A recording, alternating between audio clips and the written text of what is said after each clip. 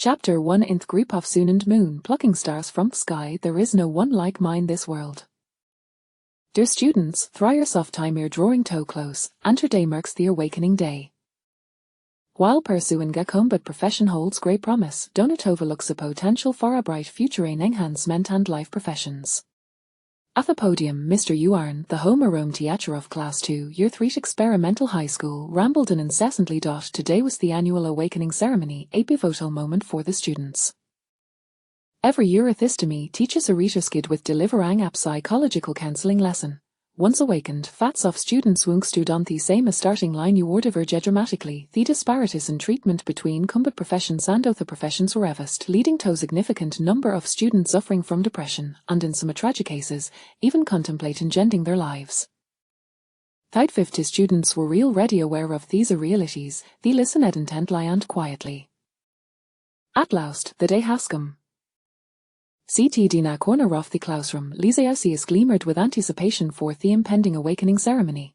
Indeed, Lysias is not a native of this world, he was a traveller from another realm, 3 years ago, Hahardarvedri, gradually uncovering the intricacies of this new reality. With the invasion of Myriad Race Supon Blue Star, humanity found itself under straits. In this critical hour, the will of Blue Star ignited, merging the old with the arm like a data system.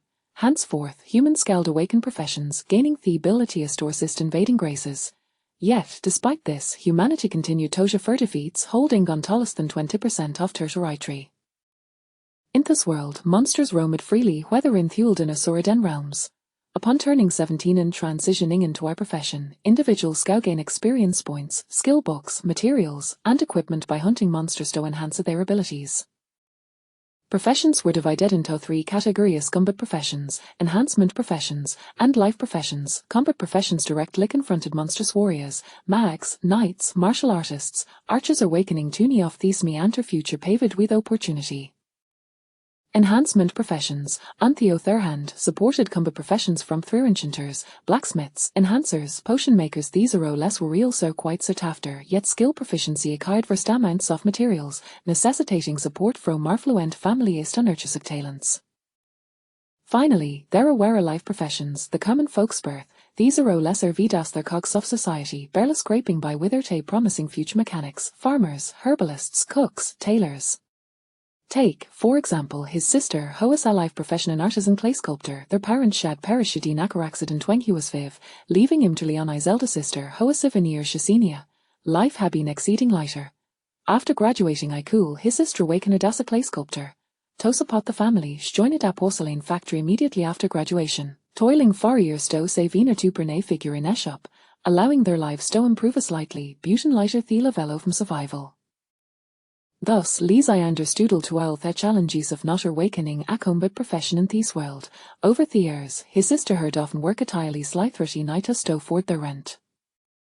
Students, we have received word from the school to tighties time for a class down to got the awakening. Mr. Uranglan cedar a message in his phone before making the announcement. At these words, these of the entire class lit up, excitement palpable in the air. With a grand gesture, Mr. Yuarn declared, "Let's go." 50 plus students marched toward a playground and aspirated throng. I appeal to awaken a combat profession and change my fate. Lysias thought to himself, acutely aware he thought as a student without a family background, failing to awaken a favorable profession core doom him to a life of mediocrity. At that moment, a line of small text suddenly appeared before his eyes. Dual Soul Unique Talent 1. Yobodai Harvest Wozels, grant endure 100 chance for awakening dual professions. Point 2. Skills from both professions will achieve perfect synergy. Wait, has me golden finger finally arrived? Lysias shoots so it withjer, having circuit in vain for 3 years. It honey do thee needed to a waiter day special conditions stand locket. Better late than never. Moreover, this golden finger weighs exceedingly powerful. While there are individuals capable of awakening dual professions in this world, the probability weighs exceeding Lila 0.001. Worldwide, the number of dual profession holders scout be counted on hand. For instance, that there drank individual on the Dragon Kingdom's leaderboard, Hao Jianqiong, had her worked as both a Magenda warrior, earning tacitly off the Dragon Kingdom's foremost magic warrior. Similarly, Yanqing, ranked 12th, a working as a gunner and a martial artist, earning the manicure of the first divine gunner. known for Izugilatian Moxman ship in high-level Hedon realms. Taharvi guaranteed awakening of dual professions menthusal ready halfway on to the path of greatness. Lisier you don't seem nervous or even smiling remarked his clothes free and Zhang Shouhua howl kid beside him despite his delicate name Zhang Xiaohuer weighs a blind individual sporting stubble even in high cool and shared a close bond with Lisier spending their days together. Do know nothing, a boy who has miles suspend her haver good fortune. Lisier beamed, playfully potting Zhang Xiaohuer here on Tholder. The rest that me and smiling will guarantee an awakening go for combat profession, Zhang Xiaohuer huisked innocently. This was precisely why Li Zaya enjoyed spending time with him Hewer simplemented and easily amused. Exactly. Now come on, give me smile. He, Zhang Xiao who immediately put on a merk grin, his stubble leg giving him with a comical appearance. Seeing this, their classmates scored and Thelpert thrown at his spectacle. Two fools. As of smiling Kalden Shurian awakening go for combat profession wait absurdity. Soon, thrived at the playground, worry the awakening Garay had been meticulously prepared.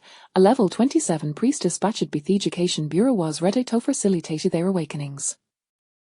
Mr. Yuana for Defu brief remarks, and the awakening summon coming seed in earnest.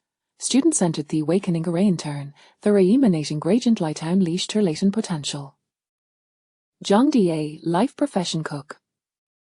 Xu Ji, life profession baker. Liu Miao, enhancement profession potion maker. Next Zhang Shouhua. The staff monitored the magic array calling out namson after another, after she sting favius in students no combat profession shade merged, the priest responsible for the awakening saf paired some at disheartened this batch of students was Dizer pointing Lila cluster. Har, Zhang Xiaohuer strolled forward, chuckling foolishly. Hey, you brat, Huria Pandgurn. That priest felt exasperated, but soon Hyzes brightened, calling out, Zhang Xiaohua, you've awakened a combat profession paladin. Quite impressive, next. Upon hearing this, in viglimmered in thais of their classmates. Aperladen wasney of through special combat professions. Witho rascal stoicist, capable of healing teammates and serving Gersaster to shield in battle, wielding a hammer of vanquish foes, it was versatile a role. The inlie drawback weighs its relative lilowatic power, primarily serving the Satank, yet this minor flaw weighs overshadowed by the tremendous advantages for awakening as a palladian non-opportunity for greatness. Har. Zhang Xiaohuer emerged from Thuray ecstatic, exclaiming, Sir G, from now on you're my brother, a boy who has my Leslie has good luck. At these words, Ali Esterned to Li Xiao. Cooled it Bethat Li Xiao hard cast some espel they tenable Zhang Xiaohuer Huatoer wecken as a paladin. Xiaohuer, I told you, following my lead will never steer you wrong, Li Xiao replied with an eye of wisdom, patting Zhang Xiaohuer on the shoulder and earnest adding, now, pay close attention and learn how he will awaken. Li Xiao cold already envisioned the scene, imagining Theinbus Angela's gaze as that would be cast upon him until he awakened his dual professions, stunning the entire assembly. After all, the Rafat Hanten dual profession holders in the entire world. With the Sun and Moon and me grasp plucking stows from Theski, the race knew Nelike min this world Li Xiao struck a pose, swagger rang into the awakening array. Everyone held their breath in anticipation, event the level 27 priest felt a surge of excitement. In the next moment, however, the priest face-palmed exasperated life profession clay sculptor. Li Xiao? The crowd? What is this justice? Chapter 2 Dual Professions. Some things, but not much. The clay sculptor weighs an exceedingly ordinary life profession, ranking among the lowest within its category. Typically, one would find work in a porcelain or brick factory as an assembly line worker, while some hadris and tope come contemporary masters of sculpture through her clay sculptor profession, such instances were exceedingly rare and negligible. In short, it was rather pathetic. He expected something grand, beauty turns out to be a clay sculptor, someone murmured. That Savine were setting the previous baker. Indeed, at least the baker can whip up delicious meals with them. A chorus of disappointment arose from the audience, lamenting the lofty expectations that had culminated in such an ordinary outcome. The priest, equally disheartened, waved him off. You may leave now. Wait, Li Zero implored earnestly. Sir, please, let's try again. Perhaps there is still a chance for something unexpected. For themament, Lís Iar felthi hadar wakener dunli ne professionthus candadiata manifest. Surely, the priest skill proficiency ways insufficient, resulting in unlife first profession awakening. What you expect edit cummy cold thera possiblib, the priest replied, somewhat impatiently. Just gavitatri, Lís Iar insistetsirly.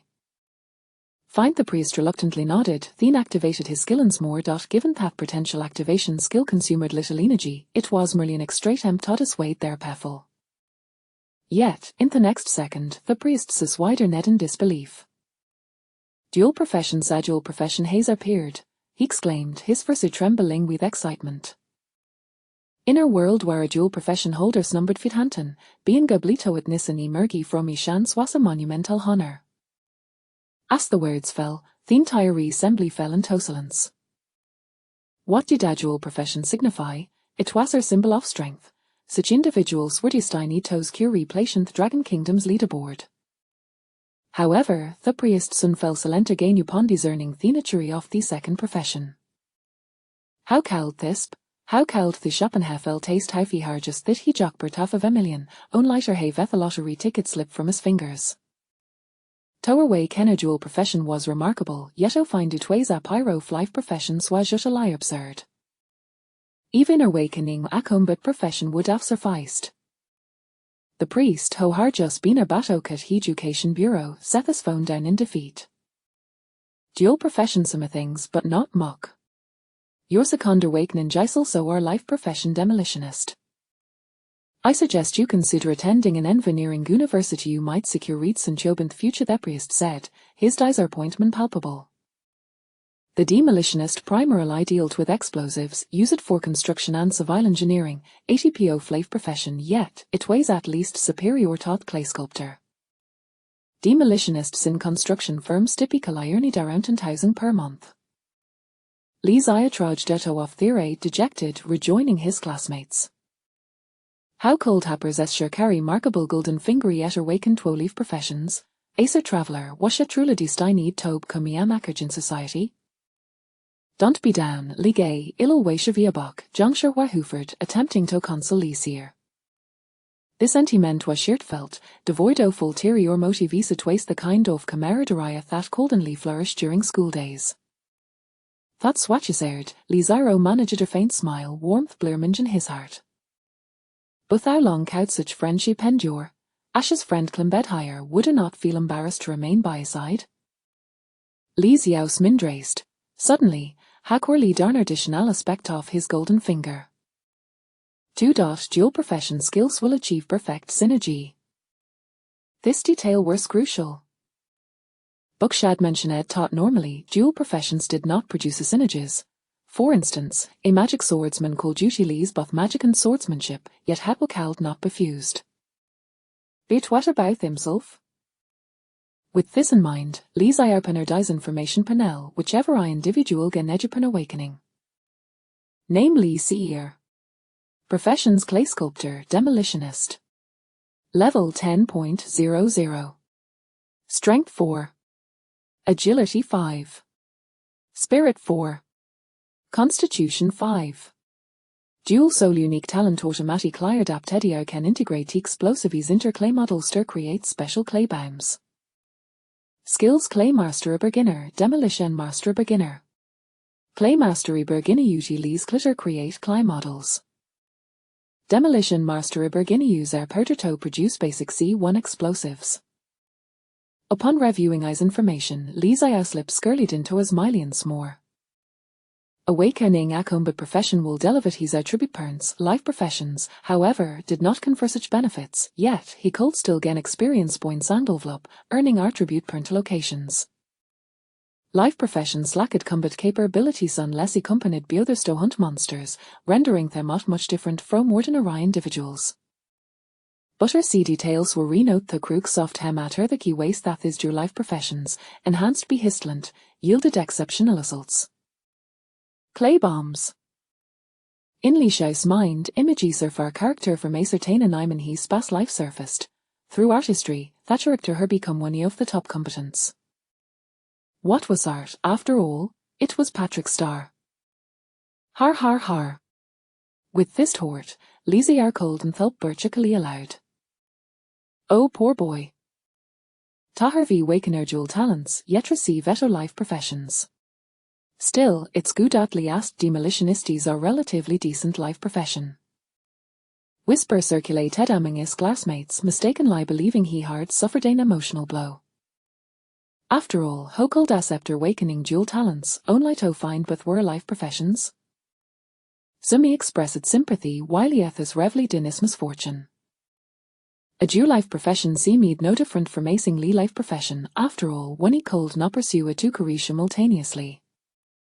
The awakening I continued for our Fanghaueran soon concluded. Class 2 herder waken 10 combat professions, 15 enhancement professions, while at rest were life professions, with Jongseo Huer's paladin standing out as the best.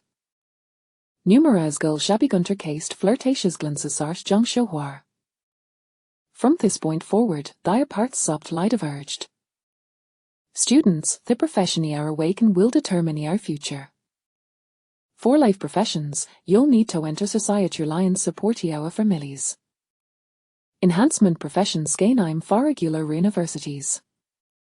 Combat professions can seek admission to professional combat academies for further training.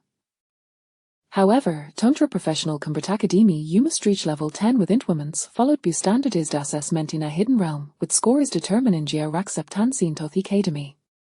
Mr. Ewan Begarnut learning the next steps. In 2 months, on August 31, those who reached level 10 would undergo arnified assessment. Outside Thessity, numerous low-level wild monsters are waited for leveling up.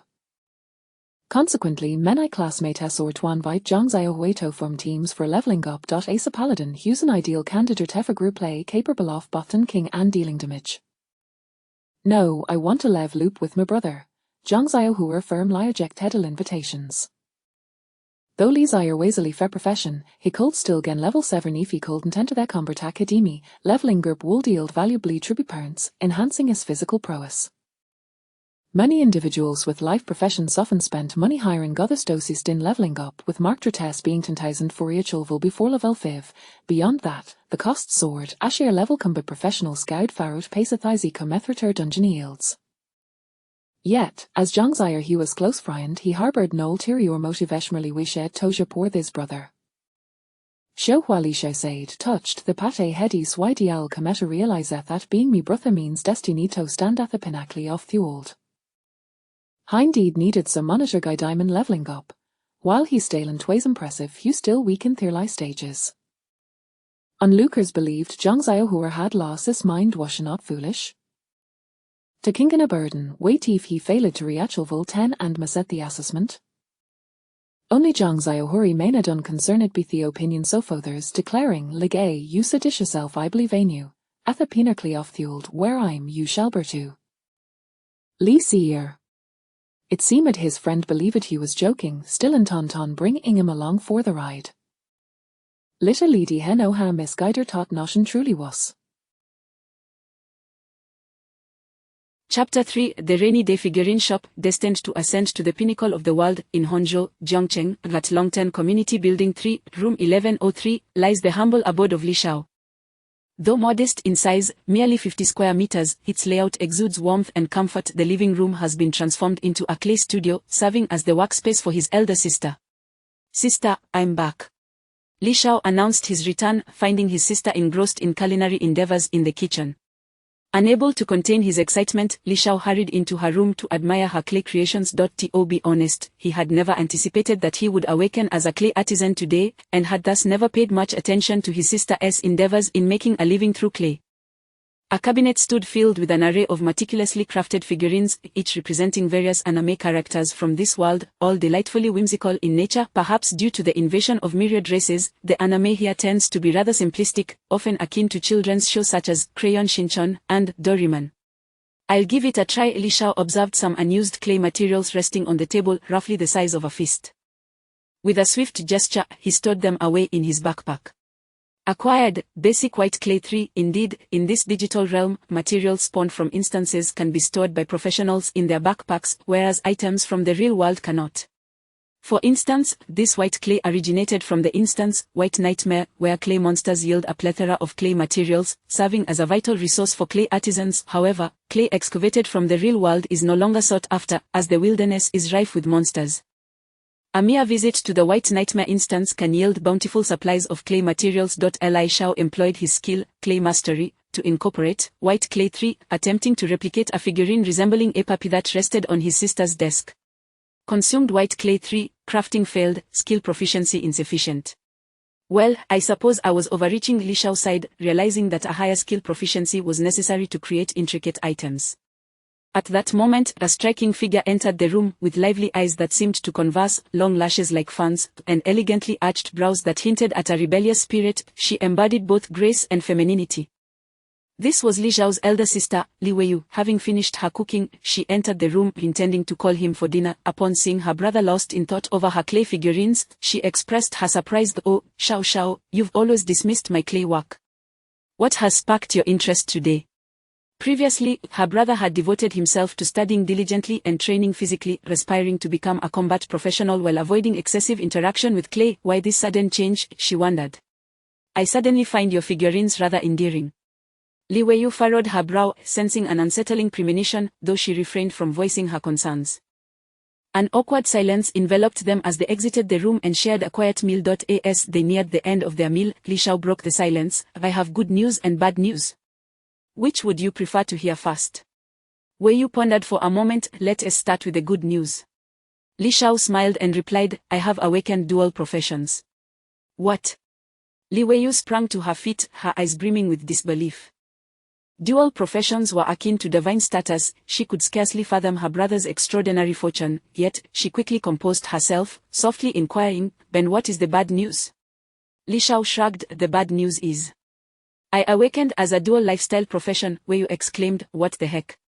Li Shao retorted, "Sister, how can you, as a lady, utter such foul language?" Weiyu shot back, "Darn it." Li Shao fell silent, taken aback. Typically composed and gentle, Li Weiyu had lost her restraint for the first time. The siblings had endured considerable hardships, hoping that Li Shao would awaken a combat profession to improve their circumstances.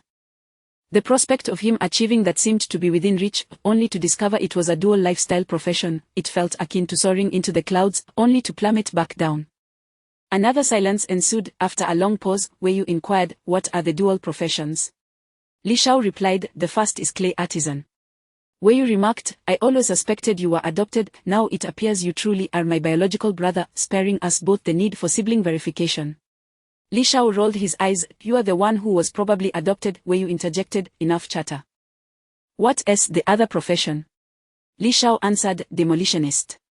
Upon hearing this, Weiyu felt a flicker of reassurance. "A demolitionist isn't too shabby. I'll work hard to support you through engineering school, and you can become a safe demolition expert in the future." Li Shao shook his head. "Sister, I don't wish to be a demolitionist." "Why not?" "I want to help you, and also become a clay artisan." Weiyu remained speechless. Li Shao had intended to express his desire to attend a combat academy, but he doubted she would believe him, as lifestyle professions typically did not grant access to such institutions. Therefore, he decided to keep that ambition to himself for now, planning to surprise her once he successfully enrolled in the combat academy. Weiyu frowned. As a young man, why pursue the path of a clay artisan? Wouldn't it be better to become a demolitionist with a higher salary?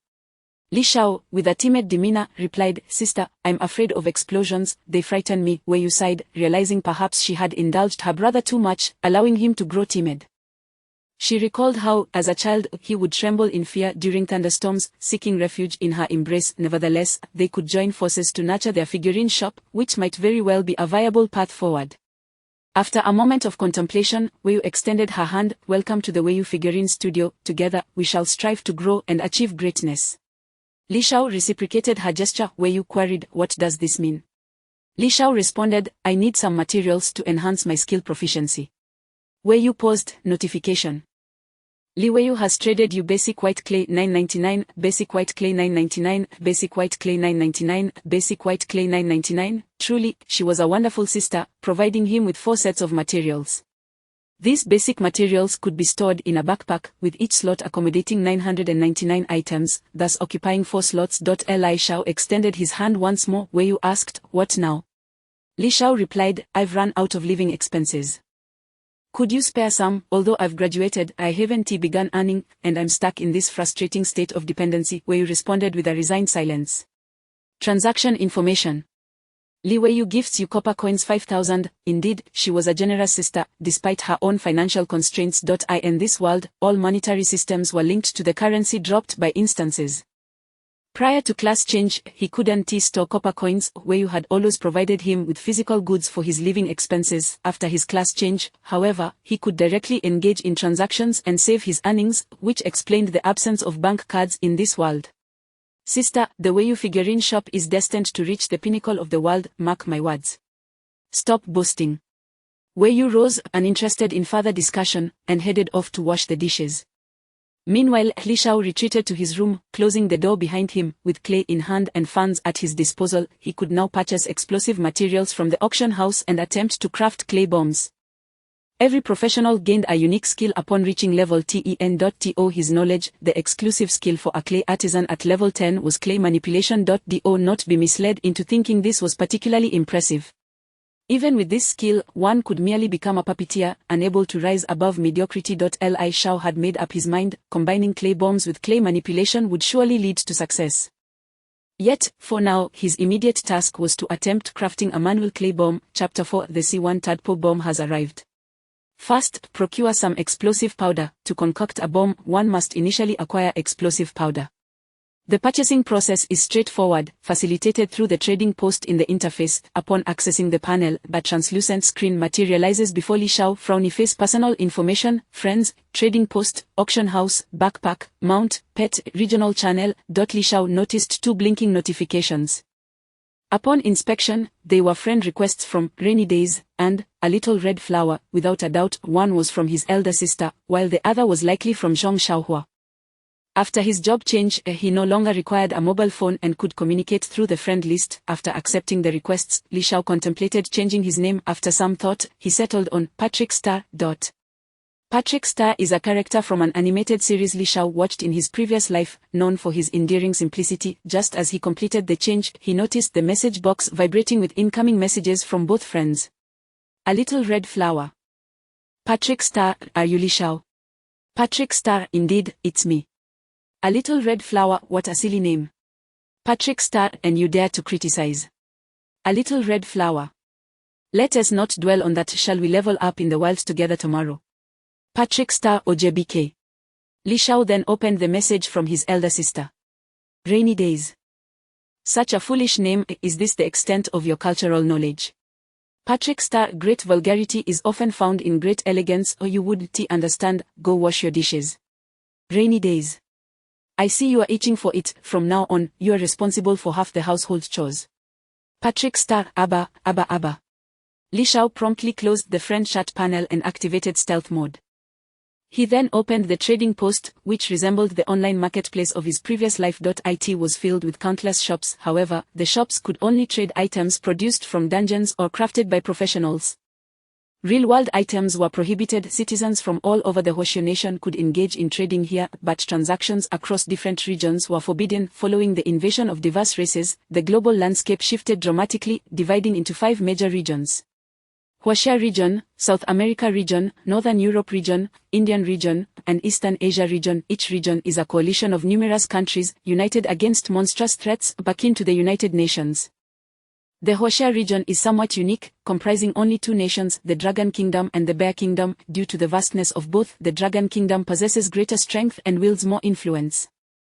Consequently, citizens of the adjacent Bear Kingdom are educated in the Dragon Kingdom's language from a young age. After a thorough search, Li Shao discovered a shop from the Bear Kingdom dedicated to selling explosive powder. The shopkeeper likely operated near a dungeon that dropped explosive powder materials. Upon entering the shop, he quickly found what he needed. 1 packet of beginner's C1 explosive powder, priced at 30 copper coins. I'll purchase 100 packets. Li Shao decisively opted to buy 100 packets. Transaction successful, 3,000 copper coins deducted, acquired C1 explosive powder 100. Once the transaction concluded, the materials appeared automatically in his backpack.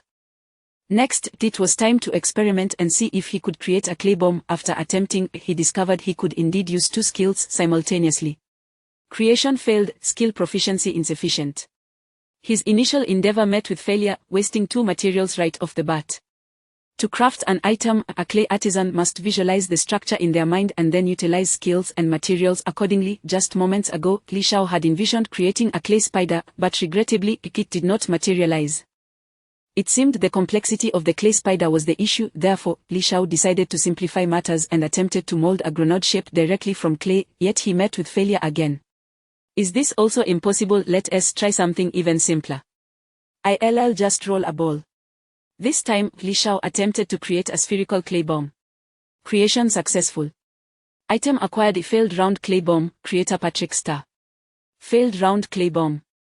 An easily explosive hazardous item, may detonate at any moment. Clay Mastery, Beginner, Proficiency 1, Demolition Mastery, Beginner, Proficiency 1, wow, it failed. Li Shao was startled and promptly chose to destroy the failed item. An explosion would not bode well for him. Let us try again. Li Shao was not one to give up easily, and he began a continuous series of attempts. Minutes ticked away. As the number of failed items increased, Li Shao gradually discerned the pattern. First and foremost, the ability to craft intricate items from clay depended on one's skill level.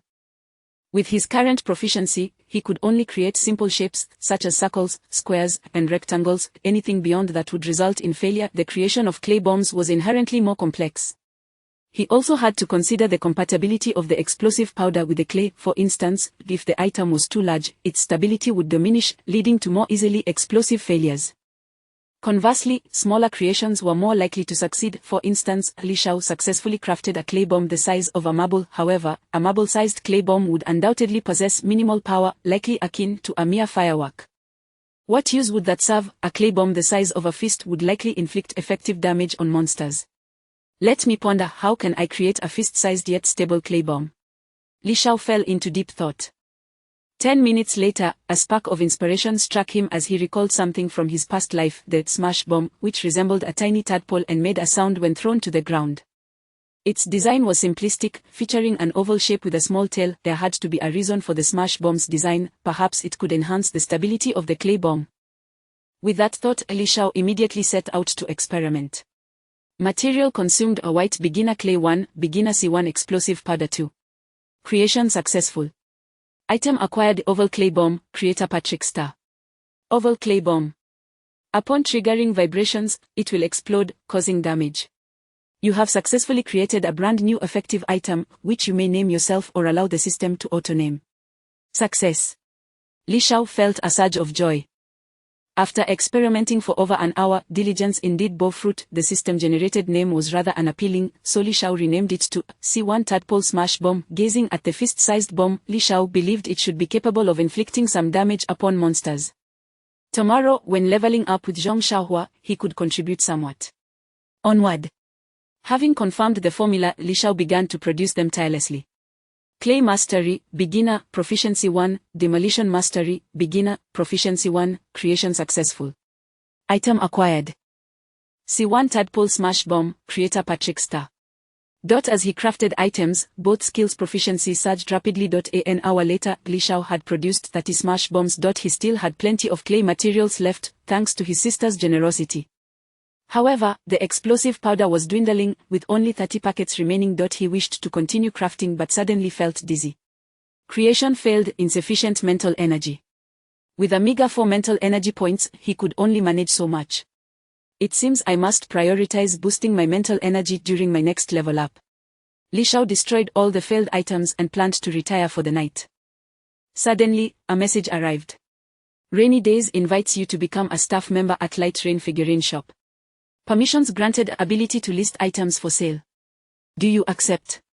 What on earth? My dear sister expects me to be just a shop assistant. Li Shao grumbled, clicking accept. Upon examining the shop's information, he found it to be a one-star establishment, rather mediocre in quality. However, his sister relied on this shop to support both of them and fund his education. The shop already featured various clay figurines listed, all crafted by his sister, yet, based on transaction records, the sales were minimal. Last month's revenue barely reached 4,000 copper coins, and after deducting costs, the profit was estimated at around 2,000. The primary issue was the oversaturation of the market with similar clay figurine shops, resulting in fierce competition. Spending 5,000 copper coins and only earning 2,000 cannot sustain us. With this thought in mind, Li Shao uploaded an item. C1 Tadpole Smash Bomb. Upload successful, please set a price. After contemplating, Li Shao entered a price of 1,000 copper coins. After all, this was an item he had spent an hour meticulously developing. It deserved to be valued. Chapter 5. Well done, you have withstood my test. In the room, Li Weiyu exuded a faint, refreshing fragrance of shower gel. Having just bathed, she languidly reclined on the bed, watching television while applying a facial mask. Although life felt somewhat pressing, the thought of her younger brother graduating brought her joy, alleviating some of her burdens as they would be able to embark on new endeavors together. Suddenly, a notification from the shop arrived. Your shop assistant Starfish has listed a new item. Xiao Xiao is quite impressive, managing to create something so quickly. Li Weiyu clicked on the product with glee, only to fall into silence after viewing the image.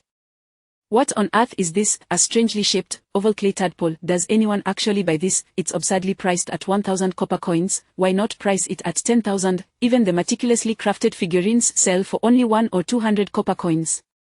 Where is the reasoning in this? Li Weiyu suddenly felt that perhaps choosing to have Xiao Xiao pursue the art of clay crafting was a misguided decision. A demolitions expert must learn professional theoretical knowledge to create qualified explosives, rather than relying solely on imagination like a clay artist.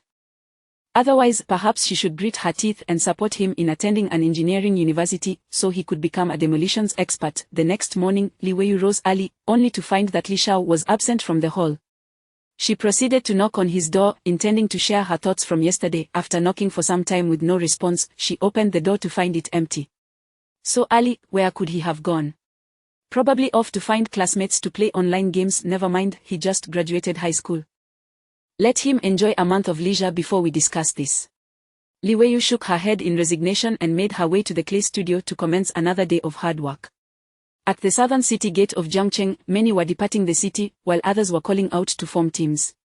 Level 3 warrior, seeking teammates to grind monsters and level up. We need one more, level 3 or so. Level 5 archer, is there a tank to take the front? I shoot with deadly accuracy. Level 1 priest, is there an older brother to guide a younger sister in leveling up? Must be level 5 or above. Numerous combat professionals were inviting others to form teams.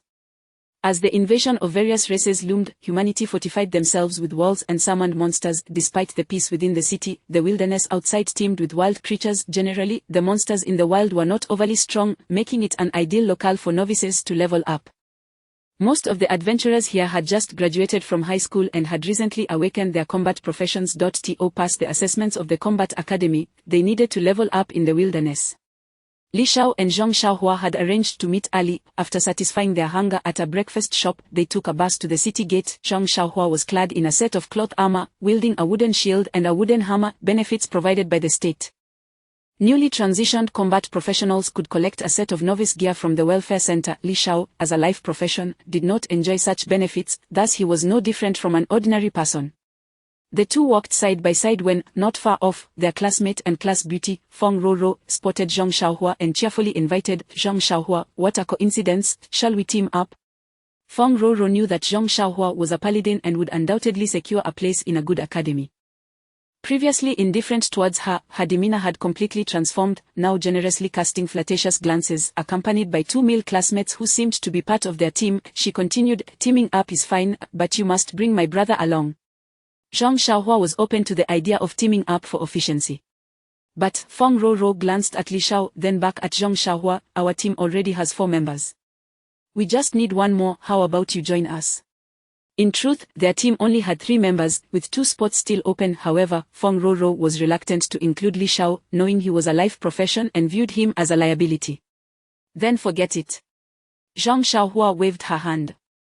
She couldn't abandon her brother. As they turned to leave, derisive comments followed. A life profession trying to join the fun. Just leeching off his brother. Life professions are a burden. Level 1 is worth nothing. Zhang Xiaohua is foolish. Such a liability will only drag her down. The murmurs were loud enough to be heard, clearly directed at Li Shao. What are you saying? Upon hearing these remarks, Zhang Xiaohua immediately felt a surge of anger and was about to confront them. Li Shao held him back, smiling as he said, let it go. If a dog bites you, do you bite back? Zhang Xiaohua chuckled, that makes perfect sense. What are you saying? The two boys beside Feng Roro retorted angrily. What is the matter? Do you want to fight? Come on. Zhang Xiaohua, now riled up, brandished his hammer. Do you believe I'll smash you? The two boys hesitated. In a one-on-one situation, the paladin, starting with 3 basic skills, block, hammer strike, holy light, was evidently more formidable. What are you doing? Combat professions are not permitted to engage in mutual conflict. Several guards from the city's judiciary quickly intervened, admonishing them. The human city was known as the absolute safe zone. No one was allowed to fight or utilize combat skills. Violators would face judgment from the judiciary, a measure put in place to protect ordinary citizens and maintain public order. I'll remember you, one of the boys from Feng Roro's side shouted threateningly before departing. Are we just going to let this slide? Don't rush. I have a plan. Feng Roro, a cunning character, seeing herself at a disadvantage, instructed the two boys to spread the word about Li Xiao being a life profession. This way, no one would want to team up with him. For level 1 professionals like them, not forming a full team of 5 made survival in the wild perilous. If they were killed by monsters, they wouldn't resurrect, they would die. Sure enough, Zhang Xiaohua soon found himself unable to form a team. Growing anxious, he asked, what should we do, Brother Xiao? Li Xiao pointed to himself. How about you abandon me? Zhang Xiaohua retorted, nonsense, am I the kind of person to forsake my friends? Li Xiao furrowed his brow, sensing something was amiss. Zhang Xiaohua raised his hand in a vow, I swear I will never abandon you. Li Xiao replied, actually, that was a test, and you passed it admirably. Zhang Xiaohua was momentarily speechless. Li Xiao then suggested, what if we try forming a team, just the two of us? Truth be told, he was uncertain of the power of his clay bombs. Zhang Xiaohua expressed concern, is that feasible? My defense is decent, but my attack power is rather weak. What if I can't defeat the monsters? Li Xiao reassured him, let us give it a shot. If it doesn't work out, we'll retreat, life comes first. Zhang Xiaohua nodded, I'll follow Brother Xiao's lead. Thus, Li Xiao sent a team invitation to Zhang Xiaohua. Team formation successful, leader. Starfish, member, a little red flower. Current team size 2, experience sharing 50, loot distribution mode, random allocation, high tier items roll for points.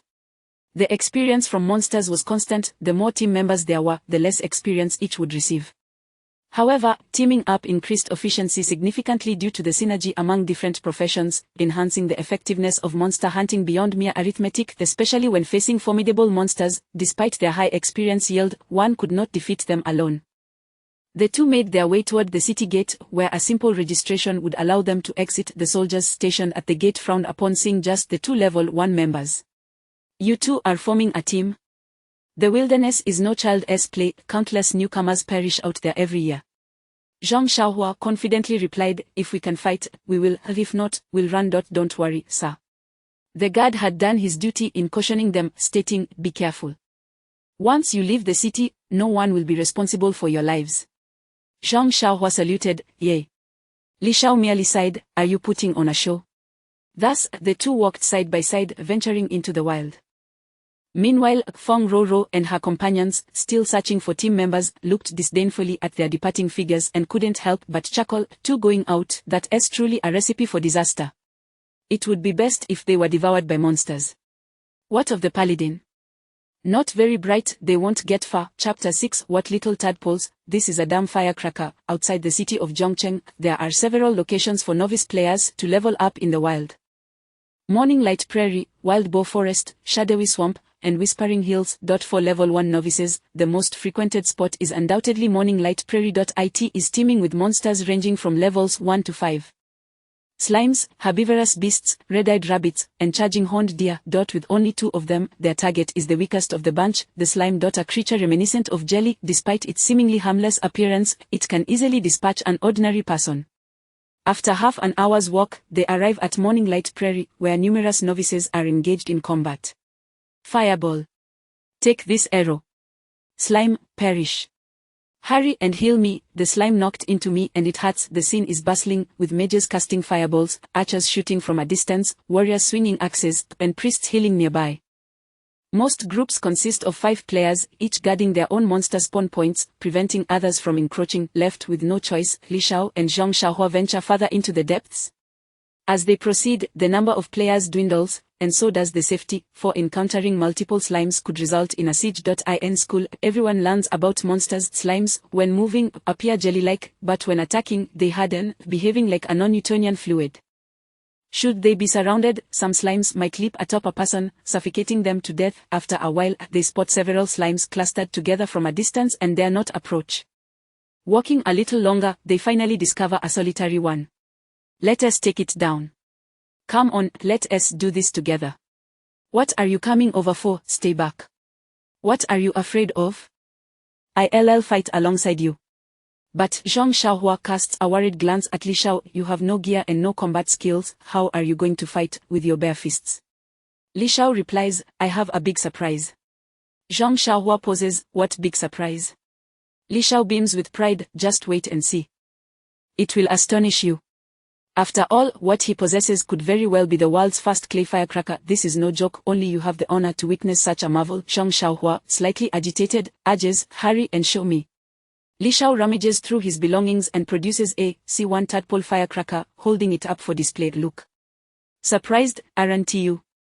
Zhang Xiaohua peers curiously at Li Xiao's waist. Bro, where did you pull that from? Li Xiao gives him a playful smack on the head. What are you thinking? I took it from my backpack. This is my creation, the unique treasure, absolutely one of a kind. Zhang Xiaohua frowns, a clay tadpole, what good is that? Li Xiao, exasperated, retorts, what clay tadpole? This is a damn firecracker. Do you understand what that means? Zhang Xiaohua shakes his head in confusion. The children of this world are truly unfortunate. They have never even played with firecrackers. At that moment, their voices had grown too loud, catching the attention of a nearby slime which rushed over. Bro, the slime is coming for us. Get behind me. Zhang Xiaohua, visibly nervous, adopts a battle stance, holding a small wooden shield in one hand and a tiny wooden mallet in the other. He pulls Li Xiao behind him. However, Li Xiao yanks Zhang Xiaohua back. You stand back, let me show you what I can do. With that, he hurls the firecracker at the slime. The tadpole-sized firecracker strikes the slime squarely on its head. Then, boom, a deafening explosion ensues. The slime is instantly obliterated, reduced to mere powder. Even the ground is left with a crater the size of a manhole cover. The power of it is astonishing. Li Xiao had not anticipated such a direct hit would result in an instant kill. Slime slain, experience 10, materials acquired, green goo 2, both of them received experience and materials simultaneously, indicating the slime had indeed perished. The power is quite remarkable. Li Xiao's face lights up with delight. After all, demolitions are the work of blasting mountains. Annihilating a mere slime should be a walk in the park, right? Damn, Zhang Xiaohua stands there, utterly bewildered. Though the slime is a level 1 monster, it is clear from their journey that other level 1 players typically require a group to bring one down, yet Li Xiao, with a single toss of a tadpole, had obliterated it. Bro, can that tadpole really explode? Otherwise, what do you think? Whoa. How did you manage that? Don't forget, I'm a dual-class player. Zhang Xiaohua suddenly snaps back to reality, gazing at Li Xiao as though he were a deity. Indeed, Li Xiao is a dual-class player. What dual-class player isn't impressive? Although Li Xiao specializes in 2 crafting professions, his mind is sharp. He has ingeniously fused clay with explosives, creating this remarkable clay firecracker. It's extraordinary, simply absurd. Xiao, take me with you. Zhang Xiaohua's eyes sparkle with excitement. He realizes he has latched onto a powerful ally. Li Xiao stands with his hands behind his back, gazing into the distant prairie, and speaks calmly, rest assured, you have already passed my test. Xiao, stop being so smug. The monsters are coming. At that moment, the explosion had attracted another slime from not far away. Don't interfere, let me demonstrate my strength. Zhang Xiaohua insists that this time he wants to showcase the prowess of a paladin. The slime lunges aggressively at Zhang Xiaohua. Block, Zhang Xiaohua raises his shield, activating the block skill, successfully deflecting the attack. He then retaliates with smash, swinging his tiny mallet at the slime's head. A red number, -2, appears above the slime, indicating 2 points of damage. The slime's health bar then displays 98-100. Thus, the two engage in a back-and-forth exchange, with the slime attacking, Zhang Xiaohua blocking, and then countering. This cycle continues 50 times, taking about 15 minutes, until they manage to wear the slime down to its demise, while others require a group to take down a slime. The Paladin's balanced offense and defense allow him to solo it, albeit at the cost of time. My hands are numb from the shaking. Zhang Xiaohua shakes his hands, turning to Li Xiao. Xiao, compared to you, I feel like a total waste. Now in hindsight, Li Xiao's firecracker is indeed formidable. It dispatches monsters instantly, without even a glimpse of their health bar disappearing. I believe we can attempt to tackle more formidable foes. Li Xiao suddenly feels that his firecracker's power is too overwhelming for slimes, akin to using a cannon to swat a mosquito, a bit excessive. That makes sense. Zhang Xiaohua's eyes light up, agreeing with the proposal. Thus, the two set off deeper into the wilderness. In the central region, Haohan City, the Advanced Combat Academy, Zhongzhou Dragon Soul Academy. This institution is one of the most formidable advanced combat academies in Huaxia, training the pillars of the nation and elite individuals. Consequently, the students here enjoy exceptional treatment. Their dormitories consist of luxurious standalone villas, each covering an area of 100 square meters. Lin Wanqing, a second-year student, is a level 45 summoner and the captain of the Crimson Lotus team. She has a small hobby of collecting various figurines, and her entire villa is adorned with an array of her treasured items. Rather than frequenting large stores, she prefers to scour inconspicuous little shops for hidden gems. Today, let us see what treasures I can unearth. Lin Wanqing meanders through the trading hall, her gaze eventually landing on a shop called Drizzling Rain Figurine Boutique, and she clicks to enter. To her delight, she discovers the figurines here are exquisite and well-suited to her taste. Not bad at all. How did I not notice such a quaint little shop before? After browsing, she finds every piece appealing and decides to select them all, clearing out the entire shop. The total expenditure amounts to 50,000 copper coins. While this may seem like a substantial sum to an ordinary person, to someone of her caliber, it is merely a trifling expense. Chapter 7. What on earth is this? A level 10 monster instantly killed. Lin Wanqing waved her hand, and all the figurines in her backpack materialized onto the ground. These clay figurines had been painted, appearing vividly lifelike. She admired them carefully and arranged them one by one on her figurine shelf. However, amidst the colorful figures, one white tadpole stood out conspicuously. Something strange has slipped in. The style is completely different from the other figurines. Is the shopkeeper trying to convey some artistic message? Lin Wanqing picked up the fist-sized white tadpole and toyed with it, yet she could not fathom what this tadpole was meant to express. C1 Tadpole-shaped firecracker, creator. Patrick Star, function, creates an explosion upon impact, causing damage.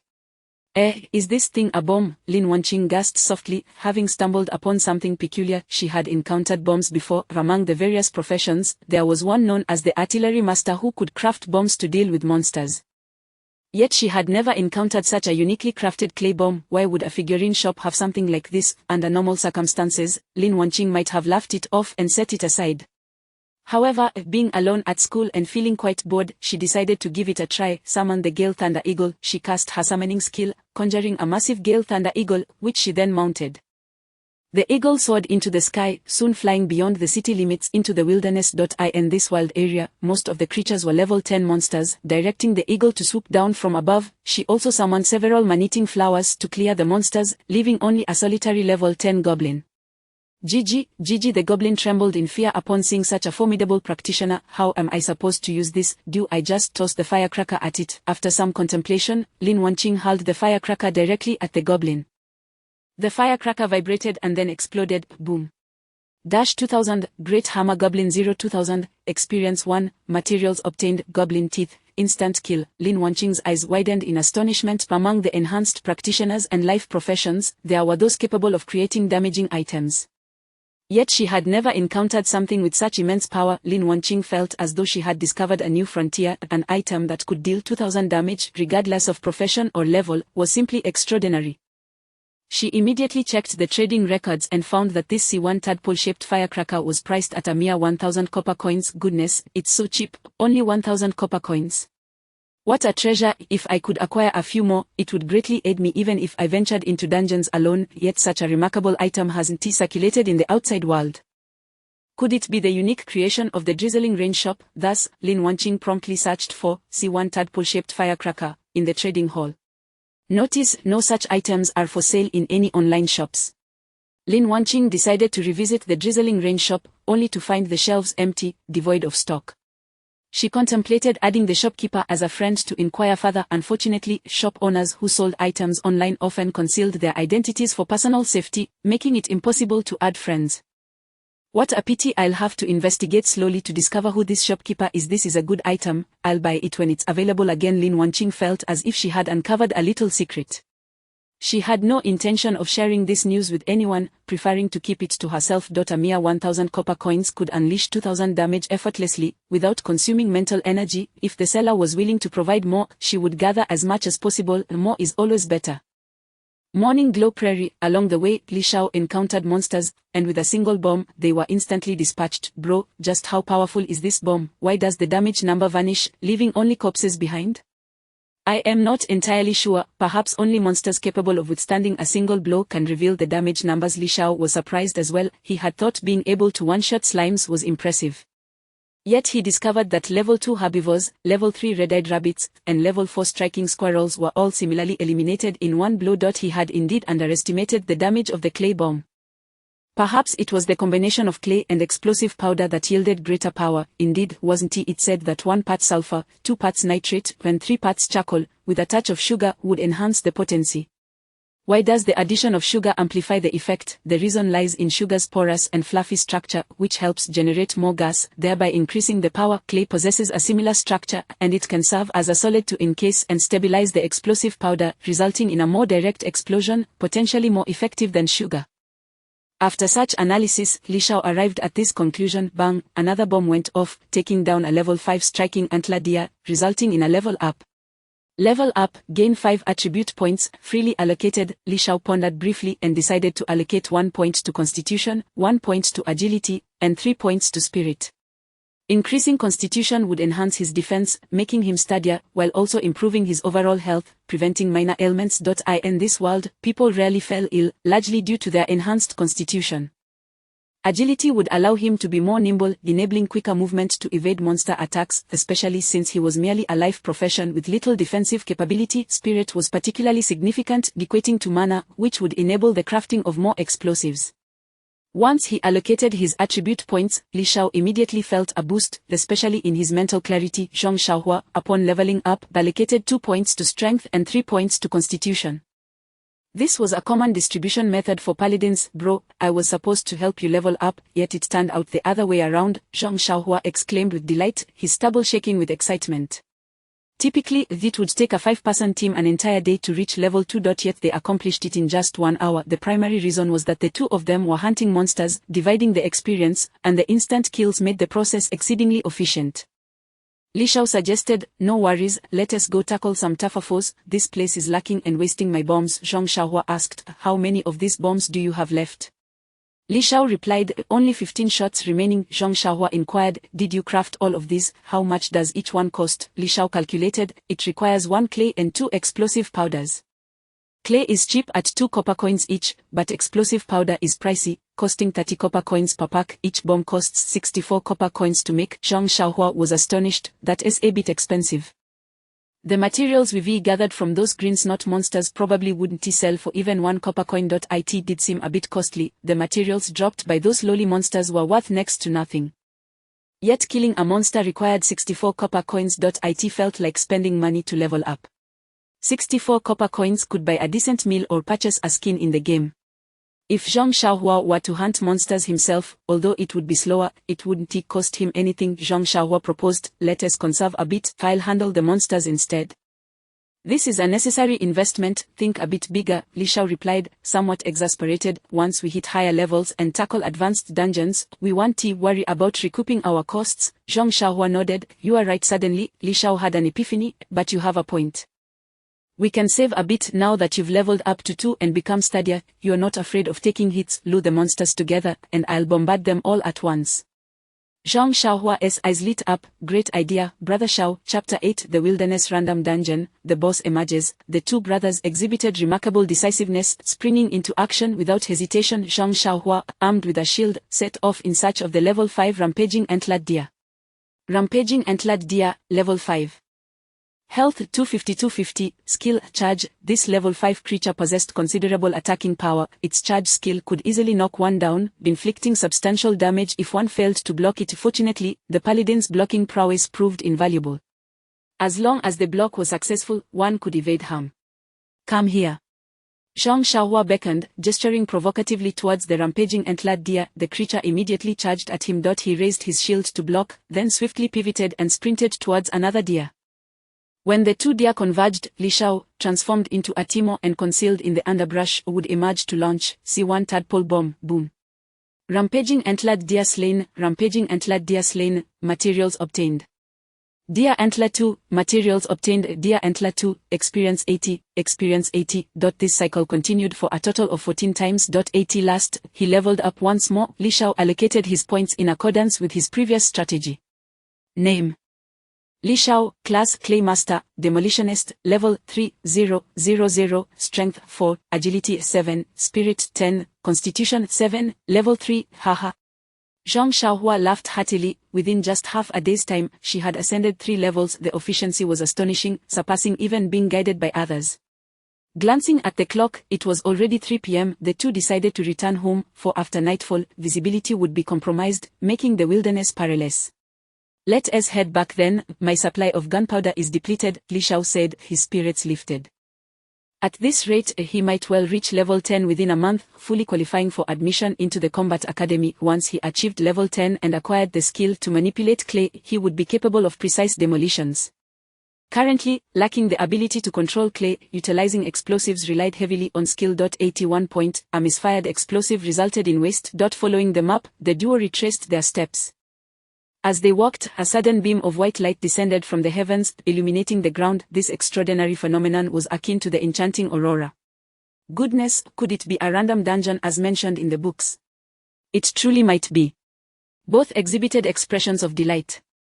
Such abruptly appearing dungeons, known as random wilderness dungeons, had an exceedingly low probability of occurrence and were entirely fortuitous. If no one entered after it appeared, it would vanish within half an hour. Successfully clearing the dungeon would yield a random treasure chest, potentially containing equipment. The two approached to gather information. Dungeon Slime Paradise, type 1-time random dungeon, recommended level 5, recommended party size 5. Deep within the distant realm of fantasy lies a mysterious location shielded by ancient magic, Slime Paradise. Here, the seasons are perpetually spring-like, flowers bloom abundantly, and the air is filled with sweet and refreshing aromas. To celebrate the annual Slime Festival, the paradise has thrown open its doors to all brave adventurers, inviting them to embark on an unprecedented wondrous journey.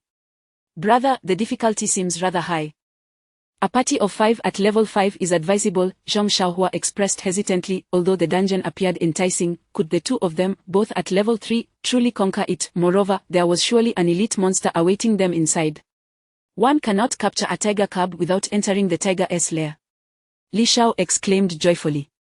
Such an opportunity must not be missed. The slimes move sluggishly, making the use of explosives utterly brilliant. If the dungeon had featured a strong attack-horned deer, he would undoubtedly have refrained from entering. However, the slimes were merely level 1 monsters, and their sheer numbers made them easier to demolish. But you are out of explosives, she pointed out. I can craft some on site. Thus, Li Shao sat cross-legged on the ground, preparing to begin his creation. Living skills could be employed as long as one was out of combat, regardless of time or place. He had 30 packets of gunpowder remaining. Before long, Li Shao had crafted 15 C1 tadpole-shaped explosives on the spot. Subsequently, he ventured to the trading post, exchanging his remaining 2,000 copper coins entirely for gunpowder, procuring an additional 66 packets, and creating 33 more C1 tadpole-shaped explosives. I've crafted 66. After enhancing his spirit, Li Shao could now produce 66 in one go. Clearly, the improvement in spirit had proven quite effective. Shall we make 34 more to round it off?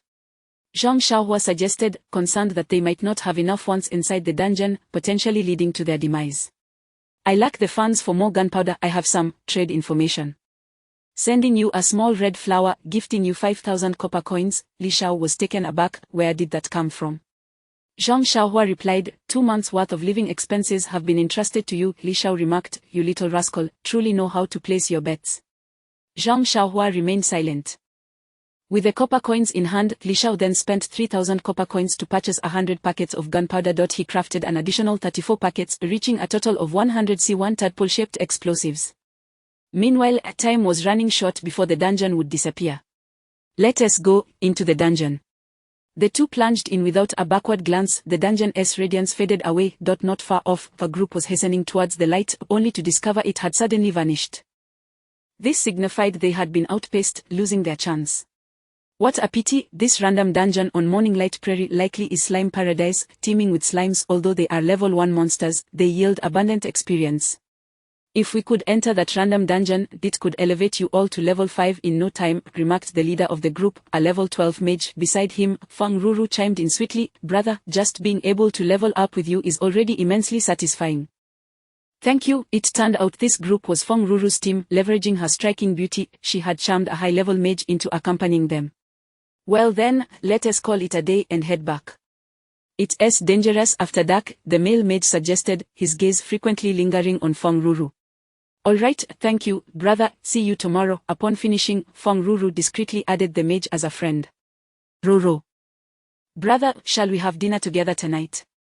She intended to secure this mage first, subsequently abandoning her two teammates. The next day, she would emerge alone with the mage to level up, ensuring greater efficiency. The mage, unable to resist such temptation, happily escorted them back. As for her two teammates, they would never suspect that tomorrow, they would be ruthlessly discarded by Feng Ruru. In Slime Paradise, true to its name, it was indeed a paradise. It resembled a prairie, albeit smaller in size and rectangular in shape. Within, slimes appeared in clusters. A typical level 5 party might hesitate to confront too many at once, needing to lure and eliminate them in batches to avoid being overwhelmed.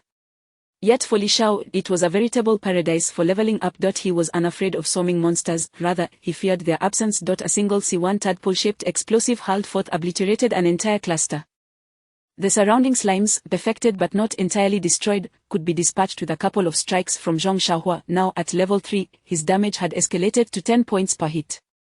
After sustaining damage, he could also heal himself with Holy Light. Li Shao suddenly realized that Zhong Xiaohua was his perfect support, capable of drawing aggro, absorbing damage, and even providing healing. A true multitasker, all he needed to do was toss explosives from the rear. Boom, boom, boom, they blasted their way forward, the ground strewn with the remains of slimes. The two shared the experience, and with the abundant slimes, they quickly ascended to level 6 together.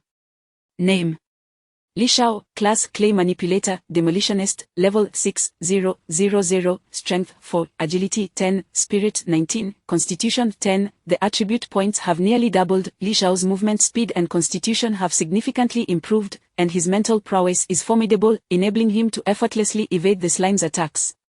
Look quickly, it's the last monster. It's a boss. Zhong Xiaohua exclaimed, pointing ahead to the conclusion of the dungeon. Before them stood a colossal slime, towering as high as a building. Chapter 9, Instant Kill, S-Rank Evaluation, Golden Treasure Chest. Slime King, Level 10, Elite. Health 10,000, Skills Charge, Split, Heal. The colossal Slime King appeared to be in a deep slumber, lying motionless on the ground. This slime possesses a splitting skill. If we fail to eliminate it in one strike, it could become troublesome, potentially splitting into numerous copies. Not to mention its healing ability. The two did not rush to vanquish the elite monster but instead deliberated on a strategy. If the number of splits were exceedingly high, it could pose a significant problem. With only the two of them, they could easily become surrounded. Should the slime envelop them, they would struggle to breathe. Li Shao pondered for a moment and proposed, let us unleash all our firepower. Zhong Xiaohua inquired, what do you mean by unleash all our firepower? Li Shao promptly retrieved the remaining 20 tadpole bombs from his backpack. You take 10, I'll take 10, and we'll detonate them simultaneously. Oh, that is actually feasible. Zhong Xiaohua exclaimed, surprised to discover such an approach. Unlike other professions that required casting skills one at a time, Li Shao's bombs were consumables, allowing him to throw them all at once if he wished. What if 20 bombs don't kill it? If it doesn't die, we'll just run. It's settled then. Let us do this. The two swiftly reached a consensus and sprang into action. Zhong Xiaohua immediately stored his shield and wooden mallet in his inventory. Following Li Shao's suggestion, he removed his clothing and wrapped the bombs together, creating a sizable bomb bundle. Follow my lead, Li Shao whispered.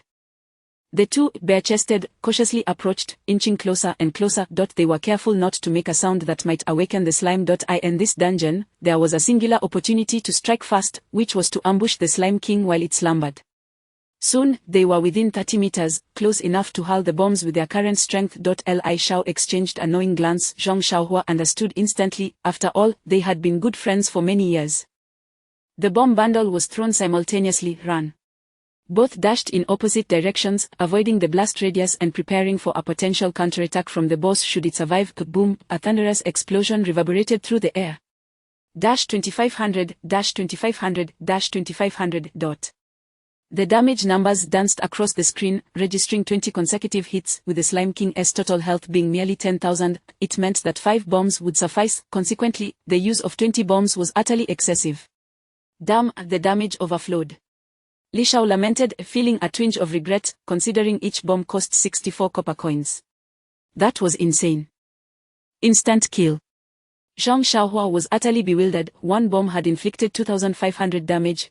Clearly, these bombs had an extraordinary effect on the slime, being of a type that countered it effectively. While slimes had a high resistance to physical attacks, they were particularly vulnerable to fireball spells from mages, and the same applied to explosions. Defeated Elite Monster Slime King, experience 6000, acquired green equipment, Slime Crown, rolling 4 points. Patrick Star 6 points, a little red flower 1 point, you have obtained the Slime Crown, level up, gained 5 attribute points, freely distributable, you have cleared the Slime Paradise, time spent 30 minutes and 14 seconds, received evaluation S. Reward a golden treasure chest. The experience from a single boss instantly propelled both players to level 7, all within a single day. Oh, I received an equipment piece. Li Shao hurriedly opened his backpack to inspect it. Equipment is categorized as a white, normal, blue, advanced, green, rare, purple, epic, pink, legendary, orange, mythical. This particular item was green and rare, and since he won the role, it belonged to him. Slime Crown, rare, equipment type. Accessory, equipment level 5, equipment requirement none, basic information, physical defense 10, spirit 10, constitution 10, effect reduces damage taken from physical attacks. What a splendid find, a real gem. Li Shao's eyes sparkled as he immediately equipped it.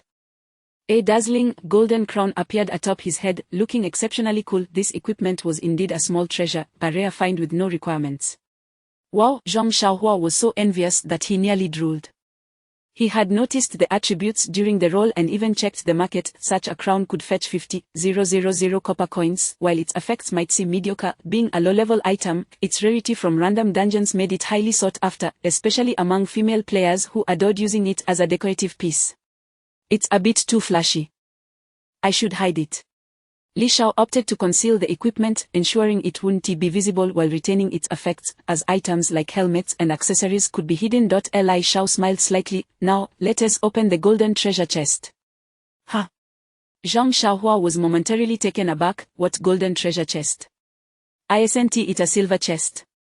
Li Shao, after a brief exchange, they realized they were on entirely different wavelengths. Li Shao patted his shoulder, offering some comfort. Every person's path is unique and cannot be replicated. Remember, tread your own path in life, even if you are battered and bruised, always smile foolishly and savor the experience. Zhong Xiaohua forced a smile. Ha ha ha, Li Shao remarked, your laughter is more terrifying than a ghost. Once sold, he could afford a decent set of level 5 equipment. He was elated, dancing with joy. Li Shao also opened the golden treasure chest. Skill book, Advanced Holy Light, learning level 20, learning requirement. Holy Light must be at maximum level. Effect, powerful single target healing skill that restores a significant amount of health, inflicts massive damage on undead beings. Li Shao, this item, if sold, would likely command an exorbitant price, potentially reaching hundreds of thousands of copper coins.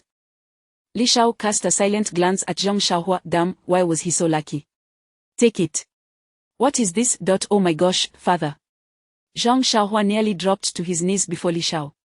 This was the Advanced Holy Light, one of the exclusive skills for paladins and priests. I'm telling you, had it not been for your successful trial today, father, father, father. The incessant cries of Zhong Xiaohua calling him father brought a slight sense of balance to Li Shao's heart. After all, a brother who stands by you in your lowest moments must not be neglected. He would ensure that they both soared together. Thus, their friendship transcended to a new level, devolving from brothers to father and son. After leaving the dungeon, they headed towards Jiang City. Today had been exceptionally fruitful, leveling up 7 times in a single day and acquiring valuable items. Before long, they returned to Jiang City, taking the bus, each heading home to their respective families. Oh, right, Li Shao was going to find his sister. Upon entering his home, Li Shao was greeted by the delightful aroma of a feast laid out on the table, roasted chicken and duck, all of Li Shao's favorites, and even a large lobster. Li Weiyu hummed a cheerful tune while serving the dishes, appearing particularly joyful. What the heck, the virtual reality game headset? Li Shao noticed a brand new virtual headset on the table. This device was the latest high-tech marvel, allowing everyday workers to experience the thrill of combat professions, and it was rumored to feature special romance games as well. Li Shao mused, "Sister, did you rob a bank? How else could she afford such luxury? Pfft, you can't expect wisdom from a dog's mouth." Li Weiyu retorted, then mysteriously asked, "Guess what happened today?" Chapter 10. The joyful moments are about to begin. What on earth has happened? Li Shao inquired while picking up the virtual helmet for a closer inspection. This device, rumored to connect with brainwaves, offers a 99 immersive sensory simulation, akin to reality itself, albeit at a rather exorbitant price of 20,000. Little did he expect his sister to be so generous. Perhaps she sought solace in such indulgence, given her mundane profession. Today, a wealthy patron purchased every single clay figurine from our shop. Li Weiyu exclaimed, her spirit soaring. We earned a whopping 50,000 in one go, netting over 30,000 for ourselves, including that wretched tadpole you crafted. I suspect he overlooked it and bought it too. Li Shao was taken aback. What did she mean by wretched tadpole? That was a clay bomb, for goodness sake. Nevertheless, this affluent buyer had indeed brought fortune to his sister. Just as Li Shao was about to unbox the virtual helmet, Li Weiyu promptly stopped him. Whoa, you must promise me one thing before you can open it. What is it? Li Shao asked. You must agree to continue your studies at an engineering university and pursue a career as a demolition expert, all right? This was Li Weiyu's ulterior motive. After witnessing Li Zhao's craftsmanship, she deemed that being a clay artist was beneath him. Li Shao smiled faintly. That won't do, I shall remain a clay artist. You lack the talent for it, then what you create is unlikely to attract buyers. Li Shao retorted, but didn't someone buy it today? That person must have been blind. Shall we wager on it?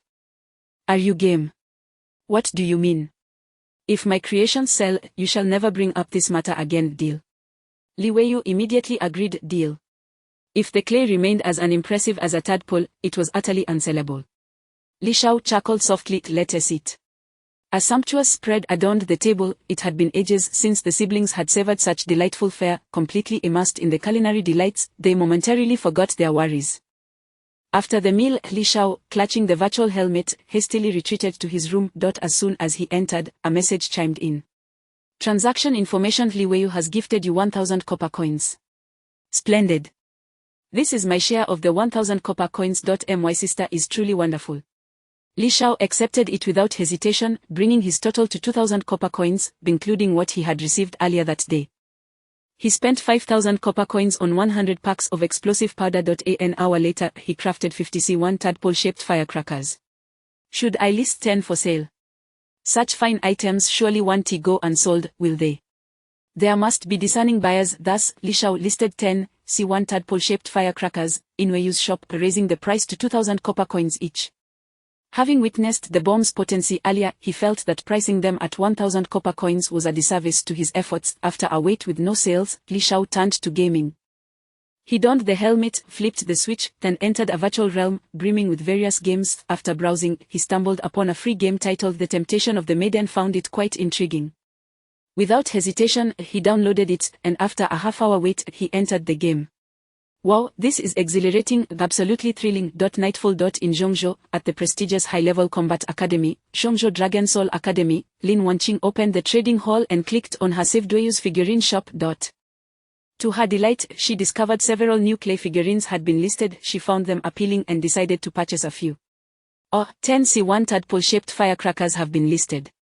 The price has increased to 2,000 copper coins. Still quite affordable.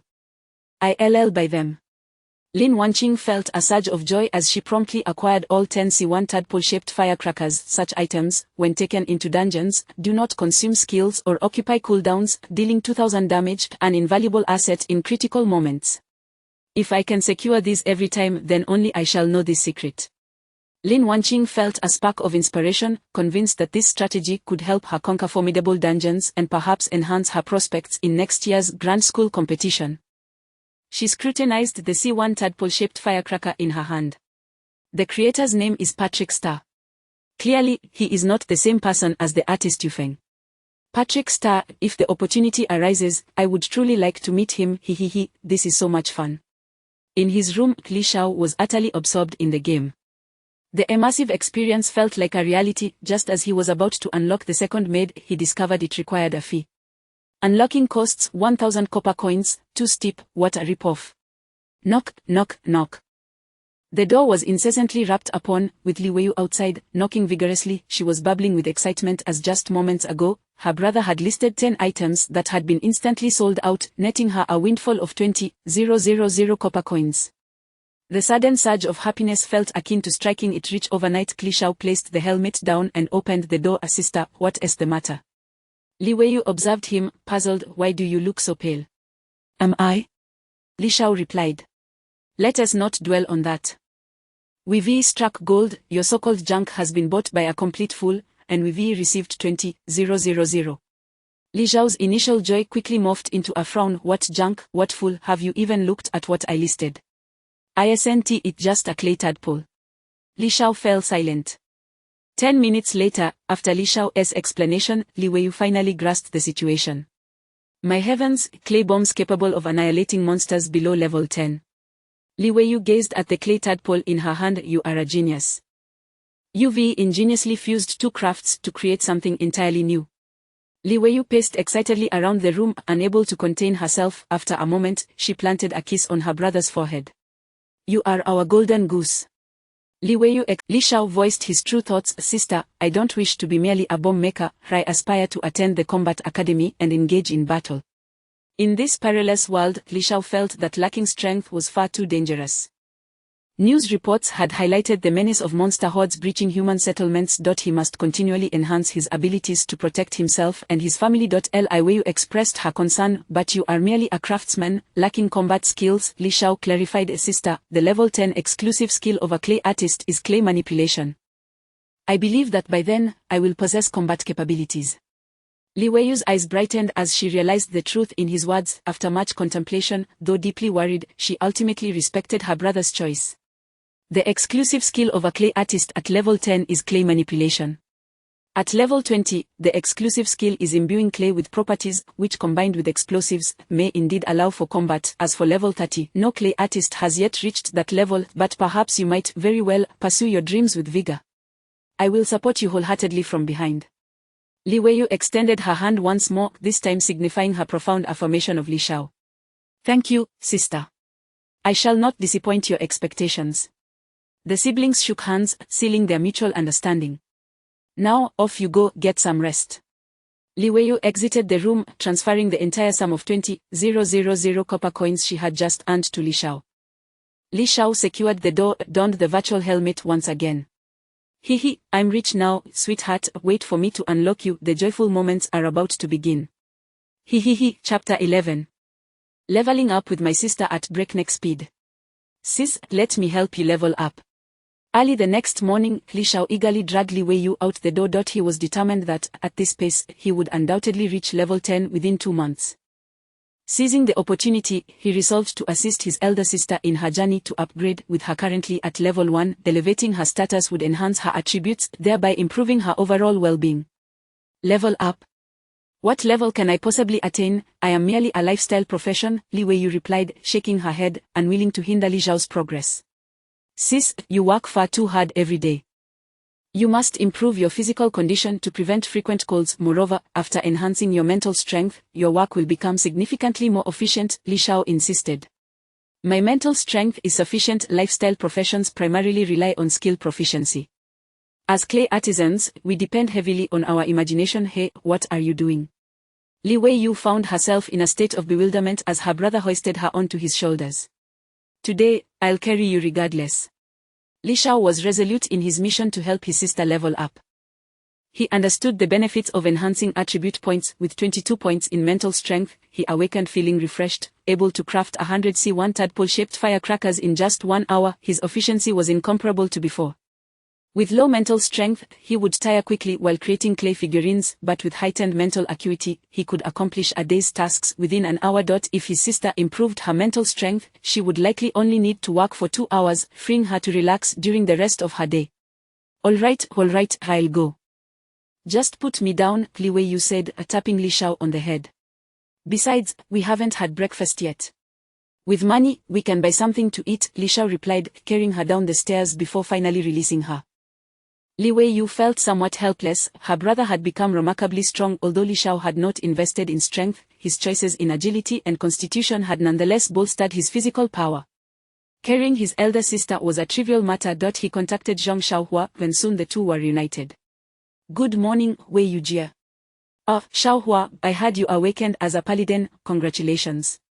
Zhang Xiaohua often visited Li Shao's home, so they were well acquainted.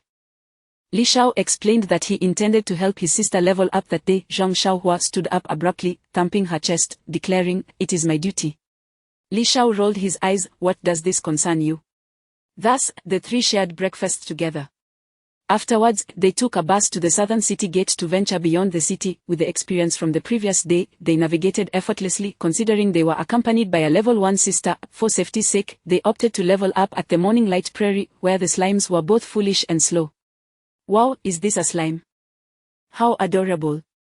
Li Weiyu's eyes lit up upon seeing the slimes. As a lifestyle profession, she would likely never leave the town. It was evident that this was her first time outside the city, and she appeared genuinely thrilled, as if she were encountering a new world. The monsters she had only seen in videos were now alive before her eyes. Seeing his sister so joyful affirmed Li Zhao's decision. His sister had worked tirelessly to raise him, toiling day and night to support the family. Now, at 24 years of age, she had yet to find a boyfriend. He was determined to ensure she enjoyed a good life. Sis, how can slimes be cute? They look like blobs of green snot, Li Shao teased with a laugh. You wouldn't understand, Li Weiyu shot him a glance. Sis, hold on to the bombs. When Zhang Xiaohua lures the monsters over, you can throw them. Li Shao directly traded 50 C1 tadpole-shaped firecrackers to his sister. To expedite her leveling, they decided not to form a party, allowing Li Shao and Zhang Xiaohua to lure the monsters while Li Weiyu dealt the finishing blows, reaping the experience for herself. This strategy made leveling up exceedingly swift. The trio ventured deeper into the prairie, continuously drawing monsters and tossing bombs. Leveling up became as effortless as drinking water. However, unlike the previous day, they were not fortunate enough to encounter a random wilderness dungeon. As the day progressed, Li Weiyu rose to level 3. Let us continue tomorrow. This Li Weiyu felt a twinge of embarrassment. They had labored all day without a single level up for either of the boys. Li Shao remained unperturbed, fearing he might inconvenience Zhang Xiaohua, yet Zhang Xiaohua was entirely unconcerned. Their bond was as solid as iron, true brothers. He patted Li Weiyu on the back, saying, Weiyu Jie, you are Li Shao's sister, and Li Shao is my brother, which makes you my sister too. There is no need to feel shy. Li Shao smacked Zhang Xiaohua's head. Don't even think about it. Gradually, Li Weiyu became familiar with Zhang Xiaohua's personality, which was quite similar to Li Zhao's, easygoing and loyal. His only flaw was his somewhat naive nature, as he tended to follow Li Zhao's lead without much independent thought. Thus, the trio shared laughter and camaraderie, growing closer with each passing day. The experience of leveling up together in the wilderness brought Li Weiyu immense joy. It was a completely new experience. The Morning Light Prairie was a vast expanse of verdant grass, resembling a sea of green, filled with the scent of fresh air, something she could not experience in the bustling city. Life in the city felt oppressive, marked by monotonous labor that was utterly dull. Truthfully, she began to yearn for the life of a combat profession. However, she also recognized that such a dream was unattainable. Let Li Shao carry my beautiful dream forward, Li Weiyu mused as she watched her brother in the distance, drawing monsters. In that moment, she felt as though her brother's shoulders had broadened, as if he had matured. Thus, the trio continued to battle monsters in the Morning Light Prairie each day before returning home. Once home, Li Shao would list 10 C1 tadpole-shaped firecrackers for sale, which would promptly be purchased by a mysterious buyer known as Sunny. One person revitalized an entire shop. In short, financial concerns were no longer a worry. Time flew by, and 5 days passed. Boom! With a resounding explosion, 3 horned deer fell victim to the blast. Li Weiyu's level had now reached level 7, aligning her with the others. Sis, wear this equipment. This is a slime crown, a rare item. Li Weiyu exclaimed, astonished by her brother's generous surprise. He had managed to acquire a rare piece of equipment. Do not refuse it now that we are all level 7, Zhang Xiaohua and I have discussed it, and we should move to the wild boar forest to level up. It is a more perilous area, so you must come along. All right. To avoid holding the others back, Li Weiyu decisively donned the crown. The moment it rested atop her head, her beauty ascended to new heights, resembling that of a regal queen. Li Weiyu was indeed stunning. She had once been the belle of the school, with many admirers. However, upon transitioning to a lifestyle profession, she faded into the background. Weiyu Jie, you look beautiful. Zhang Xiaohua exclaimed, if you were a combat profession, you would undoubtedly shine brightly, but I wouldn't dare. Before he could finish, Li Shao shot him a fierce glare. Don't even think about it. Li Shao wasn't reluctant to let his sister go. She would marry eventually, and at her age, it was about time. However, a relationship between a combat profession and a lifestyle profession was simply impractical. As levels increased, the disparity in physical capabilities would only widen. For instance, warriors, with their enhanced strength attributes, could easily lift thousands of pounds, while ordinary individuals would struggle to keep up. Lifestyle professions might benefit from being carried to level up initially, but after reaching level 10, the lack of combat skills would pose significant dangers in dungeons. Furthermore, the 7-year age gap made any romantic pairing inappropriate. Li Shao didn't want to be calling Zhang Xiaohua brother-in-law in the future. Soon, under Li Zhao's watchful gaze, Zhang Xiaohua buried his budding feelings deeply within his heart, marking a moment of growth. Li Shao initiated a team invitation, which both accepted. Team formation successful. Captain Patrick Star, members a little red flower, rain drizzle, current team size 3, experience sharing 33, loot distribution mode, random allocation, high tier items roll for points. Let us head to the wild boar forest. Chapter 12. The wild boar forest, the emergence of the elite boar king. The wild boar forest, in fact, is a part of the Dawn Prairie, located in a forest to the southeast. This realm belongs to the tasked wild boars, ferocious creatures with formidable attack power. Slimes do not approach actively, they will not attack unless provoked. The tasked wild boars, however, are a different matter altogether. Upon detecting an enemy, they will immediately launch an assault. Indeed, these wild boars are even more savage than those from the past life, both in size and strength, and possess a bloodthirsty skill that allows them to regain health by attacking foes. Yet, in the eyes of Li Shao, they remain largely indistinguishable from the slimes, merely a matter of firing a C1 tadpole bomb. The distinction lies in the swiftness of the wild boars, making them difficult to kite, thus creating potential hazards. Nevertheless, Li Shao has transformed significantly. Regardless of how many C1 tadpole bombs he stocks in his shop, the affluent, Sunny Day will purchase them all without hesitation. Consequently, Li Shao no longer concerns himself with the quantity of explosives, using them liberally. Along the way, he obliterates any wild boars he encounters with a single bomb. Killed tasked wild boar, experience 66, killed tasked wild boar, experience 66, killed tasked wild boar, experience 66. Now, all three have reached level 7, effortlessly handling the level 6 tasked wild boars. In approximately half a day, they have dispatched over 100 wild boars, significantly boosting their experience. Barring any unforeseen circumstances, they are poised to reach level 8 within the day. Such a pace of advancement is undeniably swift, primarily due to their high efficiency. Encounters with wild monsters result in instant kills. Exhausted from their endeavors, the trio rests beneath a large tree, consuming some food. Ordinary food cannot be stored in backpacks. However, materials obtained from dungeons can be transformed into food by a cook, which can then be stored. Yet, this food is often rather unpalatable and expensive. Grilled melon restores a moderate amount of stamina, priced at 50 copper coins. For instance, this grilled melon is tough and costly, but once consumed, it satiates hunger and provides a substantial amount of carbohydrates. There are also meat options, but those are even pricier. In a certain part of the wild boar forest, a man and a woman are engaged in hunting the wild boars. The man is a level 10 mage, relentlessly casting lightning spells to strike the boars. Lightning spells are a level 10 exclusive skill for mages, obtainable free of charge at the Advancement Center. The other individual is none other than Feng Ruru. She has chosen to become a priest, a combat profession that leans towards support, providing buffs and healing to others. In her pursuit of swiftly reaching level 10, she has charmed this mage. The mage, having just reached level 10 and acquired his exclusive skills, has come to the wilderness not primarily for leveling up, but to enhance his skill proficiency. Ordinarily, a safe choice for improving skill proficiency would be to farm low-level monsters. Although they yield little experience, they are much safer to confront. However, Fong Ruru's sweet talk has ensnared him, and before he knew it, he found himself lured to the wild boar forest.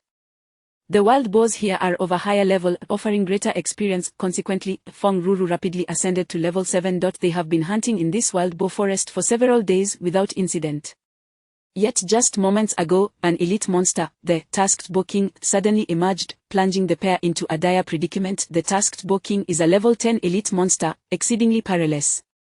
The scarcity of visitors to the wild boar forest is largely due to the threat posed by such elite creatures. Typically, it requires a party of 5 level 7 players to dare venture here. Fong Ruru has invested considerable effort to entice the mage into this perilous locale. If they remained for just a few more days, he could easily reach level 10, yet misfortune has ultimately struck. Tian Gu, what should we do?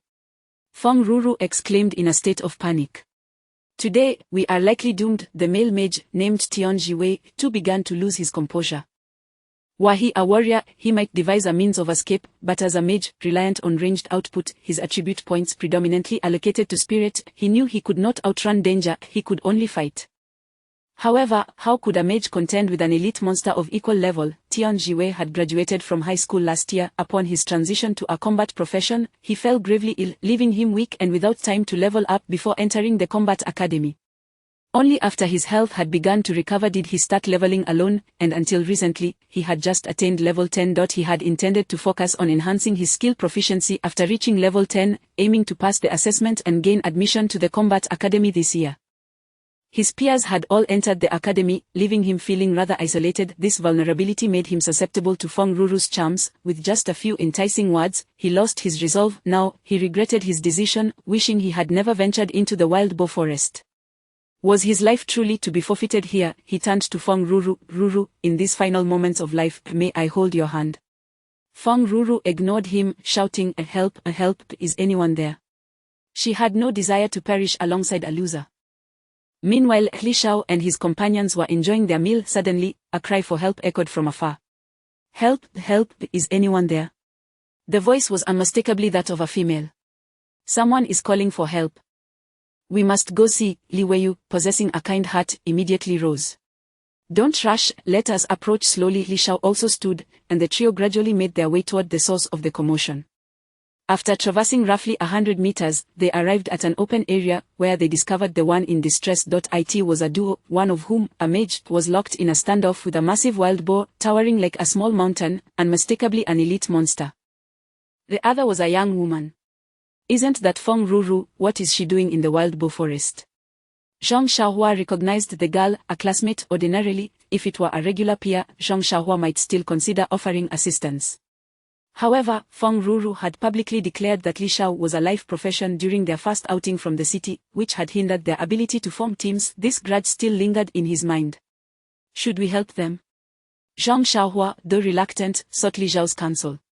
Help? No way, let them engage in a life and death struggle with the boss, and we shall swoop in to reap the rewards. Li Shao was not so benevolent, interjecting, had Fong Ruru not betrayed him that day, he might have considered aiding her out of camaraderie. But now, such thoughts were out of the question.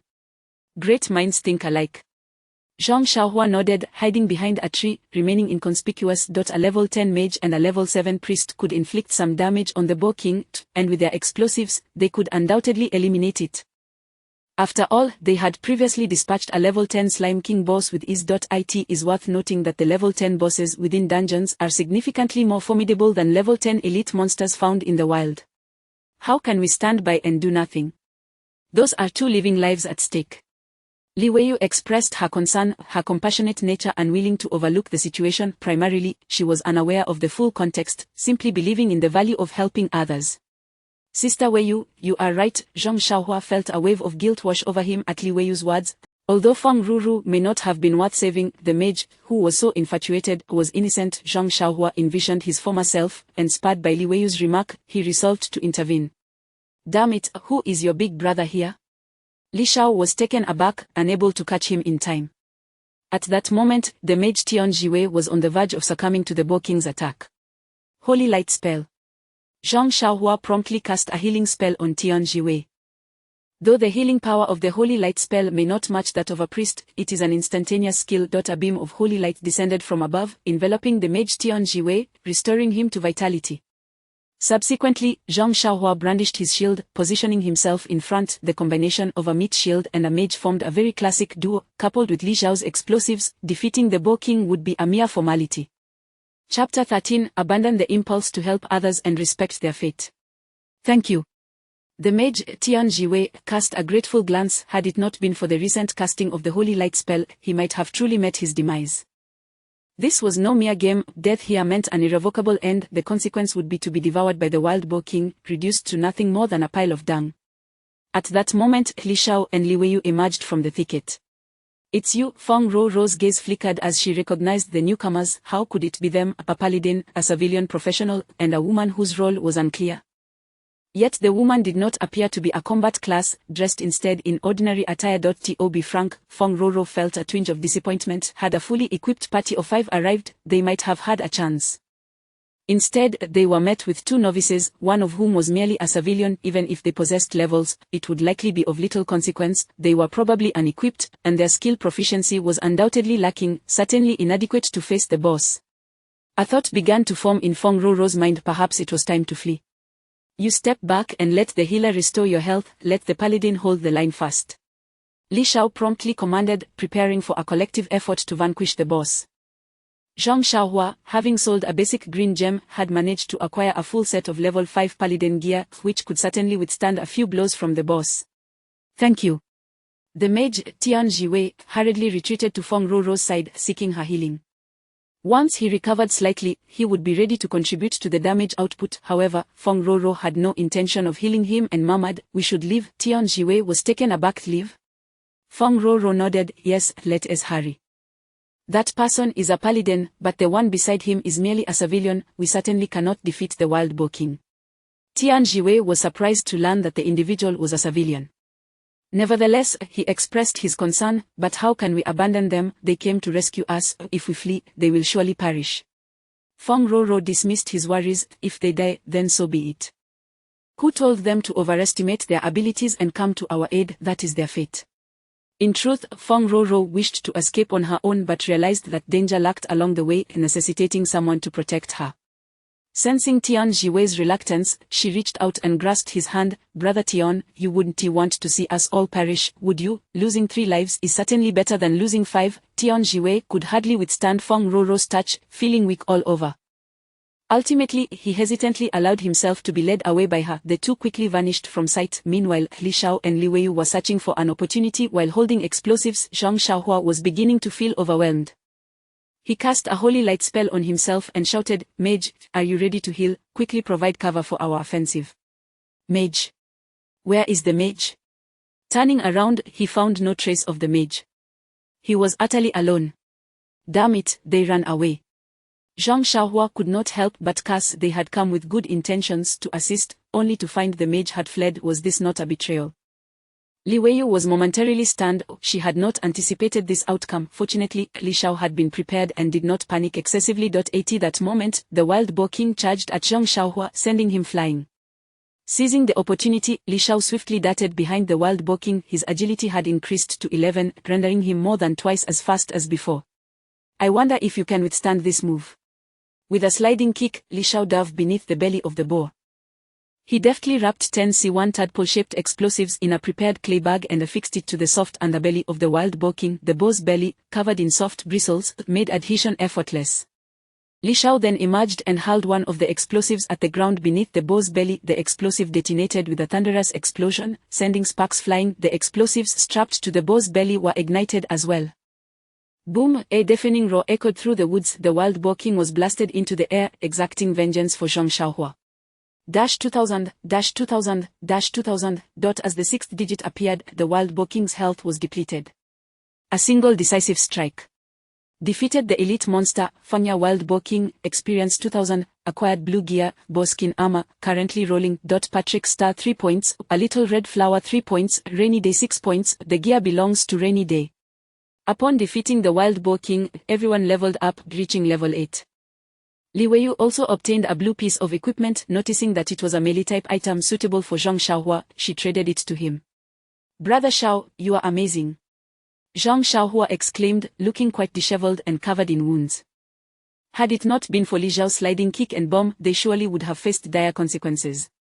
"Just a small feat," Li Xiao replied, brushing off the dust from his clothing nonchalantly. "Xiao, I'm sorry." At that moment, Li Weiyu realized her mistake and lowered her head in apology. This was the first time she had apologized to her brother. If she had not spoken up, they would not have attempted to save anyone, yet they soon discovered that the two they had tried to save were ungrateful and had fled. Simultaneously, Li Weiyu recognized that the wilderness was fraught with peril. Even a level 10 mage could meet their end against a boss. The ease of their prior encounters was solely due to her brother's clay bomb. Had he been merely an ordinary combat class, she might have led them to disaster that day. "It's alright, sister, experience is the best teacher," Li Xiao chuckled, dismissing her concerns. He had anticipated this outcome. With the clay bomb, defeating the Wild Boar King had been a straightforward task. He simply had not expected those two to flee. It was better for his sister to understand this principle sooner. In the future, she would know that self-preservation was paramount. "Very well, I shall not interfere with your decisions from now on," Li Weiyu declared, finally grasping the pervasive dangers facing professionals. "Brother Xiao, I too made a mistake," Zhang Xiaohua admitted sheepishly, acknowledging that he had been the first to step forward. Li Xiao smiled and patted his shoulder. "Let go of the urge to save others, respect their fate. Offering help indiscriminately means bearing the consequences. Remember, those who have not faced trials are not worthy of our aid." Zhang Xiaohua nodded vigorously.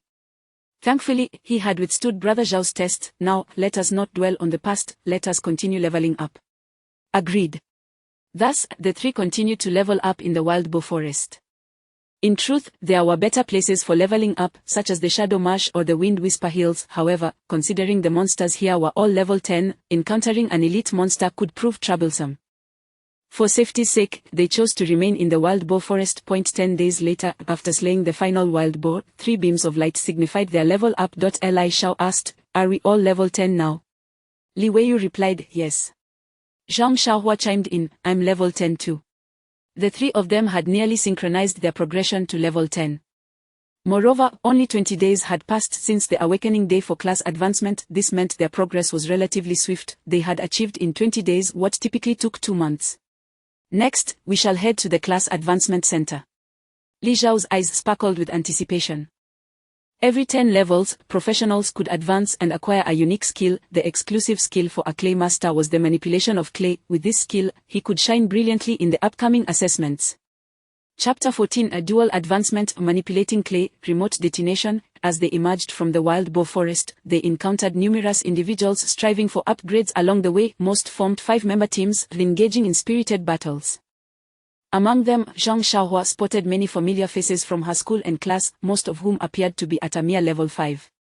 They are progressing so slowly. Zhang Xiaohua couldn't help but voice her thoughts, yet inwardly, she felt quite pleased.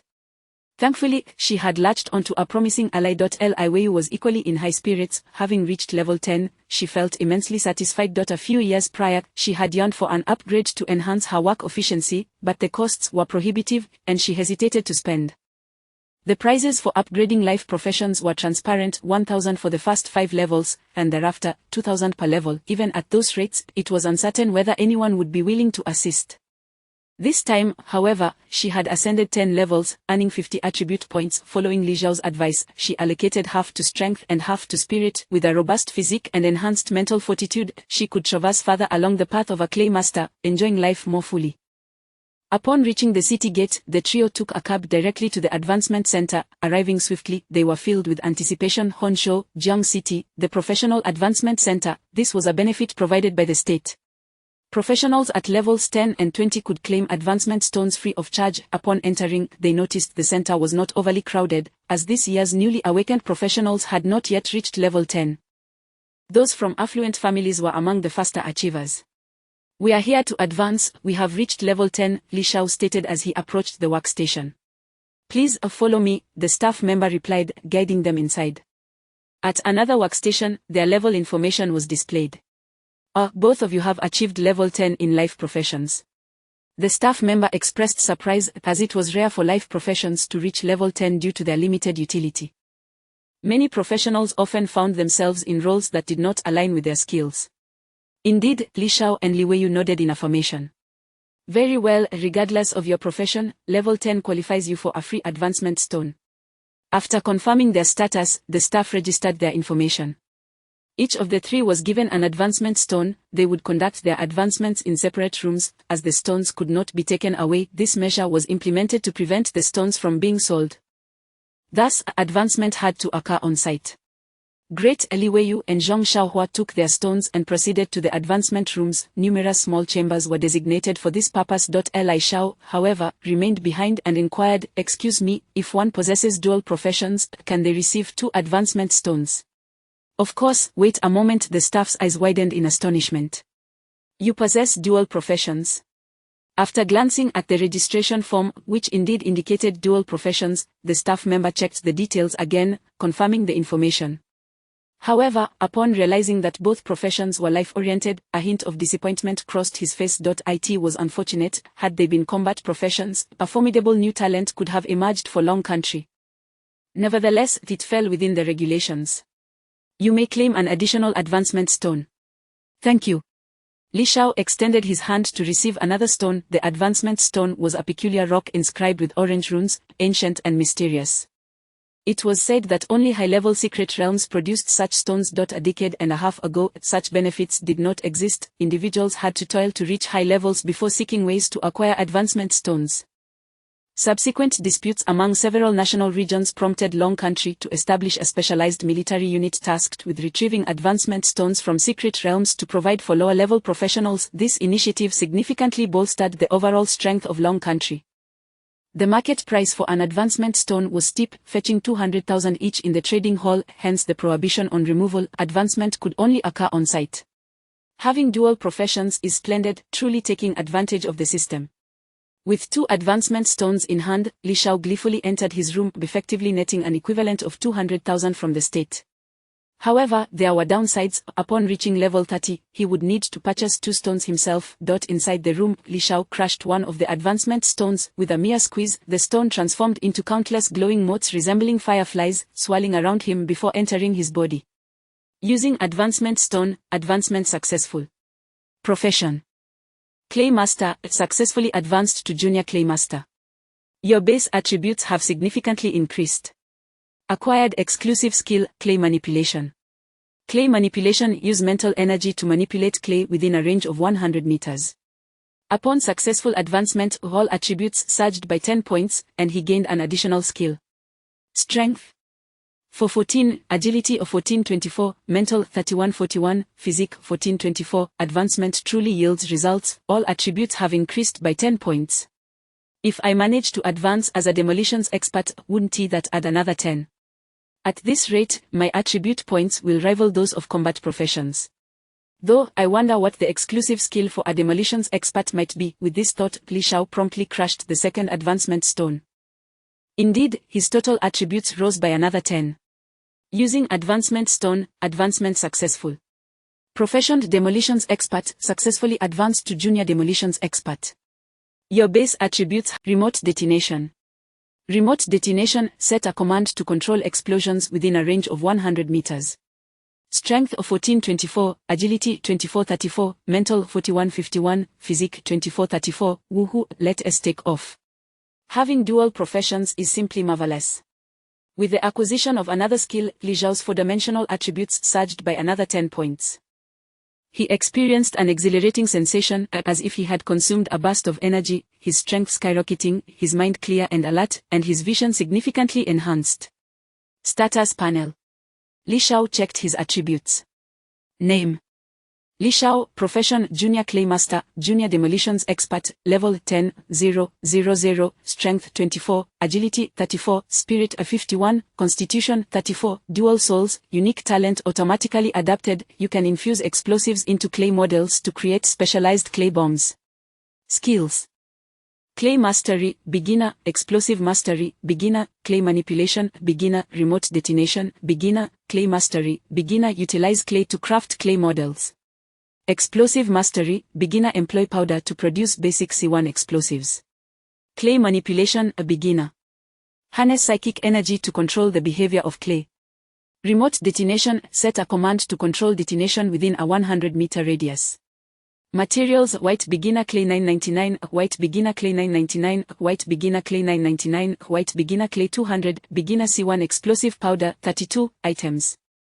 C1 tadpole firecracker 210, wealth 120, 000 copper coins. Such are Li Xiao's current attributes. Now, he is capable of engaging in barehanded combat with the formidable stag, and defeating slimes is a trivial task.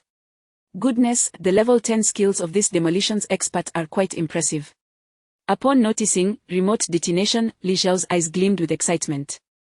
This implies that he can detonate explosives without the need for the throw action, igniting them at will. Combined with clay manipulation, he can achieve precise strikes. Should he face the Wild Boar King, he could easily handle it all on his own. Chapter 15. I generally do not smile unless I cannot help myself. The three of them emerged from the room, having successfully completed their advancement. Li Weiyu was in high spirits, a charming little squirrel perched on her shoulder, a delightful clay figurine she had crafted, now beautifully painted, appearing almost lifelike. Under Li Weiyu's deft manipulation, the squirrel seemed to possess a vitality of its own. In stark contrast, Zhang Xiaohua wore a sorrowful expression. Li Xiaoxiao inquired, "Why do you look so glum?" Zhang Xiaohua choked back tears. "The skill I received from my advancement is rather disappointing. The skills acquired from life profession advancements are fixed and unchanging. In contrast, combat professions receive randomly assigned skills upon advancement. The initial skill is crucial, often determining the path one will take in the future. For instance, a mage's first skill might include Thunder Strike, Ice Arrow, or Fireball, influencing their specialization as a mage. A paladin's first advancement grants them an aura skill, with the most desirable being the Restoration Aura and the Thorns Aura. The Restoration Aura can restore a percentage of health, while the Thorns Aura reflects damage taken. Unfortunately, Zhang Xiaohua was not fortunate, as she received a rather lackluster aura, the Slow Aura. As the name implies, within the aura's range, any movement by monsters is slowed down, rendering them sluggish. It may sound impressive, but in reality, it is quite ineffectual. This is because the paladin's aura affects both themselves and their allies. For example, the healing aura can restore health to both the paladin and all teammates, while the Thorns Aura provides a damage reflection effect for both the paladin and their allies. However, the Slow Aura inadvertently slows down both the paladin and their teammates, resulting in a comedic scenario reminiscent of move your left hand and right hand in slow motion, replaying the slow motion. "This aura brings you joy, have you fallen for me?" Consequently, all teammates would extend a warm greeting to the paladin, with the level of the aura determining the degree of affection expressed, perhaps even with an air of familiarity akin to that of family. There once was an incident during a dungeon run where a paladin accidentally activated the Slow Aura, causing a rogue teammate to be slowed down and subsequently obliterated by monsters. Hence, the Slow Aura is widely regarded as one of the paladin's most useless skills. "I should reprimand you for that," Li Xiaoxiao said earnestly. "There are no useless skills, only practitioners who do not know how to utilize them. Every skill has its purpose." Zhang Xiaohua nodded, appearing to grasp part of the sentiment, then furrowed her brow and asked, "Then why are you laughing?" Li Xiaoxiao replied, "I generally do not smile unless I cannot help myself. Ha ha ha ha." Zhang Xiaohua then declared, "Activate Slow Aura." Li Xiaoxiao's laughter turned into a prolonged chuckle. Ha ha ha. Li Wei remained silent, observing the exchange. Once it was confirmed that all three had completed their advancements, the staff allowed them to leave. As they stepped out of the advancement center, the bright sunshine outside uplifted their spirits. "Let us go out for a nice meal to celebrate our first step towards success," Li Xiaoxiao suggested. Zhang Xiaohua readily agreed. "Let us go to the Shosian Great Hotel." Li Xiaoxiao shot her a disdainful look. "That place is too low-end. Let us dine at Wangjiang Pavilion for a seafood feast." Zhang Xiaohua was taken aback, but that the two siblings had unwittingly become affluent. In just over 10 days, they had earned over 100,000 copper coins from Sunny Day. As soon as their C1 tadpole-shaped bomb was listed, the other party would invariably purchase it. The siblings were no longer financially constrained, they had turned their fortunes around. "I'll treat," Li Xiaoxiao declared. "Father." Zhang Xiaohua chimed in. As night fell and the city lights began to twinkle, Wangjiang Pavilion glimmered with warmth and luxury. Outside the window, the river flowed like silk, shimmering under the neon lights, adding an artistic and elegant touch to their sumptuous meal. The dining table was laden with an array of exquisite seafood delicacies. Each dish was a masterpiece, beautifully presented and tantalizingly appetizing. The lobster was prepared in 3 styles. The whole Boston lobster was deftly divided, steamed to perfection, its meat tender and succulent. The spicy lobster balls were flavorful yet not overwhelming, exuding an aromatic allure. The lobster soup, with its golden broth, floated delicate pieces of lobster meat, utterly delectable and mouth-watering. Next, a platter of garlic vermicelli steamed scallops caught their eyes, featuring plump scallop meat paired with soft vermicelli and rich garlic sauce, each bite a tantalizing delight for the taste buds. The vividly colored, 5-color seafood platter showcased abalone, sea cucumber, scallops, and shrimp balls, each meticulously selected and prepared, a vibrant feast for the senses. Additionally, there were salt and pepper mantis shrimp, with golden crispy shells encasing juicy shrimp meat, the savory aroma lingering delightfully in the mouth. And typhoon shelter stir-fried crab, with generous chunks of crab meat stir-fried with unique garlic and chili, spicy and delectable, leaving a lasting impression. Li Xiaoxiao and Li Weiyu, having come from humble beginnings, had never experienced such luxury in their lives. Zhang Xiaohua, too, hailed from a single-parent family and was not well off. I never imagined I, Zhang Xiaohua, would also experience a taste of the high life. As they indulged in the feast, a serene silence enveloped them, each savoring the exquisite flavors. It feels wonderful to have money, Li Xiaoxiao remarked, savoring a mouthful of lobster meat. In truth, many pleasures can indeed be purchased with money. It was merely that he had been without it in the past, but that would no longer be the case. He would earn even more money, ensuring a better life for himself and his sister. The meal cost 30,000 copper coins, but Li Xiaoxiao felt it was entirely worth it. Money is meant to be spent and enjoyed, otherwise, what is the purpose of earning it? To a brighter tomorrow, cheers. The trio clinked their glasses, toasting to their rare moment of togetherness, knowing that soon they would part ways for a time. Li Xiaoxiao and Zhang Xiaohua needed to prepare for the upcoming Combat Academy assessment. The assessment involves all students participating in a dungeon evaluation. The assessment dungeon is a standardized artificial dungeon created by the National Education Bureau. The assessment score determines the level of Combat Academy one can attend. The better the academy, the more resources it offers, allowing for greater advancement. It is prohibited to bring equipment into the assessment dungeon. Both were at level 10, and it was becoming increasingly challenging to gain experience in the wild. Thus, the level of their skills was paramount. Zhang Xiaohua planned to spend the upcoming time in the Morning Light Prairie, seeking slimes to practice and enhance her skill levels. Meanwhile, Li Xiaoxiao's skill levels would not improve through monster combat but rather through crafting clay bombs. He decided not to accompany Zhang Xiaohua, as he could work on his skill levels at home. Mastery of clay crafting skills was vital. Only by improving his skills could he create more intricate clay pieces. He couldn't rely solely on tadpole battles every day, after all. Xiaoxiao, I wish you both success in gaining admission to excellent universities. May we all have a bright future. We'll meet again in a month, and together we shall gain admission to the Jiangzhou Qingfeng Intermediate Combat Academy. Absolutely, we cannot be separated. I have invested in your advanced holy light spell, and I am counting on you to support me. After their meal, Li Xiaoxiao bid farewell to Zhang Xiaohua. They agreed to reunite after the assessment, both aspiring to enroll in Jiangzhou's finest combat academy, the Jiangzhou Qingfeng Intermediate Combat Academy. Upon returning home, it was already late. Li Xiaoxiao took a shower, preparing to work on his skill proficiency. Only by enhancing his skills could he create better items. However, he noticed the virtual helmet beside him. After much hesitation, he ultimately succumbed to the allure of the game. It has been a while since I last chatted with sweetheart sister. I'll focus on skill advancement. The emergence of the clay bomb. After reaching level 10, the efficiency of leveling in the wilderness diminishes significantly, unless one is bold enough to venture further from the city for advancement. The wilds are fraught with peril, where a single boss could easily annihilate an entire party. The expansive wilderness is managed by the Map Expansion Corps dispatched by the nation. Zhang Xiaohua, a level 10 advancing paladin, contacts 2 artisans online to accompany him in leveling up, charging 10,000 for each level gained, thereby earning some extra income. He then leads his 2 companions to hunt slimes, fighting low-level monsters at a higher level incurs an experience penalty. Defeating a level 1 monster at level 10 yields merely 1 experience point.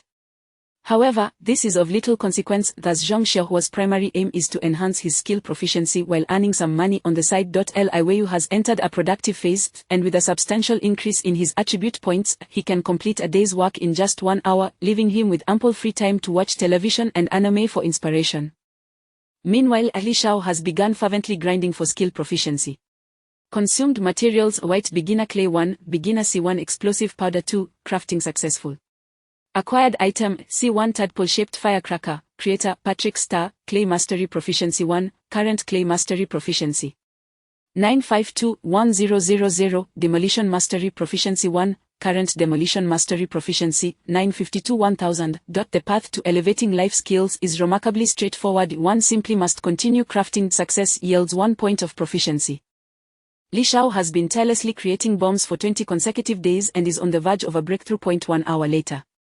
Current clay mastery proficiency, 1000. Skill upgraded to intermediate. Current demolition mastery proficiency, 1000. Skill upgraded to intermediate. At last, I've reached the intermediate level.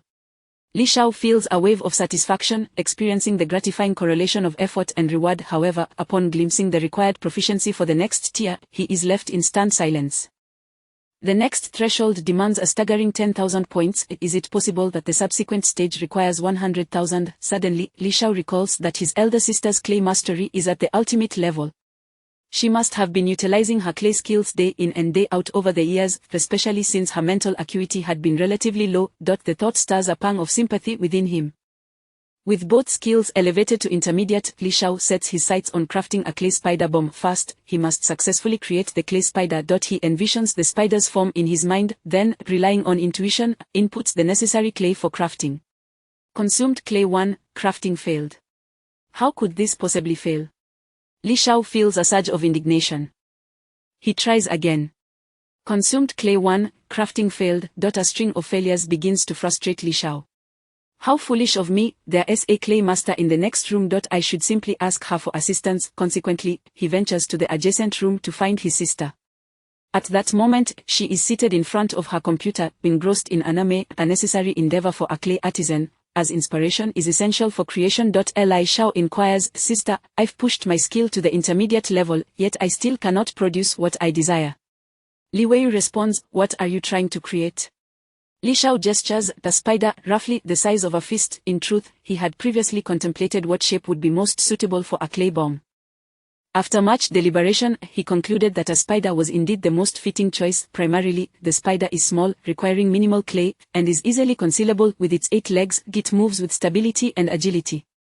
The combination of its limbs and the stickiness of clay allows for vertical climbing, something impossible with merely 2 legs. The myriad advantages indicate that a spider is the ideal candidate for a small bomb.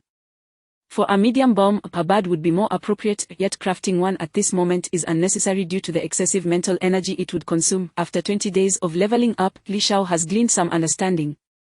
A single pack of C1 explosive powder can inflict 1000 points of damage, with actual damage determined by the monster's defensive capabilities. The small bomb's stealthy characteristics allow for multiple uses if its power is insufficient. There is no need to pursue a medium bomb. He'll consider that once his mental acuity improves.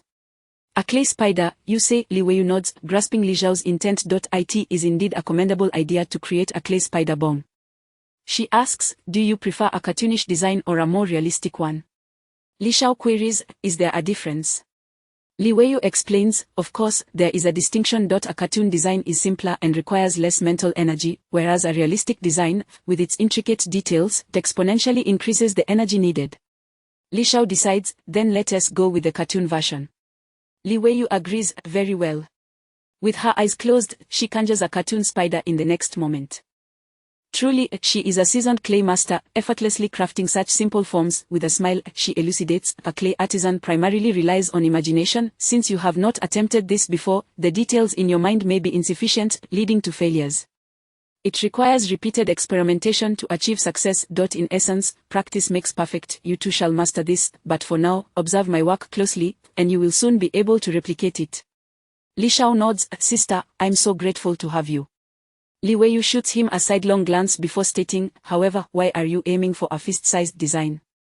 I believe you could easily make it smaller for better concealment. Moreover, a fist-sized bomb would yield excessive damage. Li Shao explains, the issue is that making it too small is quite difficult. This is something he has previously experienced. Both oversized and undersized versions proved challenging to create. Li Wei chuckles, but isn't that why you have me? In the next instant, a tiny spider, approximately thumb-sized, materializes in her hand. The diminutive spider appears even more innocuous. Li Shao's eyes widen in excitement, let me give it a try. Armed with the 2 finished products crafted by his sister, he returns to his room to meticulously study and experiment. Half an hour later, he successfully creates 2 clay spiders of differing sizes. The next step involves testing the creation of the clay spider bomb. After a series of experiments, he arrives at his conclusions. Previously, the tadpole-shaped firecracker could accommodate an entire package of explosive powder due to its elliptical form, resulting in an impressive damage output of approximately 2000. In contrast, the clay spider, with its legs occupying a considerable amount of space, can only contain a single package of explosive powder in its abdomen, yielding a damage output of around 1000. Moreover, a thumb-sized clay spider can only hold 1/3 of a package of explosive powder in its abdomen, inflicting a damage of roughly 300. Next, the focus shifts to testing the manipulation of clay to determine which option offers greater cost-effectiveness. Li Shao casually discarded 10 clay spider bombs of varying sizes onto the ground. Clay manipulation, he exclaimed as he began to exert his mental prowess to control these clay creations. Indeed, the clay spiders seemed to come to life, moving in accordance with his thoughts. As I surmised, it is dictated by volume. Li Shao discerned that controlling one fist-sized clay spider required a similar amount of mental energy as managing 3 thumb-sized clay spiders simultaneously. Weighing the options, he concluded that the thumb-sized clay spider bomb was superior with equivalent effects. The smaller size offered enhanced concealment. It's settled, you shall be the chosen one. Li Shao designated it as C1 clay spider bomb and commenced its meticulous creation with unwavering determination. Chapter 17, Striking Wealth, the Great Wall Cannon in Hand. At last, my life skills have reached an advanced level. Goodness, the next tier requires a staggering 100,000 proficiency points. A month has elapsed, and Li Shao spent his days tirelessly crafting explosives within the confines of his room, diligently grinding for proficiency. Through his unwavering dedication, he managed to elevate 2 of his life skills to an advanced level. As his skills progressed, he found that he could create any clay sculpture he envisioned, provided he could vividly imagine the intricate details. The enhancement in efficiency and the reduction in mental strain epitomize the benefits of skill advancement. However, the improvement in his demolition expertise did not yield visible results. With advanced demolition proficiency, he was now capable of fabricating explosives of C2 and even C3 grade. Regrettably, C2 and C3 explosive powders are classified as regulated materials and do not circulate in the market. To acquire such high-grade items, one must either join a combat academy or enlist in a legion. In truth, many high-tier items are never made available in the trading market. The rapid enhancement of his proficiency can be attributed primarily to his ample financial resources and the simplicity and repetitive nature of the items he crafted, coupled with his already attained level 10 and abundant mental vigor. For an ordinary clay artisan to achieve an advanced level, it would typically require several years of dedicated effort. Status panel. Name Li Shao, occupation novice clay artisan, novice demolitionist, level 10,000, strength 24, agility 34, spirit 51, constitution 34, skills mastery of clay, advanced, mastery of demolition, advanced, clay manipulation, beginner, remote detonation, beginner, mastery of clay, advanced, utilizing clay to craft clay models. Mastery of demolition, advanced. Utilizing explosive powder to create beginner C1 explosives. Clay manipulation, beginner controlling clay within a 100-meter radius using mental energy. Remote detonation, controlling explosives within a 100-meter radius using mental energy. Materials. White beginner clay 59.99, beginner C1 explosive powder 2000, items C1 tadpole type firecracker 610, C1 clay spider type bomb 10,000, wealth 3000 copper coins. Over the course of a month, I have produced 10,000 C1 clay spider type bombs. The C1 tadpole type firecrackers, totaling 610, were crafted last month, and I have been intermittently selling them since, with 610 remaining. However, my copper coins are nearly depleted. I wonder if that sunny day can consume so many at once. After some contemplation, Li Shao directly listed 600 C1 tadpole type firecrackers for sale. If the buyer purchases them all at once, it would amount to 1.2 million copper coins. Shortly after listing, the notification arrived. Customer, sunny day, purchased 600 C1 tadpole type firecrackers. 1.2 million copper coins have been credited to Wei's shop account. Wow, truly a tycoon. Buying whatever is available. Li Shao was overwhelmed with joy, realizing that his products would sell without concern. Clearly, Sunny Day recognized the utility of these clay explosives. If the news spreads, surely others will seek to purchase them as well.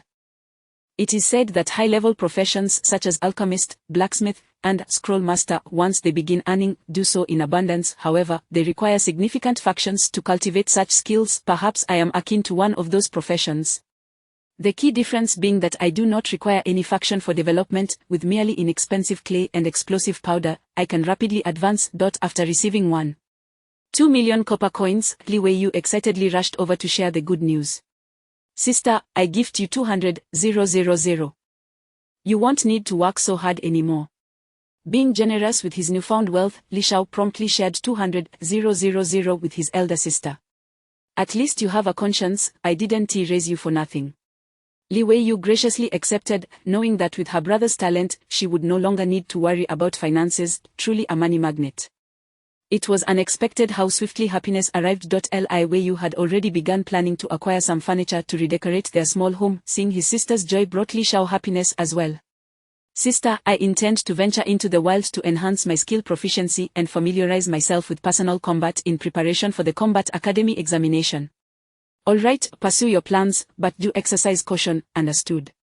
Rest assured.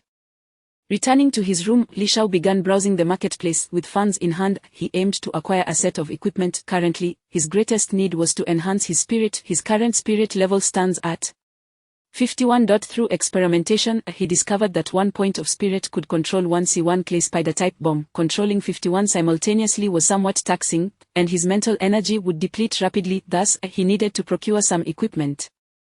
The equipment system allows each individual to equip up to 10 items, though there are certain restrictions. For instance, one can only wear 1 helmet, weapon, and piece of armor each. Notably, dual-handed weapons count as 2 items, the rest can be freely equipped. After a thorough search in the marketplace, he found that the primary equipment for enhancing spirit consisted of accessories, particularly rings, which primarily boost spirit and yield excellent effects. What if I simply purchase 10 rings? After some deliberation, Li Shao deemed this idea quite favorable. Most weapons and armor require specific attribute points for equipping. Warriors, who focus on strength, can wield heavy weapons and armor, while mages, who emphasize spirit, can don robes and wield staffs. His attribute points were relatively evenly distributed, rendering many pieces of equipment inaccessible and their effectiveness mediocre. Accessories, however, require no attribute points and can be equipped upon reaching the requisite level. After a thorough search, Li Shao spent 200,000 to acquire 10 level 10 blue rings. Higher tier green, rare equipment proved too expensive. Purchasing 10 would cost 1.2 million copper coins. Lingxi treasure ring, advanced equipment type. Accessory, equipment level 10, equipment requirement none, basic information spirit 20. Li Shao swiftly purchased 10 Lingxi treasure rings and adorned himself with them. His hands instantly shimmered with brilliance, adorned in opulence, prompting him to conceal them immediately. His attributes surged dramatically. Strength 24, Agility 34, Spirit 51 200, Constitution 34. It is exceedingly rare for a level 10 individual to equip a full set of 10 items. Most are left with mere common gear, with only 1 or 2 pieces at most. The level 10 stage is swiftly surmountable, making full equipment somewhat wasteful. Only the wealthy can afford such extravagance. With 5 days remaining until the examination, the following morning, Li Shao first ventured to the automotive city, intent on purchasing an off-road vehicle for outdoor excursions. Advanced professionals typically utilize mounts tamed by the enhanced profession of beast tamer, and some even possess flying mounts. However, mounts are prohibitively expensive and currently beyond Li Shao's means. Thus, he sought an alternative and decided to acquire an off-road vehicle. These vehicles are crafted from materials obtained in dungeons, produced by the enhanced profession of mechanic, and can be stored in one's inventory. He intended to travel to the distant Wind Whisper Hills, which would be impractical on foot. Upon entering a reputable dealership, he was promptly attended to. Li Shao spotted a vehicle that caught his eye, its design appealing. Such vehicles require real name registration and cannot be purchased through the system marketplace. They must be acquired from physical stores. How much for this vehicle? Sir, you have discerning taste. This is our Great Wall Group's latest model, the Great Wall Cannon, seating 4, with a cargo area at the rear. It boasts the latest air conditioning system, providing warmth in winter and coolness in summer. 25-inch large wheels, puncture-proof tires, adaptable to various terrains, constructed with the latest reinforced materials, capable of withstanding attacks from monsters below level 10 to a certain extent. The sales representative enthusiastically detailed its features, extolling its virtues. Not bad. What's the price? Li Shao was quite satisfied with the vehicle, its name resonating with his profession. Sir, this model is somewhat on the expensive side, priced at 1 million copper coins, the Great Wall Cannon, then. I'll buy it. Wealth brings freedom. When Li Shao purchased it outright, next were the processes of obtaining license plates and real name verification. After all, professionals involved in vehicular accidents must also bear responsibility. Half an hour later, Li Shao was behind the wheel of his newly acquired Great Wall Cannon, speeding down the streets, donning sunglasses and rolling down the window. His right hand rested on the window, letting the wind tousle his hair. The combination of a luxury vehicle and a handsome driver immediately captured the attention of countless young women. Wow, that car is so stylish, the latest Great Wall Cannon. At such a young age, driving a Great Wall Cannon, he must be from a wealthy family. If only I could be his girlfriend. Chapter 18. At his explosion, bang. Damn, the 2-month deadline is approaching. What should we do if we're still one level short? Leveling up is exceedingly difficult. How about we venture further afield to hunt monsters? If you are not afraid of dying, go ahead. I heard someone perished in the wild boar forest not long ago. I've heard that too. It seems the wild boar king boss has appeared deep within the morning light prairie. Professional players were diligently grinding monsters. As this new batch of players leveled up, the number of individuals in the depths of the prairie increased. Many remained at level 7 to 8, with some even at a mere level 5. They formed teams, luring monsters one by one, and then dispatching them. Suddenly, Li Shao realized that it was not that leveling up was easy, or rather, he had leveled up too swiftly. There were few participants to share experience with, and any encounter with monsters resulted in instant kills. How could it not be fast? Hey, isn't that Zhang Shaohua? Li Shao, driving his Great Wall Cannon, peered out of the window. He spotted Zhang Shaohua not far off, wielding a small wooden hammer to strike at slimes. Slimes were resistant to bludgeoning damage, moving slowly and possessing low attack power. Thus Zhang Shaohua consistently chose to farm slimes to enhance his skill proficiency. Forget it, I want to call out to him. Li Shao opted not to shout to Zhang Shaohua. After all, he was grinding monsters too quickly for Zhang to improve his skill proficiency. Consequently, he drove his Great Wall Cannon away with a flourish. Wow, someone over there is driving a Great Wall Cannon. How cool. That's the latest product from Great Wall Group, a rich second generation. What is that? Real wealthy folks ride mounts. Just be envious. Alright, I admit I'm a bit envious. The novice players gazed at the Great Wall Cannon with envious eyes. How dazzling. One day, I, Zhang Shaohua, will also drive a Great Wall Cannon. And then, I'll take my buddies to chase after girls.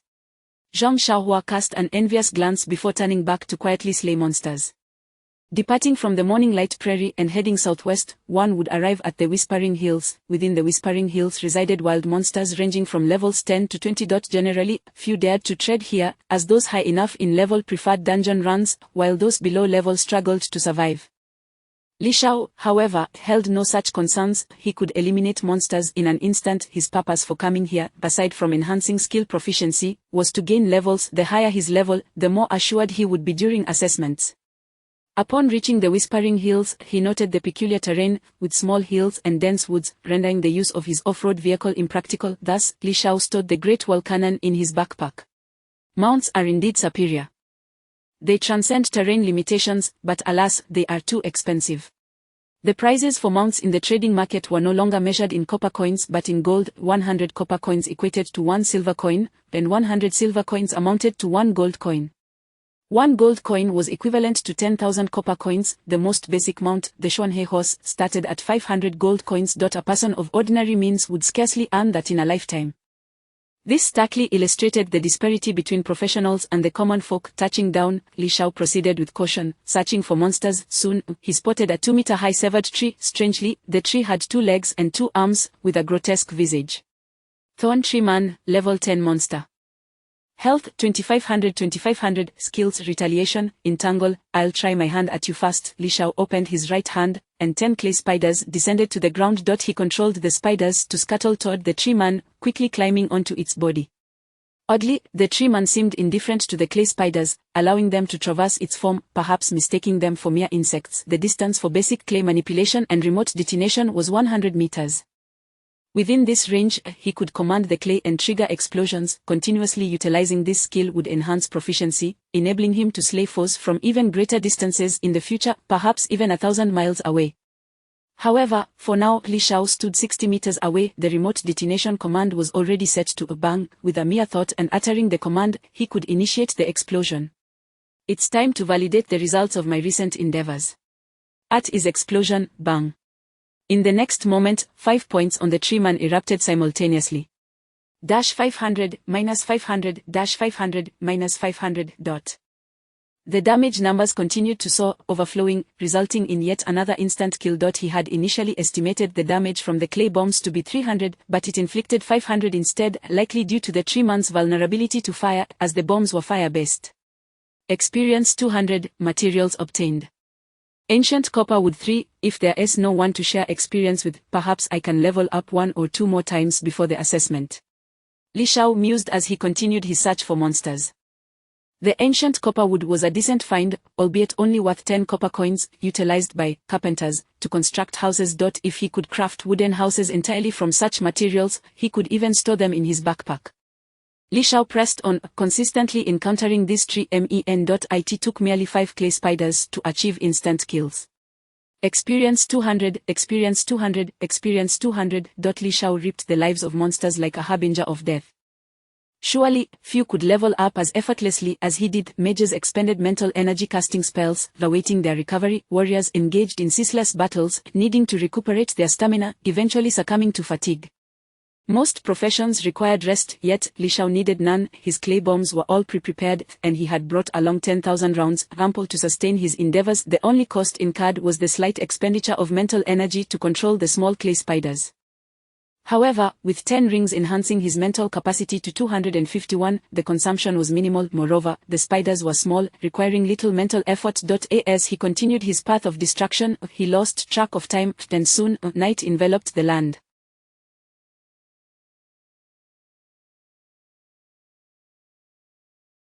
This was of little concern, with his high physical and mental attributes, as long as he wasn't severely drained. Going 2 or 3 nights without sleep posed no issue. Bang! Another thorn tree man was obliterated. At last, Li Shao leveled up. This time, he opted for a more balanced allocation: 1 point in strength, 1 point in agility, 2 points in mentality, and 1 point in constitution. His primary combat method still relied on clay bombs, so a balanced approach would ensure he wasn't defenseless should monsters close in. Simultaneously, he would control 10 spiders, forming a protective circle around him within a 10-meter radius and ready to detonate at a moment's notice in case of sudden attacks. One trick to rule them all. Li Shao recalled a saying from his past life. There was no need for flashy skills. With a solid grasp of clay bombs, he could navigate through challenges effortlessly. However, as his level rose to 11, the experience required increased significantly. Li Shao sensed that the pace of his leveling had markedly slowed. No wonder other professionals level up so slowly. Even with my exclusive experience and instant kills, it's still challenging. After a long day of toil, feeling fatigued and hungry, Li Shao cleared an area of wild monsters and effortlessly ignited a campfire using explosive powder and ancient copperwood. Now over 100 kilometers away from Jiang City, he found that functions like trading and chat were unable to connect to Pinnacle Tower, rendering them ineffective. From this moment on, he was effectively cut off from the outside world. Li Shao retrieved the food and water he had prepared in his backpack. After satisfying his hunger and thirst, he leaned against a large stone, intending to rest for a while. It was at this moment that a dark shadow suddenly loomed on the ground. Gradually, a woman emerged from the shadow. This was likely the effect of some skill. Li Shao immediately became vigilant. The clay spiders that had been strategically placed around him began to move, forming a surrounding perimeter. Should anything seem amiss, he would swiftly encircle the individual with the clay spiders and detonate. Who are you? Chapter 19. The Ultimate Skill Book, Flying Swallow Technique. Could you do me a favor? The young woman gazed at Li Shao, her voice as melodious as the wind chimes, illuminated by the flickering flames. Li Shao caught a clear glimpse of her visage. Judging by her youthful appearance, she could not be older than 17 or 18, her eyes curved like a crescent moon, with 2 charming dimples gracing her fair cheeks, her complexion radiant and alluring yet retaining an innocent charm.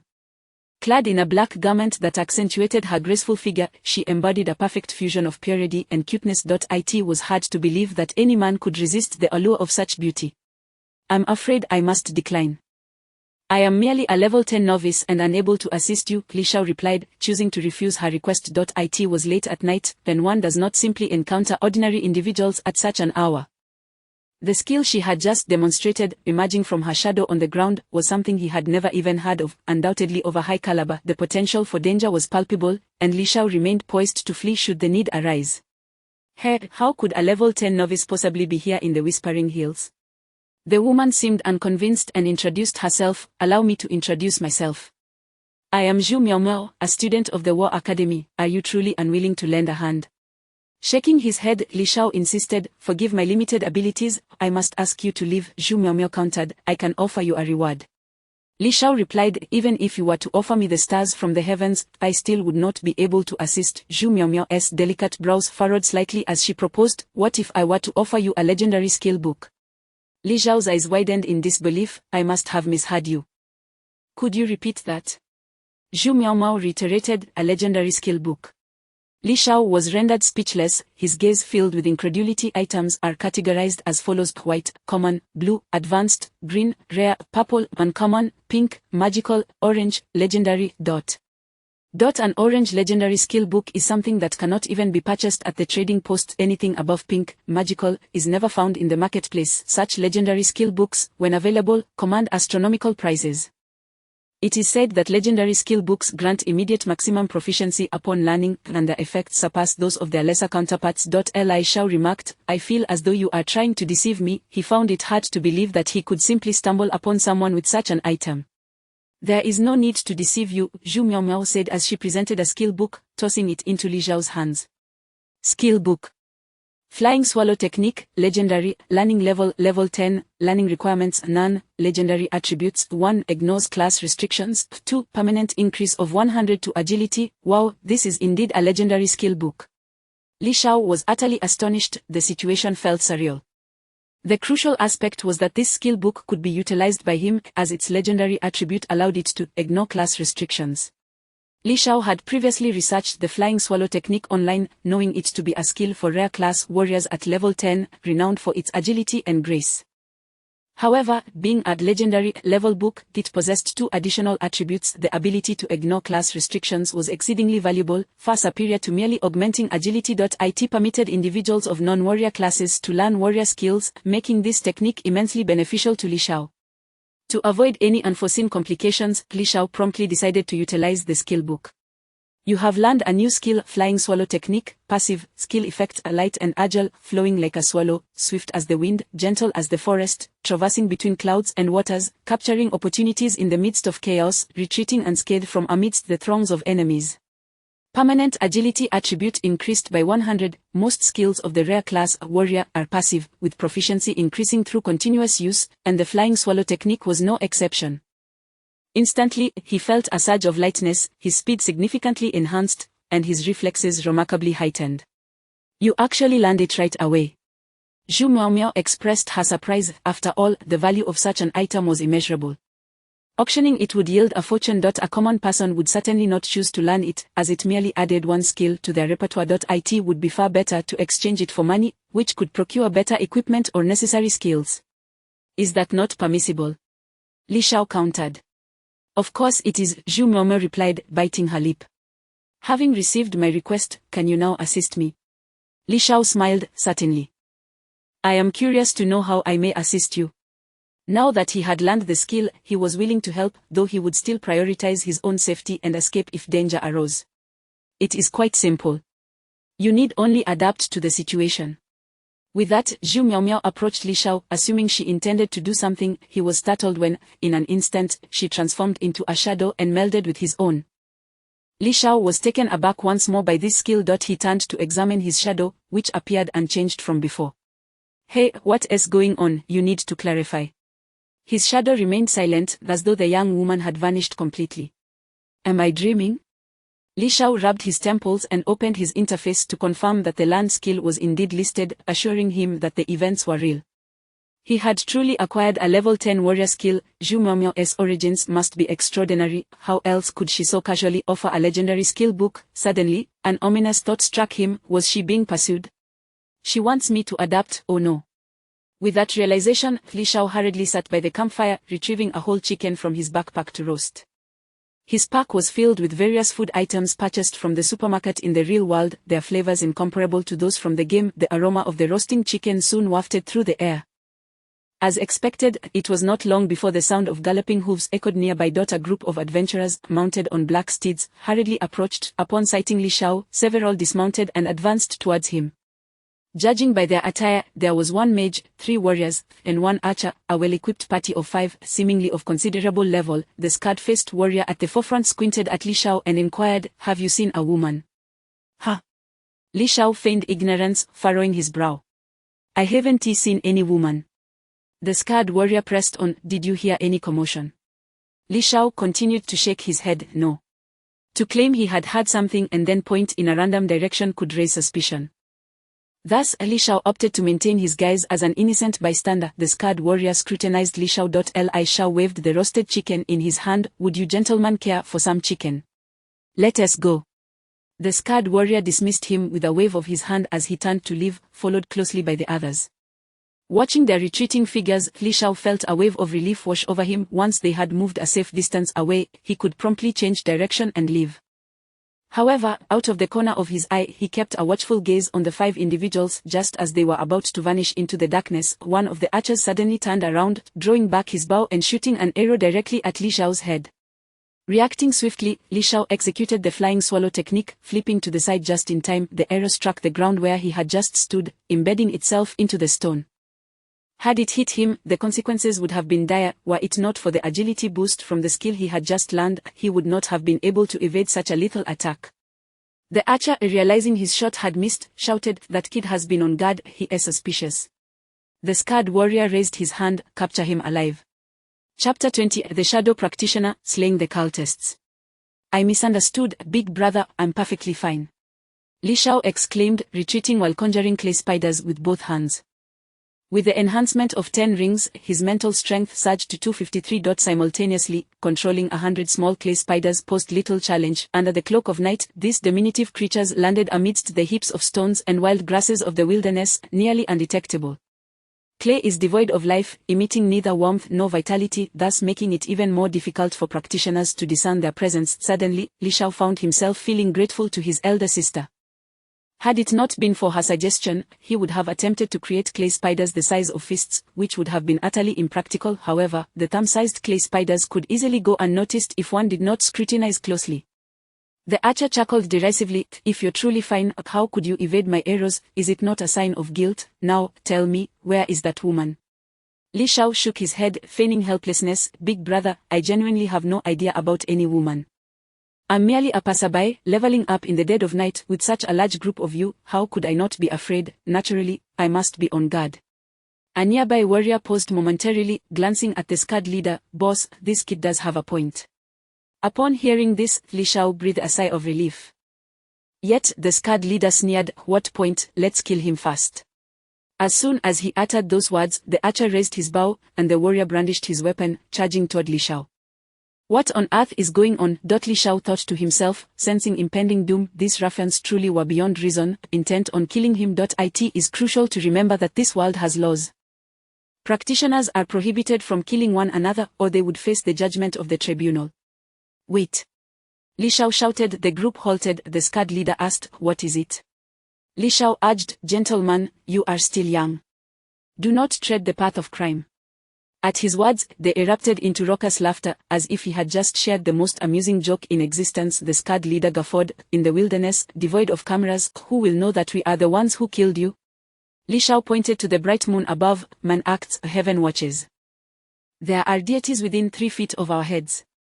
The scarred leader scoffed. "We are under the protection of the all-powerful God. What deities could be more formidable than our all-powerful God? Prepare to die." With that, he made to strike. "Stop!" Li Shao shouted once more. The scarred leader, now growing impatient, asked, "Have you come to your senses? Tell me where that woman is, and I shall leave your corpse intact."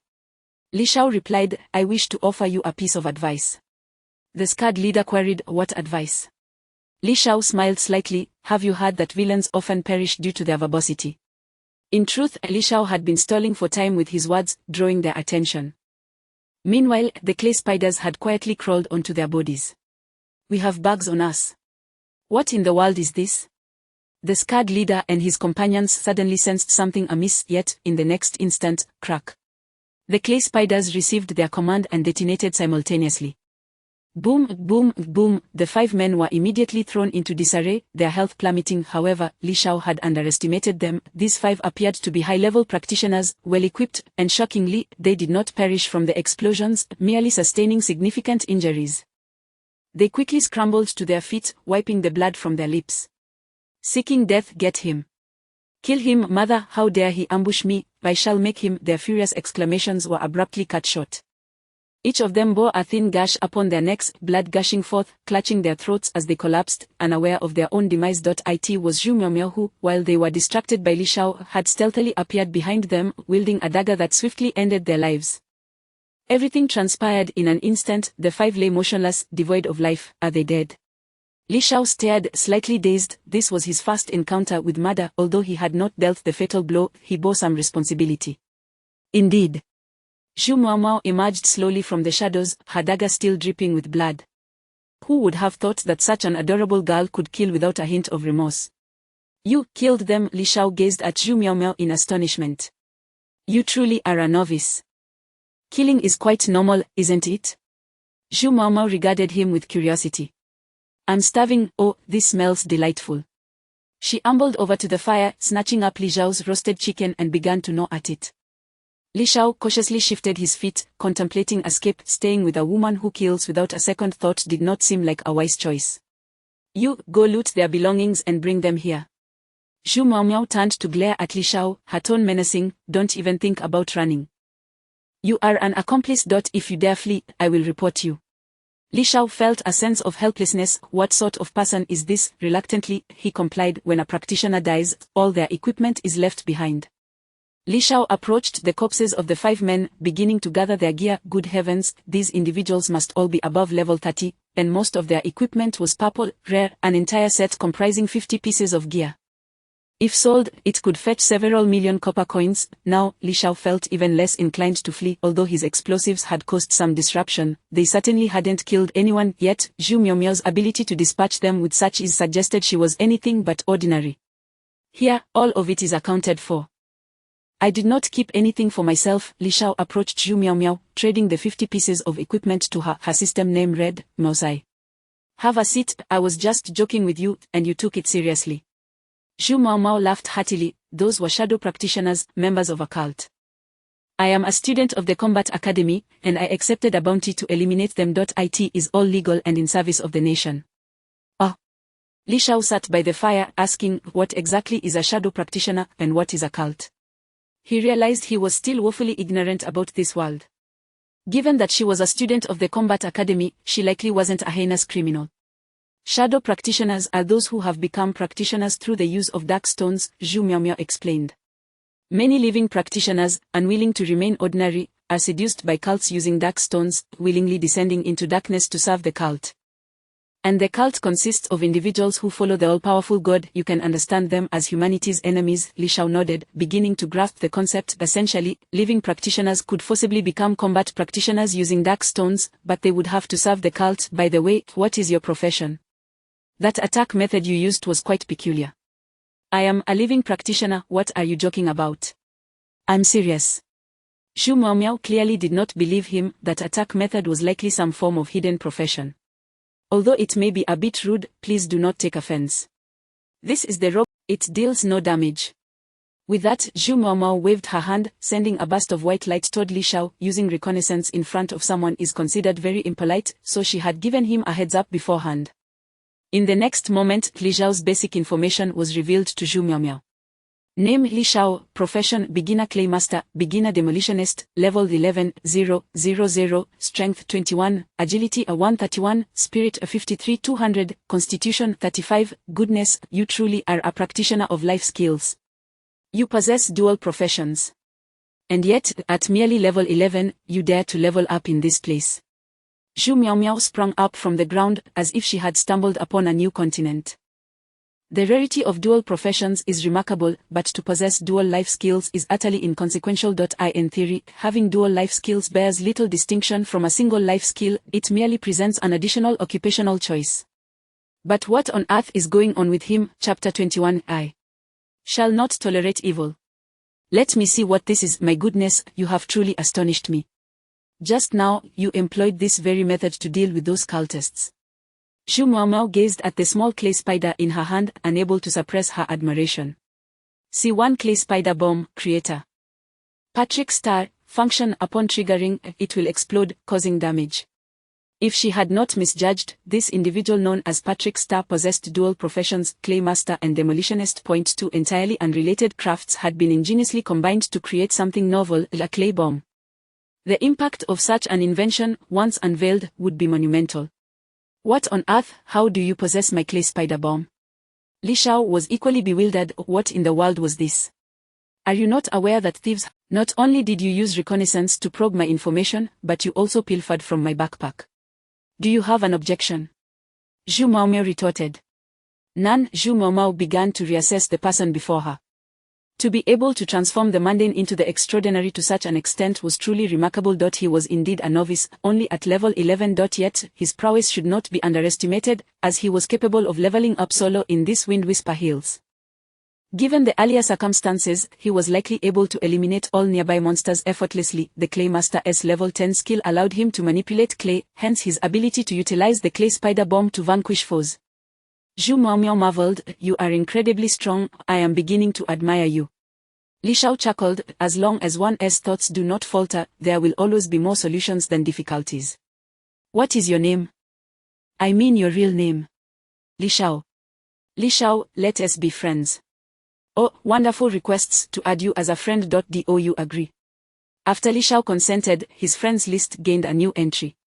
Miaomiao, however, they were currently outdoors, and the signal from Pinnacle Tower had been lost, rendering any chat functions inoperable. Li Shao. Yes. Could you roast another chicken for me? Your culinary skills are quite impressive. Zhu Miaomiao had just finished one roasted chicken and still seemed unsatisfied. Clearly, she had been fleeing for quite some time without sustenance. That LL cost extra. Zhu Miaomiao, I'm joking, it's on me. Li Shao retrieved another marinated whole chicken from his backpack and began to roast it. After all, he had received a legendary martial artist skill book from her. A mere roasted chicken was a small price to pay. Oh, by the way, Li Shao suddenly spoke, if I hadn't had that clay bomb earlier, would I have been killed by those cultists? Indeed. Li Shao, Zhu Miaomiao rolled her eyes, don't assume the worst of people. I saw you alone in these Wind Whisper Hills and thought you must possess some skills, and indeed, you do. You've acquired a legendary martial artist skill book. Do you realize how precious that is? Li Shao smiled, I understand. It should be worth several million copper coins. Zhu Miaomiao retorted, what several million copper coins? This is a priceless treasure. A legendary skill book of level 10 is among the rarest. Li Shao inquired curiously, is there a reason for that? Zhu Miaomiao explained, because once you learn the level 10 martial artist skill, you will meet the requirements to learn higher level martial arts skills thereafter. Do you grasp it? Li Shao, I believe I understand. Li Shao recalled the skill book he had obtained from the golden treasure chest in the slime paradise. Skill book, Advanced Holy Light, Learning Level. Level 20, Learning Requirement. Holy Light must be maxed out. Effect, a powerful single-target healing skill that restores a considerable amount of status, deals massive damage to undead creatures. Level 10 skills are often restricted to specific professions. In contrast, skills beyond level 20 have various requirements, such as XXX skill must be maxed out. The Holy Light is an innate skill of the Paladin, and others cannot learn it. Therefore, the requirement for Holy Light to be maxed out means only a Paladin can learn it. Since he had learned the level 10 Flying Swallow technique, even if he were not a martial artist, he could still learn the advanced level 20 movement skills in the future. Thus, a level 10 skill book without professional traits appeared exceedingly precious, while a level 20 skill book that disregards any requirements is also valuable. It clearly does not compare to the level 10 one, which offers an addition. Hence, had he struck it rich. I have a question. Li Shao hesitated, such a precious item, why would you part with it? Zhu Miaomiao responded, in that moment of urgency, I thought to present the best item to entice you. Moreover, such a fine piece, surely you wouldn't want to use it, as you would want to sell it instead, and being so far out in the wild, with the trading post inoperative, it must remain in your backpack until we return to the city. Then I could use sleight of hand to steal it back, but to my dismay you went ahead and learned the skill book. How infuriating. Li Shao, what a clever ploy. The opponent's intentions were quite cunning. For ordinary practitioners, acquiring an additional movement skill would yield negligible benefits. Only high-ranking practitioners, with little room for improvement, would consider learning another skill. Thus, any normal individual would never contemplate acquiring this skill. Once sold, the money could be converted into resources sufficient to elevate them to level 50. However, Li Shao was an exception. Firstly, he was not in need of money. As long as he could craft clay bombs, he had an endless source of income. Secondly, he was engaged in a crafting profession, lacking combat skills. He would not miss the opportunity to learn a combat skill. Therefore, Li Shao had successfully taken advantage of a rare opportunity. "Are you not angry?" Li Shao asked. Zhu Maomiao replied, furious. "Li Shao, forget I asked." Zhu Maomiao. After Zhu Maomiao finished devouring the entire chicken, Li Shao couldn't help but admire her remarkable appetite. Seizing the moment, he clasped his hands together and said, "Well, I've helped you, and I've taken my share. We are even now. The mountains are high and the roads are long. May fate bring us together again. Farewell." With that, he attempted to make his exit. Wait. Zhu Maomiao, however, had no intention of letting him go. Clearly, she had further plans. Li Shao asked, "Is there something else?" Zhu Maomiao smiled and said, "I came to Jiangcheng for a bounty mission. Those cultists were not just 5, there is a small team still at large, and I invite you to help me eliminate them. You would be immensely useful." The Battle Academy issues bounty missions, and as a thief, Zhu Maomiao excelled in assassination. Thus, she typically undertook tasks alone. However, this time she had miscalculated. Due to erroneous intelligence, the strength of this batch of cultists had exceeded her capability. She had nearly perished at their hands. To eliminate these cultists, she required the assistance of a fellow student. However, the back and forth would take too long. The cultists would undoubtedly flee, making it difficult to trace them thereafter. Li Shao, with his ability to control clay spiders, could be of great assistance. "Can I refuse?" Li Shao furrowed his brow. He was not keen on wading into troubled waters. Those individuals were all above level 30. Was a mere level 10 shrimp like him capable of confronting them? Zhu Maomiao laughed. "Of course you can refuse.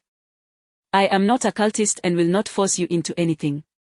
Li Shao again clasped his hands. "The mountains are high and the roads are long. May fate bring us together again." Zhu Maomiao, looking regretful, waved a book in her hand. "What a pity, I was preparing to offer you another legendary skill book." Li Shao turned once more, his expression serious, raising his right hand. "In truth, skill books are of little consequence.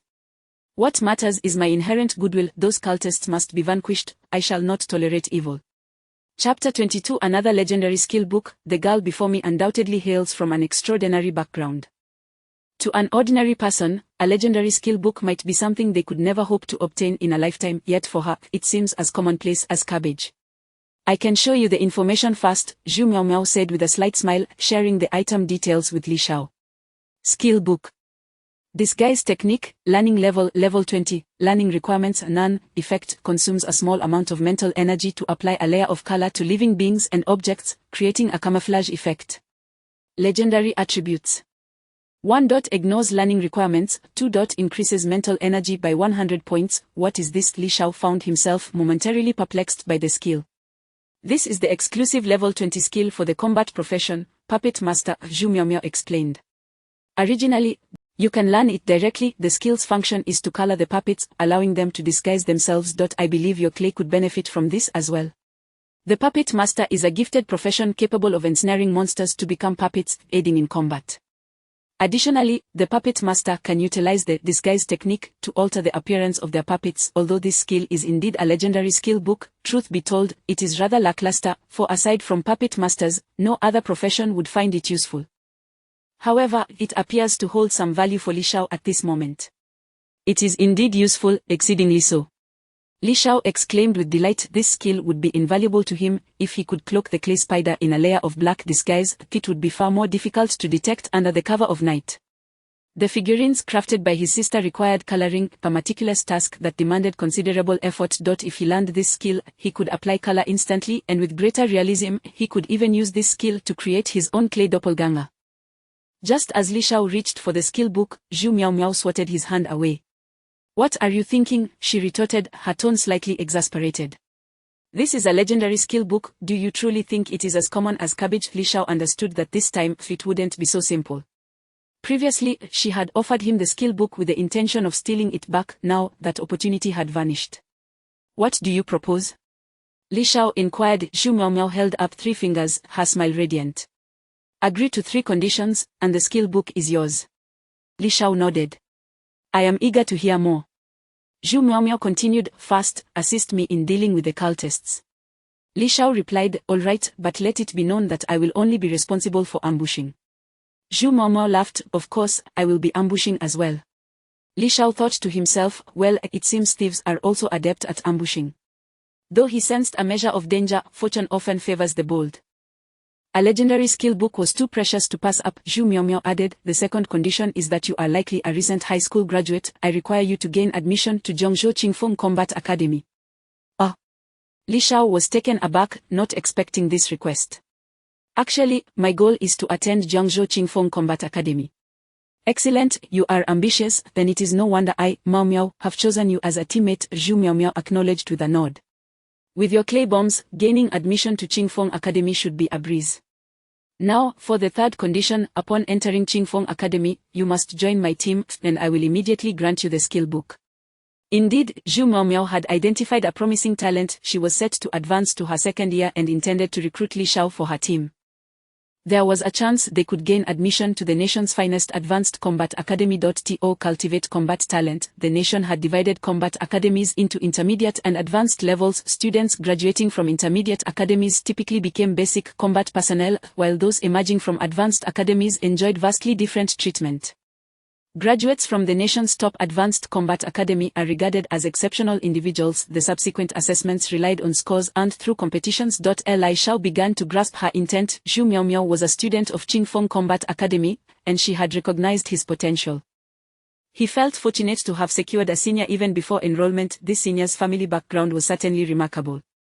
But even if I gain admission to Qingfeng Academy, I will still be a first-year student.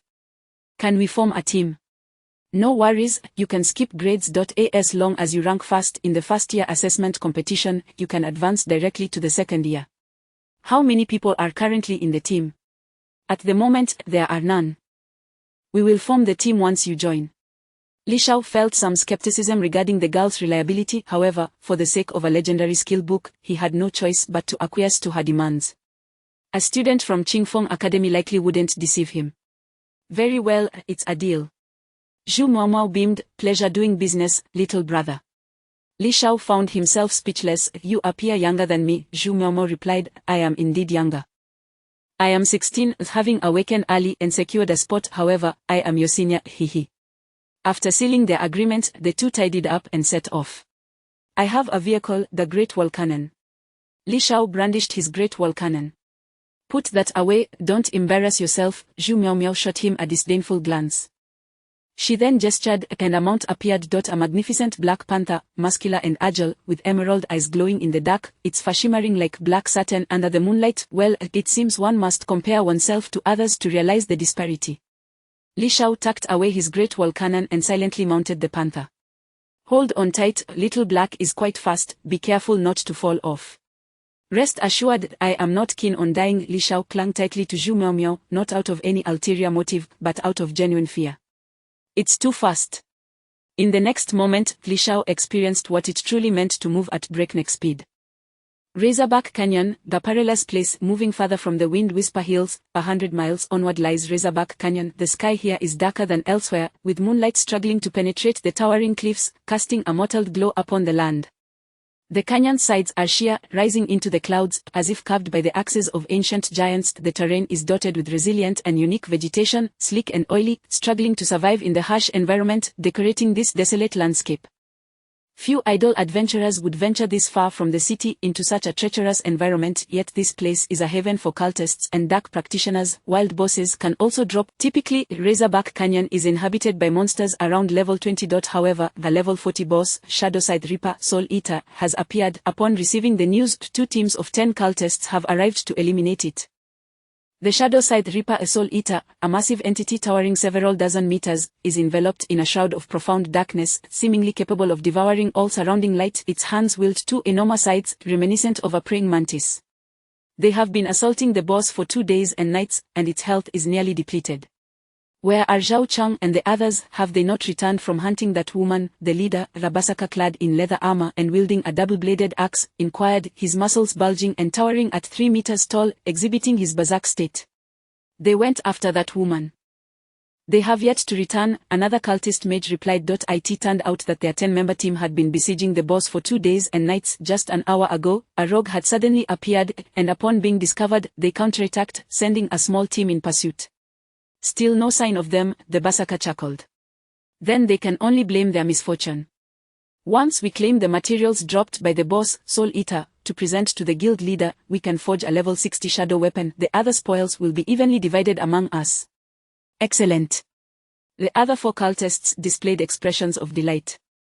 With 5 fewer individuals to share the loot, their share would effectively double. Chapter 23 Slaying monsters in one breath. Whoosh, the Gale Ridge is replete with hills, scattered stones, and trees serving as obstructions.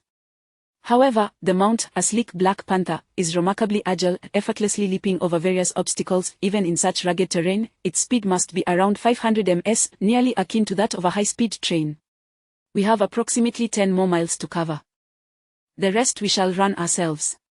After about an hour of running, Zhu Miaomao patted the Black Panther's head, signaling it to halt. Why not continue running? Li Xiaoqi inquired, perplexed. You need to let go fast. Zhu Miaomao retorted, somewhat irritated. Oh. I was just a bit tense earlier. Li Xiaoqi finally released his grip, and the 2 of them leaped down from the panther. Zhu Miaomao recalled the panther into her space, explaining, though my mount is swift, it lacks stamina.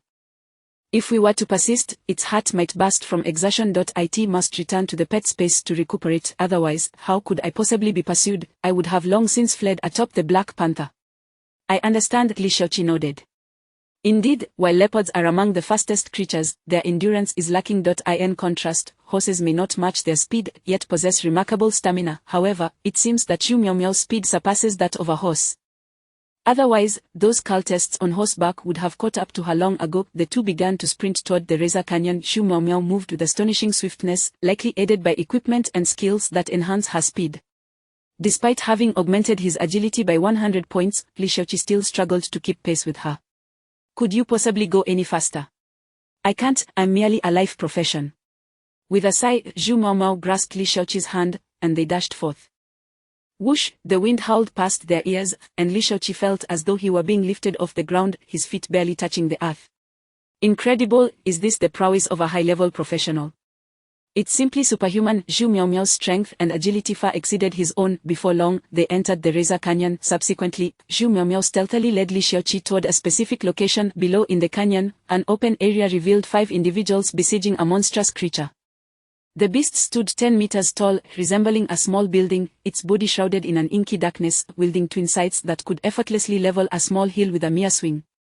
This was the first time Li Xiaoqi had encountered such a terrifying monster. The 5 cultist professionals were formidable as well, comprising 2 warriors and a 3-meter-tall berserker, engaging the creature in a fierce battle. In the distance, archers and mages provided ranged support. This is the boss from the Shadow Realm. I wonder how it ended up here. The boss is on the verge of death. Let me share some information with you. You act as you see fit. I shall stealthily approach first. Zhu Miaomao utilized her reconnaissance skill from a distance, relaying the information to Li Xiaoqi. Shadow Scythe Wielder, Soul Devourer, Level 40 Boss, at Health 263001000000. Skills Soul Devour, Shadow, Ambush, Soul Harvest, Death Self-Destruct. What are the next steps? Li Xiaoqi turned to Zhu Miaomao, only to find that she had vanished. Hey, where did you go? Hello. Yet again, a sudden shift left him alone. He observed the information and noted that the boss's health was decreasing by 100 points per second. The boss is nearing death. We won't have time to seize both the creature and its spoils, so let's focus on the monster first. Li Xiaoqi swiftly controlled his clay spider bombs, racing towards the scene. The speed at which he could control the clay was also linked to his mental acuity. The higher his mental power, the fewer spiders he could command, thereby increasing his mobility. By controlling 10 spiders, he achieved a speed of 10 ms, which was quite swift, allowing him to quickly ascend the creature's back, which was oblivious to the assault as it battled the cultists. Where would the damage be most effective? I've heard that ancient martial arts target the groin, the eyes, and the joints. Since those areas are the most vulnerable, then Li Xiaoqi commanded 20 clay spiders to crawl onto the boss's groin. Although it appeared devoid of that particular anatomy, the stickiness of the clay held them in place, poised for detonation. Once positioned, Li Xiaoqi directed another 25 spiders to stealthily approach the 5 cultists. Meanwhile, he kept a vigilant watch on the boss's health, preparing to snatch the kill. Health of 5371000000, health 2331000000, health 910100000. Inch. Now's the moment. At is in the explosion. Boom. As the boss's health dwindled to 910, he detonated 20 bombs. Boom. Accompanied by the mage's fiery dragon spell, the creature collapsed with a resounding crash. Defeated boss monster a Shadowside Wielder, a Soul Devourer. Experience 100000. Acquired purple equipment, enchanted staff. Acquired green equipment, blood howling eagle trident. Acquired green equipment, Titanic great axe. Acquired green equipment, flame cloak. Gained 10 gold coins. Acquired material, Heart of Soul Devourer. Level increased, gained 5 attribute points, freely distributable. Level increased, gained 5 attribute points, freely distributable. Oh my, 100,000 experience points. My experience bar is completely full, and I've leveled up twice. A series of notifications sent Li Xiaoqi into a euphoric frenzy. He had effectively soloed a level 40 boss at level 11, reaping the rewards entirely for himself. The clay bombs were truly a divine tool for snatching kills. Li Xiaoqi immediately allocated his attribute points to enhance his combat prowess. Meanwhile, on the other side, just before the Shadowside Wielder Soul Devourer met its demise, the cultist Basaka shouted, "Frontline, take your healing potions, this boss will self-destruct before it dies, just endure it." The 3 frontliners immediately gulped down potions. Subsequently, as the boss fell to the mage's fiery dragon spell, the simultaneous detonation of the clay spiders erupted alongside the boss's self-destruction. The Shadowside Wielder emitted a final, defiant roar before crashing to the ground. Excellent, we weathered the self-detonation, the boss is dead. It was worth the consumption of 10 sets of advanced healing potions. After 2 days and nights, we finally whittled it down. The Basaka laughed heartily, dispelling his frenzy state to return to his normal height. Who could have guessed that the towering 3-meter man was originally just 1.5 meters tall? However, he quickly adopted a perplexed expression. What is going on? Where are the spoils? I didn't receive anything. Strange, we clearly killed it. Why is this happening? The 5 of them were bewildered, having not received any notification of loot. Boss, what is that white substance on you? What substance? You have it too. It resembles a pig. Why are you insulting me? You look more like a pig. No, I mean the white stuff on you looks like a spider, or a cartoon version. The group was bewildered. Not only had they not received their spoils, but they also found themselves covered in peculiar insects. They had never encountered such things and hurriedly attempted to swat them away. The next moment. Boom boom boom. -200, -120, -100, the spiders detonated simultaneously, sending the cultists tumbling. With high defenses yielding low damage and low defenses resulting in high damage, the 5 spiders inflicted between 500 to 1000 damage on each cultist. This damage, of course, was not lethal, but Li Xiaoqi immediately commanded another batch of spiders. Damn it, someone is The boss was stolen. The Basaka snapped back to reality, shouting loudly. The others also quickly grasped what had transpired. Oh! Oh! The distant archers and mages were the first to suffer. Zhu Miao Miao stealthily approached, activating a backstab that instantly eliminated one of them. Oh no, it must be that rogue from earlier. The Basaka, now in a precarious state, hastily consumed a potion, re-entering his frenzied state. The 2 warriors also assumed combat stances. However, their health was already in a precarious condition, and their bodies had entered a state of fatigue. The repeated use of healing potions resulted in diminishing returns. They had sacrificed much to slay the boss, and their condition was dire. What followed was Zhu Miao Miao's personal showcase. You have not endured the trials of the Battle Academy. You are but a bunch of hollowed-out fools with levels and equipment. Fools, only now do you react. Too late. Zhu Miao Miao appeared behind one of the warriors, striking with her dagger like a specter. Chapter 24. At the disparity between combat academy professionals and casual practitioners. It's you, where are Xiao Chang and the others? The cultist Basaka glared at Zhu Miao Miao with trepidation. If Zhu Miao Miao had appeared here, did that not imply that Xiao Chang's team of 5 had perished? Those worthless fools, they have long since become my prey. After dispatching a warrior, Zhu Miaomiao once again cloaked herself in invisibility, vanishing from sight. Damn it, the rogue class is truly insidious. The Basaka and another warrior immediately positioned themselves back to back. The warrior cast the guard skill on the Basaka, then raised his shield, adopting a defensive stance to thwart any potential ambushes. At present, of the 5-person squad, the archer, mage, and 1 warrior lay dead. Only the 2 of them remained. Boss, there is a white spider crawling from below, the cultist warrior exclaimed upon spotting the creature on the ground. That ghastly thing seems to be a bomb. The Basaka opened his mouth wide, bellowing in fury, shatter it. This activated the Basaka's roar, unleashing a sonic wave attack with tremendous physical might, an area damage skill whose potency increased with strength, accompanied by a stunning effect. Boom, boom, boom, the moving clay spider was violently disrupted by the sonic waves, exploding right where it stood. It's been shattered. How is that possible? Li Shao furrowed his brow, realizing that his clay bomb still required refinement. Its instability left it prone to premature detonation under intense vibration. Furthermore, camouflage was crucial. If it could be disguised in black, it would be far less detectable. However, Li Shao smirked, continuing to deploy more clay spiders. After all, he possessed an abundance of them. How many times could they unleash their roars? Another 20 small spiders advanced towards the 2. The pair, fearing an ambush from the invisible Zhu Miaomiao, dared not move. They only needed to endure until her invisibility waned, at which point they could retaliate. Roar, the Basaka unleashed his roar skill once more, shouting in rage. The clay spider was detonated prematurely again. Swish, swish, swish, another 20 clay spiders emerged. What the hell? More. The cultist warrior was taken aback, feeling overwhelmed by the seemingly endless onslaught. What in the world are these abominable creatures? Roar, the cultist Basaka, exasperated, could only roar again. Boom, roar, boom, roar, roar, roar, boom, boom, boom. It should be noted that Li Shao had brought along a staggering 10,000 clay spider bombs. As of now, he still had over 9,500 remaining. No matter how the adversary employed their roars, the next moment, more spiders would appear. This was an unending war of attrition. Is this ever going to end? Roar, cough, cough, cough. Damn it, my throat is hoarse. The Basaka coughed several times, spitting blood. He was already injured, and the continuous use of roars had taken a considerable toll on his body. I can't take it anymore. I'm going to kill that sneaky little brat.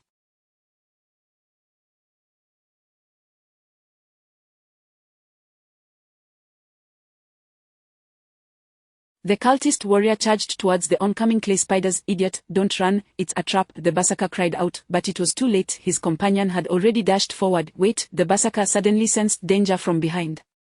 He gripped his double axes tightly and spun around to strike. Oh, you've discovered me. Zhu Miaomiao easily performed a backflip, evading the blow like a swallow. If Li Shao had witnessed this, he would have been astounded, exclaiming, my goodness, isn't that the flying swallow technique? Indeed, it was the flying swallow technique. This exemplified the distinction between those who emerged from the combat academy and casual practitioners. Firstly, there was the disparity in combat skills. In the academy, various combat techniques, skill combinations, and the characteristics of different classes were taught to effectively confront foes. Secondly, within the combat academy, one could learn the unique skills of the warrior class. This was not through skill books but through personal insight and understanding. The warrior class was exclusive to the Dragon Kingdom in the Huaxia region.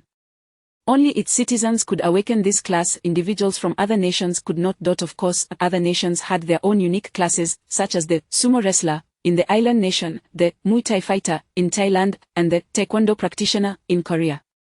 A significant portion of the skills belonging to these exclusive classes were passive. The same went for the warrior. Most of its skills were also passive. Research has shown that these passive skills should not precisely be termed skills.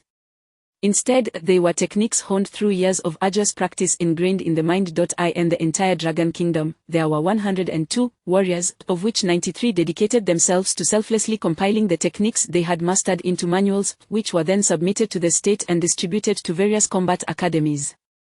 The Dragon Kingdom's strength could largely be attributed to these selfless warriors. Students at the Combat Academy spent a portion of their time practicing the warrior manuals. By leveraging their formidable attribute points, practitioners could wield the warrior techniques, becoming even stronger. However, this differed fundamentally from learning through skill books. Skill books could be learned instantly without the need for time investment, whereas practicing the manuals provided by the warrior class required extensive time and did not guarantee success, demanding significant insight.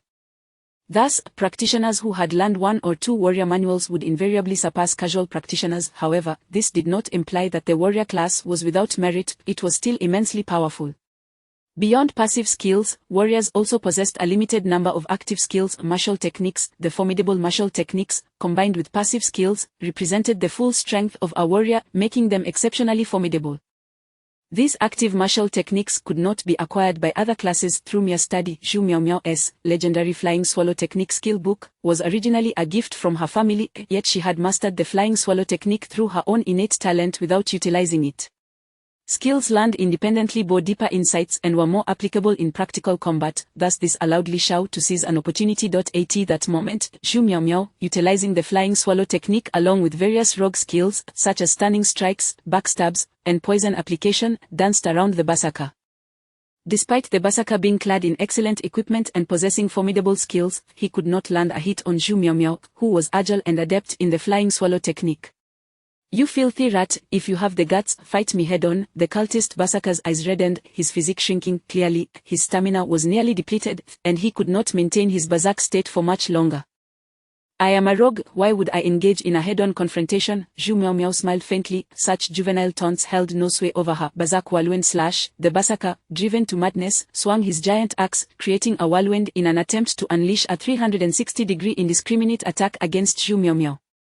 Regrettably, such a rigid assault was effective against groups of monsters but paled in comparison to Zhu Miaomiao's refined combat techniques. She watched as the whirlwind grew weaker. This skill consumed considerable stamina. "It's my turn." Zhu Miaomiao made a swift move, darting into the whirlwind's radius. With a single strike, she targeted the Berserker's throat. No, the cultist Berserker's eyes filled with disbelief as he collapsed. He could not comprehend why, despite his purple gear and fully developed skills, he fell to the blade of a similarly ranked practitioner without inflicting any damage in return. Once, he had been an ordinary person in a life profession, looked down upon by others. He could not accept it. He could not resign himself to being just an ordinary person, until the leader of the all-powerful cult approached him, promising to grant him strength. To change his fate was his most fervent desire. Whoever could provide him with power, he would gladly serve. Subsequently, he killed many self-righteous practitioners, acquiring their equipment, reveling in the thrill of murder and plunder. It was a journey from hell to paradise, or so he thought. Yet ultimately, he still succumbed to the blade of a practitioner. Perhaps this was fate, a punishment for his transgressions. I wonder how Li Xiao is faring. Zhu Miaomiao brandished her dagger, hastening towards Li Xiao's direction. Chapter 25. A bountiful harvest. The assessment is about to begin. "Hey, you little rascal, just try and escape. Come and chase me if you dare. If you run any further, I swear I will skin you alive." Oh, how terrifying. In a grove at the base of the canyon, one pursued while the other fled. The cultist warrior relentlessly chased after him, but each time he was on the verge of catching up, he would fall short. The lad ahead, who was adept at using clay bombs, though not as swift, consistently hindered his pursuer with clay spider bombs. Whether detonating one in front to obstruct his line of sight or blowing up a large tree to block his path, the distractions were relentless. With continuous practice, Li Xiao had become increasingly proficient in maneuvering the clay bombs, manipulating them with the same ease as if they were an extension of himself. Of course, the direct confrontation was out of the question. The warrior, at level 30, was not someone Li Xiao could afford to confront. He continued to evade, awaiting Zhu Miaomiao's support. Brutal charge. In a fit of rage, the warrior unleashed his skill, barreling towards Li Xiao like a tank, toppling trees in his wake. Once he lost his composure, it was Li Xiao's opportunity to strike. "Brother, don't just look ahead, glance beneath your feet." Li Xiao shouted to the cultist in the distance. Startled, the cultist immediately looked down, but saw nothing amiss. The ground was bare. Just as he lowered his gaze, Li Xiao's clay spiders, strategically placed in the trees, leapt down onto the warrior's head. Boom, boom, boom. A cacophony of explosions erupted, forcing the warrior to scramble for cover, clutching his head. Thankfully, he wore a helmet, otherwise, he might have suffered a grievous fate. This warrior was well equipped and high level, making it difficult for Li Xiao to dispatch him even in a wounded state. "You tricked me." Damn it, the warrior finally realized he had been deceived. "You foolish pig, don't you know that all is fair in war?" Li Xiao laughed heartily before fleeing once more. The warrior charged after him again. "Look above. Watch your mouth." Choosing to glance at his feet, the warrior promptly activated his trample skill, but it was of no use. The bombs rained down once more. "You are asking for death." The cultist was utterly incensed, retrieving a magical scroll from his backpack, his trump card. A precious one-time use scroll capable of unleashing devastating magic. He aimed it squarely at Li Shao. Despite its considerable value and his reluctance to use it, he cared little now, solely intent on eliminating the impudent brat who had toyed with him. All right, it's time to end this. Just as the warrior prepared to unleash the scroll, Zhu Miaomiao emerged from the shadows. It turned out she had been observing all along, waiting for the moment the warrior revealed his lethal weapon before making her move. A flash of light surged forth as Zhu Miaomiao struck with a combination of a stun and a throat slice, executing her skills flawlessly. The last cultist fell, defeated. Senior sister, you are here, why didn't you intervene sooner? You made me run all over the place. Li Shao remarked, noticing Zhu Miaomiao's calm demeanor. Of course, I wanted to assess your abilities, Zhu Miaomiao replied with a slight smile. You've made excellent use of your clay bombs. With your current skills, you demonstrate the cleverness and adaptability worthy of being my teammate. Li Shao sighed in exasperation. Next came the looting phase. The equipment from this batch of cultists was impressive, nearly all donned in purple gear. Li Shao couldn't help but exclaim, why do these cultists have such good gear? Zhu Miaomiao responded, naturally, they commit murder. The fastest way to acquire gear is through killing others. Li Shao was taken aback. Murder and pillaging, indeed. Upon hearing this, he felt these individuals deserved their fate. Zhu Miaomiao then posed a question, do you know the difference between students from a prestigious combat academy and these ordinary combat practitioners? Li Shao shook his head. Zhu Miaomiao explained, it lies in combat techniques, skill combinations, and adaptability. Through systematic training, even with the same skills and equipment, some will always prove stronger. It's not uncommon for lower-level players to defeat those of higher levels. Otherwise, what would be the purpose of a combat academy? Li Shao nodded, feeling enlightened. Previously, he had believed the resources at a combat academy were simply more plentiful. Now, he realized how naive he had been. Zhu Miaomiao, who also appeared to be level 30, was vastly stronger and more composed than these cultists. Of course, Zhu Miaomiao was a standout at the Qingfeng Combat Academy. The equipment dropped from the cultists was to be submitted to the academy, which in turn would report to the tribunal, allowing for tracking back to the practitioners slain by the cultists. Yet, Zhu Miaomiao kept one item for Li Shao. By the way, you should keep this magic scroll. Zhu Miaomiao produced a magic scroll, the very one belonging to the cultist warrior, which had been discarded just before its activation. Firestorm Magic Scroll, one-time use effect. Creates a massive firestorm, continuously attacking the target at the center of the storm, rendering them nearly defenseless. The firestorm spell cast by a level 60 fire mage. Li Zhao's eyes lit up. This was a valuable asset. It could serve as a trump card, potentially saving his life in a critical moment. He was fortunate that Zhu Miaomiao had eliminated the warrior in the nick of time. Otherwise, he would have stood no chance against such powerful magic. Alright, the task is complete. I must return to the academy to report, Zhu Miaomiao announced, preparing to leave. See you at Qingfeng Academy. With that, she leapt away, swiftly disappearing from sight. Hey, can you at least guide me out of this wretched place? Li Shao shouted after her retreating figure. A few breaths later, a voice echoed from afar. Adapt and improvise on your own. Li Shao was left speechless. This girl truly vanished without a trace. He now found himself quite far from Jiang City. He recalled that the Black Panther had sprinted at a speed of 500 meters per second for an hour, covering over 1,000 kilometers. He had left the Fanyu Hills and entered the Scythe Canyon, a desolate area inhabited by numerous level 20 monsters. His long-range cannon was utterly useless in such terrain. Thankfully, there were no bosses present. After all, high-level bosses rarely appeared in the wild. Level 20 monsters posed some inconvenience for Li Shao, yet after learning the flying swallow technique, he was fast enough to dodge their attacks, allowing him to dispatch them rather effortlessly.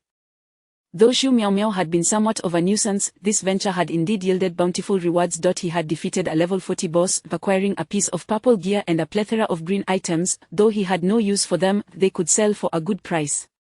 The boss had granted him a substantial experience boost, allowing him to level up to level 13. Most importantly, he had learned a level 10 martial artist movement skill and obtained a level 60 magic scroll. Just contemplating it filled him with satisfaction. However, the assessment at the academy was fast approaching, and he needed to hasten his pace. So it was that, after 3 full days, Li Shao finally emerged from the Scythe Canyon, leaving the hills behind. He arrived at the Morning Light Prairie, where dawn was just beginning to break. Li Shao retrieved his long-range cannon and sped towards Jiang City. At that moment, his signal began to connect, and system notifications chimed incessantly. As he drove, he checked his messages, starting with his sisters. Yun Fanfan, Shao Shao, why didn't you come home last night? Yun Fanfan, Shao Shao, why are you still not home? Yun Fanfan. Shao Shao, respond. Yun Fanfan, Shao Shao, you didn't get into any trouble, did you? Don't scare your sister like this. A barrage of messages conveyed his sister's concern.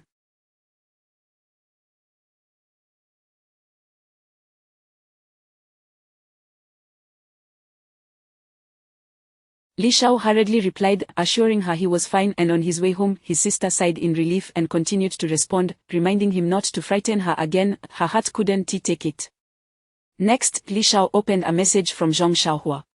Sending you a little red flower, a brother Shao. After my tireless efforts, I've leveled all 3 skills to intermediate. Not bad, right? What about you? Sending you a little red flower, or why aren't you replying? What are you up to? Sending you a little red flower, a brother Shao. The assessment is the day after tomorrow. Where are you? Sending you a little red flower. Brother Shao, the assessment is tomorrow. Where are you? Sending you a little red flower, a brother Shao. You aren't abandoning your brothers, are you? Sending you a little red flower. Brother Shao, today is the assessment. I just went to your house to find you, but your sister said you haven't been home for days. Where are you? Sending you a little red flower. Brother Shao, I'm at the assessment site right now. Where are you? Hurry over, I'm dying of anxiety. Chapter 26. A dazzling entrance. Whose rich second generation is this? In Jiangcheng, at the experimental high school, students congregated on the playground, numbering around 90. On the opposite side of the field, 5 specially designed buses were parked, provided by the Education Bureau, constructed from reinforced steel to withstand attacks from ordinary wild monsters. Shortly, the students would embark on these buses to the assessment venue. The teachers were busily taking attendance, ensuring they accounted for the number of students eligible for the evaluation. After tallying, it was revealed that the entire school had 10 classes with a total of 110 awakened combat professionals, among which 20 had not yet reached level 10, resulting in only 90 participants. This was a recurring scene every year. Some students, paralyzed by fear of monsters, despite awakening to combat professions, were unable to adapt and chose to give up altogether. Others simply lacked the diligence, failing to reach level 10 within the 2-month period.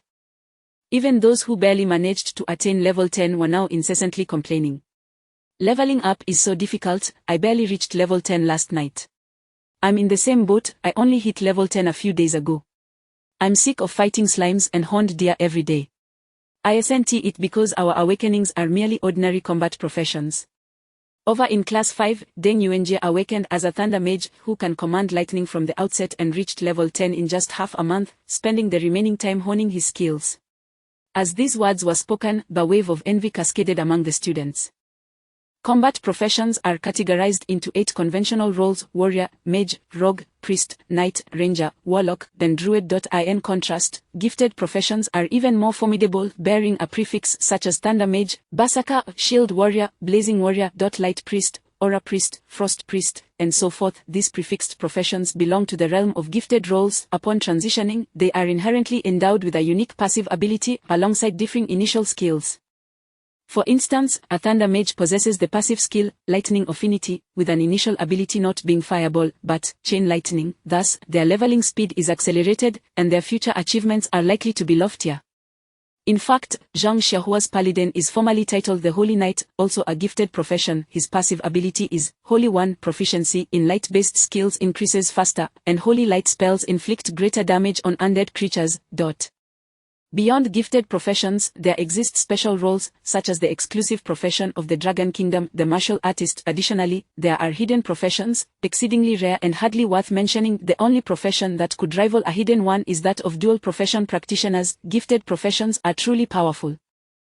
We ordinary professions cannot compete. I've heard that too. It's disheartening to compare ourselves to others. Hey, isn't Zhang Xiaohua from our class also a gifted profession, the Holy Knight? I wonder how quickly he levels up. The Paladin is quite unique, primarily focused on tanking, akin to a support role, so he probably doesn't level up too quickly. As the classmates conversed, the topic inevitably shifted to Zhang Xiaohua. All eyes turned towards him, however, at that moment, Zhang Xiaohua was preoccupied, his gaze fixed anxiously on the school gate, for the departure was imminent and Li Xiao had yet to arrive. Zhang Xiaohua, how long did it take you to reach level 10, a classmate inquired.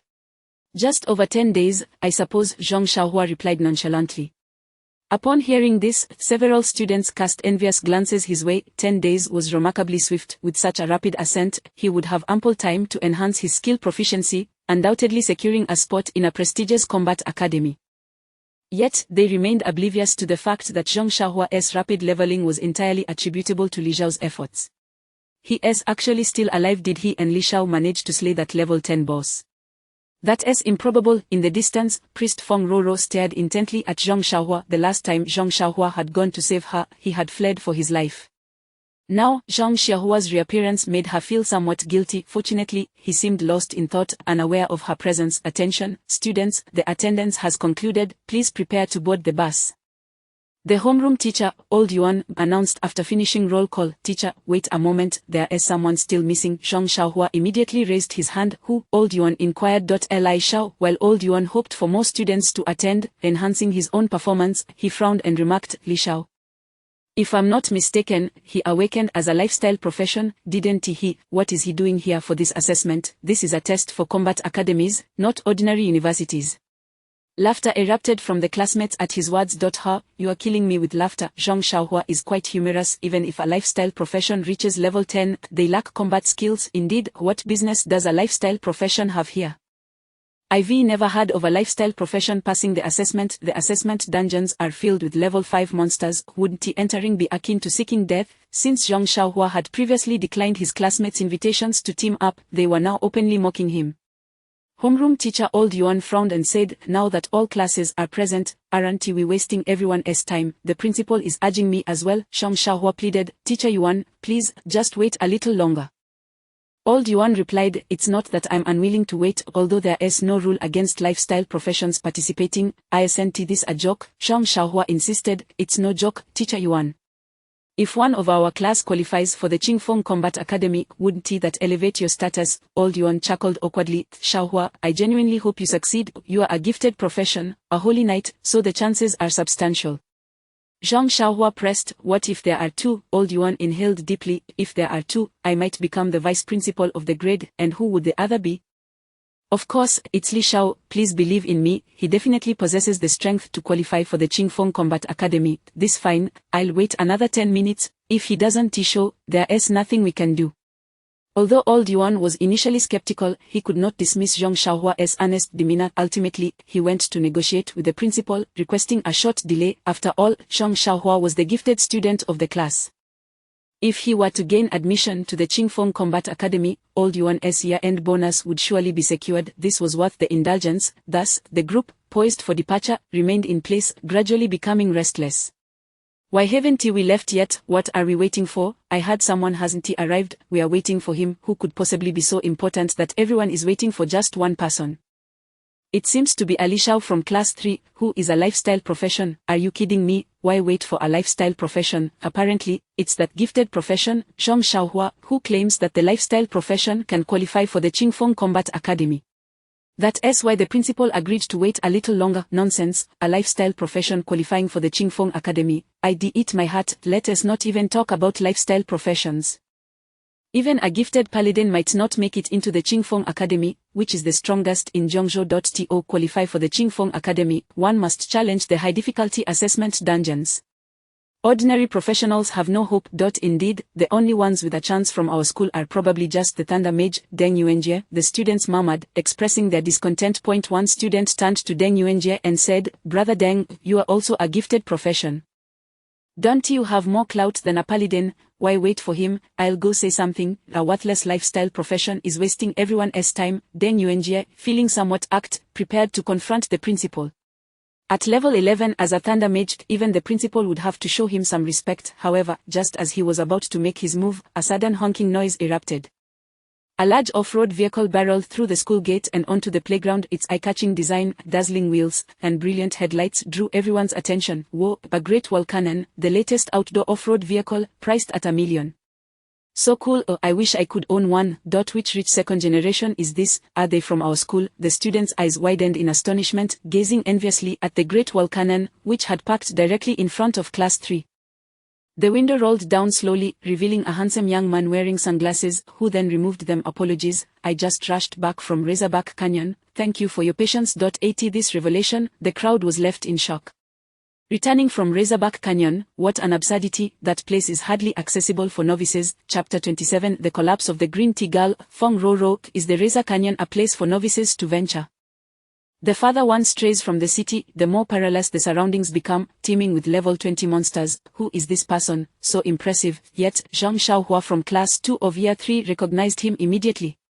Is that not my brother, Xiaogu? When did Xiaogu acquire a great wall cannon? It feels as though they have suddenly drifted into different realms. I have been toiling tirelessly, striving to upgrade my living profession.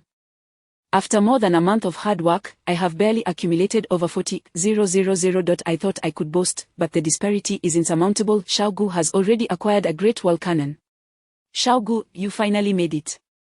I almost thought you wouldn't come, Zhang Xiaohua exclaimed, finally releasing her anxious heart. Upon hearing this, the classmates were astounded. Upon closer inspection, it truly was Li Xiao. How has he suddenly become so affluent? Could it be his father is a hidden tycoon who left secretly to cultivate his resilience, only to emerge once he had developed a strong character?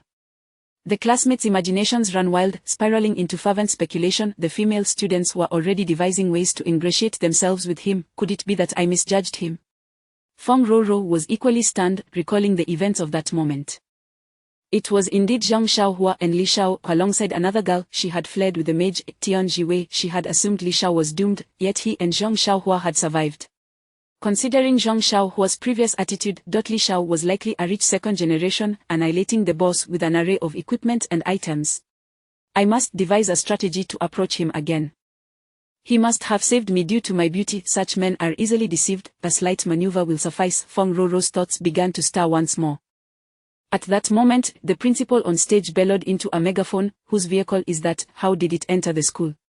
Principal, it's a student, a student.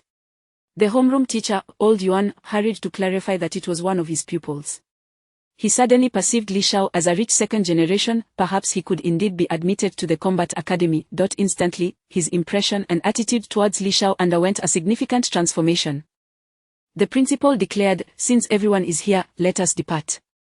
Subsequently, students from various classes began boarding the bus to leave. Li Xiao turned to his homeroom teacher and said, Old Yuan, I will follow behind in my car.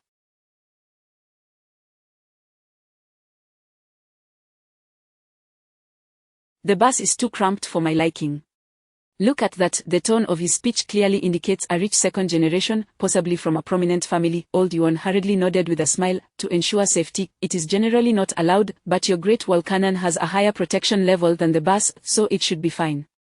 Just keep close, make sure to perform well and strive for admission to the combat academy to bring glory to our class 2 of year 3. If he were indeed a rich second generation, there was a genuine possibility of being admitted to the combat academy.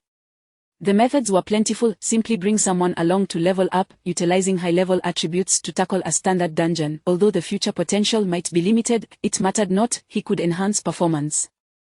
Li Xiao gestured an okay sign, nonchalantly declaring, I guarantee the task will be completed. Zhang Xiaohua excitedly rushed over, directly opening the door to the passenger seat. This seat is mine. It must be yours, Li Xiao chuckled. Once inside the car, Zhang Xiaohua couldn't help but touch everything, reveling in the experience. A few other classmates approached, drawn in to observe. One male student inquired, Li Xiao, you still have 2 seats in your car, could you give me a ride for a bit? Another student quickly chimed in, count me in. They were eager to join, as the bus was overcrowded and the air was stifling. Li Xiao unhesitatingly declined, sorry, too much fuel consumption. Greedy, the students grumbled as they walked away, heading towards the bus. That moment, seeing that the other students had departed, the class beauty, Fong Roro, approached. She believed that with her beauty, if she spoke again, she could easily manipulate Li Xiao. Li Xiao, Zhang Xiaohua, thank you for risking your lives to save me last time, Fong Roro said with a gaze full of affection, her eyes sparkling as if she were a budding flower. Fong Roro was adept at sending signals, leading boys to misconstrue her feelings as affection, thereby exploiting them for her own gain. Ordinary boys would surely succumb to such temptations. However, Zhang Xiaohua was the type who was straightforward and would never be swayed. Having been deceived once, he would remember it for a lifetime. As for Li Xiao, having lived 2 lives, he had encountered all manner of green tea and would not fall for such tricks. Just as Zhang Xiaohua was about to speak, intending to tell Feng Roro to leave, he was stopped by Li Xiao. To simply dismiss her would be too lenient. Li Xiao turned to Feng Roro, smiling, "No need for thanks, Feng Roro. Isn't it the duty of us boys to lend a hand when we see injustice?" Upon hearing this, Feng Roro felt a glimmer of hope, softly replying, "I will always remember that time you saved me." After saying this, she tousled her hair, feigning vulnerability. "By the way, Li Xiao, could I sit in your car? I tend to get dizzy on the bus, of course." Li Xiao readily agreed. Feng Roro felt a surge of joy. The boy was indeed easily deceived. "Thank you, Li Xiao." With that, she moved to the back seat, attempting to open the door. However, the door would not budge. "Li Xiao, did you forget to unlock the door?" Let me check, it's unlocked," he replied. "If the door is unlocked, why can't I open it?" "Let me try again, don't rush, I'll give it another go." "Alright, it should be able to open now." Feng Roro stood at the back, straining to pull the door, but it remained stubbornly shut, for Li Xiao had long since locked it. After several attempts, as the school buses departed one by one, Feng Roro still could not open the door, appearing increasingly frantic. "Feng Roro, the lock must be broken." "I apologize," Li Xiao said, and with a swift press of the accelerator, a cloud of dust erupted, coating Feng Roro's face. He then sped off, following the last bus. Meanwhile, Feng Roro stood there, covered in dirt, utterly stunned.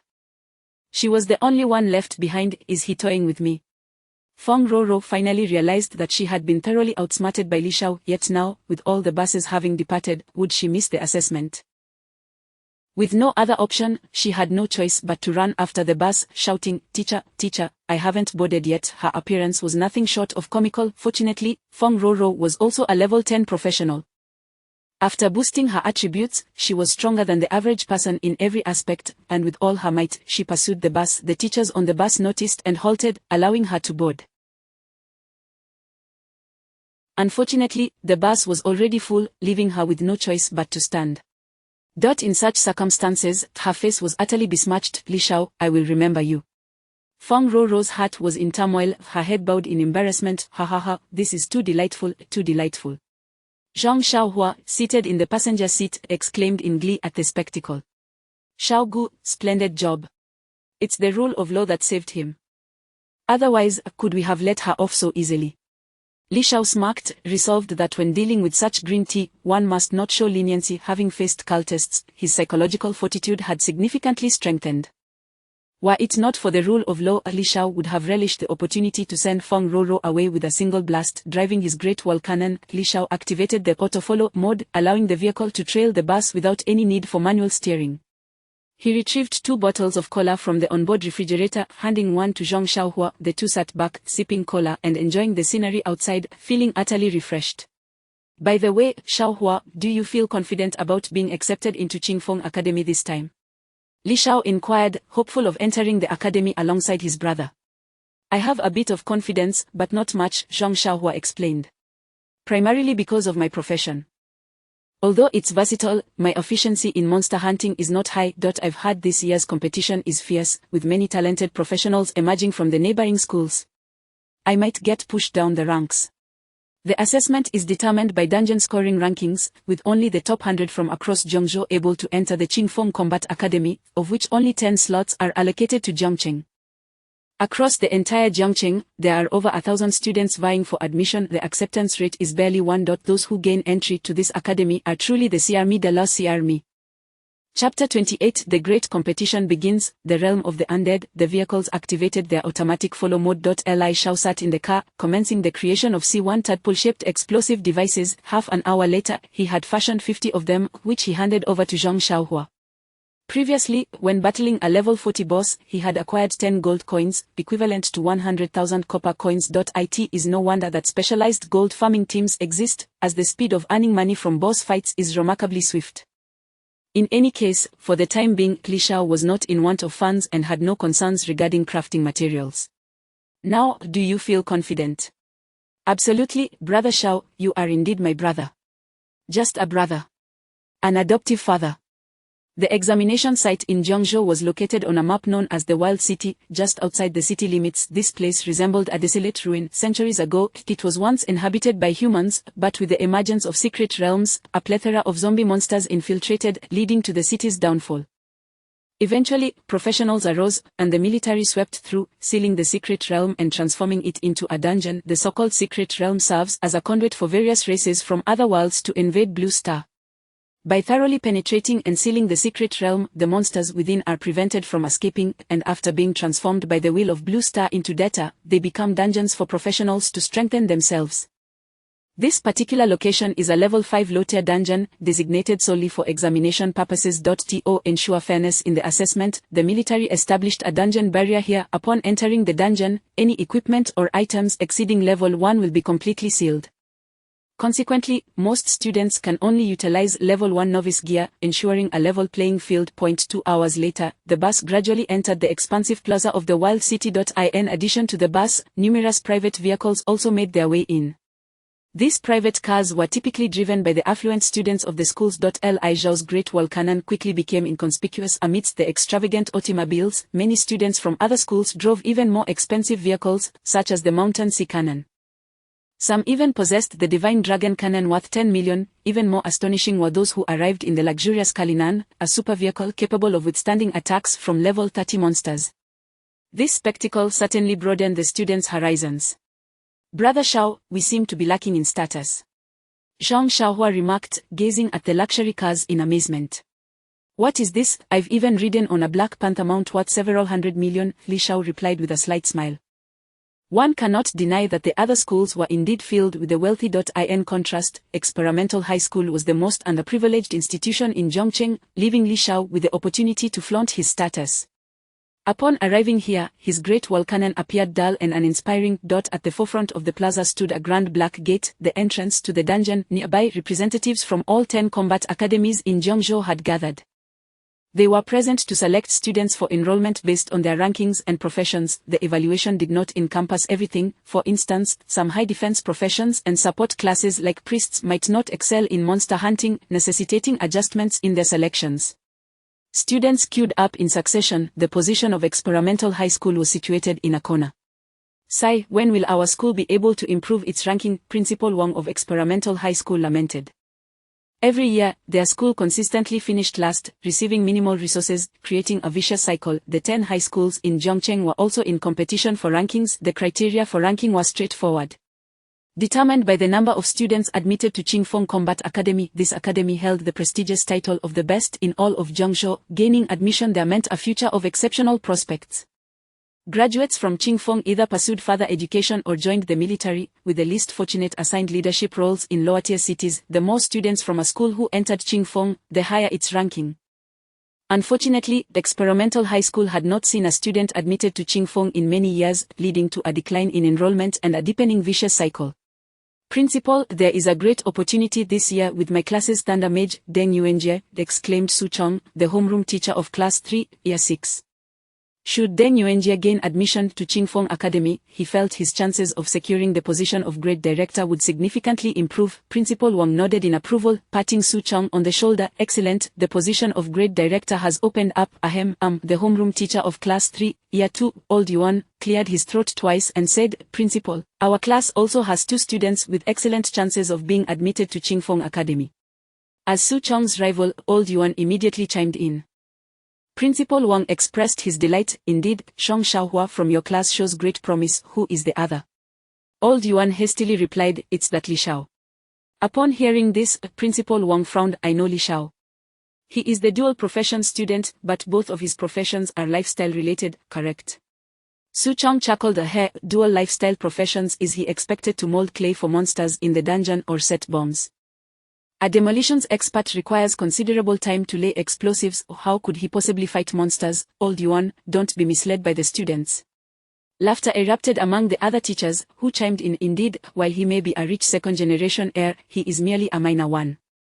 There are countless wealthier individuals in Jiangzhou. Just look at those luxury cars. Even if he manages to level up his lifestyle professions to level 10, he would barely qualify for the lowest tier combat academy, and even that is not guaranteed. Teacher Zhang is absolutely right. Who can gain entry into Qingfeng Combat Academy? How could lifestyle professions ever be admitted? As the teacher's laughter echoed, old Yuan hung his head in shame. I merely suggested there was a chance, not that it was certain. Even if not, there's still Zhang Xiaohua. Zhang Xiaohua has a significant opportunity. Old Yuan gave himself a way out, then stood silently to the side. Soon, the leaders from the Education Bureau began to address the crowd. They spoke about the rules and precautions for this examination. This wilderness city dungeon was named Realm of the Undead. The rules for clearing the dungeon stipulated endure 5 waves of zombie hordes to be deemed successful. Each student was issued a return stone item, which could be used immediately in case of danger to choose to leave. Based on the duration of survival and the dungeon's difficulty, a corresponding evaluation would be assigned. Various combat academies would select students based on these evaluations. The higher the ranking, the better the academy they could enter. Above the portal, a semi-transparent white screen displayed the names of each student, and their scores would soon appear. I hereby declare the examination officially commenced. Students, please queue to enter. With the chief official's announcement, students began to enter the dungeon entrance in a steady stream.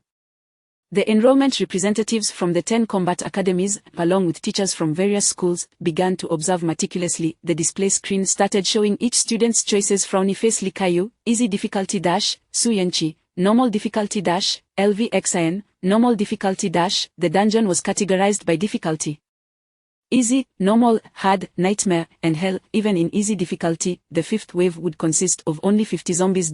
As the difficulty increased, the number of zombies would multiply. According to last year's statistics, to gain admission to Qingfeng Academy, one must select hard difficulty and withstand at least 3 waves of zombies to have a chance. Zhang Qi, Hard Dash, Su Tian, Nightmare Dash. Suddenly, a student shouted, "Someone has chosen hard difficulty." Quickly, another student exclaimed, "My goodness, someone has chosen nightmare difficulty." It's Su Tian from Tianyu High School, a genius, the gifted puppeteer. At this revelation, the crowd erupted in astonishment. Even the enrollment teachers from the 10 combat academies turned to gaze. Could this year's batch of students be so formidable? Someone had actually opted for a nightmare level dungeon. Chapter 29. The entire arena is stunned. Some choose the nightmare level. Although the zombie kingdom is merely a level 5 low-tier dungeon, the selection of difficulty escalates rapidly, increasing the challenge of completion. In contrast to other dungeons, where difficulty is primarily enhanced by elevating the quality of monsters, the zombie kingdom is rather unique. It amplifies the quantity of monsters instead. While the zombies may be classified as level 5 creatures, their sluggish movements are offset by their venomous decay. If one were to suffer from scratches or bites, they would enter a state of poisoning, with life points diminishing by 0.1 per second until death ensues. Upon death, the individual would transform into a mindless zombie. However, to prevent the demise of the professionals, the Education Bureau outside this dungeon has stationed 10 priests, ready to assist in detoxification at any moment. This, however, underscores a critical issue. Injuries cannot occur within this dungeon. A flawless run is imperative. The greater the number of participants, the more formidable the challenge of completing it unscathed. 80. The easiest difficulty, the first wave consists of 10 zombies. At normal difficulty, the first wave escalates to 20 zombies. The hard difficulty sees the first wave swell to 40 zombies. Yet, at the nightmare difficulty, an alarming 80 zombies emerge in the initial wave. It is crucial to note that this is merely the beginning. Each subsequent wave will see the numbers double. The second wave at nightmare difficulty reaches 160, and the third wave surges to 320. What does it mean to face 320 zombies? It is a veritable tide of corpses. In such dire circumstances, should a professional become besieged, they may not even have time to utilize a return stone before being torn to shreds. If one can endure to the fourth wave, which is a staggering 640 zombies, survival under such conditions is virtually impossible. Anyone who can withstand the fourth wave would undoubtedly secure a spot in the Qingfeng Academy. The puppet master Su Tian instantly became the center of attention, with the prospect of successfully defending against 3 waves of zombies ensuring a place in the top 10. Truly, the competition is fierce. The gifted class puppet master is extraordinarily powerful. I have heard of Su Tian. He ventured alone into the wild boar forest at level 3. Indeed, controlling puppets from a distance renders him impervious to zombie scratches. Students from various schools in Zhongcheng buzzed with excitement, enviously discussing his prowess. Just as everyone believed this to be the pinnacle of talent, another bombshell announcement erupted. Wang Hai, Nightmare Dash, another nightmare. Goodness, yet another student from Tianyu High School. Are this year's students from Tianyu High that formidable? 2 contenders for Nightmare. Wang Hai, I have heard of him, he is also a gifted class, the Phantom Ranger. It is said that there are only 200 Phantom Rangers across the entire Dragon Nation, an indisputable powerhouse of damage output. The Phantom Ranger, I believe, possesses the innate skill to summon a phantom of their true form. Though the phantom is frail, the zombies, being slow, cannot reach it, effectively allowing dual output. Incredible, what hope does my ordinary ranger have? The crowd erupted once more, voices rising in favor. Rangers are inherently high-output archers, then Phantom Rangers double that output. The innate ability of the Phantom Ranger is Phantom Archer. Phantom Archer, you can summon a phantom with 50 attack attributes and 10 defense attributes. The attack and skills synchronize with the original. With this talent, one could indeed attempt the nightmare-level dungeon. The atmosphere fell silent as students continued to trickle into the dungeon. Just when it seemed the excitement had reached its zenith, another figure emerged, shattering the calm. As another student from a second school entered, yet another nightmare-level contender appeared. Miwen, Nightmare Dash, a young woman had chosen the nightmare-level dungeon of the Zombie Kingdom. What? More participants. Heavens, what is happening this year? Such fierce competition. It's overwhelming. Who is this new genius? I know her, she is Miwen from Yutsai High School, a priest. What? Priests are auxiliary classes, and yet she can opt for nightmare level. She is no ordinary priest. She is a gifted dark priest, capable of inflicting lethal poison with her healing spells. The students were once again left astounded. The exceedingly rare dark priest class had entered the fray. The innate ability of the dark priest is dual souls of light and darkness. Dual souls of light and darkness. Any healing spell you cast on an enemy will inflict damage equal to the healing effect. It is essential to note that a level 10 priest's advanced skill is likely group healing. Acquiring this skill, in conjunction with her innate ability, would yield a terrifying area damage skill. Following this, students continued to enter one after another. As the competition intensified, those originally aiming for Qingfeng Combat Academy began to reconsider the difficulty they would attempt. As schools continued to enter, more and more students opted for hard difficulty. Many gifted classes even chose Nightmare. Although some gifted classes may not be suited for Nightmare difficulty, the overwhelming presence of talent this year left them with no choice but to take the gamble. This year's crop of geniuses far surpassed previous years. That experimental high school, Principal Wang began to feel anxious. Initially believing his school might secure 1 or 2 spots at Qingfeng Academy, the prospects now seemed bleak. Currently, only the Thunder Mage Deng Yuanjie held any hope. As for the Holy Knight Zhong Xiaohua, while also a gifted class, the abundance of Holy Knights and their average attack capabilities made it uncertain whether he could break into the top 10. As for Li Shao, although he was a dual class, he was deemed unlikely to succeed. This was merely old Yuan's conjecture, lacking practicality. With no choice, Principal Wang cast a glance at Su Chong, signaling his unease. The homeroom teacher of the third year, Su Chong, also felt a twinge of anxiety. He approached Deng Yuanjie, inquiring, "Yuanjie, what level of dungeon do you intend to challenge?"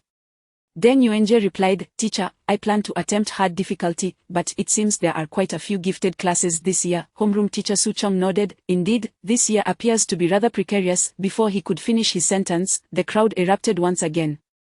Chen Nan, Nightmare Dash, another student, chose to challenge the nightmare level difficulty. A student from Tianmei High School, named Chen Nan, with a gifted class of Fear Warlock. The innate ability of the Fear Warlock is Fear Statue. Fear Statue, the unique accompanying skill, summons a Fear Golem, which scales with your level. A Warlock endowed with a growth-oriented summoning skill, truly advantageous in dealing with a zombie-themed dungeon. Moreover, it is rumored that this Chen Nan hails from a wealthy family, with a team supporting him in leveling up and enhancing skill proficiency, equipped with a set of exceptional level 1 gear. Observing this situation, Deng Yuanjie gritted his teeth. "I'll also choose nightmare level."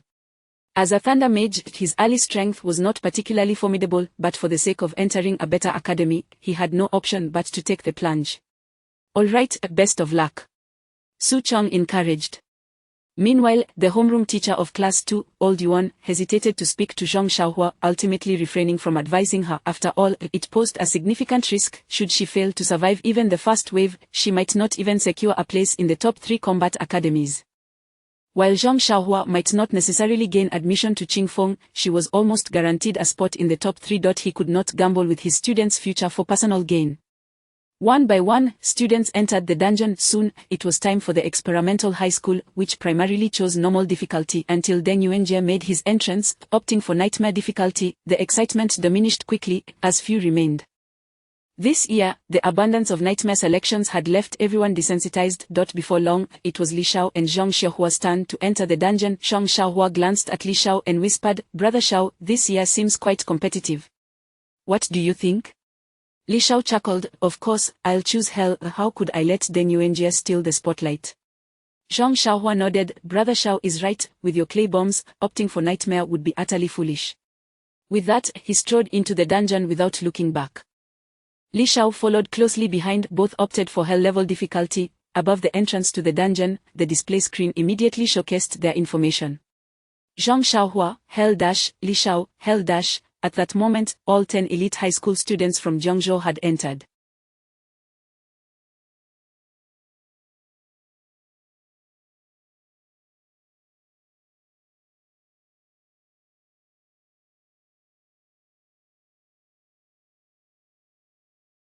Only 50 students from experimental high school remained outside. With so few participants, the atmosphere was rather subdued, yet one keen-eyed student noticed the change on the screen. Goodness, did those two choose incorrectly? How could they select hell? As the words left his mouth, the remaining students turned to look. Soon, the entire assembly was in disbelief. Did they really select hell? Is that even possible? Not only the students, but also the principals of various schools and admissions officers from combat academies, along with personnel from the Education Bureau, were now on their feet, utterly astonished. Chapter 30. The entire assembly stands. Someone has selected hell level. All rise. It is indeed that dramatic. Initially, the principals from various schools and the admission officers from the combat academy remained seated. Even though a significant number of candidates chose the nightmarish level today, their astonishment was merely momentary. However, this time, nearly everyone stood up, their faces etched with shock. Someone has actually chosen hell. It is an unprecedented feat, as few have ever dared to select the hellish difficulty of the zombie realm. The first wave of the zombie horde reached a terrifying count of 160. The second wave escalated to 320, the third wave surged to 640, the fourth wave reached an astonishing 1280, and the fifth wave culminated in an unimaginable 2560. Even a level 20 professional would hesitate to take on such a challenge. Not even dual-class or hidden professions could hope to succeed. Moreover, this dungeon is sealed, restricting the use of items and equipment above level 5. A decade ago, the dual-class talents Yan Shuangying and Yan Qing, hailing from Longguo and born in Jiangzhou, participated in this very assessment, also opting for the hell level. Yet, they only managed to endure through the third wave, becoming the top scorers of the Jiangzhou College entrance examination. Could it be that Jiangzhou is about to witness the emergence of another prodigy? All 10 combat academies are paying keen attention. Which school does this student belong to? Principal, come here quickly. The director of the Jiangzhou Education Bureau waved eagerly. Upon hearing this, Principal Wang from Experimental High School stepped forward. Director, they are from our school. The entire assembly turned their gaze towards him, granting Principal Wang a moment of pride. For many years, he has occupied a relatively humble position here. The director, brimming with excitement, inquired, "What is the situation with these two students?" Principal Wang replied, "Director, Zhang Xiaohua is a holy knight." The director's expression fell slightly. "The holy knight challenging the hell difficulty. Surely that cannot be. What about the other one?" Not only was the director disappointed, but the admission officers from the combat academy shared in his disillusionment. While a holy knight is undoubtedly impressive, it is merely a tank and support class. They had hoped for a hidden profession, only to be left disappointed. Principal Wang continued, "The other one is a dual class." What? The eyes of everyone brightened. A dual class, how had they not heard of this development? The rarity of dual-class professions surpasses even that of talent professions. It holds a status comparable to hidden professions, with more skills and an increased number of attribute points gained with each advancement. This is a candidate that every combat academy would vie for. Principal Wang offered an awkward smile. However, it is a dual-life profession. Confusion swept over the crowd. What on earth? Longguo has finally produced another dual class, yet it is a dual-life profession. What practical value does that hold? The director of the Education Bureau, now thoroughly disheartened, exclaimed, "This is no laughing matter. If these two select the hell difficulty and happen to perish within the dungeon, what then? This is absurd. These two students are treating the assessment as a joke. Even if they choose the hell difficulty, they won't survive the first wave. Their scores will be worse than if they had chosen the hard level, or even the normal level." Indeed, it seems these two students are merely jesting. The admission officers from various combat academies were visibly disillusioned, while the high school principals reveled in schadenfreude, asserting that the two were merely fooling around.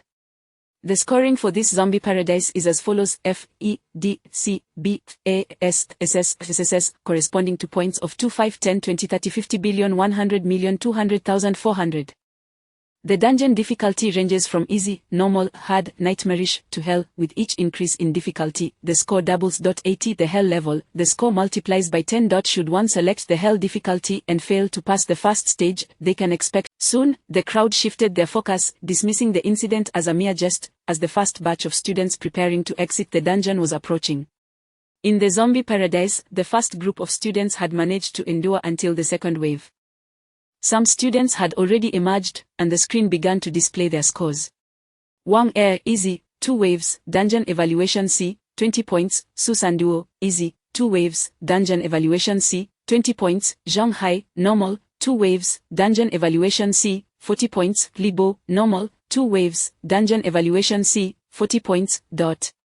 Upon exiting, the students began to voice their grievances. This dungeon is far too difficult, so many zombies, my legs are trembling in fear.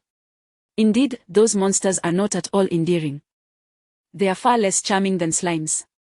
Soloing is manageable, but being swarmed is a different story. As a warrior, I cannot attack from a distance, making this highly disadvantageous.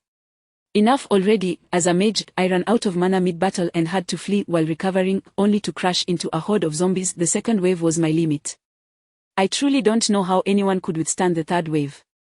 Priest, I'm poisoned, please cure me. Some students emerged yelling, evidently having been bitten by zombies, forcing them to exit the dungeon lest they perish inside.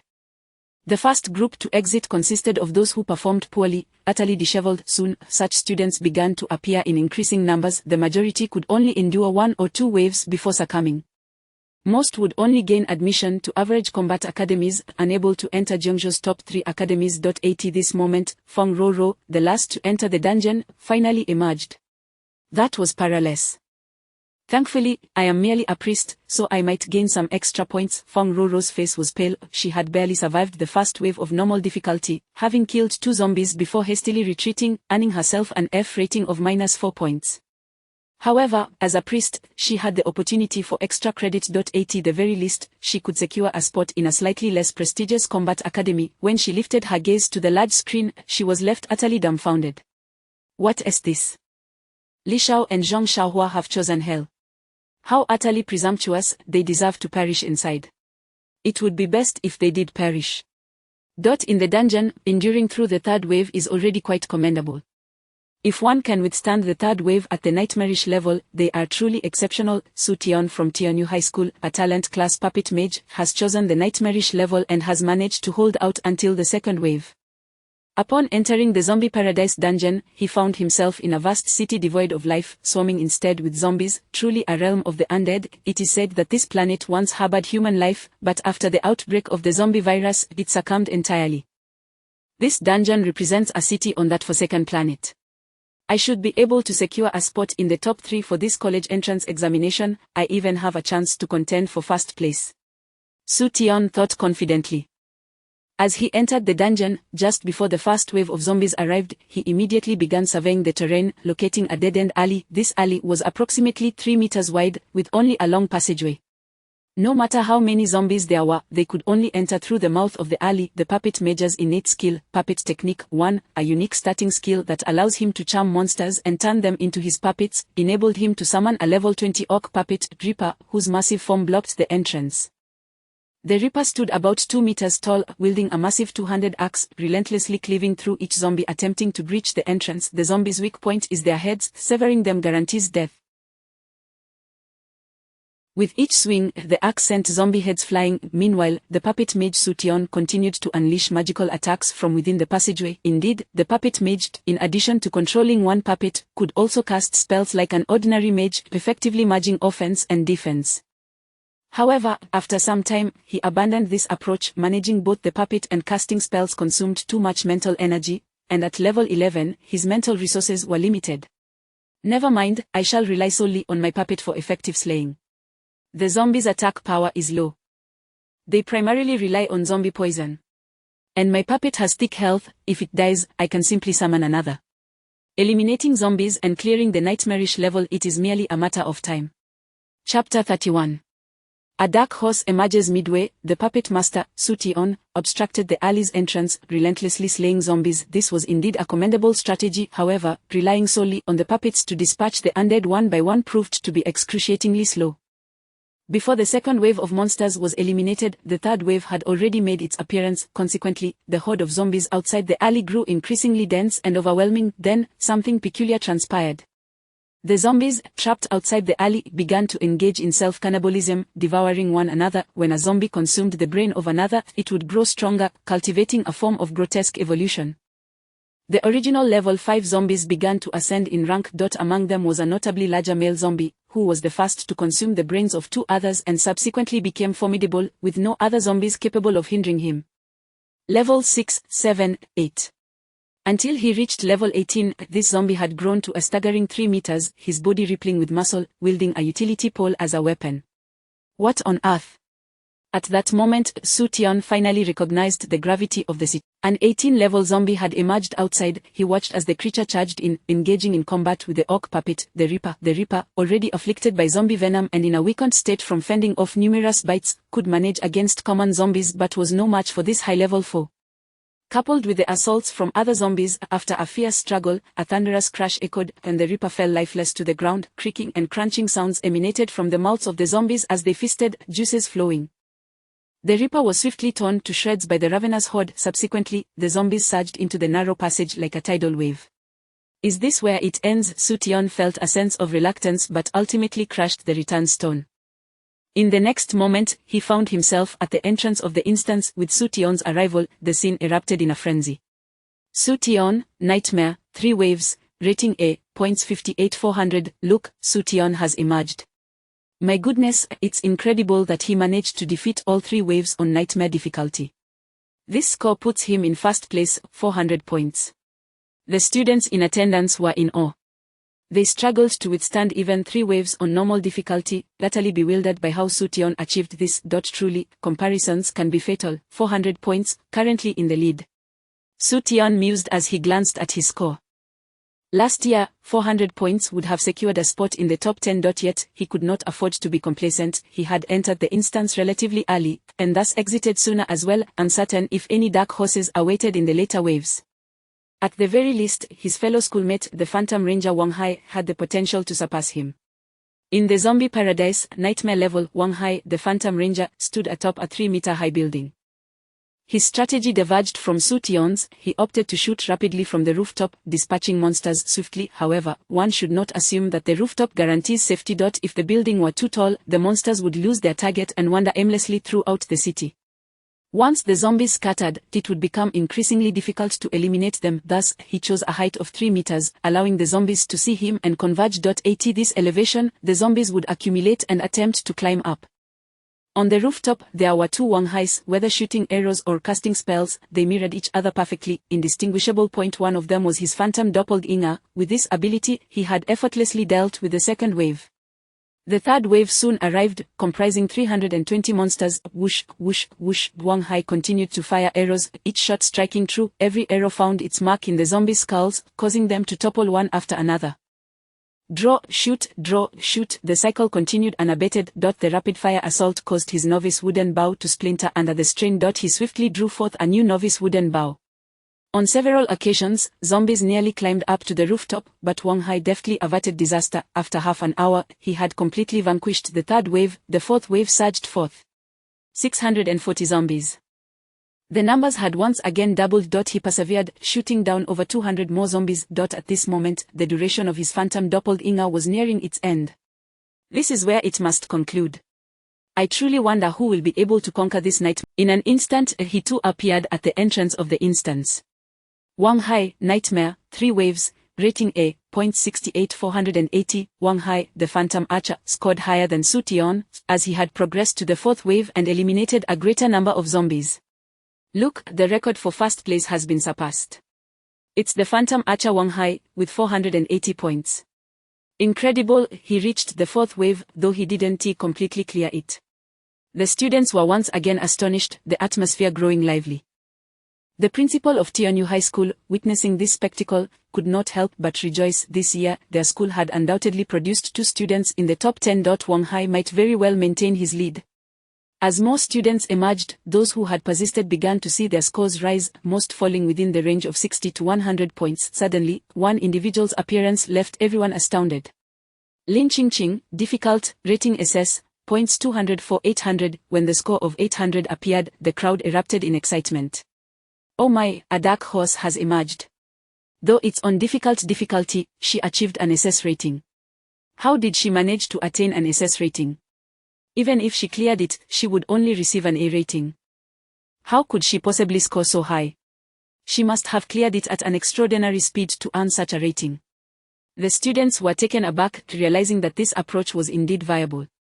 Challenging a lower-level instance while obtaining an SS rating was a valid strategy, but how had Lin Qingqing achieved such a rating? Before long, students began to inquire incessantly, and the information they gathered left them astonished.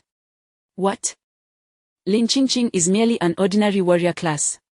I can't believe it, I'm also a warrior class, so why am I not as formidable? It's hard to fathom, perhaps her skills are simply exceptional, you're unaware, but I heard her family is well off, the students speculated wildly. Lin Qingqing walked back into the line after exiting the instance. She appeared like a charming girl who had stepped out of a spring day, her eyes sparkling like sunlight refracted through morning dew, bright yet tinged with shyness, her smile blooming like two delicate pear blossoms.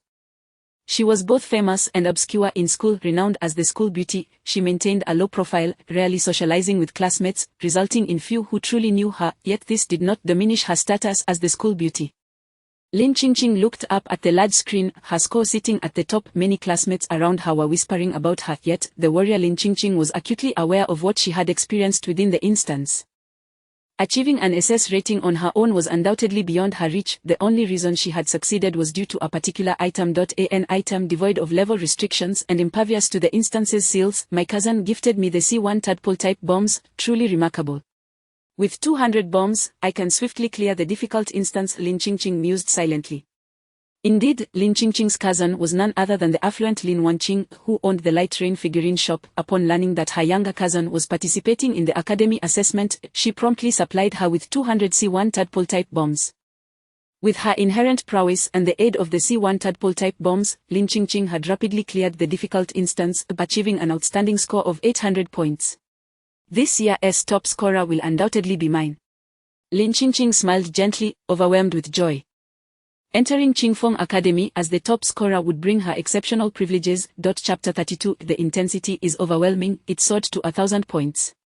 With 800 points, surely that's the top scorer this year. Indeed, last year's top student scored only 500. Then 800 points is practically guaranteed. It's already 300 points higher than last year. Both students and teachers present shared this sentiment. Lin Qingqing believed she was assured of becoming the top scorer in Zhongcheng. However, soon a dark horse emerged from the shadows. The appearance of Mi-wan from Yutsai High School set new records. Mi-wan, Nightmare, Evaluation SS, points 208 1600. Upon the revelation of 1,600 points, the admissions officers from various universities once again stood in astonishment. This year's surprises are simply too numerous, with prodigious talents emerging in abundance. Some even completed the nightmare-level zombie paradise at an astonishing speed. Achieving SS evaluations, is another dazzling generation about to dawn upon us? The so-called dazzling generation refers to a period in which the world is starred with remarkable talent. During such times, geniuses arise in droves, unleashing a torrent of powerful new blood. The overall strength of the world experiences a significant enhancement. The last occurrence of such a generation was 30 years ago, when that cohort of newcomers became the mainstay of humanity's resistance against myriad races, and it seems we are witnessing the dawn of another such era. This signifies that humanity is one step closer to victory in the struggle against the myriad races. This is too intense, too intense. I thought 800 points was the limit, yet here comes a powerhouse with 1,600 points. Why is this year so competitive? Oh my heavens! 1,600 points, what kind of genius is that? How did she manage it? She is just a priest. Mi-wan, my goddess, so formidable, goddess. You might not know, but Mi-wan is the heiress of the Mi family in Zhongcheng. The Kalinan that arrived today was driven by her. I had her family specially crafted a set of top-tier purple gear for her. No wonder she could clear the nightmare with an SS evaluation. If I tried, I'd surely succeed as well. Don't be ridiculous, she is a dark priest. which is why her family invested so much in her. Only the group healing spell of a dark priest could facilitate such a swift clearance. Me when sudden rise completely overshadowed the other talents. Her 1600 points far surpassed those with scores in the 4 to 500 range. Is everyone really being overshadowed this much? Lin Qingqing couldn't help but gaze at me when she had thought her victory was assured, only to find a dark horse had emerged. As time passed, no one else achieved a higher score. The gifted individuals from various schools began to emerge from their respective trials. Chen Nan, Nightmare, Evaluation A, points 68 480. The Fear Sorcerer Chen Nan ultimately garnered only 480 points. In previous years, this would have secured him a top 3 position, but this year, he could only rank within the top 10. Yu Tianzhang, Nightmare, Evaluation A, points 58 400. This was another gifted individual from a different high school, a wandering knight, who managed only 400 points. The professionals from various schools continued to emerge. The atmosphere at experimental high school grew increasingly tense. Before long, the Thunder Mage Deng Yuanjie stepped out of the instance. Deng Yuanjie, Nightmare, Evaluation B, points 38 240. Deng Yuanjie appeared somewhat disheveled, with a bite wound from a zombie on his arm, prompting the school to immediately summon a priest for healing. What a pity, only a B rating, Deng Yuanjie sighed. Indeed, challenging the Nightmare proved too perilous. Had he opted for the difficult level, he might have scored higher. Not bad, Yuanjie, under these circumstances, you still have a chance at the top 10. Su Chong, the homeroom teacher of Class 3, reassured him. As he spoke, his gaze occasionally flickered towards Lao Yuan, the teacher of Class 2. Mem. Deng Yuanjie nodded, directing his attention to the large screen above. 1. Me 1, Nightmare, Evaluation SS, points 208 1600, 2. Lin Qingqing, Difficult, Evaluation SS, points 204 800, 3. Wang Hai, Nightmare, 3 Waves, Evaluation A, points 68 480, 4. Chen Nan, Nightmare, Evaluation A, points 68 485. Su Tion, Nightmare, 3 Waves, Evaluation A, points 58 406. Yu Tianzhang, Nightmare, Evaluation A, points 58 400. 10. Deng Yuanjie, Nightmare, Evaluation B, points 38 240. Among the top 10, 6 were gifted professionals and 4 were ordinary individuals. As a gifted professional, being in the last position was indeed a source of embarrassment.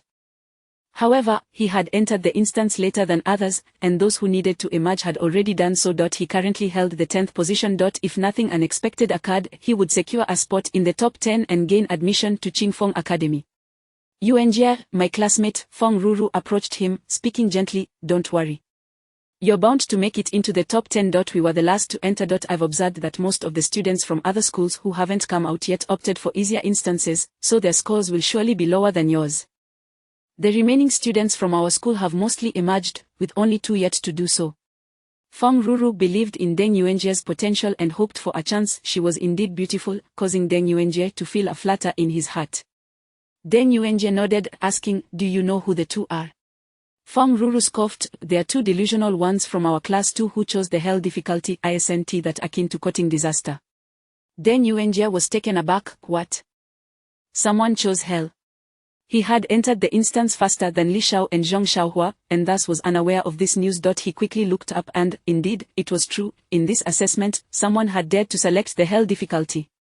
That meant starting off against a terrifying 160 zombies. Even if they managed to scrape through, they would only receive an E rating with 5 points. The Nightmare difficulty's score multiplier of 10 would yield only 50 points. The first wave was as challenging as the third wave of the difficult level. It would have been more advantageous to tackle the difficult level, which would yield 2480 points. Achieving a higher evaluation in hell difficulty was nearly impossible. With that many monsters in the first wave, time was of the essence, making it likely they wouldn't find suitable spots to eliminate foes, risking failure or even death. Then I'm assured of my position. Deng Yuanjie smiled slightly. Initially, he had worried that the paladin Zhong Xiaohua might push him out of the 10th spot, but that fool chose the hell mode, ensuring her failure. As for Li Shao, what was there to worry about from a lifestyle profession? As time marched on, the assessment drew to a close. An increasing number of students emerged from the instance. Most scores ranged between 20 and 200 points. Gradually, nearly all students had come out. Yet the assessment was not entirely concluded, as 2 individuals remained inside. What is going on? Why hasn't it ended yet? Oh my, look at the big screen, 2 people are still in the instance. Are they the last to enter? They should have come out by now. Wait, take a closer look at their difficulty, they chose hell difficulty. What, someone actually chose hell difficulty, how audacious. Students began to realize something was amiss since they had all entered earlier, they had not noticed this detail. When they finally emerged, they discovered that someone had indeed opted for the hell difficulty in this assessment. Time ticked away, yet these 2 still had not emerged. This left 2 possibilities. First, the monsters in hell difficulty were numerous, making their progress slow. Second, they had perished within the instance. Do you think those 2 students might have died in the instance? This year, no student has encountered an accident. It can't be, there is a possibility. After all, the zombies in hell difficulty are overwhelming. If they were besieged, they might not have had time to use a return stone. Even the teachers from experimental high school began to feel anxious. They won't encounter any issues. They will surely emerge. Lao Yuan frowned, usually mild-mannered. He raised his voice in agitation. You all better watch your words. If you can't say anything constructive, then don't speak. Other teachers were taken aback by Lao Yuan's outburst and fell silent. You two, regardless of your scores, you must come out. The homeroom teacher Lao Yuan silently prayed. At this moment, he no longer cared about scores or promotions. He simply hoped that the 2 students would return safely. Chapter 33, A Sea of Corpses, Unscathed, Hellish Zombie Paradise. Damn, what terrible luck. Zhang Xiaohua had scarcely entered the dungeon, seeking a favorable position, when he was besieged by the first wave of zombies. This was the crux of the hellish difficulty dungeon, as the initial onslaught comprised a horrifying 160 zombies. It was all too easy to be completely surrounded, leaving only the option to flee. Fortunately, Zhang Xiaohua was a paladin and immediately activated the slow aura. Once the slow aura was in effect, the previously sluggish zombies moved as if they were snails. Though Zhang Xiaohua also experienced a reduction in speed, the zombies were hindered even more. Seizing the opportunity, he utilized the tadpole clay bombs to carve out a bloody path and swiftly dashed away. He found himself in the basketball court of an abandoned school, surrounded by iron railings and barbed wire. The zombies could only enter through the entrance. Zhang Xiaohua stood guard at the main gate of the court, continuously hurling clay bombs outward. Boom, boom, boom. This C1 tadpole-shaped clay bomb, employing 2 packs of explosive powder, was capable of instantly annihilating level 10 monsters, and dispatching level 5 zombies was a trivial matter. With Zhang Xiaohua's high attribute points and immense strength, the bombs he threw flew with the speed of a cannonball. There was no need to aim for the zombies' heads. A single toss would decimate a group. Even if a few managed to slip through, a single strike from him would send a zombie's brain splattering. In no time, the first wave of zombies was vanquished. Just then, the second wave of 320 arrived. Once again, they were all eliminated. The third wave of 640 surged forth, utilizing the same strategy. He continued his slaughter. By the time he had dispatched the entirety of the third wave, Zhang Xiaohua had exhausted his clay bombs. However, he still possessed ample stamina and could continue fighting, yet the pace of his kill slowed considerably, for after all, he was merely a paladin. After taking down over 100 more zombies, he began to find himself encircled. That's enough. If I don't leave now, I'm going to get beaten on the backside by a zombie. Zhang Xiaohua crushed a return stone and chose to leave.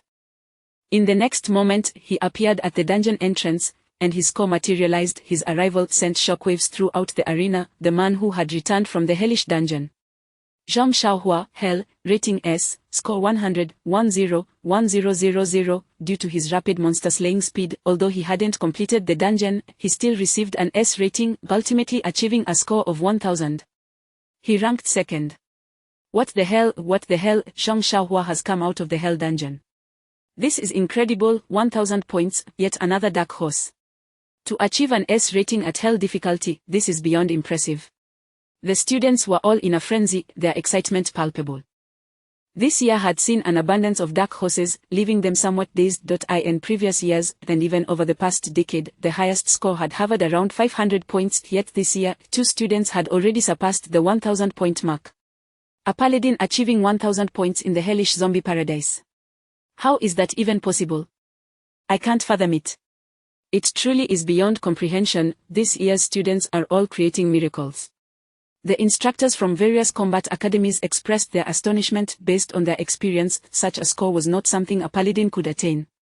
Paladins were primarily support and tank characters, ill-suited for solo dungeon runs, thus, they would typically adjust scores accordingly, but this was already 1000 points. Any further adjustment would be outrageous. He's actually emerged alive and garnered 1,000 points. The most affected was Deng Yuanjie, who had initially ranked 10th. With Zhang Xiaohua's appearance, he was unceremoniously pushed out of the ranks. The Qingfeng Vocational Academy had only 10 spots in Zhongcheng, thus, he would have to settle for the second-ranked Gaoshan Combat Academy. How infuriating.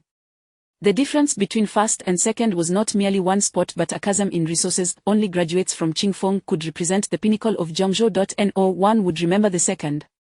Only the first would be immortalized. Zhang Xiaohua is that formidable. Feng Roro seethed with envy upon seeing Zhang Xiaohua's score. Her classmates were similarly consumed by jealousy. Ha ha ha, Zhang Xiaohua, splendid, absolutely splendid. The most elated was old Yuan, who rushed over to embrace Zhang Xiaohua tightly. Tears of excitement welled up in his eyes. It had been years since anyone from Qingfeng Academy had emerged, and now one had done so with a staggering score of 1,000. Teacher Yuan, decorum, decorum, Zhang Xiaohua chuckled. Indeed, decorum. Only then did old Yuan release him, casting a glance at Class 6 head teacher, Su Chong. Look, you simply can't compete with me, you're far too inexperienced. Class 6 head teacher, Su Chong, glanced into the distance, pretending not to see, bitterly embarrassed. By the way, has Li Xiao yet emerged? Zhang Xiaohua surveyed his surroundings, failing to spot Li Xiao's figure. Yes, he hasn't come out yet. I'm utterly worried. The head teacher, old Yuan, said hastily. Zhang Xiaohua was fine, but Li Xiao was merely a life class profession. Surely nothing could have gone awry. Oh, now I understand Brother Zhao's intention. Zhang Xiaohua smiled slightly. He intends to completely clear the zombie paradise. What? You must be joking. Old Yuan's breath quickened, clearing the hellish zombie paradise. Is that really feasible? How could that be possible? To clear a hell difficulty dungeon is to achieve an SS rating. The base score for an SS rating is 200 points, adding the hell difficulty multiplier of 10 results in a total of 2,000 points, a surefire top score. In the future, when students succeed, he too would bask in reflected glory. He could boast about this for a lifetime. Of course it's possible. Zhang Xiaohua replied with a calm smile. Let the bullets fly for a while. He had faith that, given Li Xiao's abilities, clearing the dungeon would be a mere stroll in the park. At present, among all the students participating in the assessment, only one had yet to emerge. The anticipation was palpable. All eyes were fixed on the entrance of the teleportation portal, awaiting the last student. Meanwhile, many students speculated that the delay might indicate he was unable to escape, as the fourth wave of hell difficulty zombies consisted of a terrifying 1280 creatures. Hell difficulty, zombie paradise. The sky was shrouded in heavy grey fog, the sunlight barely managing to penetrate, casting mottled and feeble shadows that added an air of surreal pallor to this desolate land. Surrounding structures lay in ruins, and amidst the rubble, weeds thrived, unable to conceal the remnants of past splendor now turned to desolation. The wind, biting and cold, whistled through the shattered streets, emitting a mournful wail as if it were the city's final elegy. All around, countless zombies surged forth. Like a dark cloud descending, they moved in a dense mass, akin to an army trudging forward, their skin decayed, their hollow eyes glimmering with a bloodthirsty light, resembling messengers from the underworld. This place feels oddly familiar. Li Xiao stood atop a statue in the city center, a sculpture of a deer. This was the very spot where he had first appeared, looking down from a height, yet there was a sense of familiarity that reminded him of Earth before his transmigration. Although he had never visited this city, he still recalled the term Deer City. Li Xiao dared not delve deeper into his thoughts. If it truly was as he suspected, could this place really be Earth? Were those he once called family and friends still alive? Roar, roar, roar. A multitude of zombies surged from all directions like a tidal wave. This was the fourth wave of zombies, reaching a terrifying count of 1280. Scanning the horizon, he found himself surrounded entirely by the undead. Indeed, upon entering the dungeon, Li Xiao had been here, swiftly dispatching the first 3 waves of zombies. All were killed in an instant. Although the dungeon had sealed his 10 rings, reducing his mental power to merely 57 points, the correlation between mental power and magical potency did not apply to him. Unlike a mage whose power would diminish with lowered mental capacity, Li Xiao's clay bombs remained unaffected. His clay bombs were crafted from the skills of a life-class profession. The reduction in mental power merely meant he could manipulate fewer clay spiders. Li Xiao waved his hands, and 50 clay spiders cascaded down like snowflakes. These spiders scurried towards the zombies' open mouths, which they kept agape as they roared, allowing the clay spiders to easily crawl inside and explode. Crack! A series of explosions erupted. In an instant, the heads of 50 zombies burst open like watermelons. In a heartbeat, 50 zombies were annihilated. Experience 60, Experience 60, Experience 60. Clay Manipulation Proficiency 1, Clay Manipulation Proficiency 1. Remote Detonation Proficiency 1, Clay Manipulation Proficiency 1.1 cannot deny that this dungeon was teeming with monsters. It was an exceptional venue for leveling up and honing skills. Li Shao feared not the quantity of monsters but their strength, thus, this place was perfectly suited for him. As the wails of the undead echoed and they fell to the ground, more zombies surged forth like a tide, filling the voids left behind.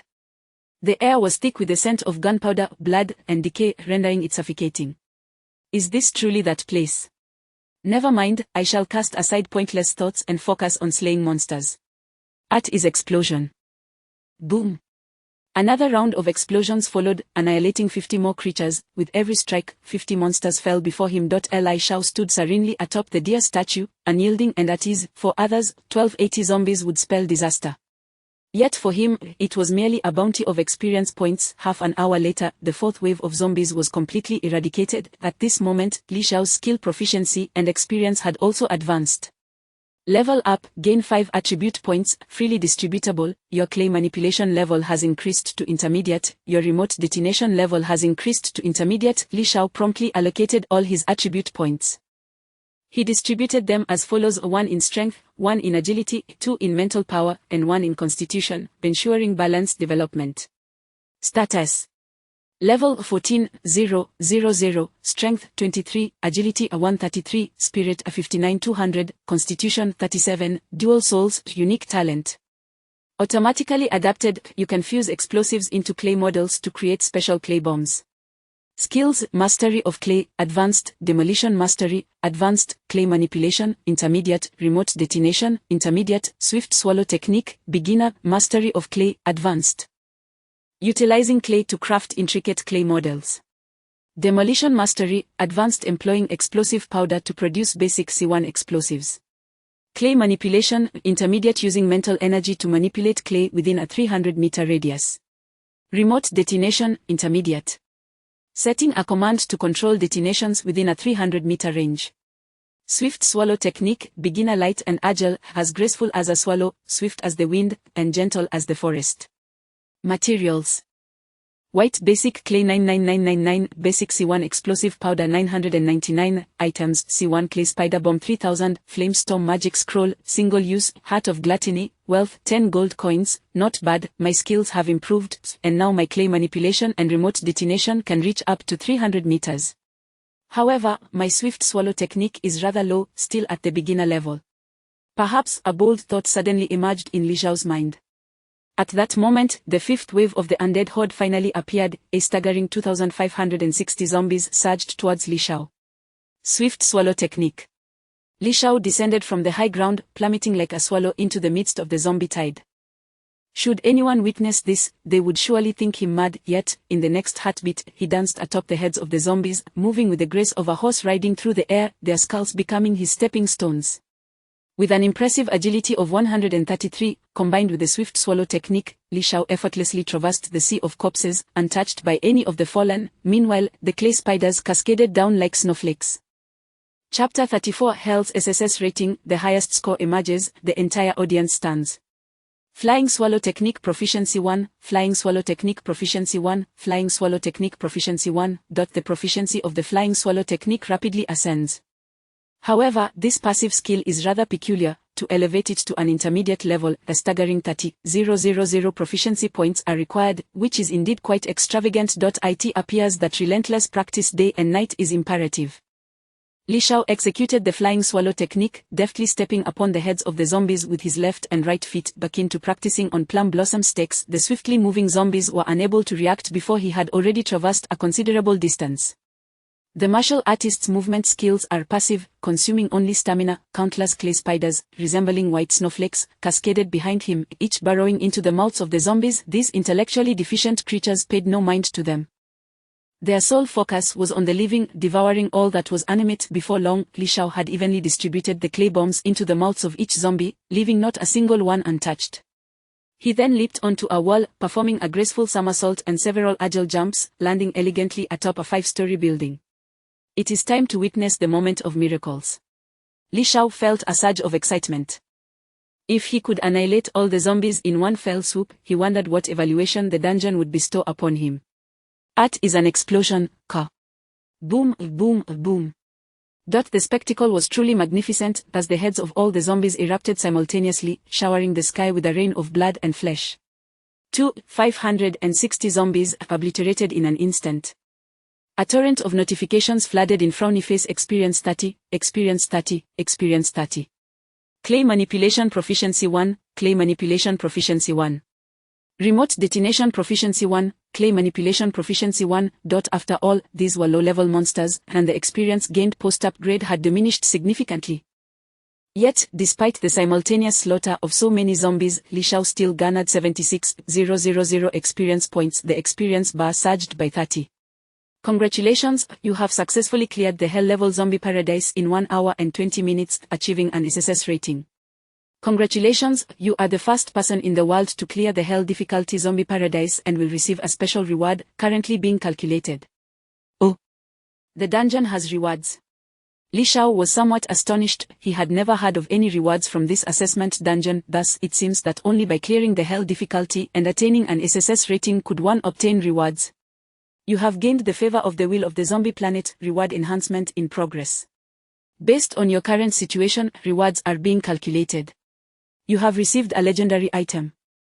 The first apple, a miracle bestowed upon the world by the Earth Mother and the Nature God, containing boundless knowledge, wisdom, and the power of life. Consuming it permanently enhances all four-dimensional attributes by 30 points. What does it mean to be favored by the will of the zombie planet? The first apple. Legendary. Goodness, such a splendid item. Li Shao's eyes sparkled. A permanent increase in fundamental attributes was something that would surely be fought over by countless individuals if put up for sale, yet how could Li Shao possibly part with it? He picked it up and took a bite. As the apple descended into his stomach, he felt a warm current coursing through his body. The sensation was akin to soaking in a hot spring, enveloping him in a comforting warmth. After a brief moment, this feeling gradually faded. All four-dimensional attributes increased by 30 points. Level 14, 000, Strength a 53, Agility a 163, Spirit 89, Constitution 67. In place of the previous attributes, his physical prowess had undergone a remarkable transformation, rejuvenated and revitalized.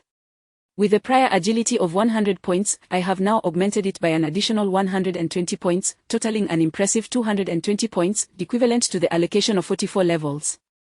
At present, I am at level 14, yet my base attributes rival those of a level 50 professional. Thus, is this the direction I ought to pursue in my future endeavors? Li Shao mused. Lacking any combat skills, his sole offensive capability was the clay spider bomb, which felt woefully inadequate. Hence, he resolved to enhance his attribute points to grow stronger, deeming this a commendable path. Naturally, Li Shao did not consider himself invincible. After all, although legendary items were scarce, others could undoubtedly acquire them as well. They too would augment their attributes, but that was a matter for the future. At this stage, his attributes were indeed among the higher echelons. How peculiar, the dungeon has been cleared, yet why have I not been teleported away? Li Shao pondered, perplexed, as he remained in place. Typically, upon completing a dungeon, challengers would be automatically transported out. Just as he was contemplating this, a translucent panel materialized before him. Frownyface Will of the Zombie Planet invites you to view a segment. Do you consent? What is this? Li Shao speculated. Perhaps it was indeed as he thought. Without hesitation, he chose to agree. And the next moment, the panel's glow intensified dramatically. A breathtaking scene gradually unfolded before his eyes. It depicted a cerulean planet where humanity thrived in peace and joy. Yet, with the arrival of a group of humans from other planets, they unleashed the zombie virus, causing the planet to collapse and swiftly turn grey. The sky, once a familiar clear blue, was now shrouded in thick grey haze, sunlight unable to penetrate, as if the entire world was enveloped in a miasma of death. Once vibrant green vegetation had vanished, replaced by desolation and decay. Formerly prosperous cities had transformed into oceans of ruins, towering buildings lay in ruins, and the streets were littered with rubble, every sign indicating that this place had endured an unprecedented catastrophe.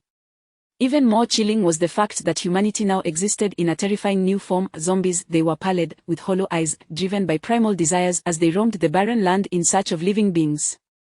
Earth had succumbed to become a zombie planet. Ultimately, that group of humans from other planets opened a portal, allowing the zombie planet to launch an assault on the Blue Star. As the imagery concluded, Li Shao fell into a profound silence. He began to comprehend the unfolding events. A malevolent group of humans had transformed Earth into a zombie planet to wage war against the Blue Star, and the will of the Blue Star had birthed professionals to resist. Earth was lost, and he, quite possibly, was the only Earthling still existing in this universe. A deep sense of grief and solitude enveloped Li Shao's heart. So, the Earth will have sensed my presence and bestowed upon me a reward. Damn, who are these malevolent humans? Could it be that this group is orchestrating the attack on the Blue Star? Li Shao's brow furrowed, his gaze ablaze with fury, as he clenched his fists tightly. Will of the Zombie Planet issues a special mission. Save Earth. On this land, some sparks of humanity still survive, hiding in shelters. You shall descend as a hero to rescue them, restoring civilization to the planet. Mission level 50, mission difficulty.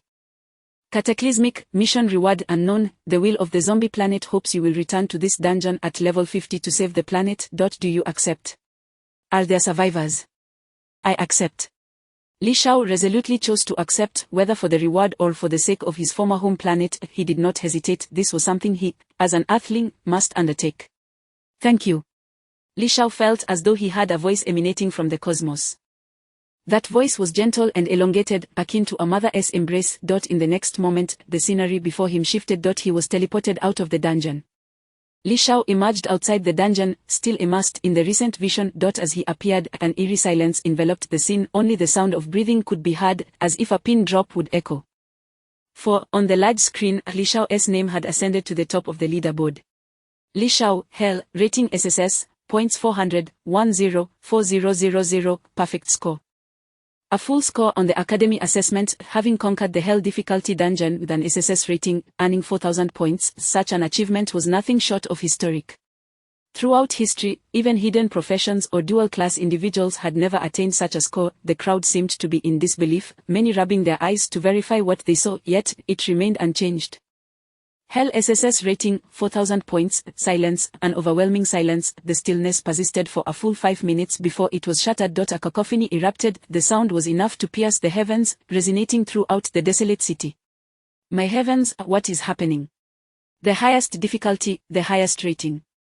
Is this even human? A perfect score, the perfect score, 4,000 points, holy moly. I only have 20 points, he has 4,000 points, the disparity between us is 200 times. No, even if there were 200 of you, you couldn't clear Hell. It's at least a 2,000 times difference. This is simply a prodigy, a being of monstrous caliber, a great figure. Li Shao, I love you, I want to have children with you. Wow, our Jiangcheng has produced a peerless genius, we are invincible now. Oh!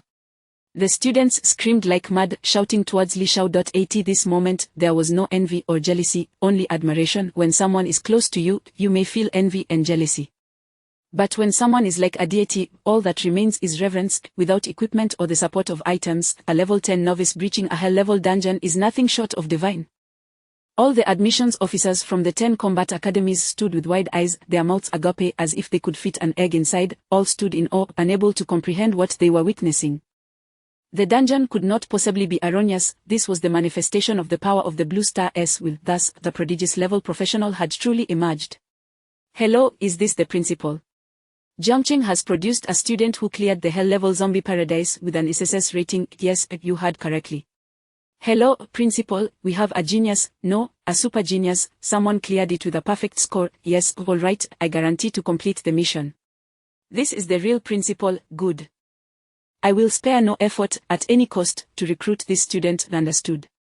Alright, I'm going to recruit them right now. Shall I offer legendary level items as an incentive? Sure, I'll take care of it right away. The admissions officers from various combat academies immediately contacted their respective principals. The responses they received were astonishingly uniform. At any cost, they must bring this student to their school. Some of the academies with lower rankings were even willing to offer legendary items to entice him. Make way, make way. Don't rush, what are you doing? Hey, I was here first, don't shove me. Don't fight over him. A talent like this should only be wasted in my Qingfeng Academy. What nonsense, is my Gaoshan Combat Academy inferior, ridiculous. You've been the perennial second place, how The scene instantly descended into chaos. Chapter 35 A variety of tactics, frenzied recruitment, the emergence of a level 20 summoned beast, a stunning shock to all. The admissions officers from the Battle Academy were frantically vying for students.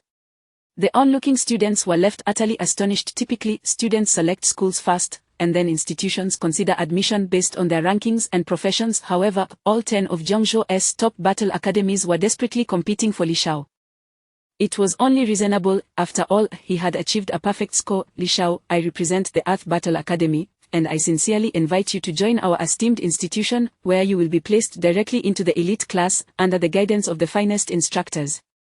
We possess a unique gravity training room, which can significantly accelerate your martial skills development. Should you choose to enroll, you will have unrestricted access throughout the year. Look over here, I am from the Flame Battle Academy, and if you decide, our institution's expertise in weaponry is unmatched. The Galaxy Battle Academy extends a heartfelt invitation, offering you a high-grade pet egg along with a mount. Upon your enrollment, a scholarship will be granted immediately. We provide the finest independent villa dormitories, and tuition will be entirely waived. Li Shao, I am from the Mountain Battle Academy. Although we rank 5th in Jiangzhou, we boast the best faculty and a comprehensive nurturing system, along with 15 martial skill manuals. If you choose to join us, we will reward you with a legendary item, equipment, or skill book. Please consider this. The 10 admissions officers surrounded Li Shao, each presenting enticing conditions. Some offered pet eggs, others weapons, armor, mounts, and even unlimited access to the gravity training room. The array of offers was indeed dazzling. However, after considering all the conditions, it was clear that the Mountain Battle Academy had presented the most generous offer. A legendary item or equipment or skill book as a reward. The Qingfeng and Mountain Battle Academies were widely recognized as the top 2 institutions. The Mountain Battle Academy consistently ranked second and was determined to contest the first position. Thus, they offered the finest conditions, eager to secure this once-in-a-century student. If they could recruit him, they would surely challenge Qingfeng Academy for the title of Jiangzhou's finest. Li Shao listened quietly, not rushing to respond. Initially, his goal had been Qingfeng Battle Academy, and he was patiently awaiting their arrival. As anticipated, Qingfeng Battle Academy, known as Jiangzhou's best, made their appearance last. The admissions officer was a middle-aged man in his 40s named Ping Chuan. Ping Chuan presented his offer. Greetings, I am Ping Chuan, an admissions officer from Qingfeng Battle Academy. If you decide to join us, we are also willing to provide you with a legendary item or equipment as a scholarship. Our academy is the best in Jiangzhou. I trust you understand that choosing Qingfeng equates to choosing a prosperous future. To prevent students from being lured away by the Mountain Battle Academy, Qingfeng Academy matched their offer, confident that their esteemed reputation would not be declined. Just as a tree's name is known by its shadow, so too is a school recognized by its reputation. Hello, Teacher Ping, I choose Qingfeng, Li Shao declared, opting for the finest academy. Excellent, I believe you will one day be grateful for today's decision. Ping Chuan extended his hand, shaking hands with Li Shao. Congratulations on becoming a member of Jiangzhou Academy. Please follow me to sign the contract. Thus, the two proceeded to the Qingfeng Academy admissions office to finalize the contract. Upon hearing this, the other admissions officers displayed expressions of disappointment. Sigh, Qingfeng Academy takes the best students every year. Indeed, how are we to compete? I suppose we must pursue other candidates. What profession does this student hold to achieve a score of 4,000? Quite, I am curious as well. Let us investigate. While the academy staff had been preoccupied with recruitment, they had overlooked Li Shao's profession. It was only now that a teacher accessed the student database via mobile.to their astonishment, they discovered that this student was not a particularly special profession at all, but rather a life profession. How could a life profession possibly earn 4,000 points? There must be a catch. Zhongda, a teacher from the Mountain Academy, observed that the student had already signed the agreement with Qingfeng Academy and could not suppress a smirk. He approached, saying, Ping Chuan, even old horses occasionally stumble. You were so preoccupied with signing contracts that you neglected to inquire about this genius's profession. Ping Chuan chuckled. Regardless of his profession, achieving a perfect score in the assessment dungeon speaks volumes about his abilities and potential. No, Zhongda interjected. You should ask him. You may be in for a delightful surprise. Being old acquaintances, the conversation had reached this point. Ping Chuan turned to Li Shao. Li Shao, what is your profession? Li Shao replied candidly, to be honest, I am a dual life profession. Teacher, the contract we just signed, it wouldn't be rendered void, would it? Ping Chuan appeared momentarily stunned. The student he had signed was indeed a life profession. Although he held a dual life profession, it seemed no different from a single life profession. It merely provided an additional means of livelihood. But how did he manage to achieve a perfect score in a hell-level dungeon? This was indeed intriguing. He pulled out his phone to meticulously review Li Shao's information. His dual-life professions were clay master and demolition expert. One focused on crafting clay, while the other ensured safety in demolition. The two life professions appeared unrelated. Ping Chuan, unable to reconcile this, took a deep breath and stated, "Since I have signed a contract with you, I will honor it regardless of the circumstances. You will receive a legendary item from our academy. However, your abilities will eventually be revealed, and I wish to witness them. May I?" Upon hearing this, Li Shao nodded. "Of course, I welcome your guidance." The admissions officers, who had initially prepared to disperse, suddenly clustered around again. Most were aware of Li Zhao's dual-life profession and were exceedingly curious, eager to learn more. The students also turned their attention towards them. Who would not be intrigued by how a dual-profession individual could conquer a hell difficulty dungeon and receive an SSS rating? As a result, all eyes in the venue were drawn to Li Shao, who instantly became the center of attention. "I hope nothing goes awry." Old Yuan, the homeroom teacher of Class 2, felt a surge of anxiety. He suspected that Li Shao might have employed some method to clear the dungeon but hoped he wouldn't be exposed. However, now, with public scrutiny, should anything go wrong, it would escalate into a major incident. Rest assured, Old Yuan, Brother Shao will undoubtedly dazzle the crowd. Noticing the homeroom teacher's tension, Zhang Shaohua smiled reassuringly. Truth be told, he too was eager to witness the reaction when Li Shao's clay bombs were revealed before the world. "I will summon a level 20 Silverwind Wolf to challenge you. I will seal all the effects of my equipment. However, even so, my attributes will render this wolf formidable, sufficient to rival a level 30 monster, but you need not defeat it. Simply demonstrate your combat techniques." Ping Chuan, the admissions officer from Qingfeng Academy, said with a smile. With a wave of his hand, a magical array appeared on the ground. And the next moment, a massive wolf, standing 2 meters tall, emerged slowly. Although Ping Chuan was a regular mage, he specialized in summoning and was thus a summoning mage. The level 20 Silverwind Wolf, enhanced by its inherent attributes, was comparable to a level 30 beast. And yet, the opponent was merely a student who had just participated in the assessment. The crowd instinctively stepped back to clear a space. Go, with a commanding shout from Ping Chuan, the Silverwind Wolf raced toward Li Shao, moving with the speed of a silver streak. Yet, to everyone's astonishment, Li Shao remained motionless, relaxed and at ease. The wolf's speed appeared slow in his eyes. As the Silverwind Wolf prepared to strike with its massive claws, intending to rend Li Shao apart, he sidestepped effortlessly. Utilizing the swallow's movement technique, he swung gracefully like a pendulum, leaping and creating several spaces between them. Inadvertently, he flung 100 clay spiders onto the Silverwind Wolf, ensnaring it. Their small, white forms went unnoticed amidst the chaos. The evasion and release of clay bombs he had honed in the dungeon now came into play. "Swallow's movement," Ping Chuan exclaimed in shock. This technique was indeed a signature skill of their Qingfeng Academy. He had not expected to witness it in a newcomer, but merely possessing the Swallow's movement would not inflict harm upon the Silverwind Wolf. Roar! Just as the Silverwind Wolf missed its strike and landed on the ground, crack! Li Shao detonated the clay bombs. 100 bombs erupted simultaneously, each exploding across the Silverwind Wolf's body. The wolf was instantly obliterated, dissolving into shimmering particles in the air. The massive explosion unleashed a gust of wind, stirring up dust and smoke, blinding everyone present. Yet, they were equally stunned by the unprecedented display of combat. What had just transpired? How had the Silverwind Wolf been vanquished? Li Shao gracefully descended from the air, standing effortlessly. "Teacher, do you believe this suffices?" Chapter 36. An extraordinary genius, as divine as a celestial being, an invitation from the elite. With the Silverwind Wolf being annihilated in an instant, an eerie silence enveloped the scene. From this moment onward, no one dared to question the legitimacy of this dual-life practitioner's victory. Effortlessly evading the Silverwind Wolf's attack, he uttered a single word while suspended in midair, and the Silverwind Wolf, also airborne, vanished into nothingness. This mode of combat was utterly unprecedented, never before witnessed. Regardless of the combat profession, one must typically unleash skills to attack monsters, yet this Li Shao refrained from striking at all, appearing as if he were a deity. Merely uttering a syllable, a summoned creature on par with a level 30 monster erupted into chaos. How on earth was this accomplished? Absurd, utterly preposterous. In an instant, the arena erupted with a cacophony of astonished exclamations. "Wow, wow, that was incredible. What kind of combat style is this? Is he a god? Can he slay monsters with just a glance? How did the Silverwind Wolf perish? Why did it self-destruct? So cool. So cool, Li Shao, I want to date you. I'm Sulins Li Shao, let us be friends. Absolutely stunning. How on earth did he do that? I'm dying to know." The students below clamored in a frenzy. Numerous girls began desperately attempting to add Li Shao as a friend. It was not just the students, even the principals of various high schools and officials from the education department had failed to comprehend the spectacle that had just unfolded. However, the recruitment officers from the combat academies discerned the truth. As educators, they possessed a wealth of combat knowledge and experience, and it was impossible for them to overlook the details. Just moments ago, the student named Li Shao had, while evading the Silverwind Wolf's attack, unleashed a flurry of thumb-sized white clay spiders midair. These spiders were evidently under Li Shao's control, darting towards the creature's vulnerable spots.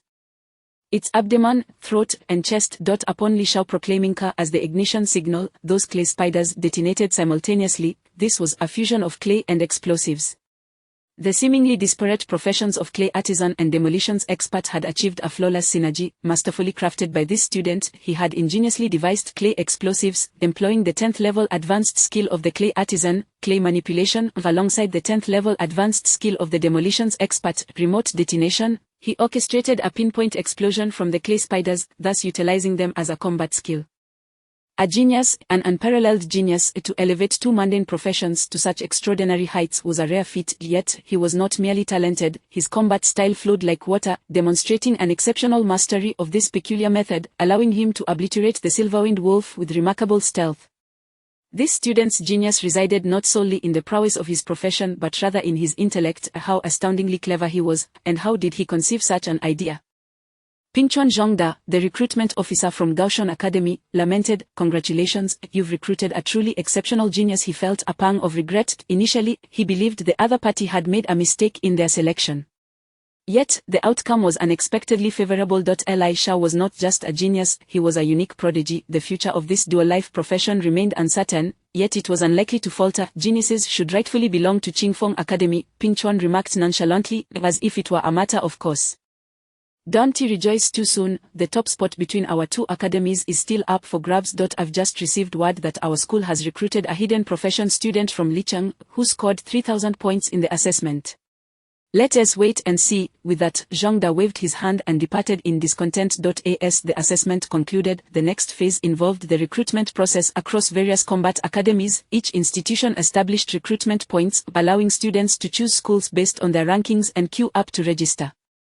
The top 10 students were additionally courted by teachers from various universities. Although Qingfeng Academy ranked first, it did not monopolize the top 10 spots. For instance, Gaoshan Combat Academy attracted several top-rated students by offering more substantial scholarships. On Qingfeng Academy's side, the goal was simply to ensure that the top 5 were not snatched away by their long-standing rival, Gaoshan Academy. Zhong Xiaohua, who secured third place with 1,000 points, was unsurprisingly solicited by various universities, basking in the glory of his success. Ultimately, he chose Qingfeng Academy, joining Li Shao in the same institution. Pingchuan extended the same favorable treatment to Zhong Xiaohua, offering him an epic-grade weapon as an incentive. Before long, Zhong Xiaohua signed the enrollment contract with Pingchuan. "We're brothers now, absolutely," Zhong Xiaohua exclaimed joyfully, celebrating with a high-five with Li Shao, beaming with delight.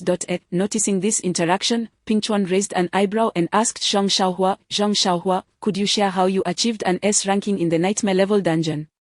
Zhong Xiaohua stuck out his tongue. "Teacher, that's a secret." With that, he dragged Li Shao away. "Oh no, I've been duped by these two." Pingchuan suddenly felt deceived.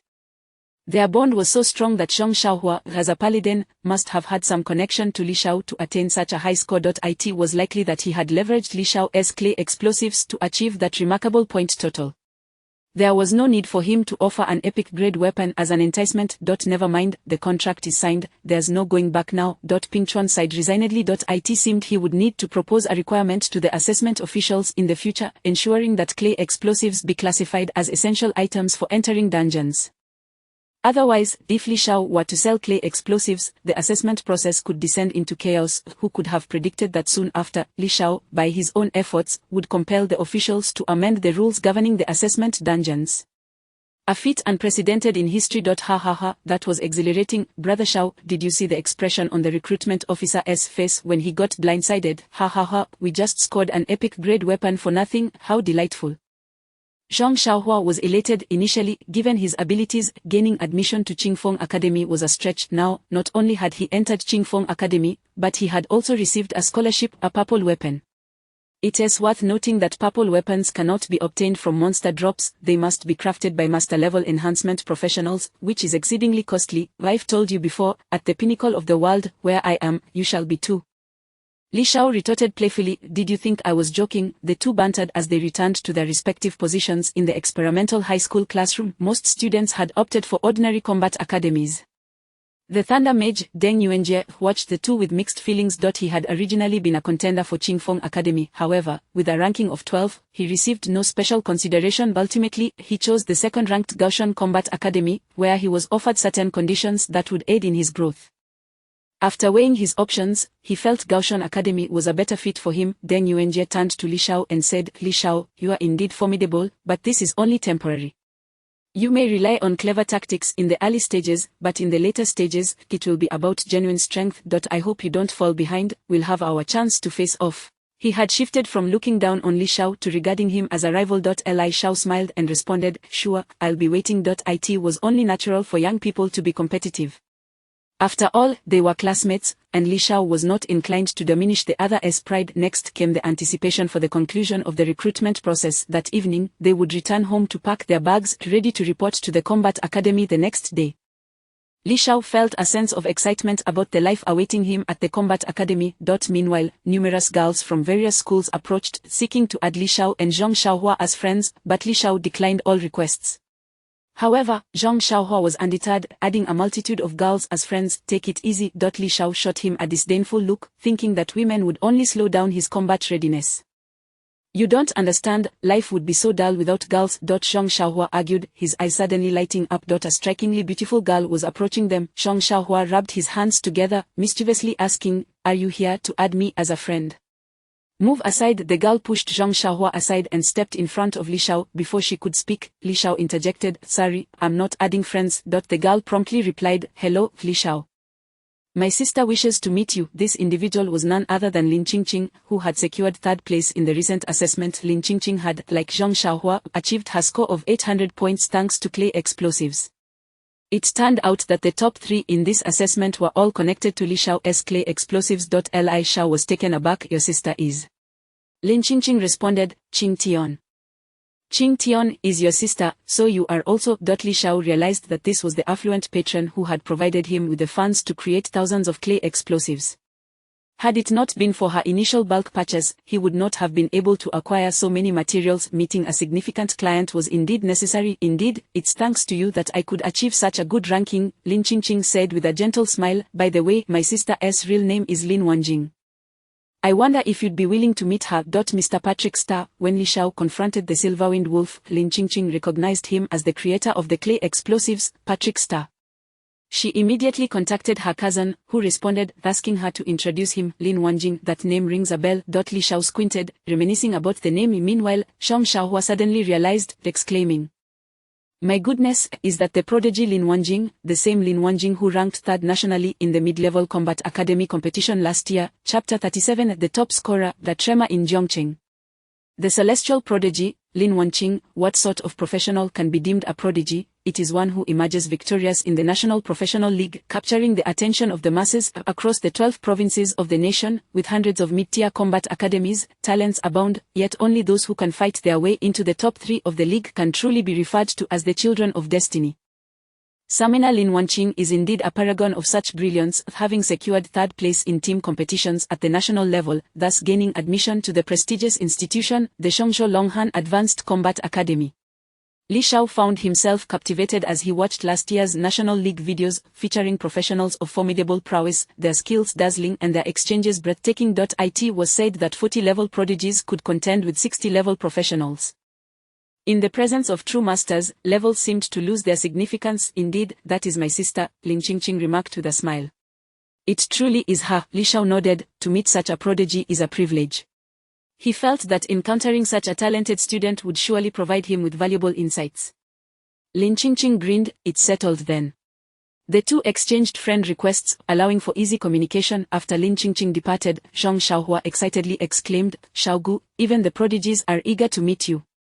Your luck with romance is unstoppable, you must seize this opportunity.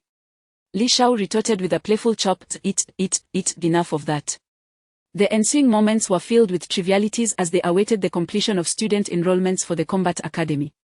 The education director briefly outlined the important details for the students, emphasizing punctuality in arriving at the academy. One by one, students boarded the buses. Li Shao, amidst the envious gazes of others, drove off in his great wall cannon. The following day, news headlines were ablaze with reports of a perfect score in the Zhongcheng Academy assessments. Shocking, a peerless genius emerges in Zhongcheng, achieving a perfect score. Zhongcheng rises, a mysterious professional conquers the nightmarish zombie paradise. A hidden profession, the spellcaster, appears, casting spells that none can withstand. Mind master surfaces, capable of inducing monsters to self-destruct with sheer thought. The entire city is in an uproar. A student from experimental high school is being fervently pursued by major combat academies. Li Shao found himself at a loss for words. Had he suddenly become a celebrity? Moreover, what was this hidden profession nonsense? What were spellcasters and mind masters? Shouldn't there be some professional ethics in reporting? He casually clicked on a post, only to be inundated with a deluge of comments. I was there at the time. It was incredible, casting spells to slay monsters. No wonder he could pass the assessment. Who is this Li Shao? Which school is he from? From Sanshui High School. Li Shao is my buddy, we've had meals together. I've been to the club with him, we are tight. What club? Care to discreetly share the location? Buddy, DM me, don't spread rumors. How could my boyfriend go to such places? The comments were a chaotic mix, with all manner of characters chiming in. In an instant, Li Shao found himself with a multitude of new friends and admirers. Capitalizing on this momentum, I should hastily register my Douyin account. Who knows, if I gain more followers, I might snag some advertising deals. Li Shao promptly opened his phone to create a Douyin account, realizing he might no longer be able to sell clay bombs indiscriminately at the trading post. Once his professional characteristics were revealed, the government would likely intervene. Clay bombs, being a non-combat item, could be purchased by non-combat professionals, making them a potential tool for destruction. What if a student bought one and blew up the school? What then? What the hell? What is this? I can't register as Li Shao, the name is already taken. Upon attempting to register, he discovered that the name was indeed claimed. He then tried variations like Genius Li Shao, Experimental High School Li Shao, and Perfect Score Li Shao, all to no avail. In addition, there were imposters such as Mind Master Li Shao and Forbidden Spell Master Li Shao, who had garnered quite a following, some with thousands of fans. How shameless! Li Shao couldn't help but curse. In the end, he had no choice but to register under the name Invincible Patrick Star, and in his bio, he asserted the real genius Li Shao, as genuine as it gets. He subsequently posted a video declaring himself the true Li Shao, yet hardly anyone paid attention. It seemed that the path to internet fame was fraught with obstacles. Shao Shao, you're famous now. Li Weiyu exclaimed excitedly as she rushed over with her phone. Early in the morning, she had seen a myriad of news articles featuring her brother. I knew it already, sister. Our parents in heaven would be so proud of you. As she spoke, tears welled in Li Weiyu's beautiful eyes, her voice choked with emotion. She felt a profound joy at her brother's success. The Li family had produced a top scorer, not just in Zhongcheng, but in the entirety of Zhongzhou. Sister Li Shao had never before seen her sister so emotionally unrestrained. Such was the bond of family. I'm fine. Li Weiyu wiped her tears and forced a smile. From now on, when I'm not by your side, you must take good care of yourself, understand? And if you meet someone special, don't let her slip away. Yes, I understand. Li Shao nodded, aware that this was his sister's way of expressing her reluctance to part. The two had always relied on each other. They had never been apart. His journey to Zhongzhou's Hongcheng was a significant step away from home. He wished he could take his sister with him, but alas, the laws of Long Kingdom dictated that civilian professionals could not change their residence casually without permission. Only upon achieving certain accomplishments and contributing to the nation could that be allowed. Sister, once I officially become a member of the Legion, I'll take you to Hongcheng. All right. I'll cook for you. You needn't worry about cooking today. I'll take you to meet someone. Is it her? Upon learning that the prodigy Lin Wanqing was their patron, Li Weiyu was overjoyed. In the afternoon, while Li Shao rested in his room, Li Weiyu busied herself packing his belongings with great care. By evening, the two set off together to attend a banquet at Zhongcheng's most luxurious private kitchen, Fengyang Pavilion. Fengyang Pavilion was not open to the public. Only the elite and noble families could gain entry, and many ordinary people had never even heard of it yet. Lin Qingqing was able to effortlessly book a lavish private room there, indicating the Lin family's considerable influence in Zhongzhou. Although Lin Wanqing was far away in Zhongshan, her ability to arrive in Zhongzhou within a day suggested she possessed a flying mount. Following Lin Qingqing's directions, Li Shao arrived at Fengyang Pavilion. The establishment was nestled within a luxurious villa district, with an interior that, while not ostentatious, exuded an elegant and antiquated charm, creating a unique ambience. "Are you Li Shao and Miss Li?" A staff member promptly led them to their private room.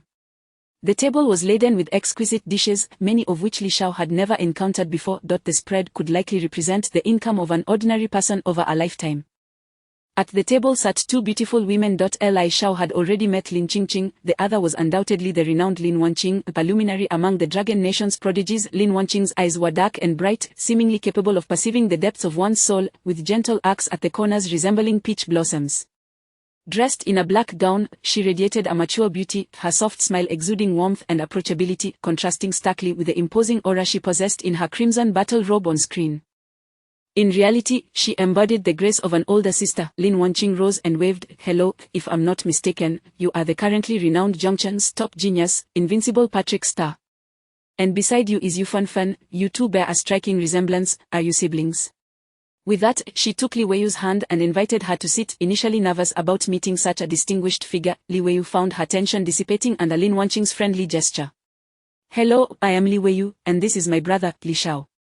Micro Rain, such a lovely name. I absolutely adore your figurines, really. Indeed, especially that adorable puppy figurine." Once the conversation turned to figurines, it was as if they were long-lost friends, chatting animatedly and leaving Lin Qingqing and Li Shao to exchange pleasantries. Li Shao learned that although Lin Qingqing had ranked third in this assessment, she felt she had taken shortcuts by employing clay bombs. Thus, she ultimately chose to attend Gaoshan Academy instead of Qingfeng Academy. However, Gaoshan was not far from Qingfeng, and she mentioned that they could meet up whenever, as they were both from Zhongzhou, making them neighbors in a sense. Casually, Lin Qingqing revealed that her family indeed held some sway in Zhongcheng, with connections to the local Lin group. She also shared some insider information, advising that the training in various combat academies would soon become more rigorous due to some significant upcoming changes. Although she was unclear about the specifics, she was certain that such an event was on the horizon. Li Shao felt that forging connections with influential individuals would be beneficial, as his own channels for information were rather limited. He relied heavily on the internet for news. However, he knew that by the time the public learned of any significant developments, considerable time would have already passed.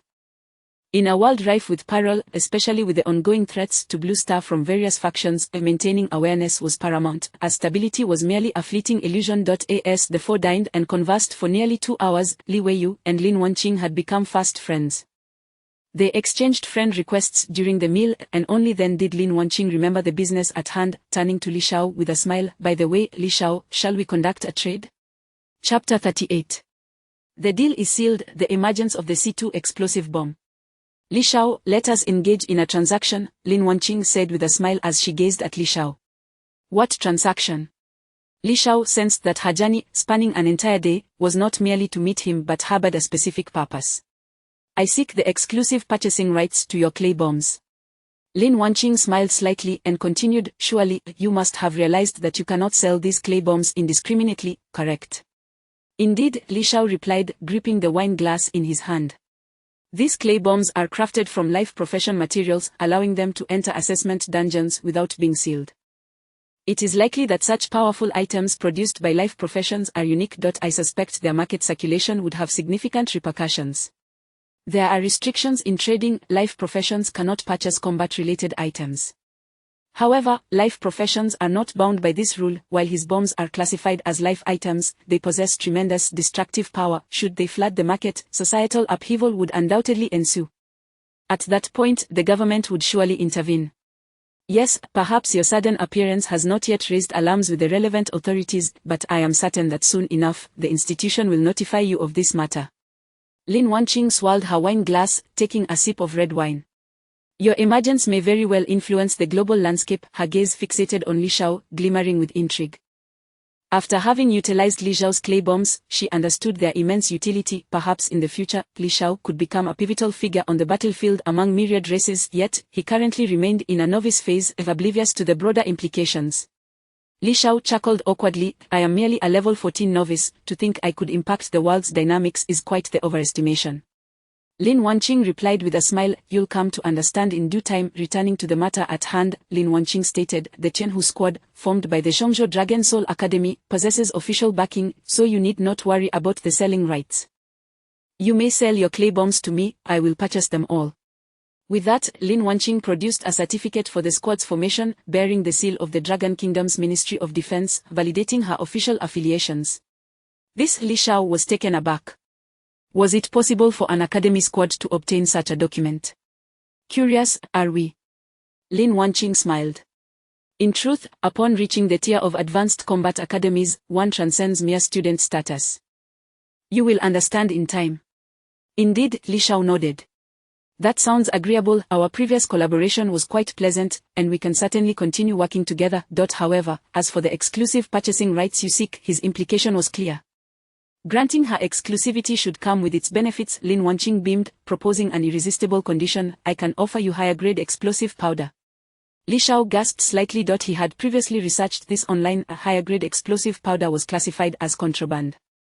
Lin Wanqing elaborated, "C1 explosive powder is sourced from the Apocalypse of Calamity dungeon in Bear Country, and you may purchase it freely. However, C2 and even C3 grades of explosive powder are found in advanced secret realms, which are exceedingly perilous, though manageable for our Tianhu squad. I will lead my team to farm it and provide it to you at civilian prices. Naturally, I will also purchase the clay bombs you create at a premium, benefiting both of us. What do you say? Deal."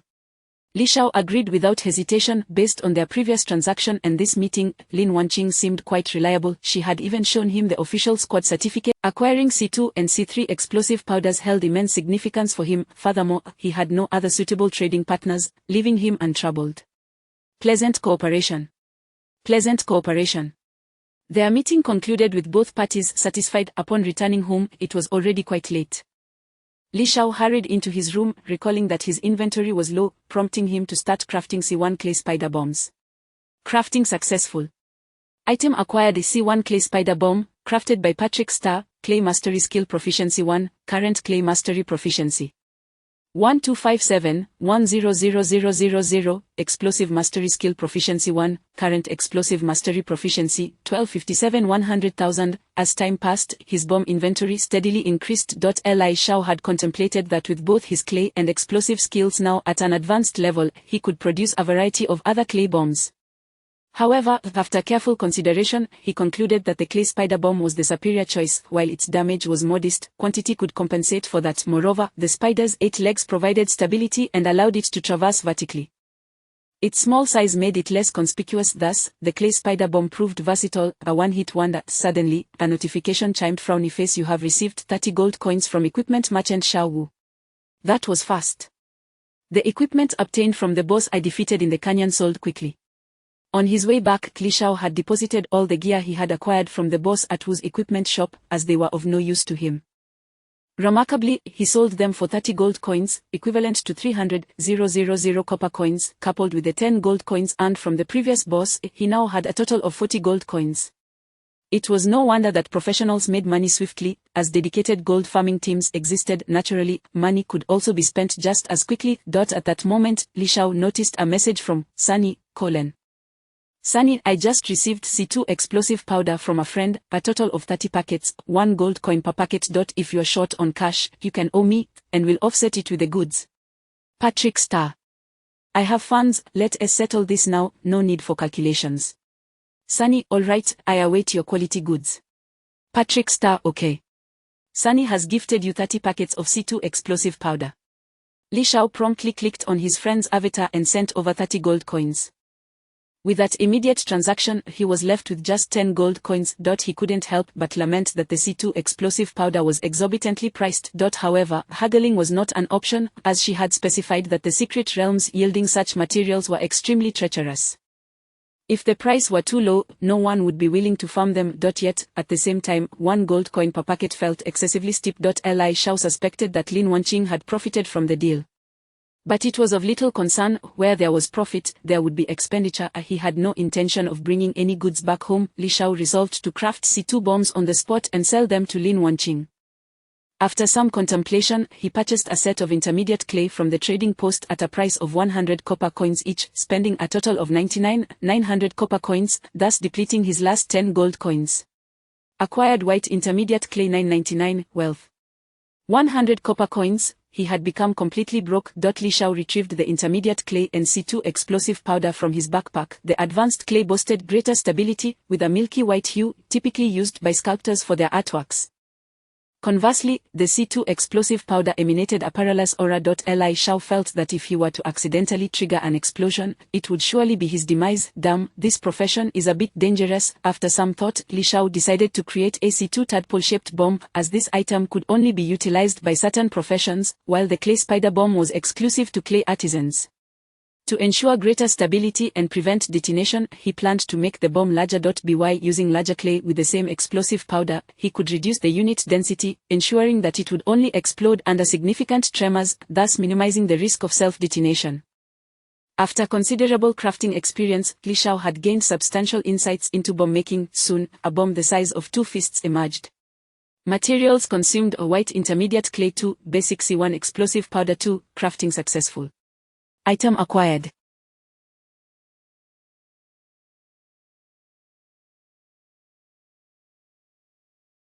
C2 tadpole bomb, crafted by Patrick Starr. Function: will produce a massive explosion upon inducing vibrations, causing significant damage. Clay mastery skill proficiency 5, current clay mastery proficiency 1262-100,000, explosive mastery skill proficiency 5, current explosive mastery proficiency 1262-100,000. In one go, Li Shao crafted 15 of them, exhausting his supply of C2 explosive powder. He then gifted 10 of these to Lin Wanqing, keeping 5 as a reserve. Sunny, you produced them so quickly, what is the price? Patrick Starr: this item isn't available on the market, so it's hard to set a price. Sunny: how much do you suggest? Patrick Starr: 10 gold coins each. How does that sound? Sunny: I'll check the goods first to see if they are worth it. Please hold on a moment, I'll reply shortly. About half an hour later. You have received 100 gold coins from Sunny. Sunny: the goods are satisfactory, we'll set this price going forward. Meanwhile, in a low-level dungeon, Lin Wanqing beheld a boss that she had obliterated with a single blast, causing a staggering 20,000 damage. Incredible, I dealt 20,000 damage to that creature. Thank goodness this beast was born in the Dragon Kingdom. Otherwise, it would be a terrifying adversary. Chapter 39. Embarking on a journey across the seas, with gargantuan flying mounts. Sister, I am off. At the entrance of the community, Li Shao waved goodbye to his elder sister. Safe travels, may you return home in peace. Li Weiyu rushed over and enveloped Li Shao in a warm embrace. It was only after her brother had walked far away that she reluctantly returned home. Outside the northern city gate of Zhongcheng, the scene today was nothing short of breathtaking. The colossal flying mounts from various combat academies awaited in serene silence, adorned with glistening metallic scales. The cloudwing giant dragon boasted a wingspan of 200 meters. When its wings unfurled, it resembled a dense forest, while the verdant spiritwood giant eagle radiated an aura of lush greenery. The Aurora Pegasus, resplendent in its pure white form, loomed like a small mountain. These wondrous creatures, which could only be glimpsed on television in the past, now stood before their eyes. Such magnificent flying mounts were not available for purchase in the market, only official forces could possess such grandiose transport. In this world, monsters roamed the urban wilderness, making flight the only feasible means of transportation, as traversing by land was perilously slow. Wow, they are enormous, utterly extravagant. Are we really riding these today? This is so dazzling. I must capture this on my phone. Students streamed out from the city gate, each one rendered speechless with astonishment. It feels like creatures from the classic of mountains and seas. Li Shao marveled, pondering the unimaginable true power these mounts must possess. What is the classic of? Let us approach him. The two made their way over and greeted the admissions officer, Pingchun. The mount behind Pingchun was considerably smaller than those of other academies, merely classified as a small-sized mount, a vibrant, multicolored 7-colored divine bird. As Qingfeng Academy only accepted 10 students, focusing solely on the elite, other combat academies typically enrolled between 30 to 100 individuals. Pingchun nodded with a smile in acknowledgement of Li Shao before turning to Zhong Xiaohua, his brow furrowing slightly. Level 10 and already decked out in gear. You will soon outgrow it, and there will be many future expenses to consider. Most equipment, once donned, became bound to the wearer and could not be sold, making early investments in gear rather uneconomical. Ping Chuan offered this advice with good intentions, feeling somewhat embarrassed by the reminder. Li Shao was relieved he had concealed the 10 rings he possessed, otherwise, he wondered what impressions they might evoke. Zhang Xiaohua chuckled, patting his chest, the armor clanging merrily. Regardless, it was not expensive, I must maintain an imposing presence. Ping Chuan retorted, remove it and store it in your system backpack to reduce your burden. Such low-level heavy armor could weigh up to 200 pounds, and given that Qingfeng Academy utilized a small mount, it would undoubtedly affect their speed. Very well, Zhang Xiaohua remained still as the armor and equipment vanished one by one, leaving him clad only in a pair of floral shorts. This fellow had mistaken his armor for outerwear. Teacher, I did not bring a suitcase, I intended to buy one in Hongqing. Ping Chuan could hardly bear to look. You should probably put something on. Li Shao. The two ascended onto the 7-colored divine bird, which had a base secured on its back, featuring 12 seats arranged in 4 rows of 3. Arriving early, Li Shao and Zhang Xiaohua occupied the front row with a clear view, fastening their seatbelts. Xiaogu, could you help me buckle this? I can't manage it. Zhang Xiaohua pleaded, his thick armor hindering his movements. This was the downside of being a heavily armored frontline warrior and knight. While they boasted high defense, their agility was compromised. With a sigh, Li Shao attempted to assist him, only to discover that the armor's bulk rendered the seatbelt too short to fasten. You fool, just take it off. Oh. In the next moment, Zhang Xiaohua was once again bare-chested, clad only in his floral shorts. Pavat. At that moment, the second-ranked Dark Priest Miwan arrived. After scolding Zhang Xiaohua, she took a seat at the back. Zhang Xiaohua, his attempt to appear impressive had utterly failed, leaving him embarrassed. Li Shao could only retrieve a piece of clothing from his suitcase, but Zhang Xiaohua's larger frame caused the garment to stretch uncomfortably, resulting in an amusing sight. One after another, the 10 members of Qingfeng Academy boarded. Among them were Puppet Mage Su Tian, Phantom Ranger Wang Hai, and Fia Warlock Chen Nan. This year, half of the students admitted to Qingfeng Academy in Zhongcheng were from gifted professions, a significant increase compared to previous years, indicating fierce competition. After exchanging brief greetings, they promised to look out for each other in the future. Some even cheered, celebrating Zhongcheng's achievement of producing a state top scholar, causing quite a stir. As the group glanced at Li Shao, their thoughts varied. Some sought to align with him, while others held disdainful attitudes. Once everyone was settled, Ping Chuan announced, buckle up tight, we are about to depart. A wave of tension rippled through the group. In this world, flying machines like airplanes did not exist, and for most, the opportunity to soar through the skies was a rare privilege, perhaps never to be experienced in a lifetime. With a piercing cry, the 7-colored divine bird flapped its wings, ascending vertically into the sky. The thrill surpassed even that of a roller coaster, as they shot up to an altitude of 10,000 meters in an instant. Whoa! Oh my gosh! Despite his size, Zhang Xiaohua let out the loudest cries. His face contorted in the wind. He became so nervous that with a rip, he tore Li Zhao's clothing, leaving him once again bare-chested.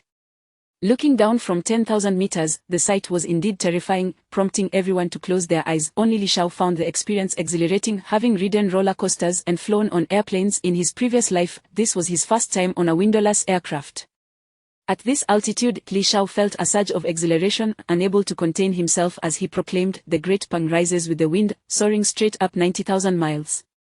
At this utterance, this verse was truly awe-inspiring. What on earth was Li Shao such a talented individual? As the lines of poetry echoed, a sense of grandeur welled up within everyone, prompting them to open their eyes and confront their fear. Xiaogu, how come I never noticed your remark? It's a shame you are not pursuing poetry, Zhang Xiaohua marveled. Please, call me an artist. Everyone. At that moment, an unexpected occurrence transpired. Blood loss indicators appeared above everyone's heads, displaying -1, -1, -1. What is happening? I'm losing health, Phantom Ranger Wang Hai exclaimed, frowning. Due to the frigid temperature at 10,000 meters, and being a full agility archer with a weaker constitution, he was gradually losing health. Ping Chuan chuckled, your constitution is too low. We are now at 20,000 meters, where temperatures have plummeted to below 0. Miwan, please heal everyone. Dark Priest Miwan nodded, certainly, teacher. Subsequently, waves of healing spells descended upon each individual with precision. Healing spells are a priest's fundamental skill, enveloping them in a gentle green mist, not an instant recovery, but a gradual restoration of health. As the mist settled upon them, they felt warmth spread through their bodies, and their health began to slowly recover. Health points are linked to strength and constitution attributes. 1 point of strength equates to 5 health points, while 1 point of constitution yields 10 health points. Li Shao, with a strength of 53 and constitution of 67, had 935 health points, placing him among the high attribute, high health category. Why am I not receiving any healing? Zhang Xiaohua wondered as he felt his health continue to dwindle. Miwan replied, I won't heal Parvats. Zhang Xiaohua, everyone, Zhang Xiaohua, so you think you are the only one who can heal. The Paladin's holy light spell provided minimal healing, but it was instantaneous. Despite everyone being at full health, he still cast holy light on each of his classmates, deliberately neglecting Miwan. Zhang Xiaohua, just because you want to heal me, it drives me mad. Miwan, childish. Everyone, their aerial journey, punctuated by the bickering between the two, became much more enjoyable. Time seemed to pass swiftly. An hour later, the divine bird began to descend, revealing a brand new super metropolis, Handu, the heart of Jiangzhou. Chapter 40, a thrilling chapter, a lesson for the flowers in the greenhouse.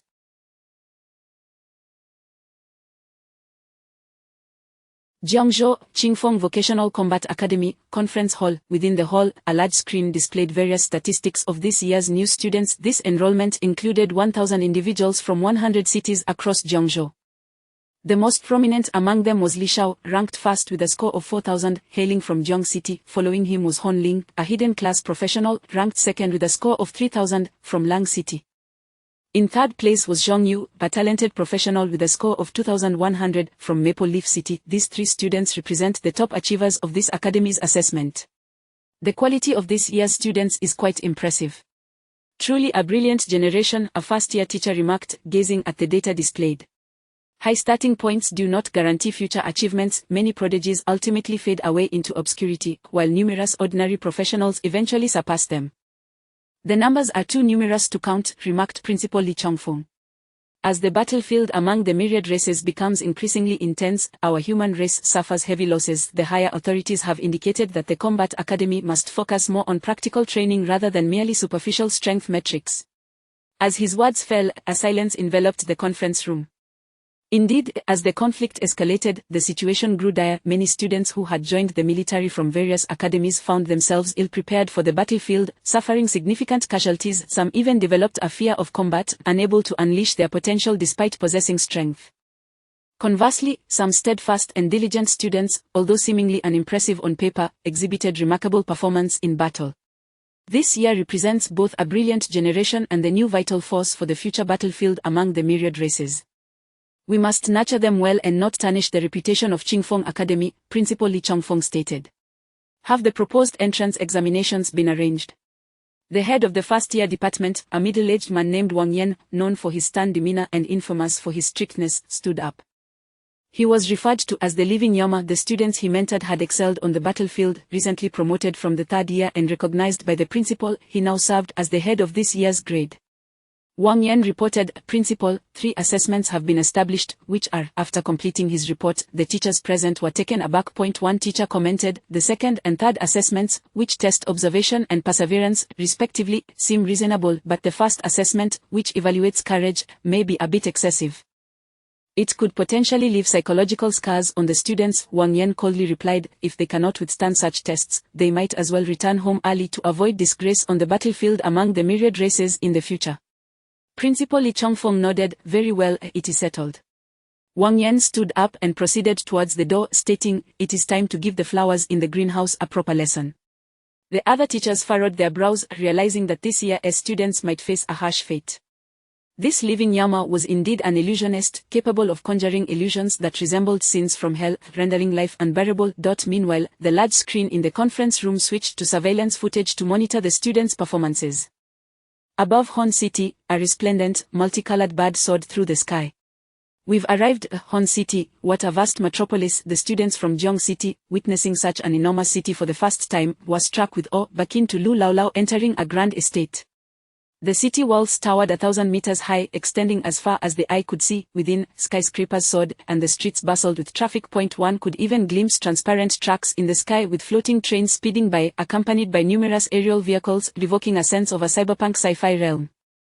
This prosperity was a testament to the abundance of high-tech talent in the city due to the lack of personnel exchange between cities. A significant technological gap had emerged. Soon, they spotted a massive academy, enclosed by high walls, resembling a fortress in the city, as the resplendent bird began its descent. Suddenly, its descent accelerated. The divine bird let out a mournful cry, as if injured, unable to flap its wings, and began plummeting vertically from the sky. "It's over." Before he could react, they had already hit the ground. With a thunderous crash, Li Shao felt an intense pain, as if he had been reduced to a pulp. Subsequently, his consciousness plunged into a bottomless abyss.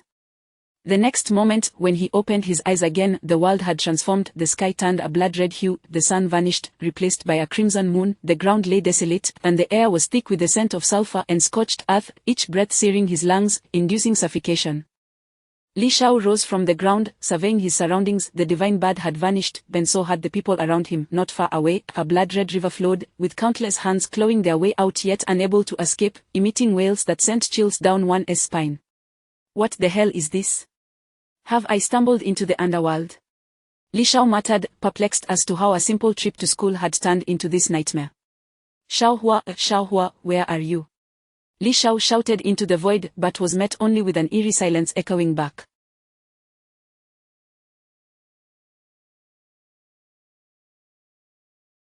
Suddenly, he spotted a tree across the river, next to a dry well. Beside the well lay Zhong Xiaohua, motionless on the ground. "Xiaohua, wait for me. Even if we perish, we shall have company on the road to the Yellow Springs." Li Shao rushed toward her. A narrow wooden bridge spanned the river, barely a centimeter above the water surface. As soon as he stepped onto the bridge, countless pale hands, waterlogged and ghostly, shifted direction and lunged toward Li Shao, reminiscent of a hellish abyss. "Compassionate Guanyin, grant me strength to vanquish these demons." Li Shao promptly scattered a handful of sticky clay spiders and dashed toward the opposite shore, the hands reaching out for the clay spiders. "Monsters, meet your demise." Crack. Boom.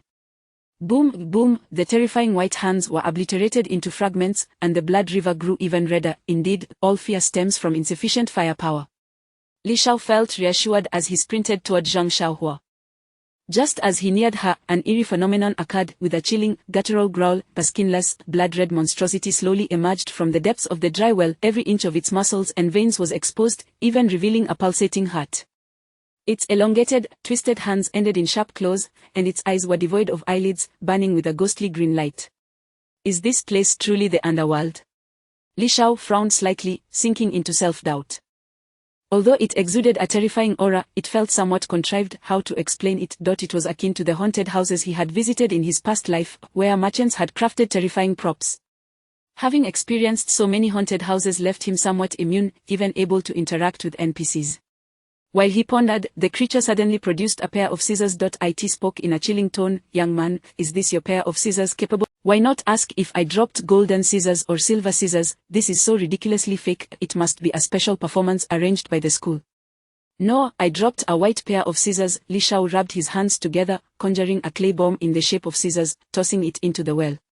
"Oops, I dropped it again. Could you be so kind as to retrieve it for me?" The creature paused, clearly taken aback by this unexpected maneuver. After a few seconds of hesitation, it dove back into the well. Crack. A tremendous explosion erupted from the well. "Xiaohua, are you still alive?" After dispatching the creature, Li Shao rushed over to help Zhang Xiaohua up.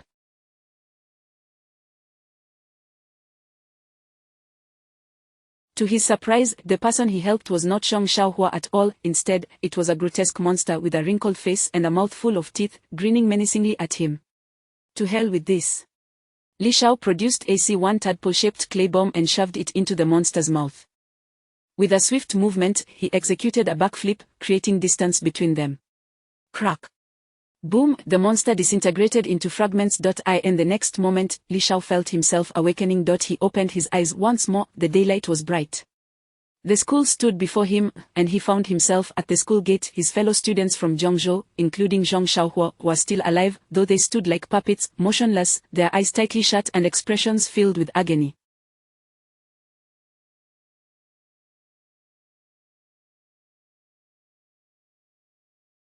Clearly, they remained trapped in the illusion, unable to break free. In front of him stood two individuals, teacher Ping Chuan and another middle-aged man, both gazing intently at him. With a smile, Ping Chuan said, "Congratulations, you have successfully passed the illusion assessment." Li Shao chuckled, confirming his earlier suspicions. It was all a fabrication. The middle-aged man was the illusionist Wang Yan, who looked at Li Shao in astonishment. "Could you enlighten me as to why you did not take the scissors? Are you not afraid of being trapped in hell forever?" This was the rule governing the students' illusion. By taking the scissors, they could sever the illusion and escape, provided they possessed the courage to approach the monster and accept the scissors. Wang Yan believed that anyone who could do so had passed the courage test, yet this fellow had completely disregarded the expected narrative. Feeling somewhat embarrassed, Li Shao replied, "It's mainly because your version of hell is so unrealistic. It is less frightening than a haunted house, lacking any sense of immersion. Promise me, next time, make it more authentic." "All right." Wang Yan. Ping Chuan. Chapter 41. Why is this fellow so unpredictable? At this moment, Wang Yan found himself grappling with a sense of insecurity. Could it be false? Where was the deception? He had invested considerable effort, poring over extensive materials to conjure the scene, previously managing to frighten cultists to death within the secret realm. Yet, this young man saw through it all and swiftly navigated his way to victory. Was this individual audacious or timid? After pondering for a while, Wang Yan concluded that the opponent was indeed quite bold, having the presence of mind to contemplate the authenticity of hell when completing the challenge with remarkable speed. Although many students were still en route, it was likely that he would emerge as the fastest to clear the first trial. "You have qualified, please wait on the playground," he instructed. "Oh," replied Li Shao as he entered the school gates, where a second-year student awaited his arrival as prearranged. "Hello, Junior. This way, please." A girl with a sweet appearance guided Li Shao toward the playground, inquiring as they walked, "Junior, impressive, you managed to unravel the illusory king's illusion so swiftly. What is your name?" "Li Shao." The top scholar from Jiangzhou." The girl glanced at him with renewed interest. "You cleared the secret realm with full marks. I didn't expect it to be you. You appear rather delicate." Let us add each other as friends. Li Shao, her name was Xiong Baobao, and they mutually added each other as friends. After escorting Li Shao to the playground, she departed. As Li Shao waited, he surveyed the surroundings of the school. The environment was truly commendable. The playground was expansive, akin to 10 football fields, adorned with mountains and water, lacking tracks, resembling a scenic resort with breathtaking views. The other areas bore more resemblance to tourist attractions than a school. In the distance, several villas could be seen, presumably student accommodations. The teaching buildings were massive venues. After a considerable wait, he noticed another individual approaching. "Xiaogu, I'm here." Zhang Xiaohua rushed over, his bare arms flailing as he waved urgently. "Quick, lend me some clothes. I've been the subject of ridicule." Li Shao retrieved a set of clothes from his suitcase and retorted, "You've managed to ruin several outfits." Zhang Xiaohua chuckled awkwardly, donned the clothes, and began recounting his recent ordeal. "I swear, I thought I had died and entered hell just now." Li Shao, intrigued, asked, "How did you escape?" Zhang Xiaohua explained, "I was initially too scared to approach, but upon seeing you across the river, I figured if I was to die, I might as well do it alongside my brother. Ultimately, I recalled what my grandfather taught me. I took off my undergarment and put it over my head to ward off evil, then sprinted to your side. Just as a creature emerged from a dry well, I smashed its head with a single blow, then went to assist you, but you were also a monster, so I struck again." Li Shao, goodness, Zhang Xiaohua certainly had his own unconventional approach. The creature barely had a chance to utter a word before being dispatched. "Wow, that scared me to death. This illusion is far too realistic." Indeed, I truly believed I had entered hell. As time passed, more individuals arrived at the playground. Many bore ashen faces, clearly still reeling from their recent experiences. Only 3 students from Zhongcheng had made it, while the rest remained unconscious. Gradually, around 200 individuals gathered on the playground, all of whom had successfully cleared the trial, while 800 others had yet to do so. The courage test primarily required one to dare cross the river to rescue important individuals. Secondly, they needed to retrieve the items necessary to dispel the illusion from the monsters. It was not particularly difficult, yet 800 individuals still failed to clear the challenges. Most of these 800 were paralyzed by fear, unable to move. "Useless, all of you are useless." Wang Yan expressed his dissatisfaction with the outcome, cursing as he led the remaining 800 students to the playground, where a few from Zhongcheng were also present. He noticed Mi Wen's pale face, her body trembling slightly. The other boys appeared only marginally better off. Zhang Xiaohua, unable to resist, seized the opportunity to mock. Mi Wen, so timid, you are a dark priest. Perhaps you should be renamed the timid priest instead. Unexpectedly, the seemingly cold girl burst into tears. It appeared her exterior strength belied her inner fragility. I'm sorry, I didn't mean to, Zhang Xiaohua stammered, utterly flustered, as he rushed to console her. Wah, to his surprise, Mi Wen clung to his shoulder, weeping. Oh! Has this fellow even found love in such a moment? Li Shao turned away, unable to watch the scene unfold. Indeed, many girls in the playground were crying, dabbing at their eyes with handkerchiefs. Li Shao began to comprehend the school's intentions. This was not a mere game for practitioners, they were not sheltered flowers anymore, this was a baptism of sorts. Wang Yan stood at the forefront, commanding attention. Listen closely. From the moment you entered Qingfeng, remember that you are no longer students, but warriors fighting for the Dragon Kingdom. The scenarios you will face may be even more despairing than today. This is what awaits us in the future. If anyone is afraid, it's not too late to withdraw. As his words echoed, the weeping subsided, yet not a single person chose to leave. After all, they were practitioners, and those who had made it this far were not to be trifled with. The school has prepared 3 trials specifically for you this year. Do not blame yourselves for misfortune. This is the first time in history that students can earn credits on the very first day. I hereby declare that those who passed the trial will receive an additional 100 credits. At this announcement, the astonished murmurs filled the air. The significance of credits was immense, everything relied on them. Credits could purchase numerous items not available elsewhere. With sufficient credits, one could even acquire legendary grade equipment and items. An increase of 100 credits was substantial, enough to buy a level 20 purple item. Upon hearing this news, those who had cleared the trial exchanged glances of delight, while those who had not felt a pang of regret determined to strive for the next trial. The first trial had been so abrupt that many had not realized it was a test. Wang Yan proclaimed, I am pleased to announce that one student has demonstrated exceptional observational skills by discerning the flaws in the illusion, indicating his remarkable perceptiveness. At this, all the students gasped in astonishment. It was indeed extraordinary for someone to unravel the illusion. Zhang Xiaohua scanned the crowd, attempting to identify the individual. Eventually, his gaze settled on Li Shao, for he had been the first to clear the trial. Xiaogu, it wouldn't happen to be you, would it? Li Shao replied nonchalantly, indeed, it is I. Instantly, he became the center of attention, with numerous gazes filled with admiration directed toward him. The effect of his display was nothing short of spectacular. At that moment, Wang Yan called out, thus the second trial will test your powers of observation and discernment, which will be indispensable in the future. I will release 1000 level 3 monsters, poison dart frogs, while simultaneously unleashing 10,000 illusionary, poison dart frogs. Defeating a monster grants 10 credits, whereas killing an illusionary poison dart frog deducts 10 credits. Bear in mind, credits can indeed reach negative values. Today, those who end the trials with negative scores will be disqualified from entering Qingfeng, and the school will arrange for you to transfer to other academies. The trial begins now. Utilize your eyes and intellect to discern. With that, Wang Yan gave the signal, releasing 1000 poison dart frogs into the arena. The frogs immediately began to leap chaotically about the playground. There was no cause for concern regarding safety, as level 3 monsters posed no threat to the students. The students promptly dropped to the ground, scrutinizing the poison dart frogs' appearances, sizes, patterns, and other characteristics. Careful observation was imperative. Failing to do so could result in elimination on the very first day of school. For some reason, Qingfeng Academy was unusually strict this year. Rip-beat, a rip-beat, a rip-beat. Zhang Xiaohua, with his rear end in the air, lay on the ground, intently observing. He then looked up at Li Shao and asked, Xiaogu, aren't you going to take a look? Li Shao replied coolly, just a little trick. Zhang Xiaohua's eyes widened. Could it be that Xiaogu had already seen through it? At that moment, all the students were diligently lying down, observing intently, while Li Shao stood apart, exuding an air of superiority.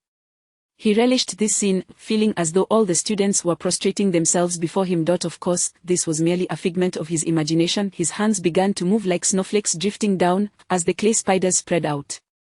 Chapter 42:10,000 points acquired. The audience in awe. After granting the students 3 minutes for observation, Wang Yan waved his hand, and instantly, an additional 10,000 poisonous dart frogs materialized. The frogs began to leap about chaotically, soon forming a tangled mass after a brief moment of waiting for the illusion and the real creatures to thoroughly intertwine, indistinguishable from one another. Wang Yan announced, "We may commence." The illusions he conjured bore a striking resemblance to the poisonous dart frogs, albeit with minor discrepancies that demanded keen observational skills to discern. At that moment, all the students were engaged in scrutiny. Ping Chun chuckled, "Who do you think will emerge victorious this time?" "It could very well be Zhang Hai." "I believe it will be Hon Ling." Zhang Yu stands a chance as well. Other first-year teachers also shared their predictions based on their respective professions. "That fellow named Li Shao seems to have a promising shot." Wang Yan's gaze fell upon Li Shao, holding him in high regard. To unravel his own secret realm, this individual was no ordinary contender, yet Wang Yan noticed that Li Shao remained stationary, seemingly indifferent. "This lad is hardly observing. How can he hope? Such a lack of ambition is truly disappointing." Soon, the first student made an attempt. He struck a poisonous dart frog with a powerful punch, only to be met with a burst of ink. This signified that it was merely an illusion, resulting in a deduction of 10 academic points. "Damn, this is too challenging." With one student losing points, the others became increasingly cautious, refraining from reckless actions. A correct guess would yield no points, while a wrong one would incur a penalty of 10 points, potentially leading to negative scores. The prevailing sentiment was one of caution, better to refrain from action than to err. The students on the field continued to observe, yet remained unable to perceive any distinctions. This was far more challenging than slaying zombies in a dungeon. Poor observational skills and a lack of courage. Wang Yan frowned slightly, visibly dissatisfied with the situation. Could it be that his test was too arduous? That shouldn't be the case. His illusionary poisonous dart frogs possessed double eyelids, while the real ones had single eyelids. Could such an obvious difference truly go unnoticed? Yet, it seemed to be the case. Who would pay attention to the eyelids of the dart frogs? Everyone was focused on the patterns, yet they could not differentiate between them. The students on the playground were in disarray. "I can't tell them apart. I truly can't. This question is far too difficult. I really don't know. Truly deserving of the moniker Living King of Hell. Our cohort has struck a streak of bad luck." "Hey, what are those?" Suddenly, the students noticed small white spiders scuttling across the ground, spreading outwards. Indeed, this was Li Zhao's strategy, an incessant swarm of tiny spiders. They observed as a poisonous dart frog extended its tongue and consumed the spider whole. The students furrowed their brows, bewildered by this unexpected turn of events. After a while, one student shouted, "The ones eating the insects are the real ones." Indeed, the illusionary frogs could not consume anything. All the students suddenly grasped the situation and promptly prepared to act. "You figured it out, but alas, it is too late." Li Shao smiled nonchalantly, raising his right hand and squeezing. "At is an explosion." Bang. Boom. Boom, boom, boom, boom. A series of explosions echoed across the playground, relentless and resounding. 10,000 points secured. The students were left in utter confusion. What just happened? Why did it self-destruct? Does that mean they won't earn a single point? The teachers on the stage were similarly bewildered, questioning the unfolding events. Only Ping Chuan, who was in the know, remarked, "This lad is truly clever. Those are his clay spiders. Being consumed indicates they are the genuine poisonous dart frogs, and he merely detonated them remotely. He is indeed exceptionally astute." Wang Yan, who had set this trial, was equally flabbergasted. Is this even possible? This test was designed to assess observational and discernment abilities. This was clearly a case of exploiting loopholes. The 10,000 points allocated to the entire cohort had all been claimed by him alone. This fellow was entirely unconventional in his approach. The entire assembly of students, including teachers and even the school leaders convened in the meeting room, were left in a state of shock, unable to regain their composure for some time. For throughout history, such a method had never been witnessed. Regardless of profession, combat had always relied on skills and physical prowess, yet the clay bomb had achieved pinpoint precision. This could well be classified as a teaching mishap. What did it mean for one individual to claim the scores meant for all new students? 10,000 points. An ordinary student might take 3 years to amass such a score. On the very first day of school, he had accomplished what others would achieve in 3 years of toil. What would happen if this student, having secured 10,000 points, chose to coast through? Wang Yan's brow furrowed. This question tests observational skills. This, Ping Chuan chuckled. "Teacher Wang, the consumption of insects by frogs also counts as observational ability, does it not?" This student utilized his professional traits to find the key to the challenge, which is also a manifestation of observational prowess. Upon hearing this, Wang Yan's eyes brightened with understanding. You are right. I was overly fixated on the double eyelid aspect. In fact, leveraging biological traits is also a form of wisdom. This lad is indeed remarkable. With that, he announced loudly, the test is concluded. Li Shao has defeated 990 poisonous dart frogs, earning 9,900 points. The scores will be displayed on the big screen. As he spoke, the scoreboard on the playground lit up. Li Shao was far ahead, ranking first with precisely 10,000 points. In truth, he had only slain 990 poisonous dart frogs. The remaining 10 had been dispatched by 9 female students. This challenge had been quite accommodating to the girls, as some quickly recognized the double eyelid characteristic of the illusionary frogs and began searching for them. However, before they could slay many more, Li Shao had dispatched them all.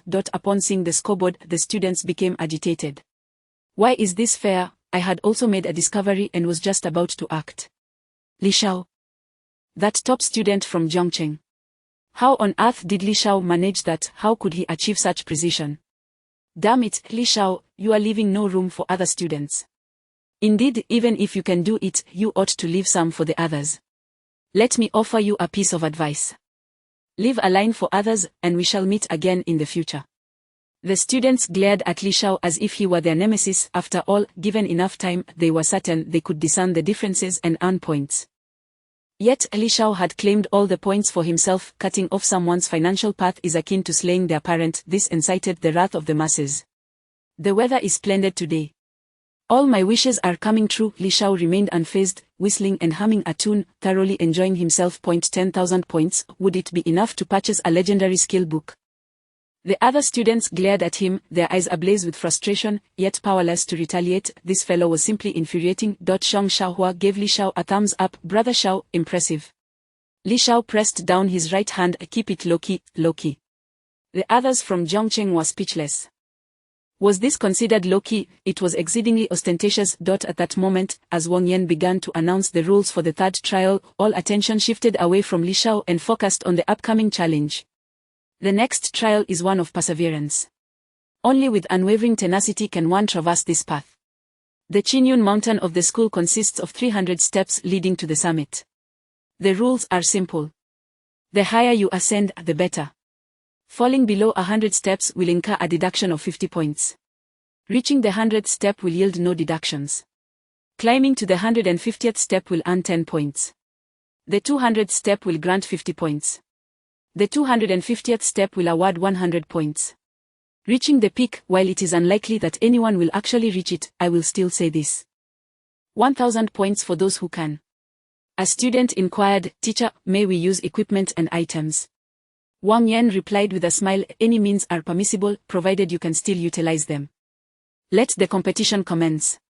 As the words left his lips, the students surged towards Qinyun Mountain, a mass of bodies heading towards the right. The mountain was not particularly high, an ordinary person could scale it, let alone a professional.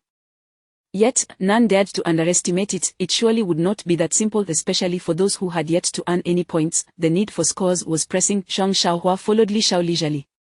They had already amassed enough points and were not at risk of elimination, allowing them to approach the challenge with ease. On the stage, Wang Yan cast another glance in Li Zhao's direction, murmuring to himself, I admit you possess a degree of cleverness and strong observational skills, but this next round is the true test.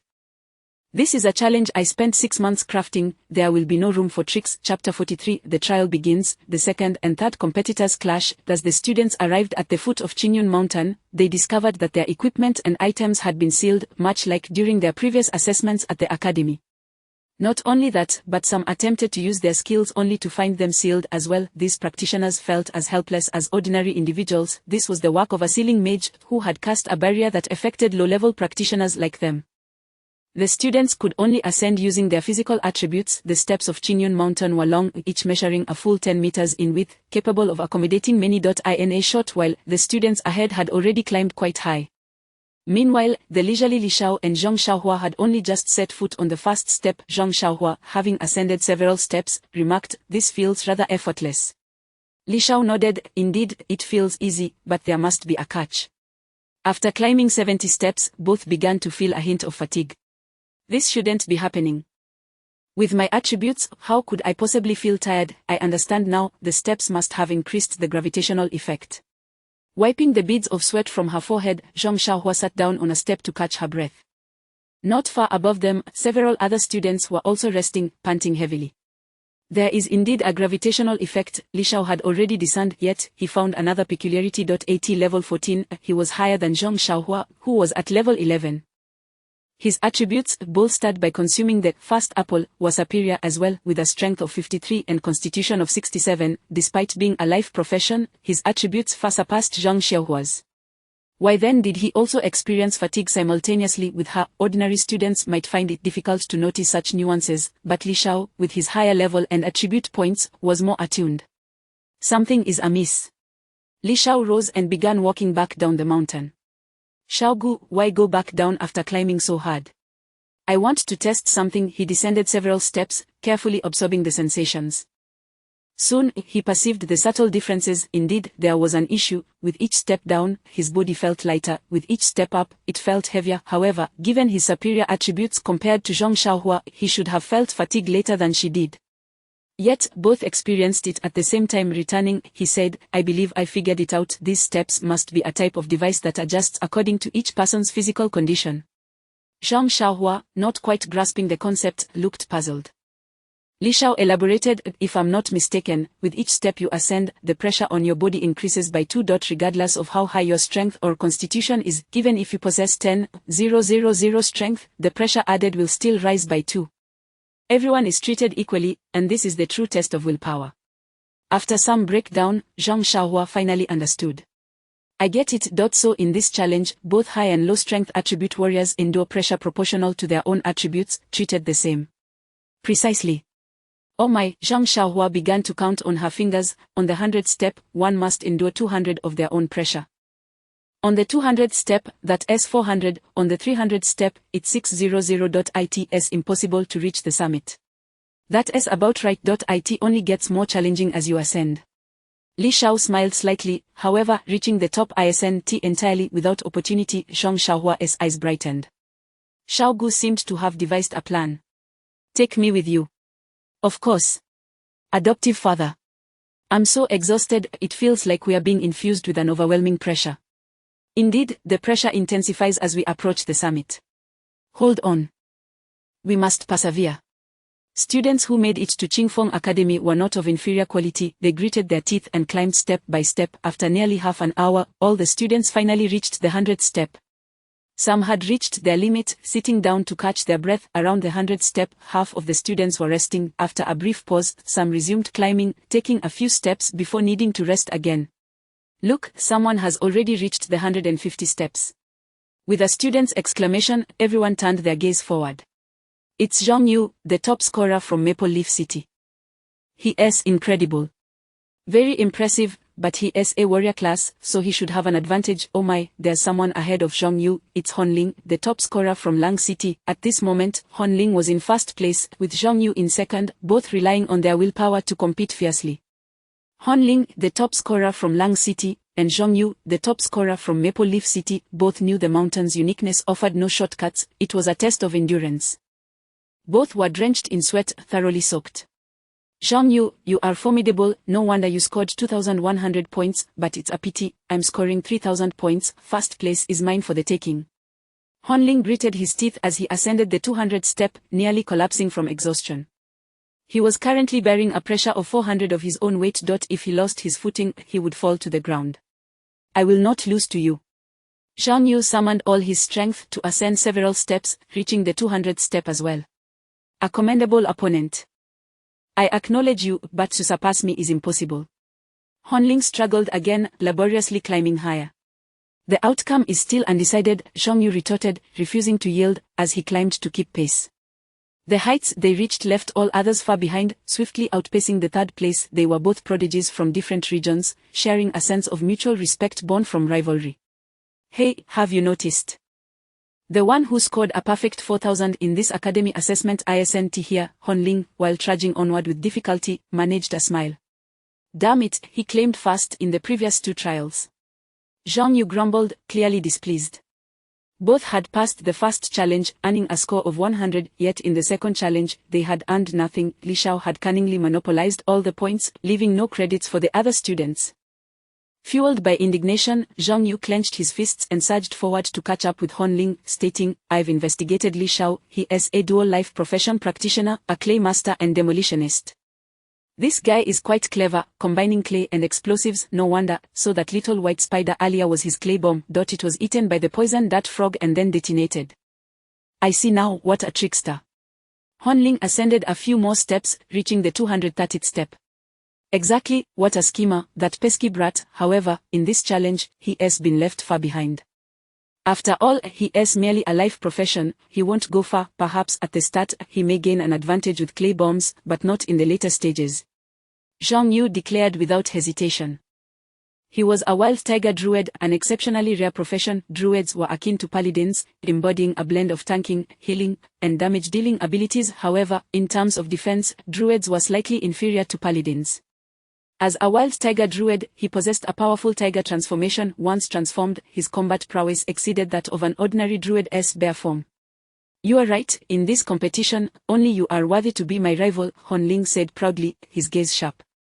He was a hidden class Voidwalker mage. The talent profession carried an additional talent prefix, whereas the hidden class bore a profession prefix. Voidwalker was the profession prefix, granting him 2 unique skills related to hidden classes right from the start, transforming him into a Voidwalker. Voidwalker, unique. Hidden trait, possesses skills: 1. Void walk, consuming mental energy to blink.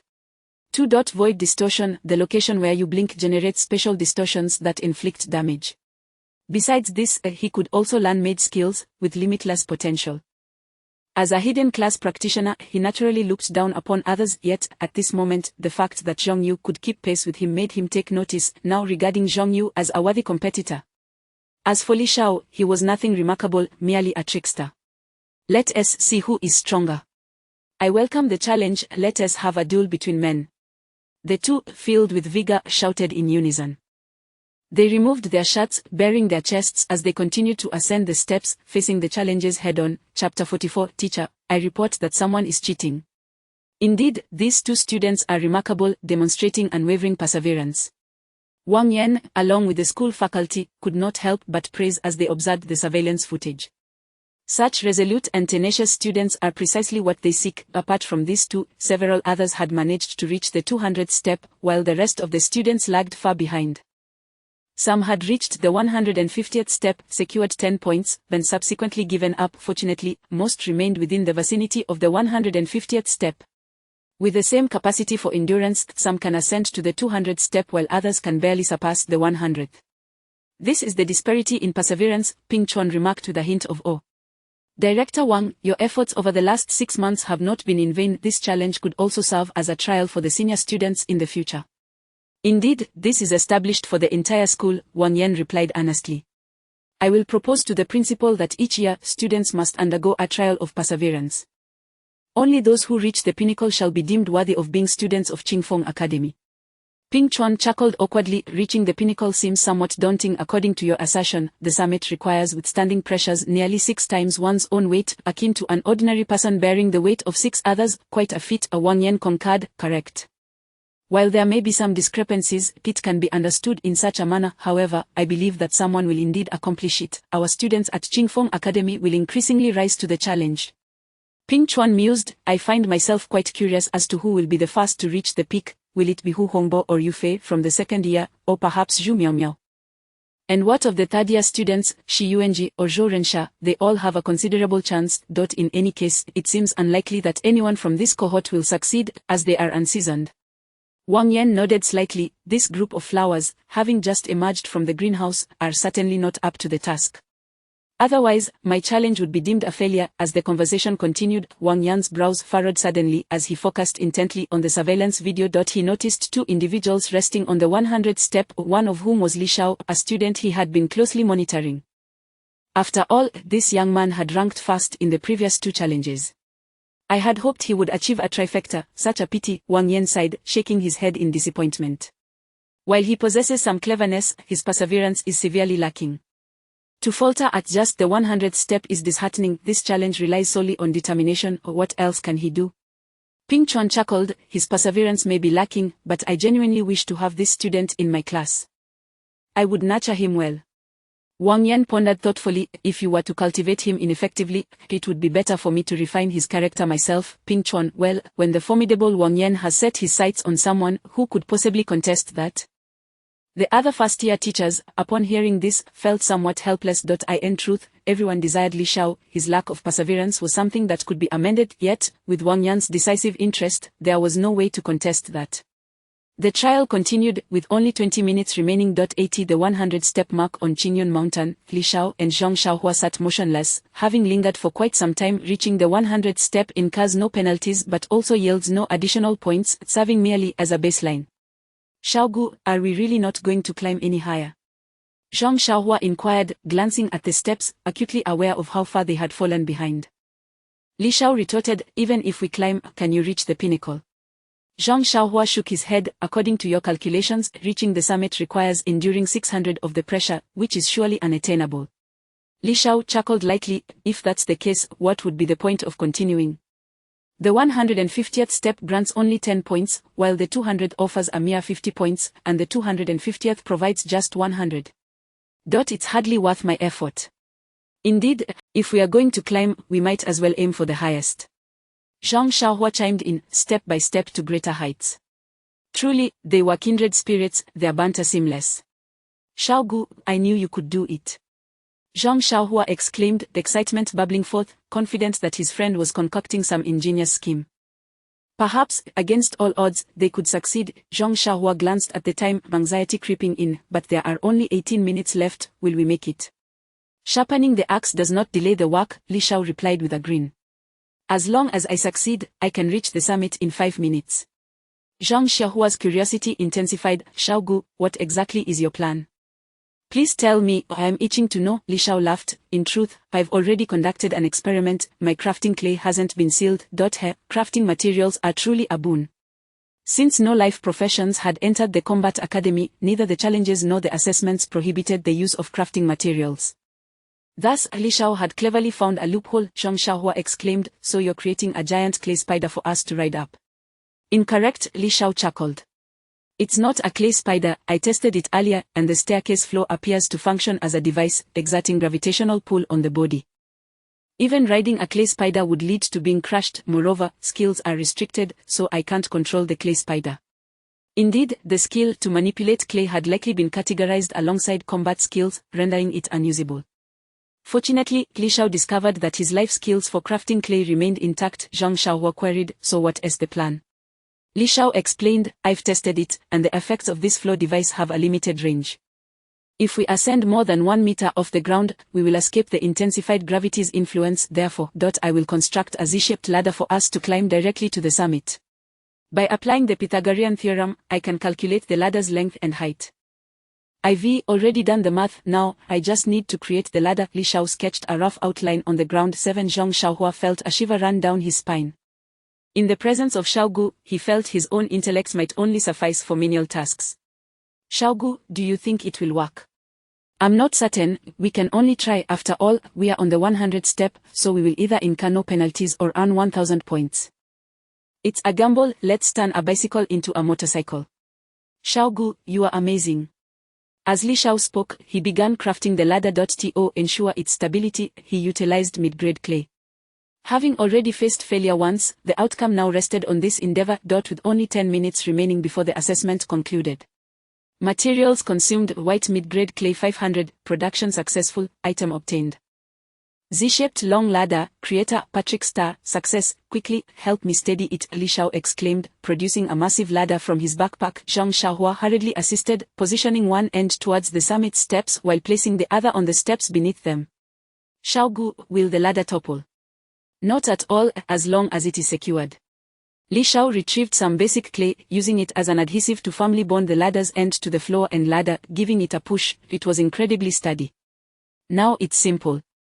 As long as we ascend the ladder by 1 meter, we won't crash it under the pressure, otherwise, we wouldn't be able to withstand it. However, at the position of the 100 steps, we are under 100 pressure. We can't jump very high. Zhang Xiaohua attempted to leap, only managing half a meter. Without this pressure, he could easily leap 2 meters. Very simple. Li Shao pulled out a 1 meter high clay mass and climbed onto it.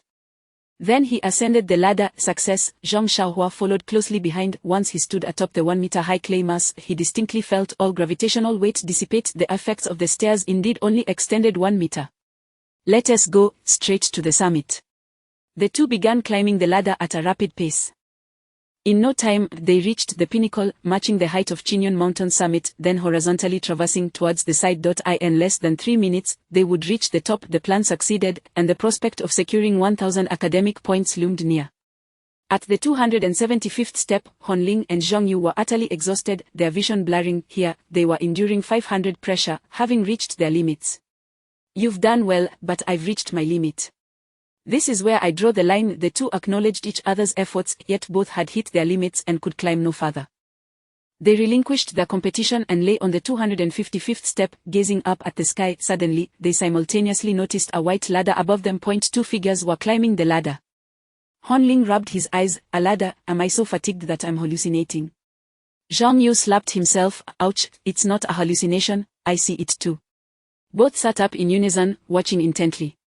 What the heck, I didn't expect it, but it's true. Li Shao was indeed climbing a ladder, nearing the summit. I am reporting this. Someone is cheating. Chapter 45. The first man to reach the summit has appeared, first in all 3 trials. Oh my goodness, someone has climbed over with a ladder. Soon, others on the stairs noticed this situation as well. After toiling up the mountain, one person had managed to bypass them with a ladder. Where did that ladder come from, and how could it be so long? Indeed, that ladder is shaped like a 7, perfectly suited. Could it be that they brought the ladder on site? It is quite possible. Look at that ladder, it seems to be made of clay. I know who it is, it's that top scholar from Jiangzhou. Li Shao. One of his dual professions is a clay artisan. Why weren't his skills sealed? I suspect only combat skills were sealed, while his crafting skills slipped through the cracks. This is truly a loophole. I want to report this. Teacher, I wish to report that someone is cheating. The students were in an uproar, each shouting loudly. Meanwhile, at that very moment, Li Shao had reached the summit, becoming the first man to do so. I made it. I am the first. Haha, I'm the second. Zhang Xiaohua laughed as she jumped down from the ladder. The pressure was gone here, creating an exceptionally relaxed atmosphere. At the summit stood an octagonal pavilion and a stone tablet. The tablet was clearly intended for recording names, and without hesitation, Li Shao picked up a carving knife and engraved his name at the very top of the first row. Zhang Xiaohua soon followed suit, inscribing her own name. After completing this, Li Shao stood at the edge of the stairs and shouted down to those below, "The view from up here is truly magnificent. What are you all doing down there? Don't you love the scenery?" The crowd below erupted in frustration, each one fuming. Yet, they were powerless to do anything. Li Shao had already taken the ladder away. I'll compete with you. You are utterly shameless. Honling and Zhang Yu, both at the 260th step, had initially given up but, in a fit of anger, pushed themselves to climb a few more steps. Alas, after just a few more, they were completely exhausted. Ha ha ha ha ha. Li Shao stood with his hands on his hips, laughing heartily, his mockery at its peak. Just wait, you two. Honling said, exasperated. I've been waiting right here, Li Shao replied with a grin. If you have the guts, come over. Honling retorted, if you have the guts, come down. Zhang Xiaohua chimed in, if you have the guts, come up. Li Shao shot back, are you two just repeating each other? Zhang Yu declared, just you wait. I am climbing up to take you down. With Li Shao and Zhang Xiaohua's incentives, Honling and Zhang Yu, under pressure, actually managed to ascend, finding themselves just a few steps away from the summit. Wait for me. I'll be right up to get you. Honling and Zhang Yu panted, mere steps away from reaching the top. In the face of ridicule, they surprisingly overlooked the pain brought on by the pressure. Wow, they actually made it. Li Shao hastily nudged Zhang Xiaohua, it's your turn. Okay. Zhang Xiaohua immediately activated the slow aura, perhaps you shouldn't come up. Indeed, the seal at the summit had vanished, allowing skills to be used. As soon as the slow aura was unleashed, it instantly enveloped the two talented individuals, Honling and Zhang Yu. What is happening? Why do I feel like I'm moving in slow motion? It's that paladin who activated the slow aura, damn. They were already struggling to ascend. With the slow aura in effect, their speed dropped to that of a snail. They were so close, just a few steps away from the summit. Had it not been for the interference of the slow aura, they might have truly reached the top. However, at that moment, time was called. Time's up, the trial is over, everyone must descend. The voice of teacher Wang Yan echoed from below. Simultaneously, the seals and pressures atop the mountain were completely lifted. Ah! Zhang Yu and Hon Ling went into a frenzy, bitterly devastated. They were so close, just a hair's breadth away, they could have topped the summit and earned 1,000 points, but those two had disrupted their efforts. You two better watch out. A gentleman does not let such grievances go unpunished.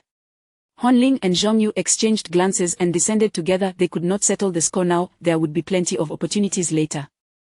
Just a mere crafting profession, they surely couldn't compete in combat, but during the school competition, they would give those two a thorough lesson. Shameless, how can one achieve victory in such a manner? Is Li Shao here just to amuse us? Openly cheating, then he still gets to the top. This student should be reprimanded. He is clearly taking shortcuts. In the conference room, this scene utterly astonished the school leaders. They all voiced their opinions, asserting that he should not be allowed to win this round. Never mind, never mind. Principal Li Chongfeng chuckled, offering a different perspective. This year, we seem to have recruited two lively characters. However, this is great, it nearly motivated those two students to reach the summit as well. Competition breeds vitality, preventing the students from becoming listless. The principal is right. Indeed, a lack of vitality among students is not ideal. Just like the catfish effect, Li Shao and Zhang Shaohua are the catfish. The old principal spoke, and the other leaders nodded in agreement. All right, let us disperse. I have a good understanding of this year's new students. I have high hopes for this cohort. They may surprise us at Qingfeng Academy. Li Chongfeng rose and left the conference room, while the other school leaders stood to see him off. Safe travels, principal.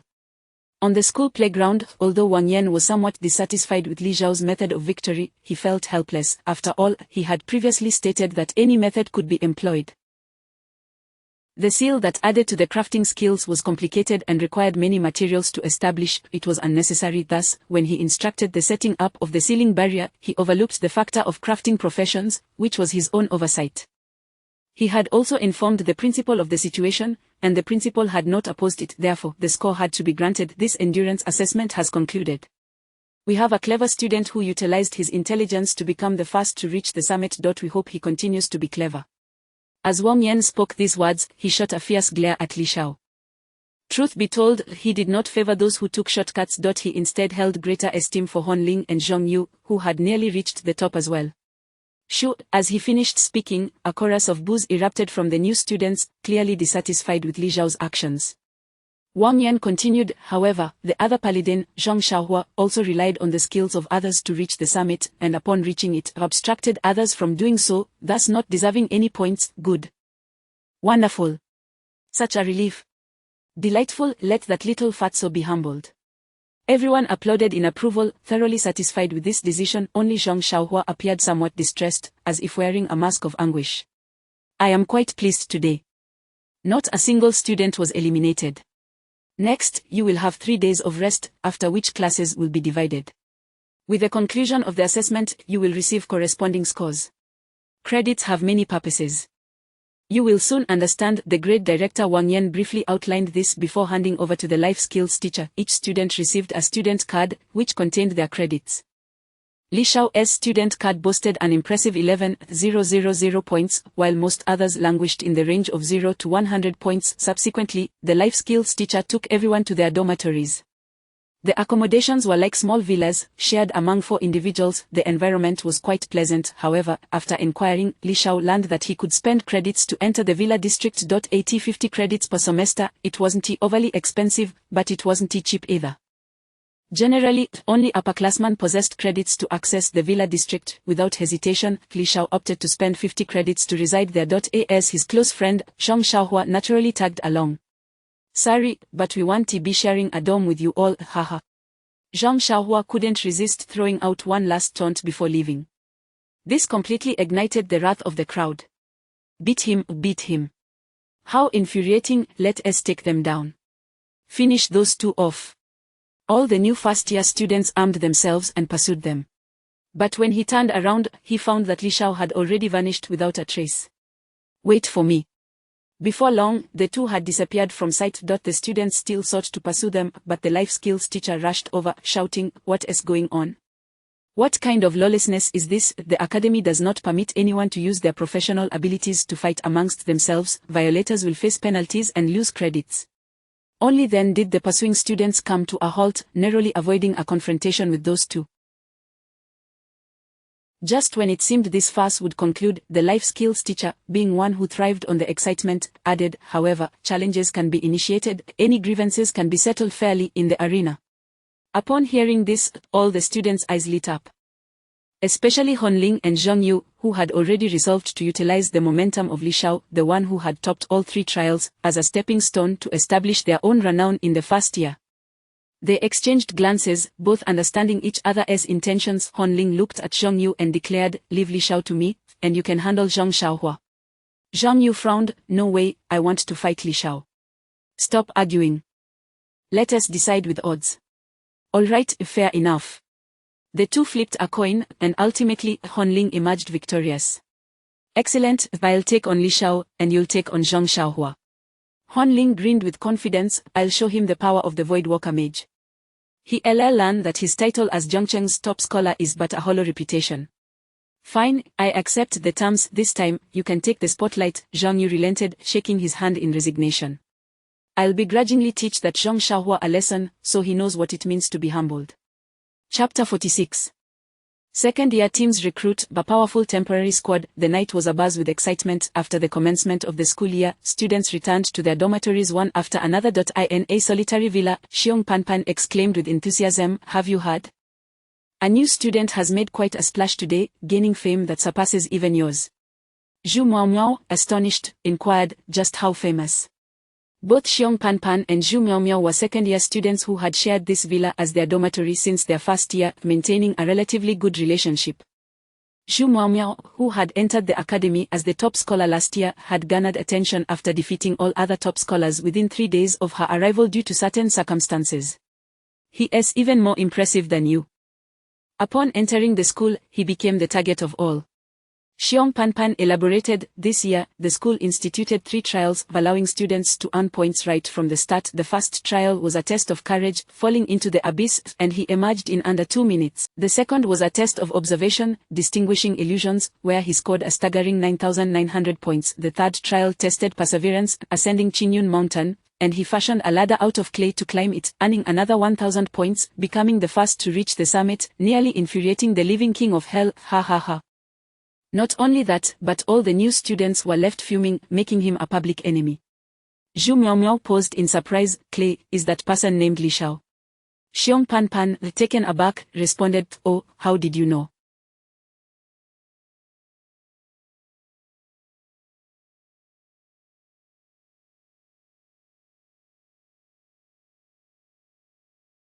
Right, Li Shao, the top scholar from Jiangcheng, is quite renowned, so it's not surprising you'd be aware. Indeed, it was he. Zhu Miaomiao smiled faintly, realizing she had fortuitously encountered a commendable teammate, noted for achieving full marks in the academy's assessments and excelling in all 3 trials. Such accomplishments would make him a highly sought-after candidate among various combat academies. Xiong Panpan chuckled. "By the way, I even hosted this student. I added him as a friend. His name is Patrick Star.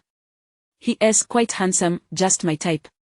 Indeed, this Xiong Panpan was the very girl who had familiarized Li Shao with the surroundings and led him to the playground. She was Zhu Miaomiao's roommate.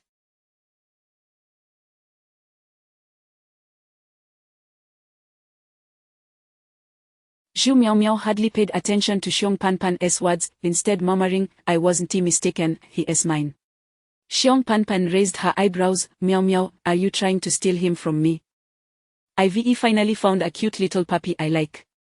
Zhu Miaomiao retorted, "Pa, who wants to steal him from you? I intend to recruit him as a teammate, to form a small squad in preparation for the national competition in 2 years. Qingfeng Academy is a mid-tier combat academy, and graduates have 3 pathways. The first is to be assigned to various cities as defense personnel, which is the least favorable option. The second is to join the Academy's Legion as a grassroots combatant. The third is to pursue further studies and gain admission to a high-tier combat academy, ascending the ranks to become a figure at the pinnacle of the world. Most students typically follow the first 2 paths, while the exceptional ones consider the third. However, entry into a high-tier combat academy is not determined by examinations or assessments, but rather by competitions, relying on one's prowess. To stand out among countless mid-tier combat academies in the national competition is no small feat. Oh! Xiong Pan gasped in astonishment, akin to discovering a new continent, momentarily stunned. Zhu Miaomiao, slightly irritated, asked, "What is with the outburst?" Xiong Pan replied, "I just didn't expect you to be planning to participate in the competition." Zhu Miaomiao clarified, "I simply hadn't mentioned it." Xiong Pan continued, "Then why didn't you form a team during your first year? Leaders Hu Hongbo and Yu Fei both extended invitations to you." In her first year, Zhu Miaomiao neither formed a team nor accepted any invitations. Everyone assumed she had no intention of pursuing further studies at a high-tier academy, which they found quite regrettable. Yet now, she claimed she intended to form a team. Zhu Miaomiao remarked, "Hu Hongbo and Yu Fei, I have no interest in them." Xiong Pan was taken aback, but they lead the two strongest teams in the second year, and entering the national competition is assured. They will undoubtedly gain admission to the high-tier academy. Zhu Miaomiao shook her head. "Just entering the national competition, that is a bit underwhelming." Xiong Pan's eyes widened. "Could it be you aim to dominate the nation?" Zhu Miaomiao nodded slightly. Indeed, that was her nature. If she participated, it must be to conquer and claim the top spot. Yikes! Xiong Pan inhaled sharply. "Then you'd better hurry. I've heard many second-year team leaders are already recruiting this batch of first-year prodigies. Hidden Professions Honling and Zhang Yu have both received invitations to advance in the national competition. Some second-year seniors, if they haven't found suitable candidates, would deliberately leave 1 or 2 spots open in their teams, awaiting the new students. Exceptionally gifted students can rapidly reach the second-year level by the end of the first semester. During the year-end competition, displaying their strength allows them to apply for skipping a grade. However, this is generally limited to 1 grade up, thus this stage is when geniuses can most quickly distance themselves from ordinary individuals. Their growth rate will slow in later stages. Zhu Miaomiao declared, "I plan to recruit Li Shao. I believe he won't refuse." Xiong Pan cautioned, "If you recruit Li Shao, other first-year students who have made enemies with him are unlikely to join."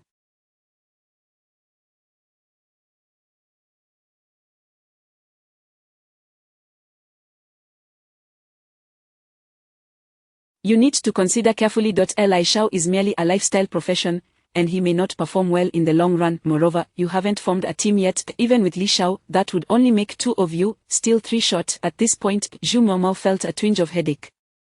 Most second-year students had already formed teams, leaving few suitable candidates. Xiong Pan added, "Also, you missed the first-year competition, so you lack team points. You can only... I can handle it on my own." Zhu Miaomiao contemplated, "If it comes down to it, I'll just find 3 people to fill the spots. We'll manage somehow."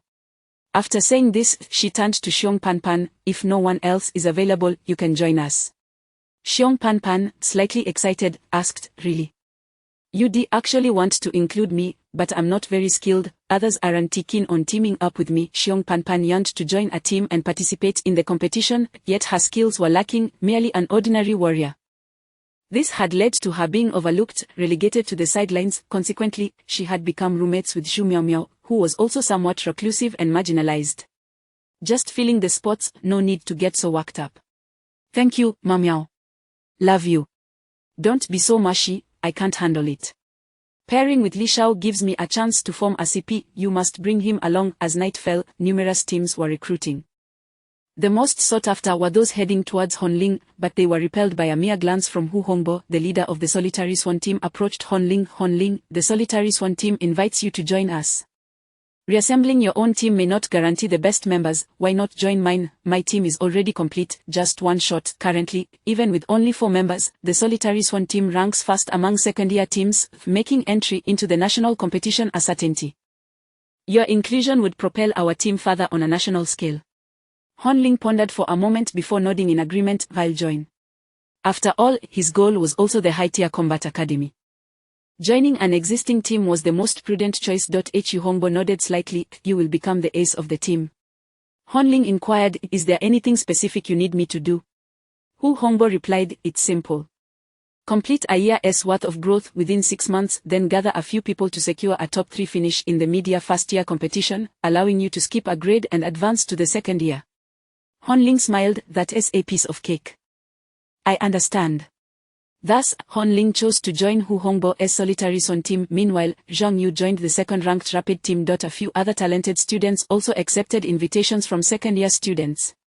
These students communicated privately, knowing their teams would disband eventually. They decided to unite to form a temporary squad, serving as a stepping stone into the second year. This temporary squad would likely emerge as the strongest team among the first-year students.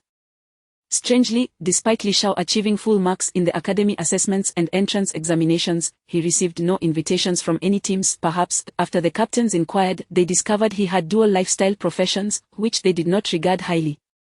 Only Zhu Miaomiao, who had yet to form a team, had extended an invitation to the still nascent Li Shao even before the start of the school year. Chapter 47. Who would be bold enough to accept a challenge? Isn't dating more appealing? The students in the dormitory were well aware of the second-year students trying to recruit newcomers. Meanwhile, on the other side, Li Shao and Zhang Xiaohua, residing in the villa area, remained oblivious to these happenings. At that moment, they were energetically exploring the villa. It must be said, the school's villa was exceedingly luxurious, and the expenditure of 50 credits was indeed worth it. The villa spanned 3 stories. The first floor comprised a grand hall, a reception area, a projector, a kitchen, a laundry room, a garage, and a swimming pool. The second floor served as the living quarters, featuring 5 rooms, each equipped with its own bathroom. Li Shao speculated that this villa was likely reserved for teams, as individuals like himself, who only resided in a villa for a year, were probably rare. The third floor housed a study, a media room, a gym, and a recreational area. This is bliss. This is the life of the affluent, they mused, reclining on the plush sofa, watching a film projected before them while sipping red wine. As they indulged in the movie, Li Shao's attention was drawn to Zhang Xiaohua, who appeared preoccupied, seemingly engaged in a chat with someone via the friend system. "Hey, who are you chatting with?" he inquired. Nothing. I'm just a bit tired," Zhang Xiaohua replied, fumbling for words before hastily retreating to the second floor. Something feels off. Could it be that Miwen has genuinely taken a liking to this fellow? Li Shao pondered, somewhat perplexed. It shouldn't be. How could she possibly be interested in someone like Zhang Xiaohua, whom Miwen had previously labeled a rogue? Were young girls nowadays so easily deceived? After much contemplation that yielded no clarity, he ultimately decided to let it go. He sent a message to his elder sister, assuring her that he was settling in well and that she needn't worry. She replied, urging him to focus on his studies and not concern himself with her. Shortly thereafter, he received a new message from the senior he had added earlier, Xiong Baobao, asking if he was around. Li Shao replied, not here. Clearly taken aback, Xiong Baobao took a while to respond, what are you doing? Li Shao replied, taking a shower. The conversation fizzled out, leading to an inevitable solitude. Then, another message arrived, this time from Miao Zai. Li Shao clicked open the notification immediately. Miao Zai, impressive, becoming a celebrity on the very first day of school. Patrick Star. You're too kind, senior. You're not lacking either. I've seen your posts on the school forum. You're the top solo player, exclusively tackling the extermination of cultists, and always going solo, ranking first on the leaderboard. Li Shao had just logged into the school forum with his student ID to investigate Zhu Miaomiao, and indeed found her to be extraordinary, an independent force, undefeated in one-on-one encounters. Surprisingly, she was not a gifted class, merely an ordinary thief. This revelation was rather astonishing. The school primarily accumulated points through completing tasks, and she specialized in the most challenging mission of eliminating cultists, leading the points chart. Miao Zai. Alright, enough flattery. Let me ask you, have any other team leaders attempted to recruit you? Li Shao was taken aback by this question. What was happening? Were second-year students really recruiting first years? Why had no one approached him? However, he had no intention of responding truthfully. He wanted to assert his importance. Patrick Star, of course, several team leaders have sought to recruit me, but I am a person of my word. Having promised you previously, I turned them all down. Miao Zai, I see you have your eyes on my legendary skill book, considering that no one else could offer such terms.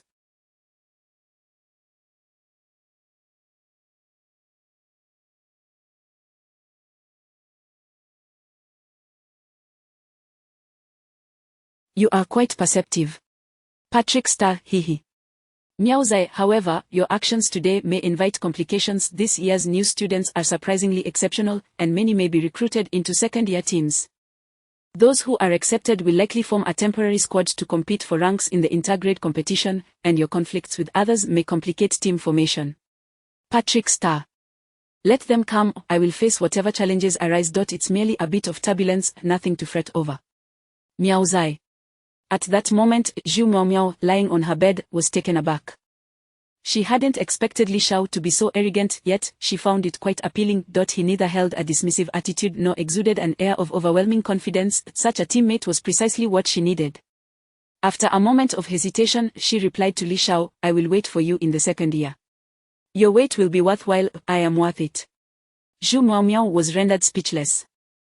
Engaging in conversation with this fellow always felt peculiar. She closed the chat window and silently gazed at the ceiling for a long while. In truth, she had not initially intended to enter the advanced academy through team competitions. Her plan was to pursue individual contests. Unfortunately, the weight of individual competitions was too low, garnering little attention. Practitioners ultimately needed to rely on teams. Even if one could secure first place in the national competition and gain entry into an advanced academy, without a team, progress would be limited.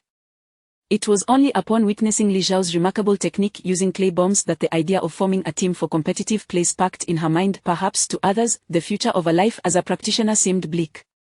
Yet, Zhu Miao held a different perspective. She believed everything was possible. It was this very belief that had propelled her, as an ordinary thief, to her current position. Zhu Miao murmured to herself, "I hope Li Zhao's arrival will lead to the formation of an extraordinary team." The following morning, as Li Shao was lost in a delightful dream, the sound of rummaging through belongings jolted him awake. "What the heck have we been robbed?" Li Shao sprang from his bed, preparing to unleash a clay bomb. Upon closer inspection, he realized it was Zhang Xiaohua, rifling through his suitcase. "Xiaohua, what are you doing?" Brother Xiao, I forgot to bring my luggage. All your clothes are so ugly." Li Shao, had it not been for their brotherly bond forged through trials, Li Shao would have already thrown a clay bomb at him. "Brother Xiao, how about this outfit?" Zhang Xiaohua held up Li Zhao's most expensive ensemble, a white polo shirt paired with jeans. However, the outfit fit tightly on his plump frame. "Looks sharp, one will surely like it." Zhang Xiaohua's face flashed. "Brother Xiao, how did you know? What the heck, this guy can blush." Li Shao was speechless. "I know how many worms are wriggling in your belly." Zhang Xiaohua asked, "Do you have a razor? I need to shave." Li Shao kicked him, "Get out of here." The two engaged in playful banter when suddenly, a commotion erupted outside the villa. "Li Shao, Zhang Xiaohua, come out. I challenge you. Come out and accept my challenge." "Li Shao, step outside and let me see what this Jiangzhou top scholar is made of." They pushed open the window to peer outside. To their astonishment, dozens of people had gathered, men and women alike, waving challenge letters and shouting. They were completely surrounded. It was clear that their ascension to the top the previous day had stirred discontent among others. Zhang Xiaohua's face turned pale. "What should we do?" Li Shao replied, "Simple, you go fend them off." Zhang Xiaohua retorted, "Who in their right mind would accept a challenge? Isn't dating more enjoyable?" Li Shao said, "The issue is, I am afraid you won't be able to leave the villa." Panic-stricken, Zhang Xiaohua exclaimed, "Brother Xiao, no. My first date can't possibly be ruined like this." Li Shao reassuringly patted his shoulder, "Don't worry, I'm here." Zhang Xiaohua, touched, replied, "Thank you, Brother Xiao, for taking on everything for me. I believe you can defeat them all." Li Shao, somewhat exasperated, said, "What nonsense. I'm not fighting, I've run out of clay bombs, so what's the point?" Zhang Xiaohua asked, "Then what shall we do?" Li Shao declared, "The wise have their strategies." Zhang Xiaohua inquired, "What strategy?" Li Shao replied, "I'll go distract them. You sneak out over the wall." Zhang Xiaohua, Chapter 48. Even the underachiever has his spring. If you can't get it, then it's 3 against 5. Unaware of the heights of heaven and depths of the earth, I won my first championship in Southeast Asia in 1974 and defeated Thunder Dragon in 1980. Known as the Clay Muscle Man. Li Shao swaggered down from the second floor, his voice echoing before his figure even appeared. However, none could comprehend what Li Shao was saying. "Dare to challenge me, Brother Xiao, just you lot." Zhang Xiaohua trailed behind, preparing to stealthily scale the villa's wall. Li Shao reached the entrance of the courtyard and, without opening the gate, addressed them through the iron bars. A single stone stirred up 1,000 waves. These students were elite scholars from various regions. Each among the top 10 students had their own pride. "Who do you think you are? Come out and accept my challenge. Hurry out, let us meet on the arena." The students outside immediately erupted with shouts. "Very well, you possess quite the audacity." Li Shao spread his hands, "But with so many of you, who should I fight?" The crowd fell silent, realizing the truth. They had not anticipated such a large gathering to challenge Li Shao. They certainly couldn't all confront him at once, that would be unjust. Li Shao chuckled. How about this, you all compete amongst yourselves first, select the strongest one, and in 3 days, face me. The crowd quieted down, recognizing this as a reasonable approach. However, one student suddenly saw through the ruse. Damn it, that's nonsense. In 3 days, school officially starts. Who has the time for that? The others suddenly understood. With the school break plus today, there were only 3 days, and Li Shao was too cunning. Li Shao smiled awkwardly, realizing not everyone was foolish. He had no choice but to propose. How about you choose a representative? All right. The students outside huddled together to deliberate. Initially, they argued back and forth, but gradually, consensus emerged, and they fell silent, evidently having selected someone. Hon Ling stepped forward, declaring, I shall be the representative, accept my challenge. He then slid a challenge letter through the gap in the door. Li Shao smiled slightly. I am sorry, but I do not accept. Hon Ling? The crowd? After all that, you tell me this. What a farce. Li Shao, you coward, waste. I disdain you. If you have the guts, accept it. Are you even a man? The students shouted in frustration. Li Shao smiled mildly. There is no rule stating I must accept a challenge, is there? The crowd fell silent. Indeed, there was no such rule, Hon Ling retorted. Have you no pride? Li Shao waved his student card. How much is pride worth? Can it be eaten? This card with over 10,000 credits is far more useful. It allows me to reside in a grand villa. The crowd gnashed their teeth, feeling helpless. This guy was infuriating. He had to bring that card into the mix. Meanwhile, Zhang Xiaohua had already stealthily scaled the wall. However, he didn't leave immediately. Instead, he worried about Li Shao and secretly observed from a distance. To his surprise, Li Shao suddenly called out, Xiaohua, why are you still watching? If you love to watch, why not eat some watermelon? The crowd turned to see Zhang Xiaohua. Oh! I've been duped. Zhang Xiaohua bolted, using every ounce of strength he had. Don't run. Seeing they could not contend with Li Shao, all the students chased after Zhang Xiaohua. Soon, the villa fell into complete silence.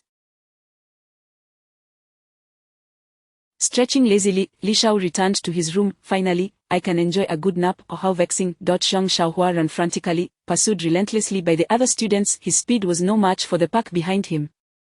Being caught was merely a matter of time. At a crucial moment that a corner, Mi-Wan cast the skill speed of fire on him, and with his newfound speed, Zhang Xiaohua dashed away, quickly disappearing from sight. Mi-Wan followed closely, heading to their meeting point, where the two reunited. Zhang Xiaohua grinned. Mi-Wan, thanks to you. Mi-Wan shot him a glance. Can't you accept challenges like a man? Zhang Xiaohua shrugged nonchalantly. I won't stoop to their level. Saying that, he reached out and took Mi-Wan's hand. You rogue. Mi-Wan's cheeks flashed, attempting to break free. Yet, Zhang Xiaohua was relentless, holding on firmly. This was advice he had received from Li Shao. When dealing with girls, one must persist.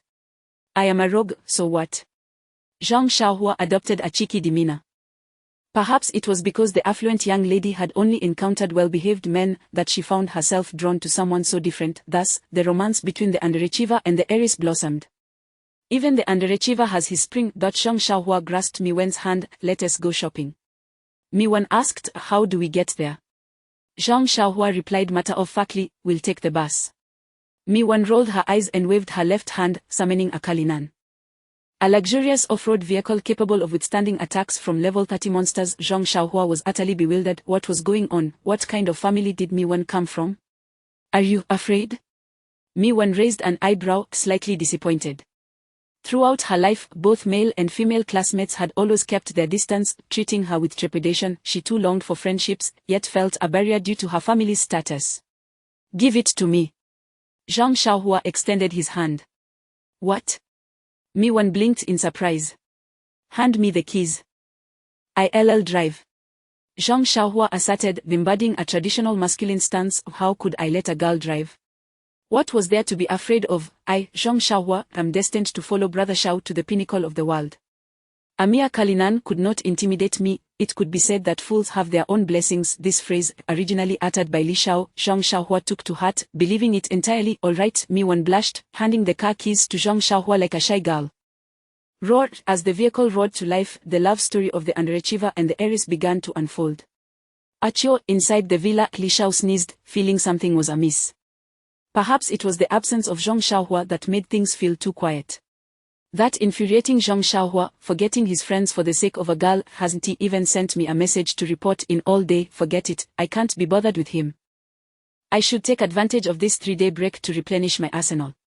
Consumed materials are white basic clay 1, basic C1 explosive powder 1, production successful. C1 clay spider bomb, Patrick Star, clay mastery skill proficiency 1, current proficiency in clay mastery, 1258 100,000, demolition mastery skill proficiency 1, current proficiency in demolition mastery, 1258 100,000. Thus, Li Xiao spent his days producing clay bombs without engaging in any other activities. Unlike other professions, he required preparation for battle. The 3 days were exceedingly monotonous. Li Xiao manufactured clay spider bombs at a rate of 20,000 per day, totaling 60,000 over 3 days, which should last him quite a while, and his life skills were nearing max level. During this time, the students who had clamored to challenge him returned once or twice. After Li Xiao ignored them, they gradually lost interest. As for Zhang Xiaohua, he was busy going in and out, dating Miwan. That lucky guy truly had it made. Of course, Li Xiao was genuinely happy for his brother. On the evening of the 3rd day, Zhang Xiaohua returned to the villa, looking as if he had encountered a major crisis. What's wrong? Did you get dumped? Bah, you crow's mouth, my relationship with Miwan is just fine. Zhang Xiaohua explained, something significant has indeed occurred concerning us. It turns out the 3 days given since we were secluded in the villa district and cut off from information, we have completely fallen behind. Li Xiao replied, huh? Zhang Xiaohua continued, to enter the Advanced Combat Academy in the future, students must start forming teams to earn points from the first year. Those classmates have privately organized a social gathering and have nearly formed their teams. Miwan, due to her exceptional skills, has been isolated and only just learned of this news to inform me. Li Xiao chuckled, I think it's Miwan who has been isolated for getting too close to you. Zhang Xiaohua replied, that must be it. What should we do? Li Xiao smiled, why the rush, stay calm.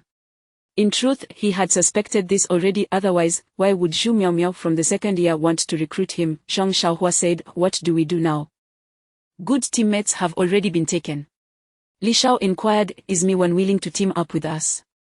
Zhang Xiaohua patted his chest, of course, we will never be apart. Li Xiao said, that simplifies things, with you, me, and Miwan, we already have 3 members. We just need to grab 2 more to make a full team. Zhang Xiaohua exclaimed, Brother Xiao, we already have 2 healers, if we just get 2 more to fill in, aren't we just handing out food? Besides, I doubt others will want to team up with us. Li Xiao replied nonchalantly, if we can recruit them, then we will, if not, then it's 3 against 5. Zhang Xiaohua. Such confidence. Truly, he is my brother Xiao. Chapter 49 A Buggy World, commenced the training. How utterly frustrating.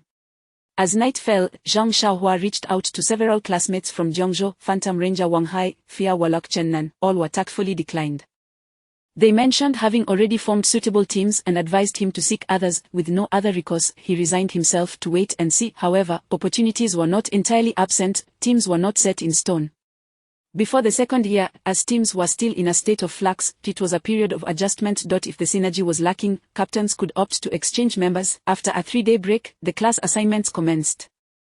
The process was straightforward, a total of 30 classes, with students and teachers mutually selecting one another. There was no deliberate segregation, requests from students were typically met with acceptance from teachers. Every instructor was formidable, having once been exemplary students of the academy.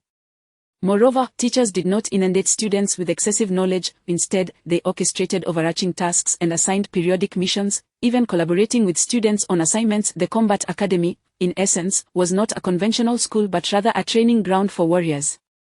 The only variation lay in the individual philosophies of each teacher regarding student development. 89 in the morning, all the new students gathered on the playground. Those who had formed teams tended to report to the same instructor. Xiao, what's the plan? Li Xiao inquired. Let us head over to Teacher Ping Chuan, came the reply. I'll join you then, Miwan said. Although Ping Chuan was designated as the recruitment teacher, he was also amongst the current instructors. Given their unfamiliarity with the other teachers, they opted for someone they knew well. As Li Xiao approached, Teacher Ping Chuan waved them over. Welcome to Class 2 of Year 1. Teacher, we intend to enroll in your class, Li Xiao stated. Ping Chuan patted Li Xiao on the shoulder. Even if you chose another teacher, I've already made arrangements. You are effectively preselected by me. Haha. Li Xiao could only remain silent. He then turned to Zhang Xiaohua. You rascal, you deceived me during the enrollment, and now you've come to repay the favor.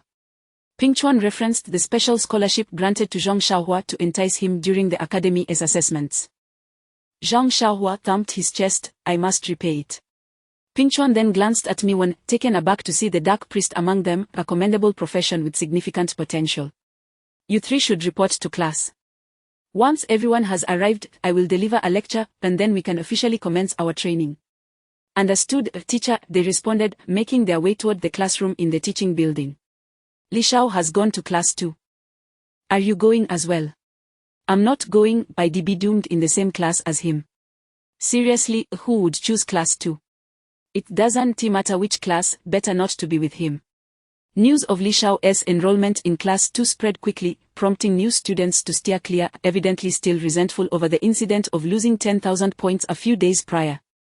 Consequently, class 2 was left entirely unselected. Before long, Ping Chuan sorrowfully realized that, after waiting for quite some time, no one had arrived. Oh dear, is the aftermath of choosing Li Xiao this severe? He had anticipated that other students might be reluctant to join after selecting Li Xiao, but he had not foreseen such a significant fallout. This was due to Ping Chuan's ignorance of how the news of Li Xiao being ignored during challenges had inadvertently made him infamous, albeit in a rather negative light. Hey, you there, come over. Ping Chuan resolved to personally recruit students. Teacher, please spare me. To his dismay, as soon as he called out, the student dashed away faster than a rabbit. After half an hour of effort, Ping Chuan had not managed to recruit a single student. What a disaster, I've only managed to gather 3 students, and at this rate, we can't even attempt a high-level dungeon. Ping Chuan was at a loss. It was well known that some large dungeons required 20 to 30 individuals to successfully clear. What could he accomplish with just a handful? Ultimately, due to Ping Chuan's insufficient numbers, while other classes were overflowing, the instructors from other classes forcibly transferred 10 students over. Those 10 were expressions of reluctance but had no choice. Thus, a class of 13 was finally assembled, class 2 of year 1. All the students entered the classroom, which felt somewhat spacious. Ping Chuan first encouraged everyone to introduce themselves and get acquainted. Subsequently, he began, greetings, everyone, I am your teacher, Ping Chuan, and for the next 3 years, I shall guide your training. Hello, teacher. Zhang Xiaohua energetically rose and shouted, let us give a round of applause. Clap, clap, clap. Aside from Li Xiao and his 2 companions, the remaining 10 students were disinclined to be there, resulting in a feeble round of applause. Ping Chuan, unfazed, smiled slightly. I understand that some of you may be puzzled as to why I emphasize the term training. You might be thinking, shouldn't we be leveling up through combat? If so, you would be gravely mistaken, because this world has bugs. The reason for using the term bug stemmed from Ping Chuan's personal interpretation. It was a distinctive method of instruction he employed, a hallmark of his style. Upon hearing this, the previously lethargic students suddenly became attentive. One student raised a hand. Teacher, are you saying this world has bugs? Ping Chuan was pleased with the engagement and nodded affirmatively. Indeed, the world has bugs, or rather loopholes, which we can exploit to enhance ourselves. What kind of bugs? Li Xiao inquired, equally astonished. Ping Chuan smiled faintly and began to draw on the blackboard with chalk, explaining, this is our blue star. Once on the brink of peril, it harnessed the will of the planet to fend off threats through data. We humans can awaken as professionals, gaining unimaginable powers, all manifestations of the planet's will. In reality, humanity possesses an inherent potential for strength. Even ordinary individuals, with dedicated training in running, can become exceptional runners. With swimming, they can become champions. With weightlifting, they can become champions in that realm. Humans inherently possess the ability to self-improve. This is the essence of your training, to acquire attribute points without leveling up, and to gain skills without skill books. Everything is earned through your own diligent training, and this is the bug of this world, termed training. Gasp. The students present were left in utter astonishment. They were hearing such truths for the very first time. Each individual felt a surge of excitement. If they could attain additional attribute points, they would become significantly stronger. Ping Chuan continued, do you know why the Academy's assessment required you to level up 10 times in 2 months? It is because at 17, combined with the 10-level stage, this is the optimal time for training. Your attributes are not yet high, your bodies are still developing, and with the right training, it is the fastest moment to enhance your attributes. Li Shao raised his hand. Teacher, I'm already at level 14. What does that mean? Ping Chuan exclaimed. What, you are at level 14? Li Shao nodded. Ping Chuan was somewhat taken aback. For a student to reach level 10 in 2 months was already a remarkable feat, and yet Li Shao had surpassed that benchmark. Li Shao then added, I also have a fair number of attribute points. Will training still be effective? Ping Chuan asked, how many points do you have? Li Shao pondered for a moment. Around 50 points, if I recall correctly. Ping Chuan was left speechless. The others were equally astonished. Chapter 50 Li Shao's Future Path, Extraordinary Body Techniques. What on earth, he is only at level 14, yet his attribute points rival those of a level 50. How is this even possible? Absolutely incredible. I feel both envious and jealous. The classmates suddenly found themselves filled with admiration. How had Li Shao accomplished such a feat? No wonder this top scholar from Jiangzhou managed to achieve a perfect score in the academy's assessment dungeon. However, that was where it would end. With such high attribute points, his cultivation progress would inevitably be slower. Ping Chuan remarked, Li Shao, your situation is quite unique. I would like to discuss it with you privately afterward. Now, let me outline the first phase of training for everyone. In this initial stage, each person is to select a body technique skill to begin practicing.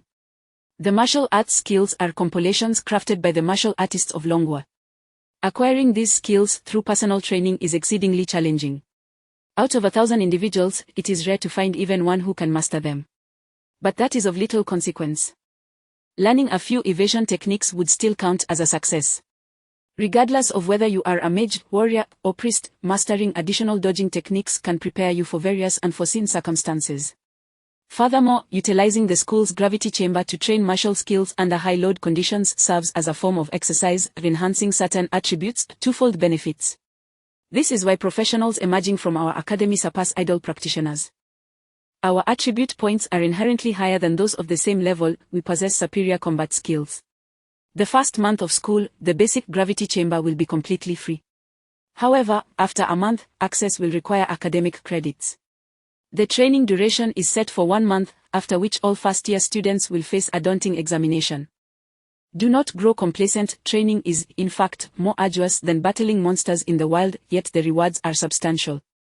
This is your opportunity as ordinary individuals to surpass others. Countless and remarkable practitioners have, at this stage, surpassed those with innate talent through sheer effort. One reaps what one sows. Do you understand? Originally lackluster students were thoroughly ignited with motivation. In unison, the students shouted, we understand. The sound was deafening. In this class, aside from Zhong Xiaohua and Miwan, all were ordinary practitioners of the 8 primary professions. Li Shao was even merely a lifestyle practitioner. Among other schools, this overall strength would be considered commendable. However, within the top-ranking Qingfeng Academy of Jiangzhou, it appeared extraordinarily mundane, arguably the weakest class of the first year. But following Ping Chuan's impassioned rallying, every student was invigorated. The school provided 3 types of free martial body technique manuals: Swallow Technique, Flowing Cloud Technique, then Dragon Rising Technique. The Swallow Technique emphasizes agility and lightness akin to a swallow, suitable for rangers and rogues. The Flowing Cloud Technique embodies stillness within motion and motion within stillness, ideal for priests and mages. The Dragon Rising Technique focuses on explosive power and instant acceleration, fitting for warriors, knights, and druids, enabling them to close the distance against highly agile foes. Students received a manual corresponding to their respective professions. This manual was not to be disseminated, it could only be cultivated individually. Higher-tier martial arts manuals would require academic credits for purchase. However, few would opt to buy them, as the majority would find it nearly impossible to succeed in mastering them. Gaining even a superficial understanding would prove extremely beneficial. Excellent, let the training commence. Now it rests upon your own determination. Within a month, achieving an enhancement of 5 points in strength and agility attributes will be deemed successful. Ping Chuan bellowed, dismissed. Zhang Xiaohua exclaimed, stand up. Goodbye, teacher. Ping Chuan, everyone, this fellow truly considered himself the class monitor. As the students eagerly grasped their martial skill manuals, they hurriedly made their way toward the school's gravity chamber, soon disappearing from sight. Li Shao, please stay behind. Ping Chuan retained Li Shao. Once all the students had left, the classroom fell into a profound silence. Ping Chuan said, Li Shao, may I see your panel? I would like to devise a tailored plan for your growth. Of course, teacher, Li Shao replied gratefully. To be honest, aside from his clay bomb technique, he was unsure of how to progress further. Relying solely on clay bombs was too one-dimensional. During his last encounter with the cultists, a warrior's roar had caused his clay bomb to detonate prematurely. He lacked a comprehensive combat skill system compared to others. Having an experienced teacher customize a plan was undoubtedly the best course of action. Li Shao unfolded his panel and shared it with teacher Ping Chuan. Name: Li Shao, profession junior claymaster, junior demolitionist, level 14, 30, 00, strength a 53, agility a 163, spirit 89 200, constitution 67, skills clay mastery, beginner, demolition mastery, beginner, clay manipulation, beginner, remote detonation, beginner, swallow's grace, beginner, clay mastery or advanced. Utilizing clay to craft intricate clay models.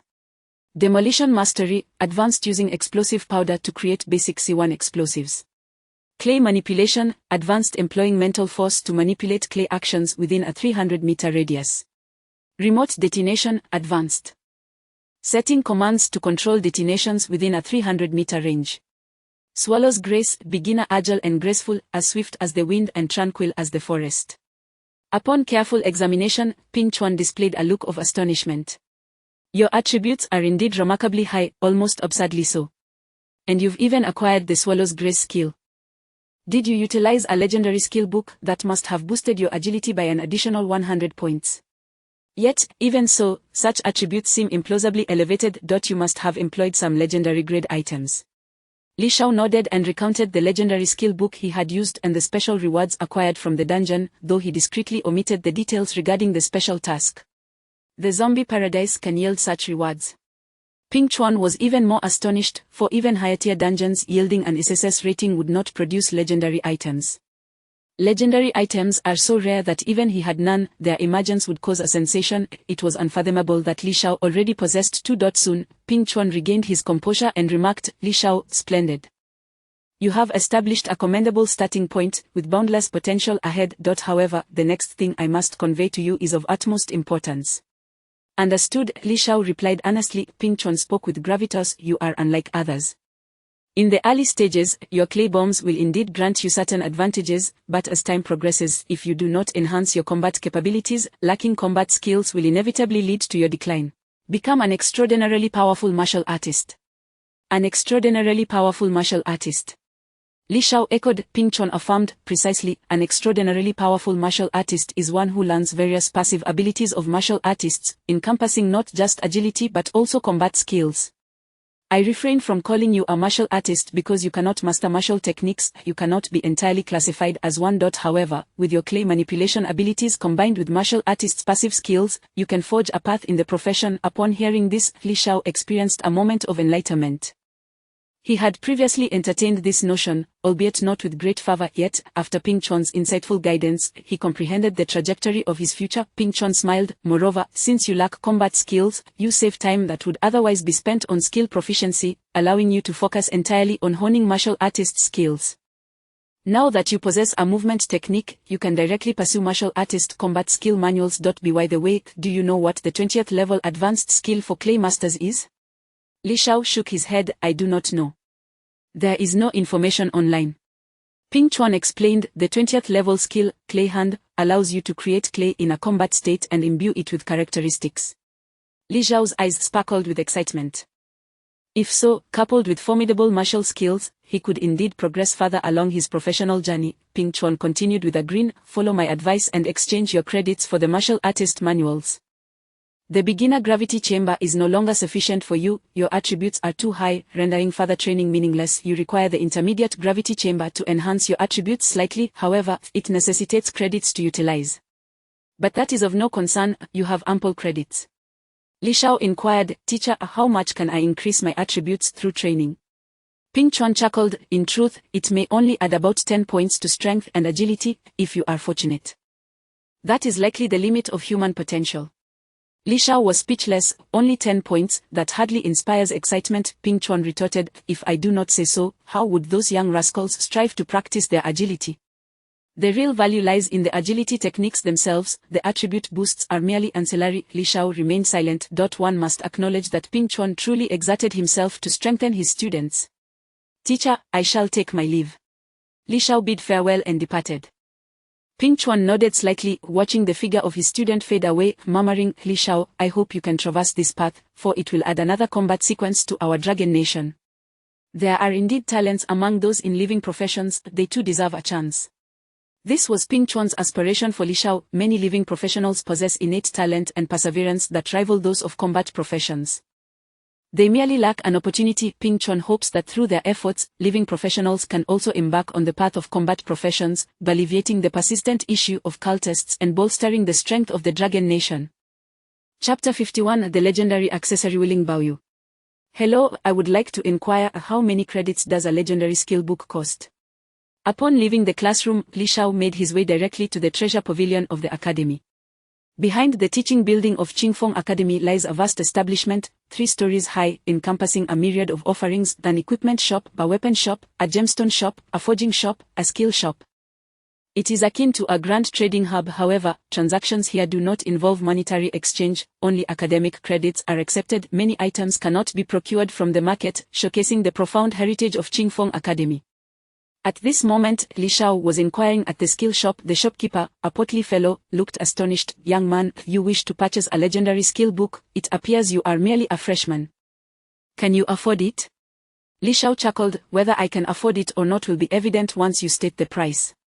Though I am but a newcomer, I possess 10,000 credits, surprises abound.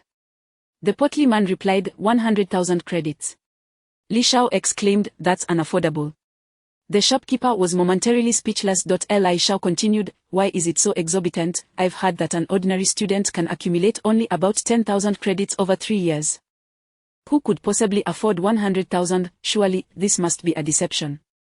The shopkeeper retorted, what do you mean by deception? Li Shao replied, isn't this a deception? Even after graduating, one would struggle to amass 100,000. The shopkeeper considered, indeed, it is a challenge, but one can join the academy's legion or apply for a part-time teaching position to earn credits. Eventually, one might be able to purchase it. Li Shao was taken aback. So, the teachers in the academy were once students themselves. No wonder some appeared quite youthful, they must have remained on to teach. Never mind, I shall forgo the purchase. Li Shao abandoned the idea of acquiring the legendary skill book and asked, do you have any martial artist skill manuals? The shopkeeper replied, as a freshman, isn't the free agility skill provided by the school sufficient for your practice? Look here, they are all available. By the way, let me inform you that martial artists obtain a passive skill every 10 levels. It is not that higher levels are necessarily stronger, but rather that it allows martial artists to become more well-rounded. Each manual requires years of practice. Achieving mastery in even one is considered extraordinary. Biting off more than one can chew is unwise. After speaking, he presented a catalogue listing various martial artist manuals. Shadow Blade Technique, passive skill for level 20 swordsmanship, 50 credits. Unmatched Blade Technique, passive skill for level 20 blade mastery, 50 credits. Mountain Shattering Fist, passive skill for level 10 fist technique, 20 credits. Celestial Tiger Leap, passive skill for level 20 agility, 50 credits. Flower Picking Finger Technique, passive skill for level 40 hidden weapon mastery, 200 credits. Sun Chaser Dragon Spear, passive skill for level 20 spear mastery, 50 credits. There are approximately 15 martial artist manuals in total. The credits required are not exorbitant, primarily because these are skill manuals meant for self-training, not physical items, merely reproductions of techniques. Nonetheless, this reflects the depth of Qingfeng Academy. A lesser combat academy might offer only 5 types, while the more affluent ones might provide only 1 or 2. Li Shao began to ponder. In terms of agility, his swallow agility technique is indeed quite nimble, yet lacks explosive power. Thus, he decided to acquire the level 20 agility manual, Celestial Tiger Leap. As for swordsmanship, it appears quite impressive. He shall practice it. The blade technique is also commendable. He shall refine it. The fist technique is worth a try as well, and the spear, the king of weapons, must certainly be trained. The flower picking finger technique, being the only high-level martial artist skill, is imperative to learn. Soon, Li Shao made his decision. Shopkeeper, I would like one of each. Shadow Blade Technique, Unmatched Blade Technique, Mountain Shattering Fist, Celestial Tiger Leap, Flower Picking Finger Technique, and Sun Chaser Dragon Spear. The shopkeeper was taken aback. He was stunned. It was his first time witnessing someone purchase 6 martial artist skill manuals in one go. For an ordinary person to master even one is a feat of genius. Currently, it was rumored that a second-year student named Zhu Miao Miao had managed to master the free swallow agility, while others had failed. Typically, individuals only trained in agility to evade monsters never had anyone dedicated time to practice additional offensive manuals. With that time, it would be wiser to enhance their combat skill proficiency. Truly peculiar, indeed. Moreover, how could a freshman possess so many credits? Suddenly, the shopkeeper recalled a recently famous student. You must be Li Shao, the one with dual life professions. After all, you lack combat skills and do not need to improve your skill proficiency. Well, I wish you luck. That will be 420 credits in total. Li Shao inquired, is there a possibility of a discount? The shopkeeper replied, absolutely not.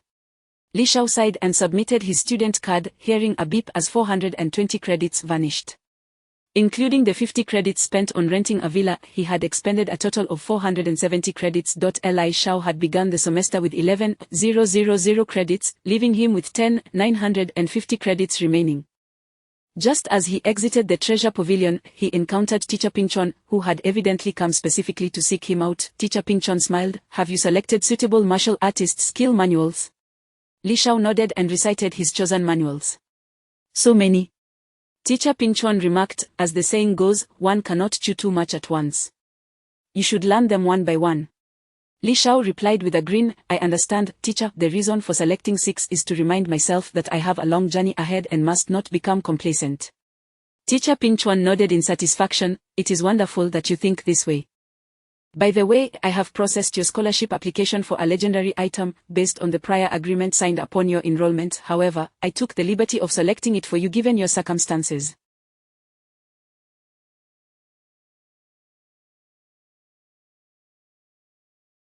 You wouldn't hold it against me, would you? Li Shao assured, not at all, teacher. I trust your judgment. When someone genuinely cares for you, it is palpable, even if one does not know why. Li Shao could feel Teacher Ping Chuan's special attention towards him. Allowing him to make a haphazard selection could not possibly yield better results than a seasoned teacher's choice. Well then, that is good. This is your scholarship. With that, Teacher Ping Chuan presented Li Shao with a legendary item. Teacher Ping Chuan has gifted you a legendary accessory. Wuling Baoyu, legendary, equipment type. Accessory, equipment level 60, equipment requirement none, basic information constitution 50, agility 100, spirit 300, legendary attributes a 1. No equipment requirements 2. Increases martial artist skill proficiency improvement efficiency. Upon seeing this equipment, Li Shao's eyes lit up with excitement. An exquisite gem, a true gem among gems. Not only did it significantly enhance various attributes, but it also bore no equipment requirements. High-level equipment with the no equipment requirement feature is already of astronomical value. Not to mention, it also boosts martial artist skill proficiency. Unbeknownst to him, the school had indeed promised legendary items to attract certain outstanding students. However, what was typically offered were items of level 20 rarity. This particular item, being level 60, was something that should not have been given to Li Shao. Teacher Ping Chuan had obtained it under immense pressure, vouching for it with his own integrity. The school considered that the previous owner of this equipment had once been Teacher Ping Chuan's mentor, a level 60 martial artist who perished in a secret realm. The Wuling Baoyu was something that Teacher Ping Chuan had earnestly requested to secure. Teacher, is this truly for me? It feels quite beyond my means. Li Shao expressed his astonishment. This equipment is best suited for lower-level martial artists. Higher-level martial artists would find it unsuitable. However, it has been 20 years since a martial artist profession emerged in the Dragon Kingdom. Teacher Ping Chuan sighed deeply, gazing at Li Shao, and smiled. What is suitable is what matters most, and I believe it is a perfect fit for you. Proceed. Thank you, teacher. Li Shao accepted it. It was a beautiful jade pendant suspended by a red cord, its texture smooth and delicate, its hue warm like spring water. Most striking was the dragon motif intricately carved upon the jade pendant. The dragon coiled gracefully, its head held high, eyes wide open and sparkling with vitality, as if it could perceive the world around it, seemingly gazing directly at him. Li Shao removed a ring accessory and donned this legendary Wuling Baoyu. Attributes changed. Name Li Shao, profession Junior Claymaster, Junior Demolitionist, level 14, 30, 00, strength 5350, agility 163 100, spirit 89 480, constitution 67, with the advanced equipment of level 60 donned, Li Shao has now become remarkably formidable. Ping Chuan remarked with a smile, go forth. Do not squander a single moment. Teacher Ping, I shall not disappoint you. Li Shao replied with a deep bow, proceeding towards the direction of the training building. Observing Li Xiao's retreating figure, Ping Chuan fell into a long silence, murmuring, "Li Xiao, I hope you can carry forth the will of Master Mu Chongbai, breaking through the shackles, and allow our dragon nation to witness the emergence of another warrior. It has been far too long since a warrior has graced our dragon nation." Chapter 52. How can there be fools who truly believe they can master martial skills? The training building serves as a venue for students of the academy to hone their abilities. It is divided into two distinct areas. The first is the gravity chamber, designed specifically for the cultivation of martial skills. The second is the simulation room, which can replicate various monsters, allowing students to enhance their skill proficiency and master the timing and combinations of their abilities. Li Xiao arrived at the first floor of the training building and discovered a throng of students engaged in a noisy argument. "Surely, you don't naively think you can actually cultivate martial skills? How foolish. Instead of wasting time on this, it is far better to focus on practicing your skills properly. Thank goodness I didn't join class 2, their instructor is hardly competent." In the hall, students from class 5 were embroiled in a dispute with those from class 2. Zhang Xiaohua was with a group from class 2, preparing to enter the gravity chamber. Upon noticing Zhang Xiaohua, the students from class 5 began to mock her. Each instructor has their own philosophy regarding teaching. Some believe that practitioners should concentrate on skill release and improving proficiency, mastering the timing of their abilities. Although a modicum of technique is gained through the practice of martial skills, such gains are negligible compared to the hundreds of attributes provided by equipment in the later stages of a practitioner's journey. The likelihood of actually mastering martial skills is exceedingly low. Even hundreds of individuals may not produce a single success. However, Ping Chuan's philosophy is to encourage students to practice martial skills while their attributes are still low, allowing them to discover their potential. Even if they lack innate talent, acquiring some evasive techniques is a commendable bonus. Ping Chuan believes that through training, students can enhance their resilience, cultivate self-mastery, and adopt an open mindset. One should not confine themselves solely to the power of their profession. One's own capabilities are also a form of strength. The true path lies in the integration of personal insights into martial techniques with professional skills. Unfortunately, instructors who share this educational philosophy are scarce, with the majority relying solely on skills. In the face of ridicule, most of the class 2 students remained silent, save for Zhang Xiaohua. They were already at the bottom of the academic hierarchy, forcibly reassigned by the instructors of other classes. "I see you are all afraid, terrified of being laughed at for failing to practice," Zhang Xiaohua retorted. "When we from class 2 succeed, you'll only be left envious. The leader of class 5, even among 1,000, only one might succeed." Zhang Xiaohua smiled and replied, "What if I happen to be that one among 1,000? Hon Shaoqi scorned, "It seems your instructor Ping Chuan has truly deceived you. I've done my research. Ping Chuan is also attempting to master martial skills himself. If he hasn't succeeded, how can his students?"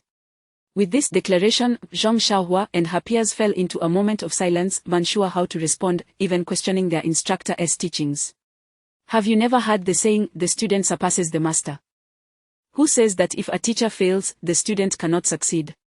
At that moment, Li Xiao approached, his voice resonant. As a student, he could not allow Ping Chuan to be belittled by others. "Ha ha ha," Hon Shaoqi laughed, "I thought it was someone of import. Is this not the top scholar from Jiangzhou?" "Li Xiao, thanks to you, I almost walked into that trashy class too."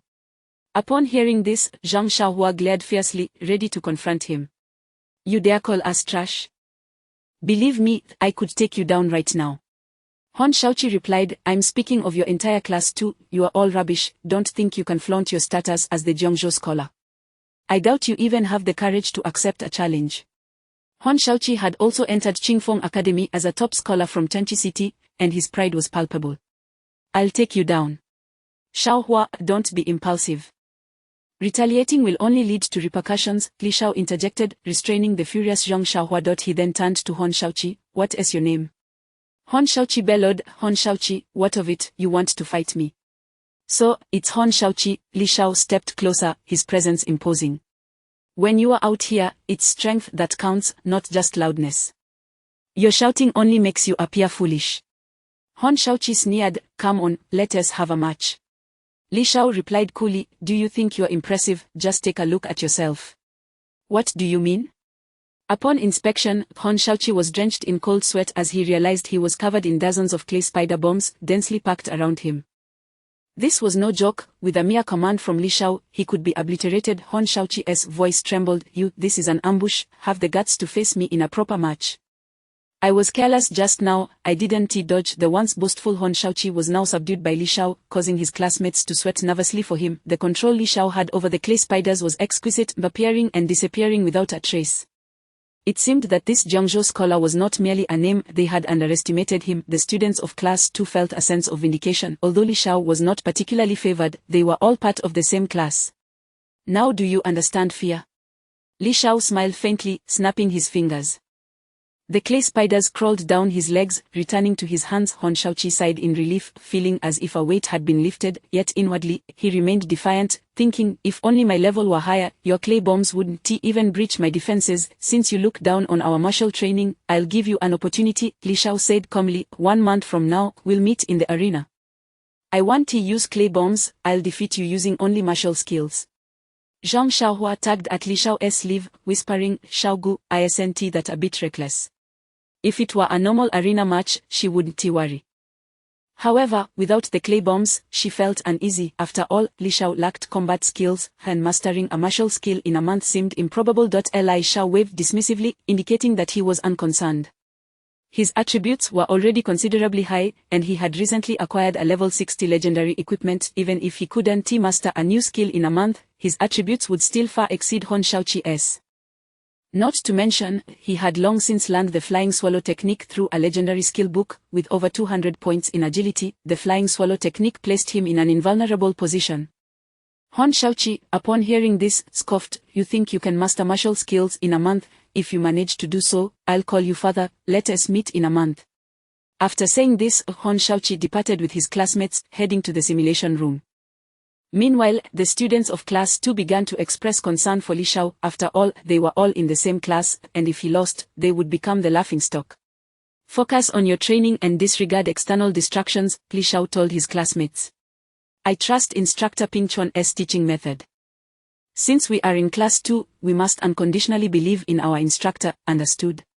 The students nodded in agreement. Zhang Xiaohua gave a thumbs up. The earlier scene had been incredibly impressive, especially the sight of Hon Shaoqi trembling yet still trying to act tough was utterly hilarious. Alright, let us get back to our training. I have high attributes, so I'll head to the intermediate gravity chamber on the 2nd floor. Time is of the essence, and everyone hurriedly dispersed.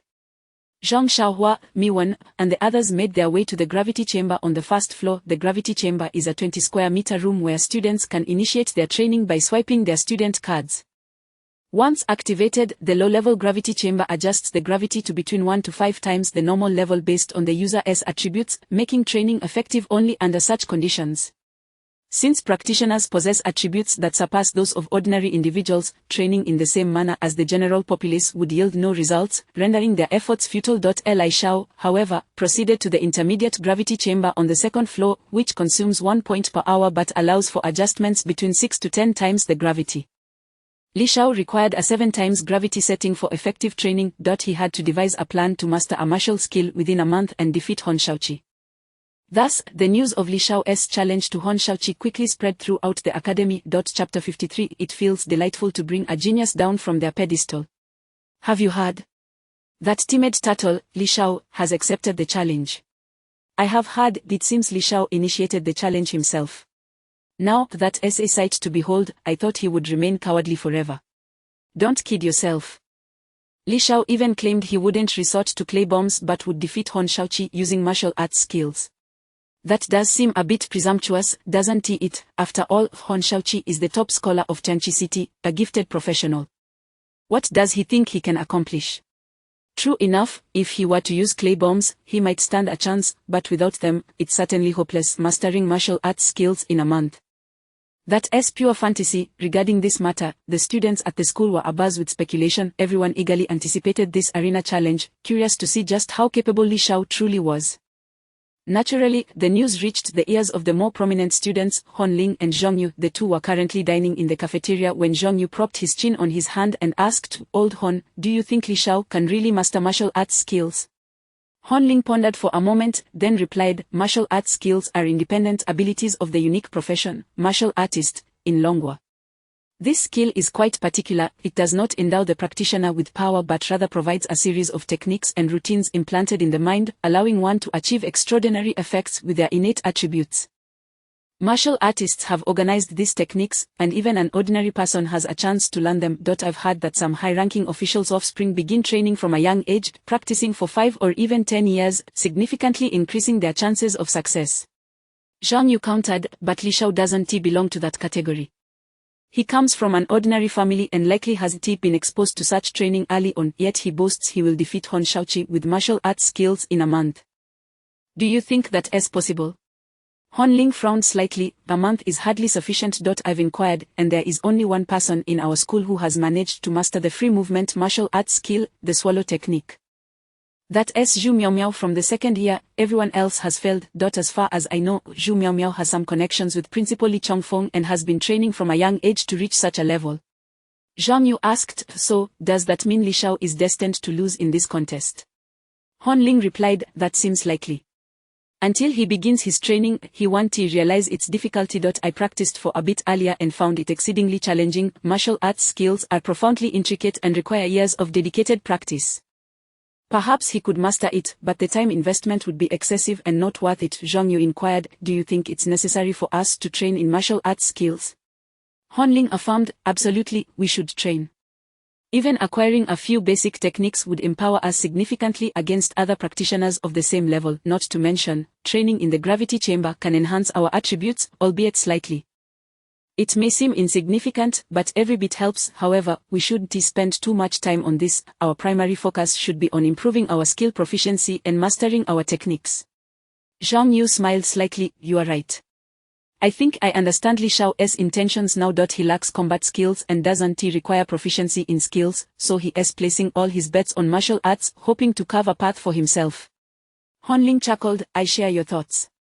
Yet, while aspirations may be lofty, reality can be harsh. Let us look forward to the spectacle a month from now, observing how Hon Shaoqi defeats Li Shao and brings this Zhongzhou top scholar down a peg. Zhang Yu sighed, what a pity it isn't me challenging him. Otherwise, I would have thoroughly wiped the floor with Li Shao. Hon Ling laughed heartily, no worries, there will be plenty of opportunities in the future. Zhang Yu nodded, you are right, old Hon. There are boundless opportunities ahead, haha. Thus, the news of the impending duel between Li Shao and Hon Shaoqi became a topic of lively discussion during meals. Students dissatisfied with Li Shao fervently wished for his defeat. Despite achieving perfect scores in assessments and ranking first in all 3 examinations since the start of the school year, Li Shao was regarded by many as an overconfident genius. As the saying goes, the tallest tree catches the wind, and witnessing a genius's fall from grace is indeed a satisfying spectacle. In the intermediate gravity chamber, Li Shao remained oblivious to the uproar his challenge had caused among his peers. His entire focus was devoted to mastering the Honchon fist. Having already acquired a martial arts movement technique, he was now determined to develop a damaging skill. He chose the Honchon fist as it was the simplest martial arts skill. If he couldn't even master this, then there was no point in pursuing anything more advanced. At this moment, with his bare torso glistening with sweat under 6 times the normal gravity, every movement felt considerably sluggish, yet his muscles underwent tremendous training. This is tough, incredibly tough. After a day of relentless practice, Li Shao had gained nothing. All he felt was exhaustion, despite his decent physique, which allowed him to endure. He now realized that his earlier challenge had been somewhat reckless. To master a martial arts skill in a month was nearly impossible. What exactly am I missing? Li Shao sat cross-legged on the ground, deep in contemplation. The manual was filled with techniques, but he felt something essential was lacking. Martial arts skills, in a sense, resembled the techniques employed by ancient martial masters on Earth. In terms of physical fitness, he was undoubtedly formidable. If placed on Earth, he would be an invincible force, yet, during his training, he couldn't shake the feeling that something was amiss. What is it that I lack? Li Shao rose and began pacing within the gravity chamber, lost in thought.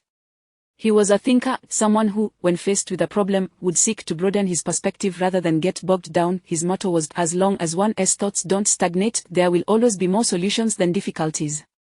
Every situation possesses its own nuances. At that moment, a sudden epiphany struck him, and he murmured, it does feel somewhat different. This martial arts skill consists solely of techniques. In reality, ancient martial masters on Earth not only practiced techniques but also the philosophies of martial arts. The so-called philosophy is essentially the creator's insights, states, and experiences during the development of the martial art. And in this world, the martial artist profession is directly inputted. Practitioners learn it as is, which is why only techniques are documented, lacking the philosophical insights, the realizations. Li Shao's realization dawned upon him, and he exclaimed, "What I lack is the philosophy." As soon as the words left his mouth, something extraordinary occurred. The martial spirit jewel on his chest emitted a vibrant blue light, as if it possessed life, acknowledging Li Shao's thoughts. Why is this equipment glowing strangely? Li Shao could hardly believe his eyes.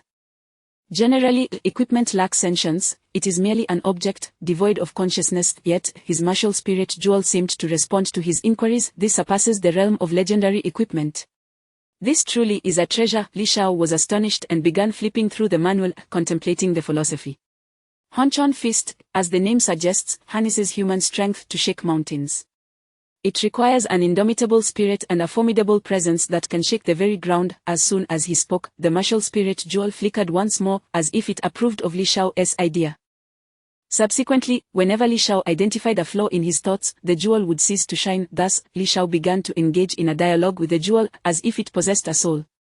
Time ticked by. 5 hours passed, and it was already midnight. Suddenly, Li Shao sprang to his feet, having finally grasped the philosophy behind the first move of the Honchon Fist. The philosophy is not merely a fixed set of words. As long as one conveys the essence of what the creator sought to express, it can be considered philosophy. The same philosophy, even if interpreted by different individuals, would yield varied insights. This is why different practitioners studying the same martial art can arrive at distinct outcomes. The mountain begins to take shape. This was the first move of the Honchon Fist, a subtle shift in stance, his form embodying a mountain. The mountain begins to take shape, power concentrated in the heart, energy sinking to the dantian, momentum like Mount Tai. Li Shao unleashed a powerful punch, slicing through the air, adjusting his breath, gathering strength once more, and striking again, embodying the mountain itself, unyielding as the earth, exuding the might to shake mountains. This feels right. This is the proper method of cultivation. Once Li Shao entered the zone, he was unstoppable, continuing his training. Another 8 hours slipped by before he finally felt utterly drained and gradually ceased his efforts. At that moment, a series of notifications appeared, revealing the changes within him in a data-driven format, courtesy of the Wheel of the Blue Star Planet. Your heart has resonated. The Honchon Fist is rapidly advancing. With the blessing of the martial spirit jewel, your Honchon Fist is making great strides. The dual soul phenomenon is in effect. Your training speed is doubled compared to others. You have successfully mastered the first move of the Honchon Fist. Li Shao's eyes widened in disbelief, and his heart surged with joy. Thus, his conjecture had proven correct. The difficulty in mastering martial arts skills stemmed from the absence of philosophical insights. With the aid of the martial spirit jewel, he had completed the formulation of the philosophy.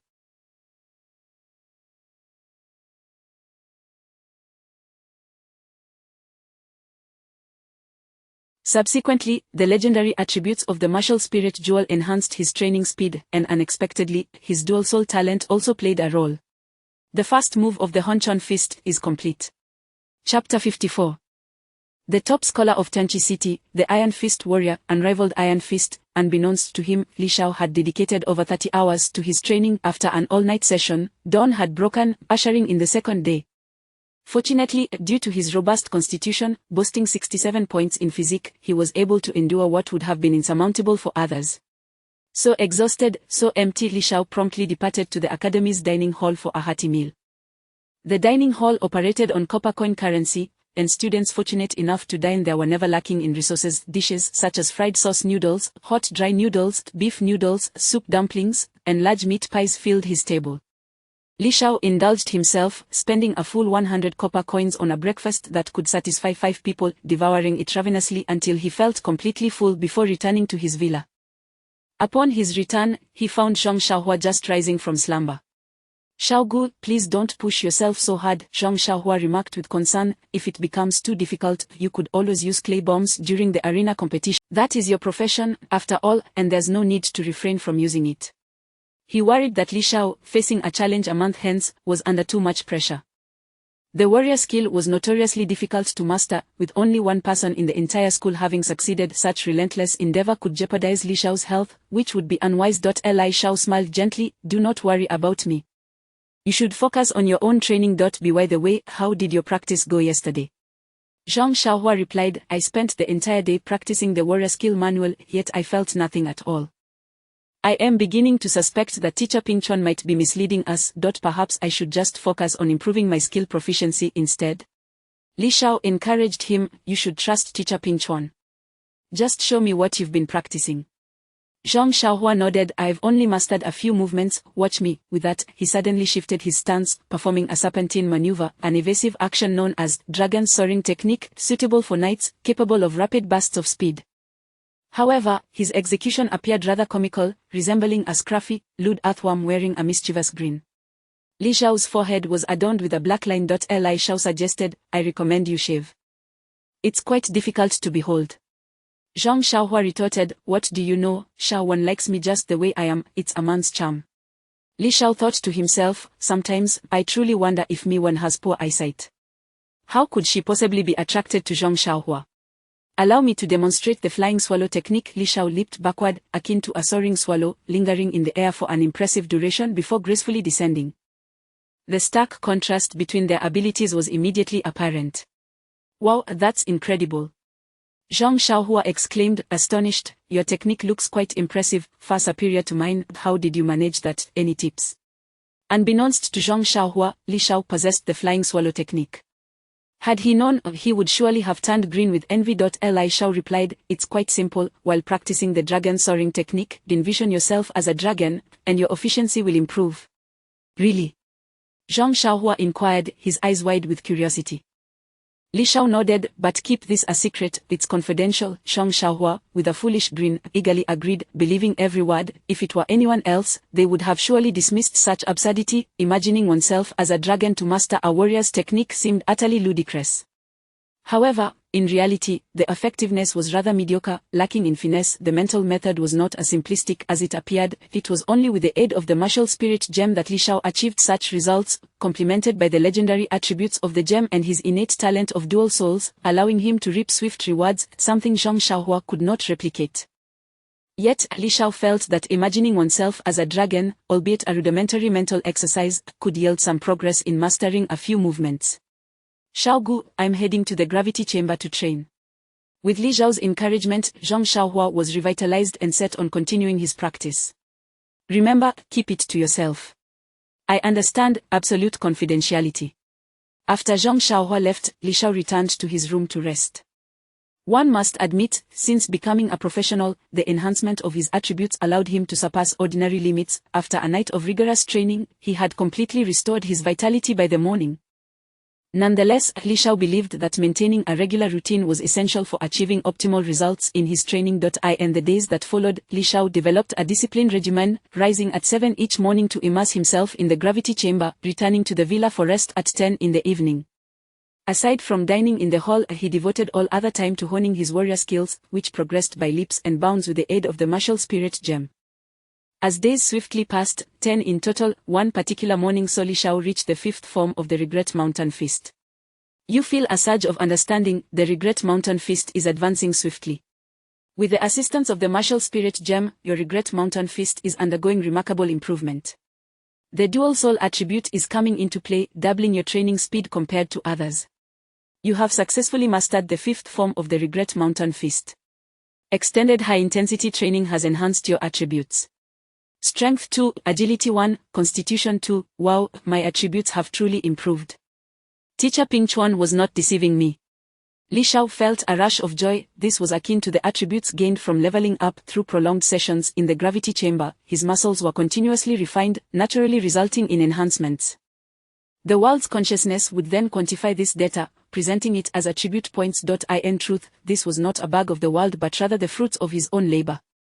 With this positive reinforcement, Li Xiao became even more dedicated to perfecting the Regret Mountain Fist. The clay bombs remained his primary means of offense, and coupled with his burgeoning martial prowess, he eagerly anticipated how formidable he would become in the future.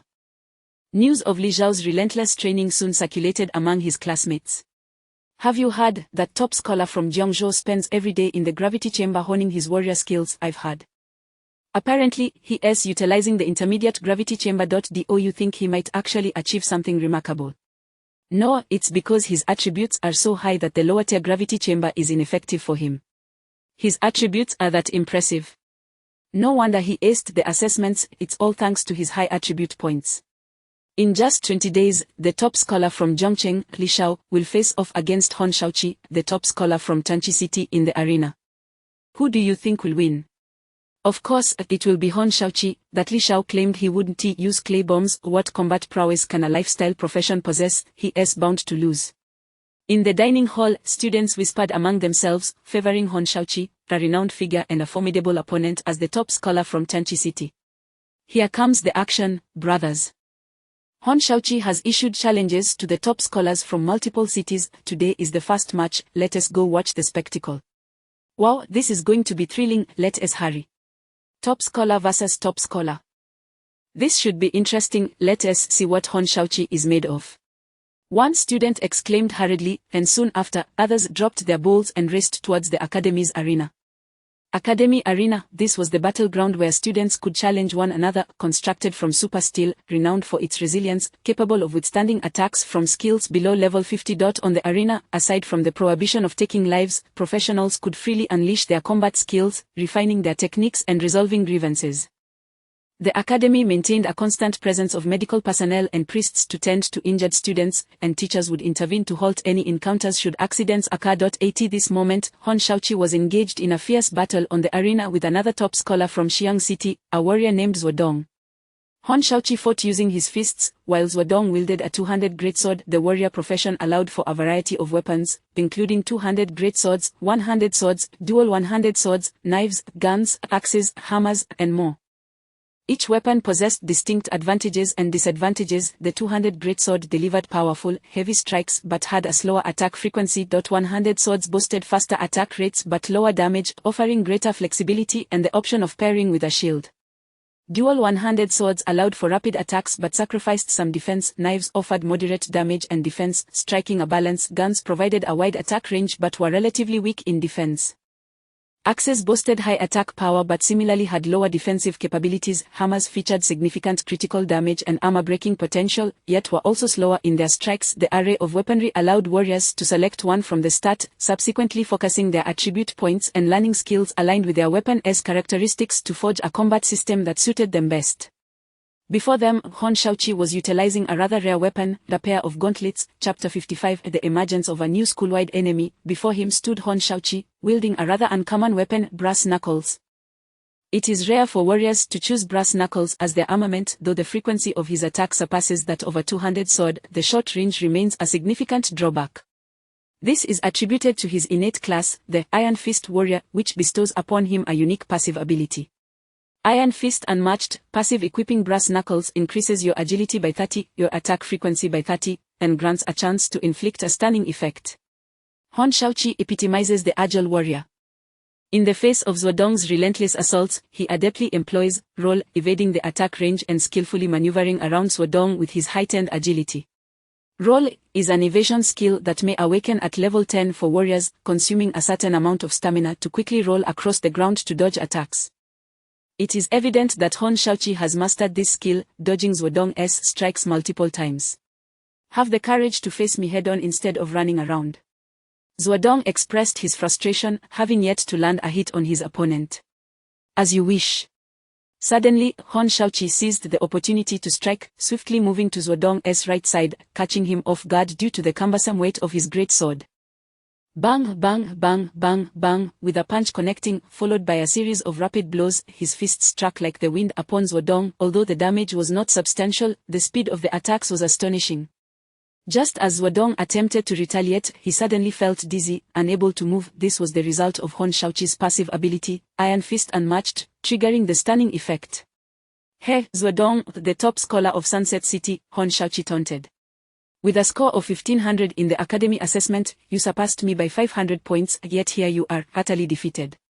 You merely rely on the length of your weapon, enjoying a slight advantage against weak monsters. But against me, your true nature is laid bare. Taking advantage of the stun, Hon Shaoqi unleashed a flurry of punches, like a torrential downpour, hammering down upon Zuodong. His fists moved like the wind, their velocity remarkable. Both were level 10 professionals, yet many lacked a complete set of decent equipment. Thus during duels, they typically wielded only weapons without additional gear. In this state of dizziness, lacking any resistance, Zhuodong was utterly defenseless. To his astonishment, Hon Shaoqi's stunning passive triggered once more, continuing the one-sided assault. Blood trickled from Zhuodong's lips. After 5 seconds of relentless pummeling, he finally broke free from the control, swinging his great sword to push Hon Shaoqi back, creating a momentary reprieve. Not long into the battle, Zhuodong found himself at a disadvantage. Though he too was an innate class greatsword warrior, he had clearly met his match against the Iron Fist warrior. Goodness, is Hon Shaoqi really this formidable? Despite both being innate classes, Hon Shaoqi's combat skills are far more refined. He must have invested heavily in agility. His speed is astounding. Zhuodong cannot even touch him. The unfolding spectacle on stage left the students in awe. Though both were warriors, the execution of their skills and attacks required considerable finesse. Details determine success or failure, and Hon Shaoqi had emerged victorious. Old Hon, how do you think you would fare against Hon Shaoqi? At this moment, Zhang Yu, who was observing from below, turned to Hon Ling. I would dispatch him within 3 rounds, Hon Ling replied nonchalantly, exuding absolute confidence as a hidden class. It's not that simple. Zhang Yu frowned slightly. Hon Shaoqi is exceptionally suited for combat against professionals. Even if you possess void walking, based on our previous encounters, each use of void walking exponentially increases mental fatigue, correct? After teaming up, Zhang Yu had keenly detected Hon Ling's weaknesses. Hon Ling, a hidden class void walker mage, could traverse through the void, teleporting instantaneously. However, each use doubled the mental energy consumed. Hon Ling smiled slightly. You've seen through me. Indeed, that is the case. Therefore, I will finish Hon Shaoqi within 3 rounds. Prolonging the battle would not be advantageous. Zhang Yu boasted, I am different. I can transform into a rampaging tiger and easily deal with Hon Shaoqi. As a rampaging tiger druid, he could shift into a standing tiger warrior, significantly enhancing his attack, defense, and agility across the board. Hon Ling chuckled, it's merely that. It's hard to say, your rampaging tiger form doesn't last long. After all, we are both late-game classes. Hon Shaoqi indeed possesses considerable skill. Let us not dwell on it. The match is nearing its conclusion. Unbeknownst to them, the two had become good friends, both gazing intently at the stage. On stage, Zhuodong had been battered and bruised. Defeat was but a matter of time. With a decisive charge, Hon Shaoqi toppled the already exhausted Zhuodong, following up with a beautiful uppercut that rendered Zhuodong unconscious, collapsing to the ground. Silence fell over the crowd as they witnessed the astonishing defeat of someone with a higher assessment score, a resounding triumph for Hon Shaoqi. Trash! Hon Shaoqi proclaimed, stepping on Zhuodong's head, his gaze sweeping over the audience as he declared arrogantly, listen well, the title of the strongest warrior in the first year is mine. Anyone who disputes this, feel free to challenge me. Such arrogance, they were all classmates. Was there truly a need to belittle others? So, Zhuodong lay unconscious, yet Hon Shaoqi continued to humiliate him. However, no one in the audience dared to respond. Hon Shaoqi's displayed prowess was undeniably overwhelming. At that moment, Zhang Xiaohua, also watching from below, rushed over upon hearing the news, eager to assess Hon Shaoqi's condition for reporting back to Li Shao. Yet, upon witnessing this spectacle, Zhang Xiaohua clearly found it intolerable. Hon Shaoqi, release your foot, can you not display some decorum? Zhang Xiaohua chastised loudly. I assent that Zhang Xiaohua. Hon Shaoqi recognized the individual he had previously quarreled with and smiled broadly, not satisfied. Come on up and give it a go. I'll give you a chance, but I want to rest and will fight you. To hell with that, I'm a knight, I want to fight. Zhang Xiaohua promptly refused, aware that a knight would be at a disadvantage in a duel against a warrior, especially as a paladin, which is more of a supportive role. TCH. Hon Shaoqi sneered, no worries, in a month's time, I'll turn your brother Li Shao into a pig's head. Let us see if you can master the courage then. Just you wait. Zhang Xiaohua glared, nearly leaping up to teach him a lesson. Xiaohua, don't act impulsively, you are not his match. Fortunately, Miwen timely restrained Zhang Xiaohua, preventing him from charging forward. However, at this moment, other warriors could no longer remain silent. Hon Shaoqi's boast of becoming the top warrior in the grade had incited their indignation. Even Zhang Xiaohua, as a knight, had spoken in defense of Zhuodong. The other warriors felt compelled to voice their opinions as well. Hon Shaoqi, release your foot. Tomorrow, I will fight you. You think becoming the top warrior is within your grasp? You are mistaken. A warrior standing at 1.8 meters tall shouted. He, too, hailed from a city of champions. Those entering Qingfeng Academy were all top 10 from various places. Very well, I had indeed planned to issue a challenge to you tomorrow. See you then. Hon Shaoqi, having achieved his goal, smiled slightly and finally withdrew his foot. He intended to challenge the warriors one by one to establish his reputation as the foremost warrior. Zuodong's classmates hurriedly assisted him off the stage, rushing him to the medical room for treatment. Thus, this farce finally came to a close. As evening fell, the renown Hon Shaoqi had garnered had already spread. Who would have thought Hon Shaoqi is so formidable, yet his academy assessment score is not particularly high? It seems that students with lower scores are not necessarily weak. Circumstances vary by region. Indeed, but to be frank, Hon Shaoqi was a bit excessive today, even stepping on Zuodong's face. I heard that in a month, Jiangzhou champion Li Xiao will face off against Hon Ling. If those two were to battle, I hope Li Xiao prevails. I share that sentiment. While Li Xiao may be infuriating, he merely engages in petty tricks, whereas Hon Shaoqi's actions are truly despicable. Regrettably, from today's events, it appears Li Xiao stands little chance of victory, especially considering his claim of not using clay bombs, effectively crippling his own chances. Li Xiao has no hope of winning. He may well end up being trampled by Hon Shaoqi as well. Sigh, to think the champion of Jiangzhou could be trampled. He will surely find it hard to face others in the future. Let us mourn for Li Xiao for a minute. As the school-wide enemy, Li Xiao could scarcely have imagined that Hon Shaoqi's even more egregious actions had shifted the collective disdain of the crowd away from him.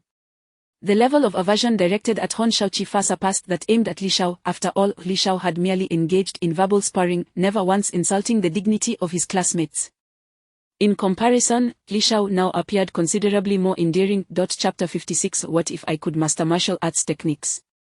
Xiaogu, something has happened, something significant. That night, at 10 p.m., Li Xiao returned to the villa from the gravity chamber, weary and in need of rest.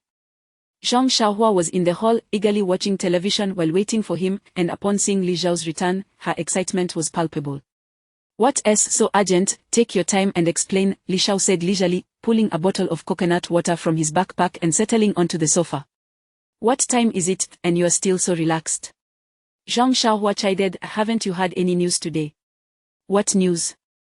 Not a thing. Just gulping this down. After spending an entire day in the intermediate gravity chamber, Li Xiao felt utterly drained. He tilted his head back, savoring the coconut water, which had been prepared by a culinary professional and could only be consumed in a non-combat state, slowly restoring his stamina. Today, Hon Shaoqi fought against Zuodong, the top scholar of Xiang City. Guess what happened? What happened?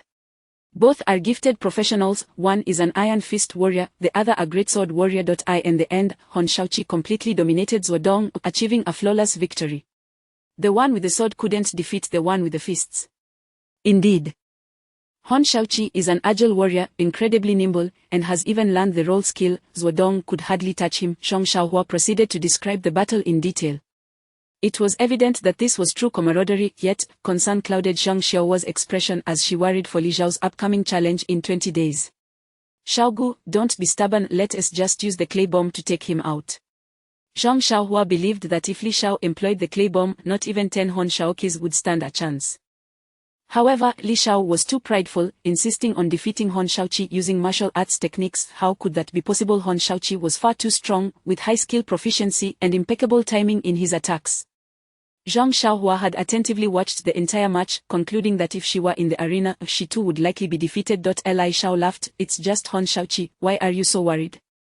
Have you forgotten what I told you?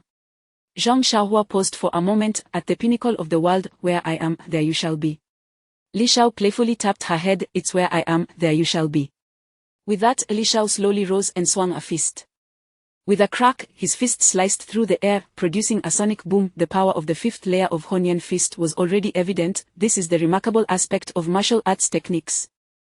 They are entirely passive skills. With the enhancement of passive skills, a martial artist's ordinary attacks yield greater damage than those of other professions. The damage of a profession's ordinary attack is determined by strength and agility attributes, typically translating to 1 point of strength yielding 1 point of damage. However, with the augmentation of martial arts techniques, a martial artist can unleash 2 or even 3 points of damage from just 1 point of strength. This is the extraordinary power of the unique martial artist in Longwa.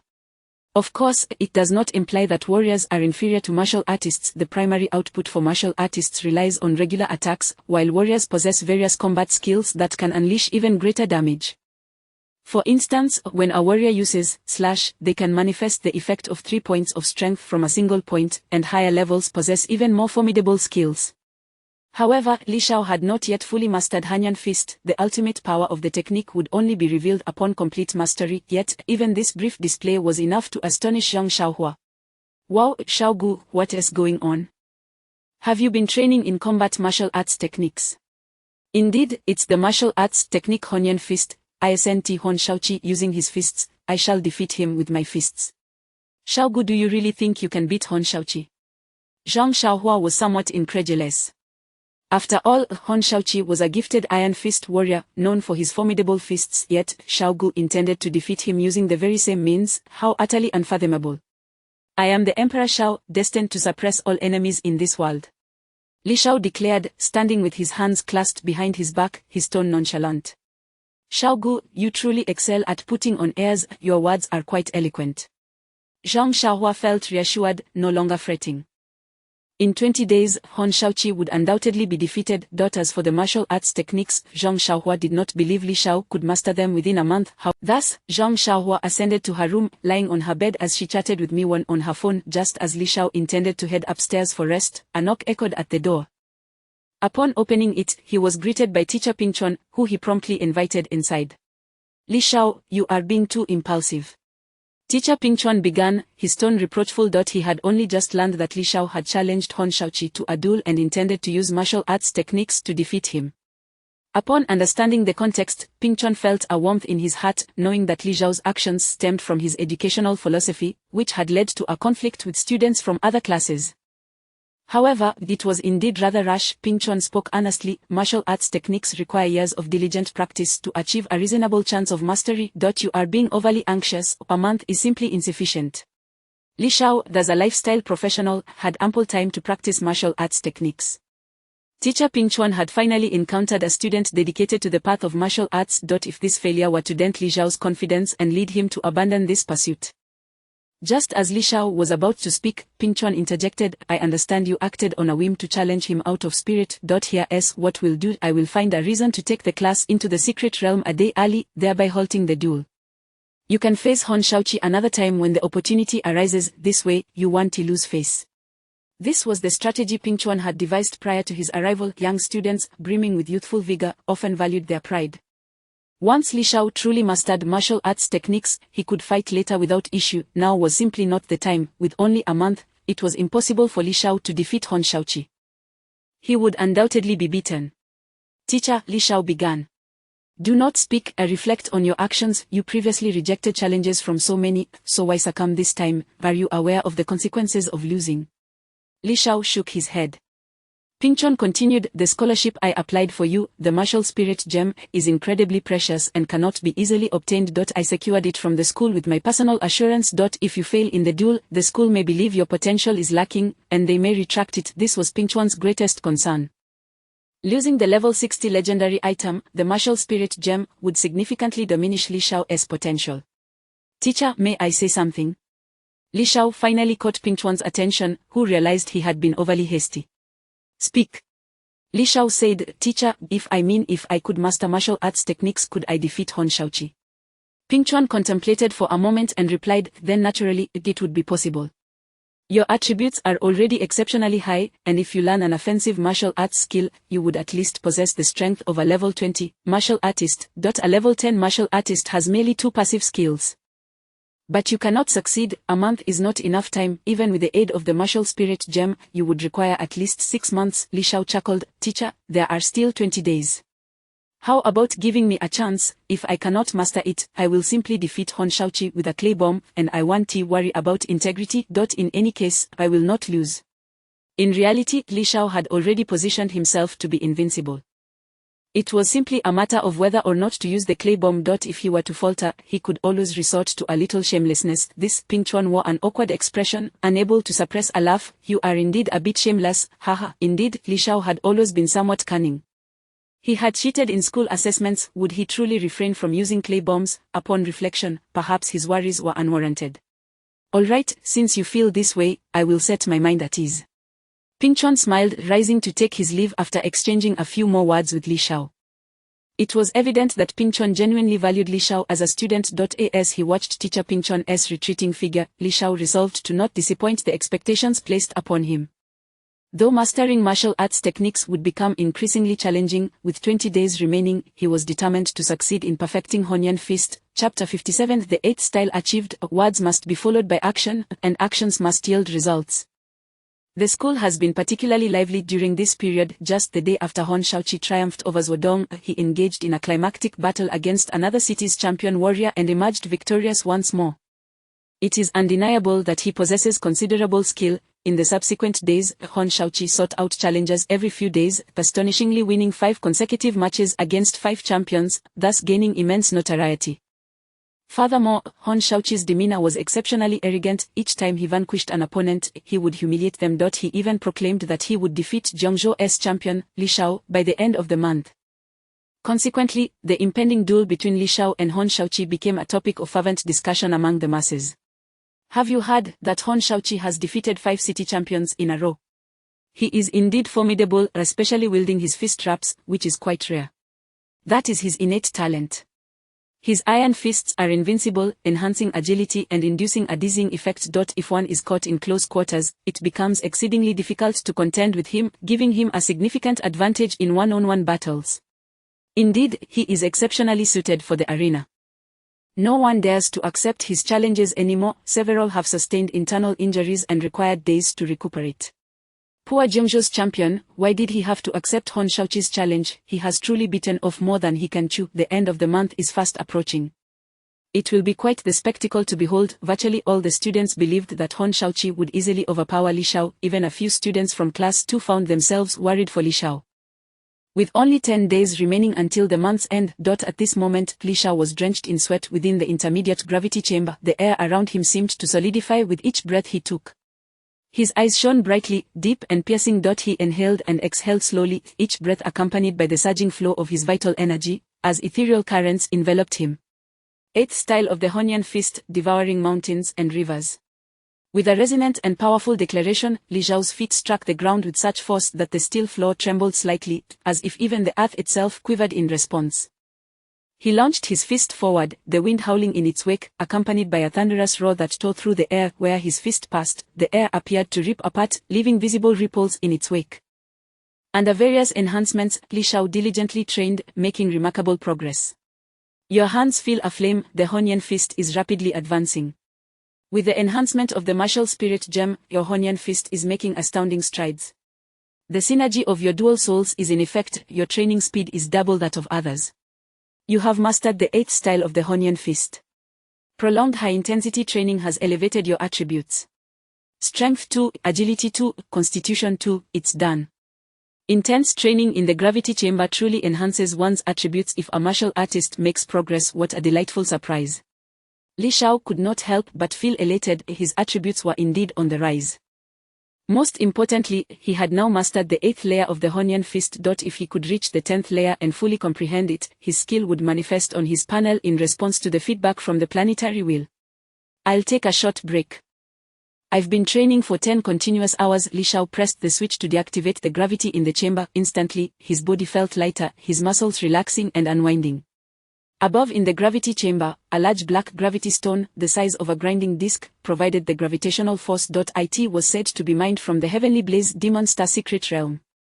The gravity there is 50 times that of Blue Star, severely limiting the strength of any practitioner who enters, even diminishing the range of spells cast by mages due to the overwhelming gravity. The walls of the gravity chamber were constructed of steel, with one wall polished to a mirror-like sheen, reflecting Li Shao's image. The transformation is remarkable. Li Shao gazed at himself in the mirror. His brows were sharp and elegantly arched, his eyes sparkling with a celestial glow, both keen and profound. The prolonged high-intensity training had significantly altered his demeanor. His muscles were sculpted as if by the most skilled artisan, each muscle perfectly distributed across his physique. Not overly exaggerated, yet embodying the beauty of strength. As he breathed, the rise and fall of his chest revealed a powerful and contained vitality. The attribute points gained from leveling up could enhance one's strength, but they did not alter one's physique. Even a portly individual could become agile if they allocated all their points to agility. However, through personal training, Li Xiao felt his physique was changing for the better. More importantly, the extensive training had granted him a clearer understanding of his own strength and a profound intimacy with his body. Although the attribute points were not substantial, they proved immensely beneficial to his overall prowess. This Honian fist becomes increasingly difficult to master. Only 10 days remain. Time is of the essence. From now on, I shall reduce my rest time by another 2 hours. I had previously purchased the powerful stamina-restoring sun water at the trading post, 1 gold coin per bottle. Although expensive, its ability to rejuvenate energy and alleviate mental fatigue is exceptional. With that, Li Xiao retrieved a bottle of golden liquid from his backpack and drank it down. This sun water, crafted by an enhanced profession alchemist, was bought to prolong his training sessions, costing 1 gold coin per bottle. It was primarily used by practitioners during battles to restore the other ordinary students would certainly not indulge in such extravagance. As a student, Li Xiao was indeed affluent, allowing him to consume sun water to replenish his stamina during training. He had previously purchased 10 bottles and decided to buy another 10 for backup. After this purchase, he was left with only 20 gold coins. When Li Xiao found himself short on funds, he thought of the influential Lin Wanqing. How come Lin Wanqing hasn't produced the C2 explosives yet? I'm running low on money. Apart from Lin Wanqing, I have no idea who else could provide me with this material, Li Xiao muttered, yet he refrained from disturbing Lin Wanqing and opted to wait a little longer. At that moment, a notification from his friend chat popped up, revealing Zhu Miaomiao's icon. Miao, I heard you're going to face a gifted Iron Fist warrior in a duel 10 days from now. Are you not going to use clay bombs? Starfish, yes, why?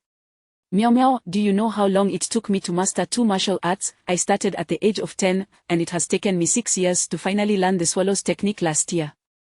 My family even prepared a legendary skill book on the Swallow's technique for me, fearing I might not be able to learn it. You think you can master it in just a month? That's impossible. Starfish, or what? I checked the information. You only know the Swallow's technique, but it turns out you have another martial art. Impressive, senior. Miao, remember to keep it a secret.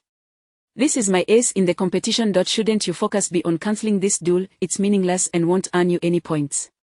Starfish, you don't understand, men. Words must be followed by action, and actions must yield results. Miao. Dying for the sake of pride, good luck to you.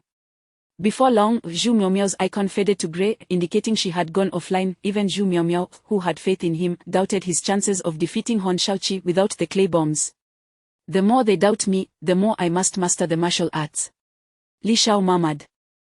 Otherwise, relying solely on clay bombs would be too predictable and easily countered. The combination of superior physical techniques and clay bombs would be the true path to victory. With that, Li Xiao immersed himself once more in his training. Despite his usual playful demeanor when he dedicated himself to a task, he exhibited extraordinary perseverance. Chapter 58. The month has passed, and the champion returned. Zhang Xiaohua had returned from the gravity chamber, escorting Miwen back to the girls' dormitory. The student dormitory was a quaint 6-story building, with 2 occupants per room, which was rather satisfactory. However, it paled in comparison to the luxury of the credit rentals that Hua had secured. Although Miwen hailed from a wealthy family, the academic credits could not be bought or sold. They could only be earned through personal merit, a fact that no one could circumvent. It's been rather average, Miwen replied, a hint of concern etched across her brow. I've only learned a few evasion maneuvers, and I've gained an additional point in strength and agility. Indeed, such modest progress over a month seemed inadequate. Were she to venture out and engage in combat to level up, her growth would undoubtedly have been swifter. Yet, the Academy's focus was not solely on mindless upgrades and attribute enhancements. While such methods could yield rapid power increases, the institution prioritized the prudent application of that strength. I'm about the same, I've only managed to add a point in strength as well. Zhang Xiaohua, oblivious to Miwen's inner turmoil, sighed thoughtfully. It feels like this past month has been somewhat wasted. Fortunately, my aura skill does not require monsters for proficiency gains. I have been able to cultivate and enhance my skills simultaneously. This was the advantage of aura skills. Over the course of a month, Zhang Xiaohua had elevated his slow aura to an advanced level. You truly are quite clever, Miwen, reminiscent of a bashful girl, allowed Zhang Xiaohua to lead her hand in hand along the school South Main Avenue. Their companionship sparked envy and admiration among many students. How could Zhang Xiaohua, of all people, win the affection of such a beautiful girl, especially one gifted with the rare class of Dark Priest? I shall take my leave now, farewell. Mi-wan reached the base of the dormitory and flashed Zhang Xiaohua a sweet smile, waving goodbye. Goodbye. Zhang Xiaohua waved enthusiastically before departing, quickly vanishing from sight. Sigh, watching Zhang Xiaohua's receding figure, Mi-wan let out a deep sigh. Initially, she had merely thought of Zhang Xiaohua as the only boy daring enough to approach her. She had intended to merely indulge in the experience of romance, yet, unbeknownst to her, she had become captivated by his carefree demeanor. Gradually, she found herself genuinely falling for him. However, her family had caught wind of this and insisted that she sever ties with Zhang Xiaohua immediately. Her family had already arranged a union with a scion from another esteemed lineage, demanding that she marry him upon graduation. Mi-wan longed to refuse but was at a loss on how to do so. After all, her family had always provided her with the best of everything, ensuring her every desire was met. They had even invested considerable sums to enhance her chances of acquiring a rare talent, purchasing a talent elixir for her. With so much sacrificed by her family, how could she indulge her own whims? Before she could even savor the sweetness of love, she was to bear the burdens of life. In the end, wiping away a tear from the corner of her eye, Mi-wan lamented, "Is it truly impossible for me to choose my own destiny?" At 9 o'clock that evening, upon returning to the villa, Zhang Xiaohua discovered that Li Xiao was still absent. This situation had persisted for over 10 days. What's up with Xiao? He hasn't returned home for ages. He hasn't even replied to my messages. Tomorrow is the scheduled duel with Hon Shaoqi. Could it be that he has yet to master his martial skills? Filled with concern, Zhang Xiaohua resolved to seek him out personally. He first ventured to the second floor of the gravity building, searching for the intermediate gravity chambers. However, all the doors on that floor were firmly closed. The soundproofing was superb. No matter how loudly he knocked, those within remained oblivious. With no other option, he made his way to the school cafeteria, which was open 24 hours. While he failed to locate Li Xiao, he did encounter Hon Shaoqi enjoying a meal. Well, if it isn't Zhang Xiaohua. Hon Shaoqi set down his food and stood to block Zhang Xiaohua's path. Accompanying him were two imposing classmates, fellow recruits who had joined him due to his burgeoning notoriety as a formidable fighter. Birds of a feather flock together. These two were equally fearsome in appearance. Any other student might have been intimidated, but Zhang Xiaohua, much like Li Xiao, was unafraid of anything. A crowd of onlookers gathered, drawn by the unfolding scene. Zhang Xiaohua, have you finally accomplished something in the gravity chamber, or are you still the same? I see no change, haha, Hon Shaoqi jested mockingly. What is it to you? Step aside. Zhang Xiaohua was disinclined to engage, yet the trio refused to budge. Hon Shaoqi smirked, you are quite arrogant for a paladin. What is your point? Zhang Xiaohua shot back with a cold smile, good dogs don't block the path. Hon Shaoqi retorted angrily, how dare you call me a dog? Do you want me to teach you a lesson? Zhang Xiaohua, undeterred, declared, you can bluster all you want here, but if you have the guts, bring it to the arena tomorrow. I will personally witness my brother turn you into a pig's head. With that, he shoved past the three and swaggered away. Xiao, I've thrown down the gauntlet, don't let me down tomorrow. After walking several paces, Zhang Xiaohua glanced back surreptitiously. No one had followed him. He chuckled to himself, clearly intimidating them with his aura. Observing Zhang Xiaohua's retreating figure, one of Hon Shaoqi's companions remarked, where does this Zhang Xiaohua find his courage? Another chimed in, with such confidence, could it be that Li Xiao has truly mastered his martial technique? Please, Hon Shaoqi scoffed, Li Xiao hasn't shown his face in half a month. He's probably too scared to show up and has dropped out. His companions nodded in agreement, that is entirely plausible. Ha ha ha. Meanwhile, in the gravity chamber, Li Xiao had refrained from going to the cafeteria, as he saw no need for food. Consuming sun water could instantly replenish his stamina, followed by a gradual recovery. At this moment, he was practicing his punches, having progressed to the 9th level of the mountain-shattering fist. Success was tantalizingly close, yet he had been stuck at the 10th level for a full 5 days without breakthrough. Tomorrow is the arena showdown. What could possibly be the issue? The 10th level of the mountain-shattering fist, unity of heaven and earth, remains elusive. While practicing, Li Xiao's mind began to spiral into chaos. Such is the nature of people, the more anxious one becomes, the more disorderly their thoughts, making success ever more distant. Time passed, and before he knew it, dawn broke, the sky displaying the pale light of morning. It was already 7 o'clock. Li Xiao remained unfazed, lacking any clarity. I mustn't rush. Sensing his disarray, Li Xiao quickly settled into a meditative position, focusing on deep breaths to regain his composure. On the ground, the white clay spiders, which had been in constant motion, abruptly halted. Indeed, whenever Li Shao practiced, he endeavored to multitask. He would train his martial arts while simultaneously controlling the clay spiders.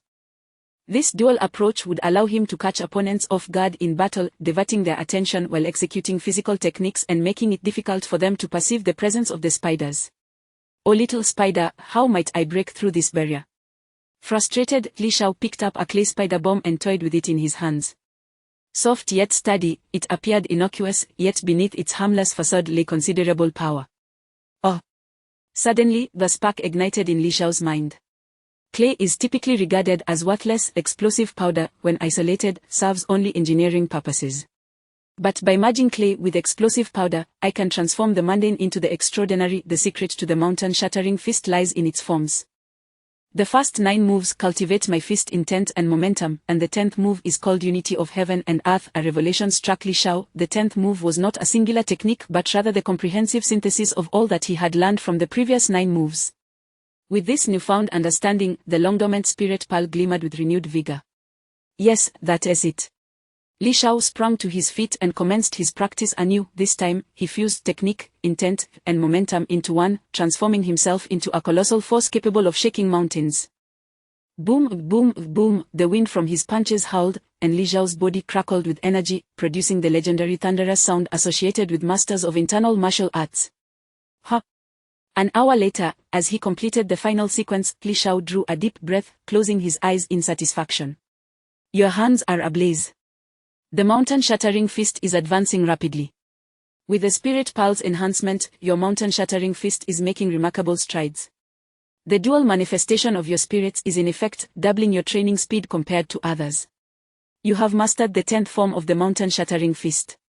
You have fully learned the martial skill, mountain-shattering fist, resulting in an increase in your attributes. Strength 5, Agility 5, Constitution 5, I did it. Li Shao opened his eyes, eager to check his status panel. Name: Li Shao, Class Beginner Clay Master, Beginner Demolitionist, Level 14, 30, 00, Strength 6250, Agility 171 100, Spirit 89 480, Constitution 76, Skills Mastery of Clay, Mastery of Explosives, Clay Manipulation, Remote Detonation, Swallow's Body Technique, Mountain Shattering Fist, Mastery of Clay, Advanced. Utilizing clay to create intricate clay models. Mastery of Explosives, Advanced, employing powder to fabricate intermediate C2 explosives. Clay Manipulation, Advanced, harnessing mental prowess to manipulate clay within a radius of 500 meters. Remote Detonation, Advanced. Setting commands to control detonations within a 500-meter range. Swallow's Body Technique, Passive, beginner, graceful and agile, as fleeting as a swallow, swift as the wind, gentle as the forest. Mountain Shattering Fist, Passive, beginner. Unmatched in might, thunderous and overwhelming, capable of swallowing mountains and rivers, with a momentum akin to a bamboo splitting. Your ordinary attacks will exhibit a potency of 1 to 5 times the strength and agility attributes, contingent upon the situation. Upon mastering this skill, it shall be reflected on the data panel. A month's time, consuming 570 credits, a total of 570 hours. Not a single minute was wasted. The stars do not inquire of those on their journey, and the heavens do not forsake the diligent. Li Shao pushed open the heavy door of the gravity chamber and stepped out slowly, his gaze resolute. The month-long period has concluded, and the boxing champion returns. Chapter 59, A Gathering of Greats. The arena brims with enthusiasm. Have you heard? Today marks the grand duel between Hong Xiaoqi and Li Shao. Indeed, it's today. Hurry, let's go witness the spectacle. I wonder whose prowess is greater, the top scholar of Zhongzhou or that of Tianqi City. Without a doubt, it must be Hong Xiaoqi. He has consecutively defeated the champions from 5 cities, truly formidable. But Li Shao is no pushover. He is the pride of Zhongzhou, a master in the art of clay bomb usage. Yet, can you believe he claims he won't use clay bombs? What? How can he fight without them? He is merely a lifestyle practitioner. Let us go find out for ourselves. The first-year students have nearly completed their month of training, with each having made significant progress. Aside from those in Class 2, who practiced in the gravity chamber, the majority of students have elevated their combat skills to an advanced level. As the month draws to a close, a sense of relaxation permeates, and everyone heads out to join in the excitement. Consequently, students are seen flocking towards the arena from all corners of the school. The arena is teeming with spectators, a vibrant hub of activity. It is not just first-year students, many second and third-year students have also gathered to witness the event. Suddenly, a tall and imposing figure enters the venue, instantly capturing the attention of numerous students, who hastily part to make way. Who is this person? What an impressive presence. You must be unaware that is Hu Hongbo from the second year, the captain of the Lone Swan team. His team consists of only 4 members, yet they triumph against 5 opponents, boasting an exceptional win rate that has secured them the top spot in the second year, with aspirations for the national competition impressive. Why is he here? Even the second year has come to join the fray. As the crowd marvels, several more upperclassmen enter, equally as notable. What a handsome senior. He must also be from the second year. His aura alone is extraordinary. Wow, even the second-ranked team, the soaring team, is here. Team leader Yufei and his formidable teammates. Before long, students recognize him as Yufei from the second year. These are well-known figures within the school, and students naturally keep themselves informed. Subsequently, many more students arrive, not only from the second year but also from the third year, showcasing their strength. Hu Hongbo and Yufei from the second year, and from the third year, Shi Yuanji and Zhou Rensha, already celebrated students poised to compete in the national championship. No one anticipated that today's arena match would draw such attention. As these formidable students enter, those in the front readily clear a path, allowing the upperclassmen to move closer to the viewing area. However, the next person to emerge captivates everyone's gaze, including the strong figures from the second and third years. She is actually here. Hu Hongbo of the Lone Swan team furrows his brow slightly. I never expected her to attend. She typically shuns such gatherings, viewing any dual arena as beneath her. Yufei, captain of the soaring team, expresses his surprise. It is Shi Yuanji and Zhou Rensha from the third year also display their astonishment. This leaves the first-year students puzzled. Why do these upperclassmen exhibit such surprise at the sight of a young girl? Entering through the main door is a petite girl who appears to be about the same age as the first-year students, perhaps even younger. Yet, the second and third-year powerhouses regard her with utmost seriousness. It's her, I know who she is, a first-year student whispers. She is Zhu Miaomiao, the top thief of Qingfeng Academy in one-on-one duels. Both Hu Hongbo and Yufei have fallen to her, and even third-year students have suffered defeats at her hands. Is she the invincible in duels? Zhu Miaomiao, why does she seem so young? What do you know? She was specially recruited and became a professional at just 14. Although she is merely an ordinary thief, those with gifted professions fall easily to her prowess. I've heard she undertakes dangerous missions at school, hunting down cultists, with countless lives on her hands. Wow, so formidable, yet she seems devoid of any murderous intent. Quite charming. What do you know? If a killer could be recognized, would they still be a killer? Shoo, keep your voice down, don't let her hear you. Zhu Miaomiao strides in wearing a sleek black outfit, her petite figure moving with a grace and swiftness that commands attention as she approaches the arena. Almost everyone instinctively steps aside, including the formidable second and third year students, as they have all faced defeat at her hands to varying degrees. Thus, the arena presents 3 distinct zones. The foremost area is occupied by Zhu Miaomiao, surrounded by an aura that deters any approach. The second area houses the second and third year students, relatively spacious. Lastly, the first year students are densely packed in the back. The atmosphere today is indeed grand, resembling a formal competition. Furthermore, numerous first-year teachers have also come to watch, including Class 2's teacher, Ping Chuan. Ha ha ha, splendid, what a turnout. Hon Shaoqi, seeing the crowd, is elated, especially with many notable figures present, and he ceremoniously acknowledges, "Thank you, esteemed seniors, for gracing us with your presence." However, an awkward situation arises. The second and third year seniors completely ignore him, many not even sparing him a glance. These upperclassmen are primarily here to see Jiangzhou's top scholar, Li Shao. The dual life practitioner entering Qingfeng Academy is indeed a rare phenomenon. They are eager to witness his clay bomb techniques. As for Hon Shaoqi, while he possesses some skills, he fails to capture their attention. Feeling embarrassed, Hon Shaoqi realizes he has made a fool of himself. Despite his bravado in the first year, he feels considerably subdued before this upperclassman. He refrains from expressing his anger and can only sit in frustration. Where is Li Shao? Why hasn't he arrived? We agreed to compete today, does he have no sense of time? Zhang Xiaohua, also waiting below, shouts, "Don't worry, he'll be here soon." Hon Shaoqi, thus, all the students in the venue silently wait. Meanwhile, Li Shao is at a critical juncture in his breakthrough and cannot attend. After waiting for over half an hour with no sign of him, the students begin to grow restless. Could it be that Li Shao is afraid to face me? It's certainly a possibility. If he doesn't show up, he will become the laughingstock of the school. The students below are becoming increasingly impatient, with several third-year students hinting at leaving. Hon Shaoqi, noticing this, realizes he cannot let this opportunity slip away. He turns to Zhang Xiaohua, saying, "Zhang Xiaohua, please urge him to hurry." Zhang Xiaohua, feeling helpless, has already called and texted, but Li Shao seems to have vanished. "Don't rush, let us wait a bit longer. He'll be here shortly. We've already waited half an hour. I believe he is simply too afraid to face me." "You're talking nonsense. With your mediocre skills, my brother would easily defeat you. Let us wait another 10 minutes. If he doesn't come, it means he is too scared to show up, and it counts as a victory for me." After some negotiation, Hon Shaoqi decides to wait another 10 minutes. Soon enough, 10 minutes pass, and still, there is no sign of Li Shao. "That coward doesn't dare to face me. Since he won't show up, this match is mine by default. The top scholar of Jiangzhou is nothing but a coward." Hon Shaoqi, feeling exasperated, decides he won't wait any longer and announces the result. "You are talking nonsense." Zhang Xiaohua, sensing the situation is amiss, leaps onto the stage to buy some time. "I'll spar with you fast. If you can't even defeat me, then you certainly stand no chance against my brother."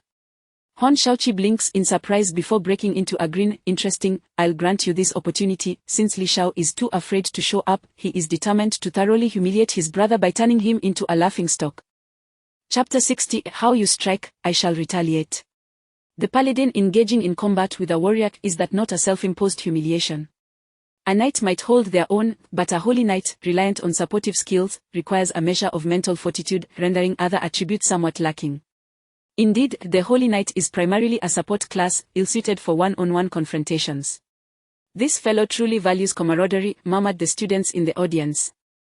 The knight is a heavily armored frontline tank, with attribute allocation of 1 strength and 4 endurance. In contrast, the holy knight serves as both a support and a tank, with a distribution of 1 strength, 2 spirit, and 2 endurance. Facing a warrior, the odds are decidedly unfavorable, especially since Hon Shaoqi has already vanquished 5 champions, all formidable local warriors. Zhang Xiaohua's defeat seems inevitable. Indeed, Zhang Xiaohua himself harbors doubts about his chances of victory.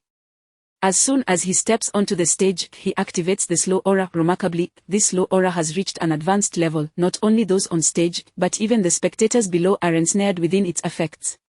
Slow aura, advanced. Drains mental energy continuously, slowing the movement of enemies within a 30-meter radius by 30. "This guy is truly despicable." Zhang Yu and Hon Ling, observing from the stands, recalled all too vividly how this very individual had prevented them from reaching the summit and claiming 1,000 points just a month prior. "You really are detestable. Do you not realize that activating the aura affects yourself as well?" Hon Shaoqi, now hindered by the slow aura, found his speech slowed. Zhang Xiaohua chuckled. "I am aware, and yet, what of it? For him, activating the slow aura incurs no loss. He has not invested in agility, resulting in a naturally sluggish attack and movement speed. In the same duration, Hon Shaoqi can unleash 10 punches, while Zhang Xiaohua can master only 3 strikes. Thus, under the aura's effects, Hon Shaoqi can only land 6 punches, 4 less, while Zhang Xiaohua's output drops to 2 strikes, a reduction of 1. This slight adjustment marginally alleviates Zhang Xiaohua's disadvantage. Nevertheless, Hon Shaoqi's agility advantage remains substantial, bolstered by a 30 increase from his class talent, effectively negating the benefits of the aura. Conversely, Zhang Xiaohua's class talent is particularly effective against undead units, rendering it nearly useless here, placing him at a distinct disadvantage. Having engaged in several rounds prior, Hon Shaoqi's experience quickly overwhelms Zhang Xiaohua, leading to a one-sided onslaught. Yet, Zhang Xiaohua discovers that the evasive techniques taught by their instructor prove beneficial. He successfully dodges several blows, but the speed of his opponent's fists is simply too great. After enduring a barrage, he finds himself dazed and unable to retaliate. Useless. Hon Shaoqi seizes an opportunity and delivers a powerful punch directly to Zhang Xiaohua's forehead. The impact leaves Zhang Xiaohua's head ringing. He hastily retreats, attempting to cast a healing spell upon himself. Yet, Hon Shaoqi will not allow such a reprieve. With a charge, he interrupts Zhang Xiaohua, sending him sprawling to the ground, tumbling several times. "Step aside. You are far too weak. Bring forth Li Shao." Hon Shaoqi shows no inclination to humiliate Zhang Xiaohua further, viewing him as a clearly inferior opponent. "I have yet to concede. Bring it on." Despite his struggles, Zhang Xiaohua, resilient as a holy knight, rises once more. Until Li Shao arrives, he cannot afford to fall. He must wear down his opponent's stamina further. Then let us fight until you yield. Hon Shaoqi declares fiercely, charging once again. The ensuing scene is brutal. Zhang Xiaohua is repeatedly knocked down, only to rise again. Good grief, this is tragic. I can hardly watch, it is a relentless beating. This guy refuses to admit defeat. He is indeed a tough nut. The students below can no longer bear to witness the spectacle, it is too pitiful. Yet, Zhang Xiaohua embodies an indomitable spirit. Despite his inability to win, he rises time and again, earning their admiration. Ultimately, after being thoroughly beaten, he lies on the verge of unconsciousness. If this continues, it may well lead to disaster. Several instructors hastily rise, intent on halting the match. Holy light. Seizing an opportunity, Zhang Xiaohua manages to heal himself slightly. At this juncture, his motivation transcends mere support for Li Shao. No one anticipated that beneath Zhang Xiaohua's playful demeanor lay an unyielding ferocity that could not be contained. His fighting spirit ignited. He rose. Come at me. I have not yet lost. Today, it is either you who vanquishes me or I who vanquishes you. You are insane. Killing you would land me in trouble. Hon Shaoqi retorts angrily, charging forward. With a powerful hip thrust and a simultaneous double-fisted strike, he lands a blow squarely on Zhang Xiaohua's chest, sending him hurtling off the stage. Bang! Zhang Xiaohua crashes to the ground, fatally unconscious.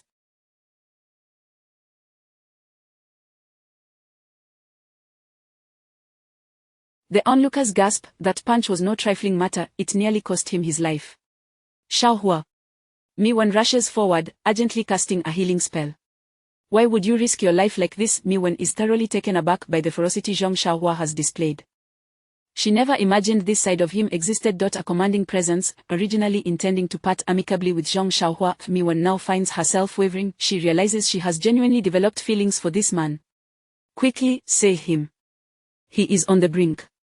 Not only Miwen but other students trained as priests also begin casting healing spells. The instructors present hasten to provide aid. Fortunately, today's audience is plentiful, then dozens of priests combine their efforts. Zhang Xiaohua, clinging to life, is gradually revived by an overwhelming surge of healing magic. Meanwhile, Hon Shaoqi's audacity stems from his awareness that with so many priests present, Zhang Xiaohua is unlikely to perish. The match is concluded. I am the victor. Come back after a decade of practice. You are wasting my time. Hon Shaoqi chuckles, satisfied with the reputation he has gained, and prepares to depart. Think you can just walk away after inflicting harm? At that moment, the commanding voice rings out. It is none other than Li Shao. Having broken through in the gravity chamber, he hastened towards this location. Upon arrival, he witnesses the sight of his comrade Zhang Xiaohua being unceremoniously knocked from the stage. Li Shao's face darkens, a murderous glint igniting in his eyes. It's Li Shao, he has arrived. He truly came. I thought he would shy away. With his brother in such a state, how could he not show up? If both are defeated by Hon Shaoqi, that would make for an amusing spectacle. Instantly, the crowd begins murmuring once more. Although Li Shao's presence is formidable, victory in a duel is not solely determined by momentum. Miwen, how is Xiaohua? Is he alright? Li Shao approaches Zhang Xiaohua, concern etched upon his face.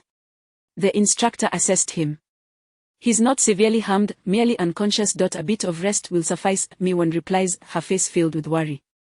Please take him home. I must confront Hon Shaoqi first. With that, Li Shao rises slowly, making his way toward the stage. Can he win? Miwen worries for Li Shao, but prioritizes taking Zhang Xiaohua away, for such matters are not grave for a professional. As Li Shao strides forward, the crowd parts respectfully. He leaps onto the stage, locking eyes with Hon Shaoqi, and coldly states, how you have treated Zhang Xiaohua, I shall return in kind. Hon Shaoqi smirks, refusing to back down. Come on. Just no clay bombs allowed. I have stated how you treated Zhang Xiaohua is how I shall repay you.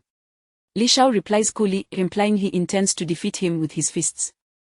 Ripping apart his shirt, Li Shao stretches his neck and limbers up, preparing to unleash his full might to bring his opponent to the ground. His muscular physique is on full display, a testament to his rigorous training in the gravity chamber. The students below gaze in awe at his remarkable form.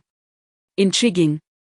Hon Shaoqi smirks lightly. With a swift motion, he tears off his own shirt, revealing an astonishingly sculpted physique. No one anticipated that beneath his clothing lay such a striking body.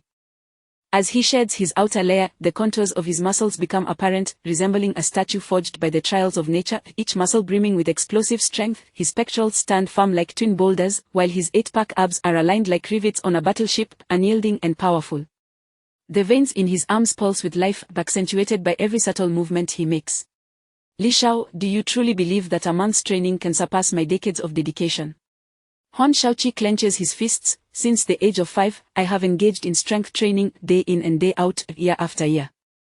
While you ordinary students may possess a mere 5 strength before your transition, my attributes were already measured at 20 strength prior to my advancement. Moreover, I have not been idle this past month. Unbeknownst to you, I too have been training in the intermediate gravity chamber, never neglecting my strength training.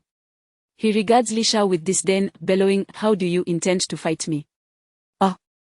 Enlighten me. By what right do you boast of defeating me?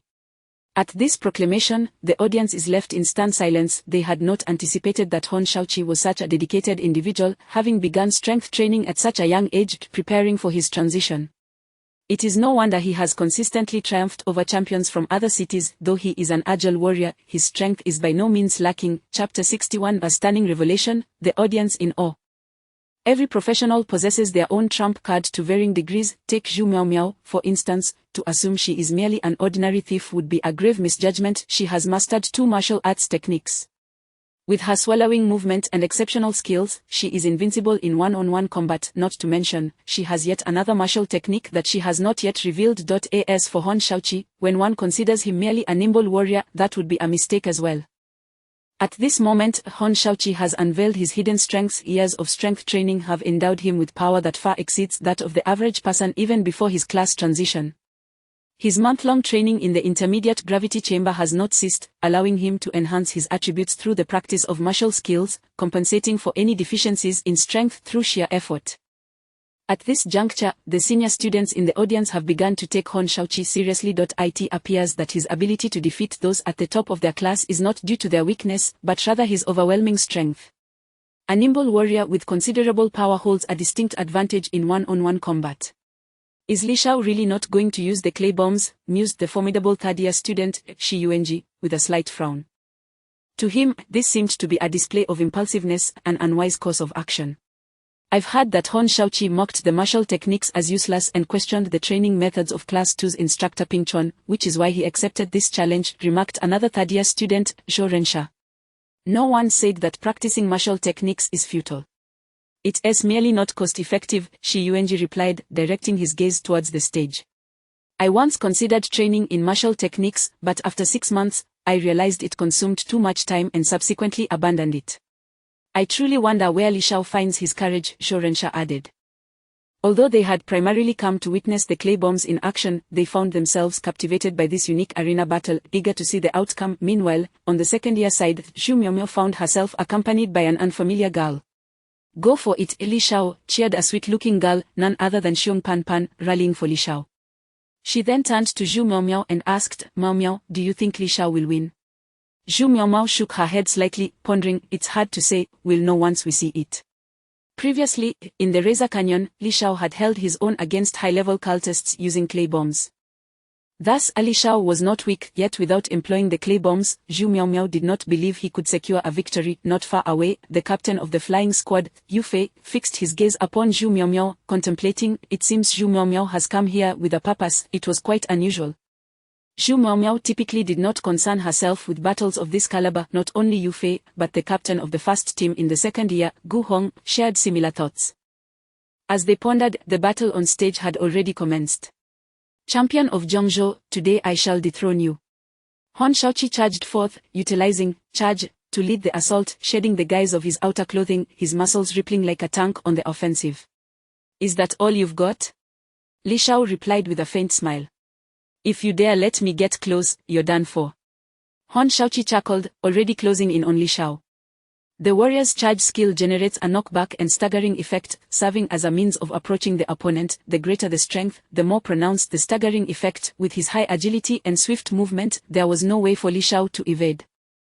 Just as everyone assumed that Li Shao was about to endure this charge, he deftly stepped back, arms spread wide like a flying swallow, effortlessly dodging the assault of charge. This was the swallowing movement. Li Shao not only possessed the swallowing movement but also boasted an impressive agility score of 271. How could Hon Shaoqi possibly land a hit? This is impossible. Hon Shaoqi exclaimed in astonishment, then added incredulously, I didn't expect you to have truly land a few moves, but how will you withstand this? With that, he swiftly turned to unleash Thunder Strike, expending a significant amount of stamina to deliver a lightning-quick blow that, if it connected, would slow Li Shao's movement speed. This was a level 10 warrior skill that Hon Shaoqi had already advanced to an intermediate level, believing that such rapid attack speed would ensure a hit on Li Shao. He was taken aback when Li Shao again evaded with ease, scoffing, slow, far too slow. To think you could defeat me with such feeble attempts is a delusion. Li Shao's words struck deep into Hon Shaoqi's pride. As an agile warrior, he found himself unable to land a blow on Li Shao, who was merely a life-class professional without any skills. That was merely luck. Now your fortune has run out. Hon Shaoqi, thoroughly enraged, charged at Li Shao with reckless abandon, launching a flurry of attacks, yet Li Shao remained unperturbed, effortlessly dodging each strike. Swallowing movement proficiency 1, swallowing movement proficiency 1, swallowing movement proficiency 1. Li Shao merely wished to test the efficacy of the swallowing movement in actual combat. In truth, the results were exceedingly favorable. What on earth is happening? How is Li Shao able to evade every attack? This is the swallowing movement. Has he truly mastered it? Absolutely, it is a complete mastery, otherwise, he could not continuously evade. Oh my goodness, Li Shao has mastered the swallowing movement. As one person shouted, the entire audience was left in awe. Indeed, a practitioner of another profession had learned the swallowing movement as a skill. How could this be possible in just 1 month? Only Zhu Miaomiao and Ping Chuan remained composed in the crowd, as they had long been aware of this fact. Li Shao had learned the swallowing movement through a legendary skill book. However, defeating Hon Shaoqi solely with the swallowing movement was still implausible. Li Shao required another offensive martial skill. Otherwise, without the clay bombs, how could he possibly defeat his opponent? Damn it. Why can't I touch him? Hon Shaoqi grew increasingly frantic on stage. Could it be that Li Shao had truly mastered it? As the saying goes, the observer sees more than the participant. The audience below recognized that Li Shao had undoubtedly mastered the swallowing movement, yet, to this moment, Hon Shaoqi remained uncertain whether Li Shao had indeed acquired the skill. He rationalized in his mind that this was simply coincidence. Next time he would surely land a hit. I've played enough, it's time to end this. Li Shao executed a graceful retreat, ceasing to toy with his opponent.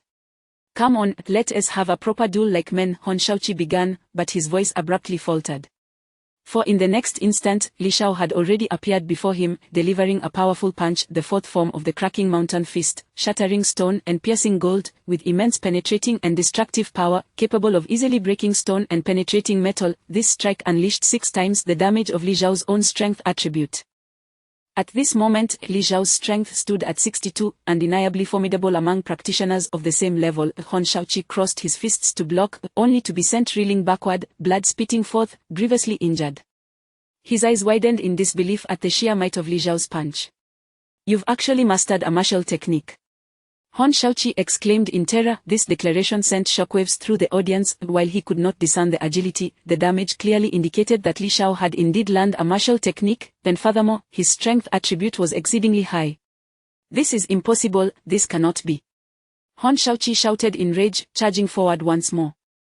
Swinging his fists, he thought that if he could knock Li Shao out, he might still have a chance. However, Li Shao evaded with his agility once again, and then unleashed the 9th form of the cracking mountain fist intent like a mountain. This technique could only unleash 3 times the user's inherent strength damage, but it served as a defensive maneuver. As Hon Shaoqi continued to swing his fists, he felt as if he was striking against an immovable mountain, unable to penetrate the defense, pushed back by the force, realizing he was no match for Li Shao. As Li Shao prepared to strike once more, Hon Shaoqi's face contorted in fear. After several consecutive attacks, his body ached all over, his health dwindling dangerously low. If this continued, he would surely be defeated. In desperation, Hon Shaoqi raised his hand and shouted, "Wait, I concede." In arena battles, if one side concedes, the match must cease. Yet, how could Li Shao possibly let Hon Shaoqi off the hook merely for uttering those words? I have already made it clear.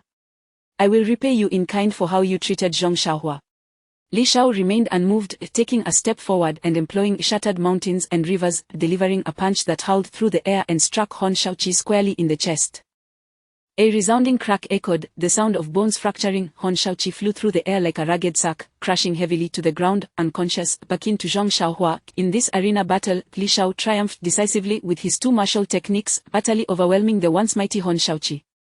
The entire audience was left in a state of shock, enveloped in a prolonged silence. Chapter 62, Frenzied Research. C1 Flying Bird. The arena was enveloped in an eerie silence. Who could have anticipated that a life profession would triumph over a combat profession?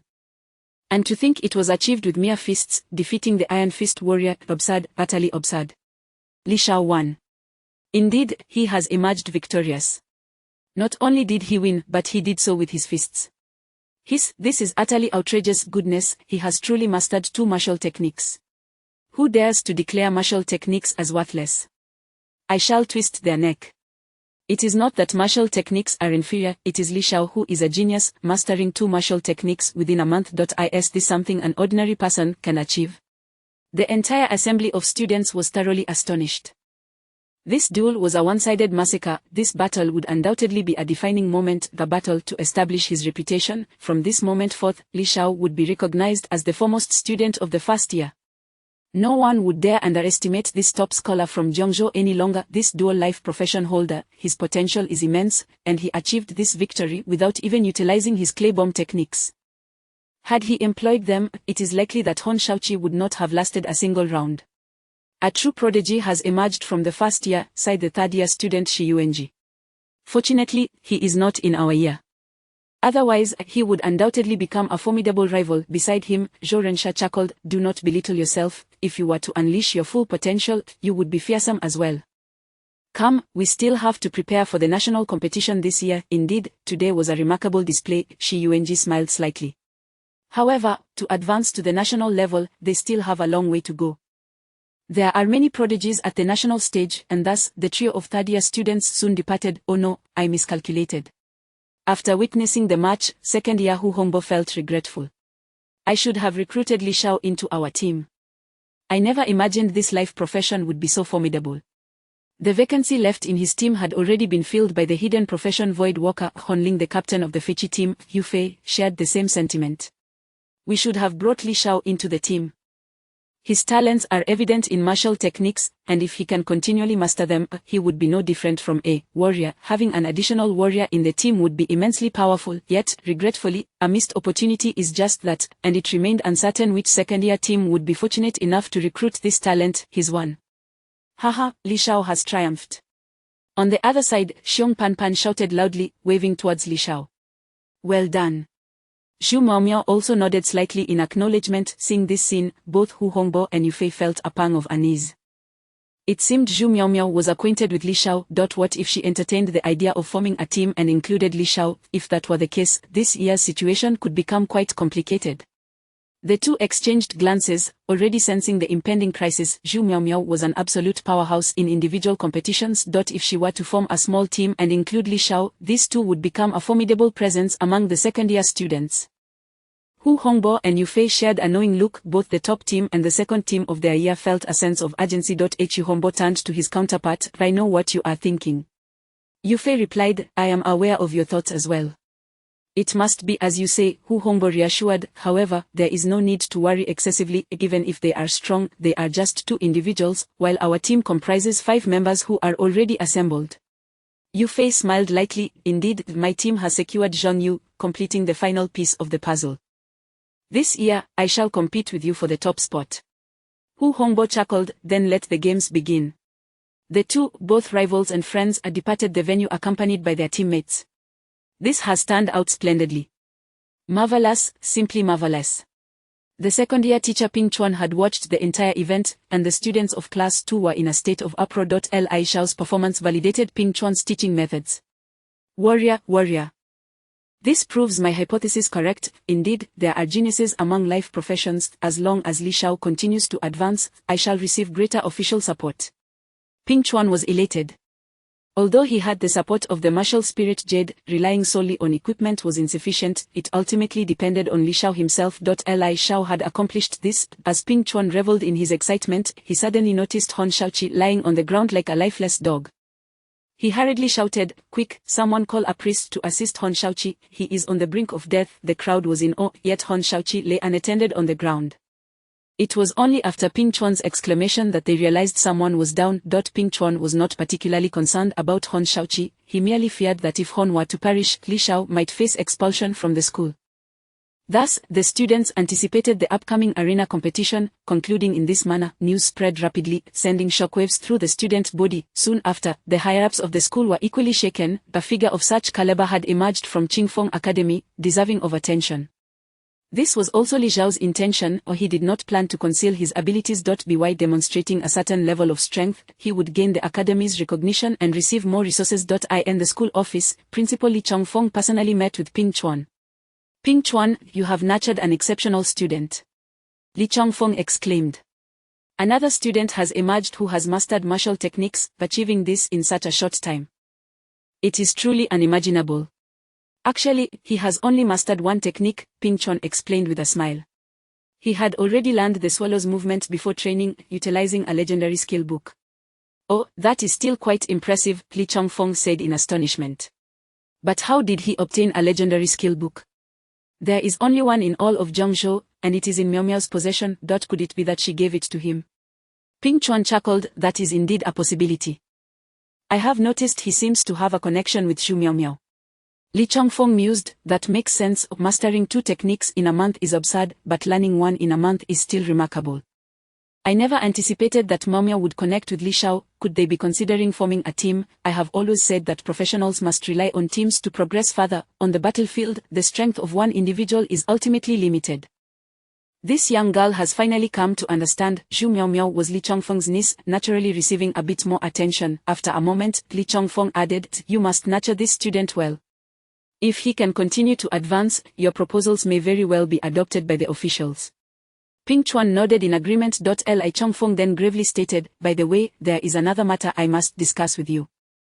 We have received news from above that Li Zhao's clay bombs are not to be allowed in the market, as they pose a certain risk and could be exploited by ordinary individuals, leading to societal unrest.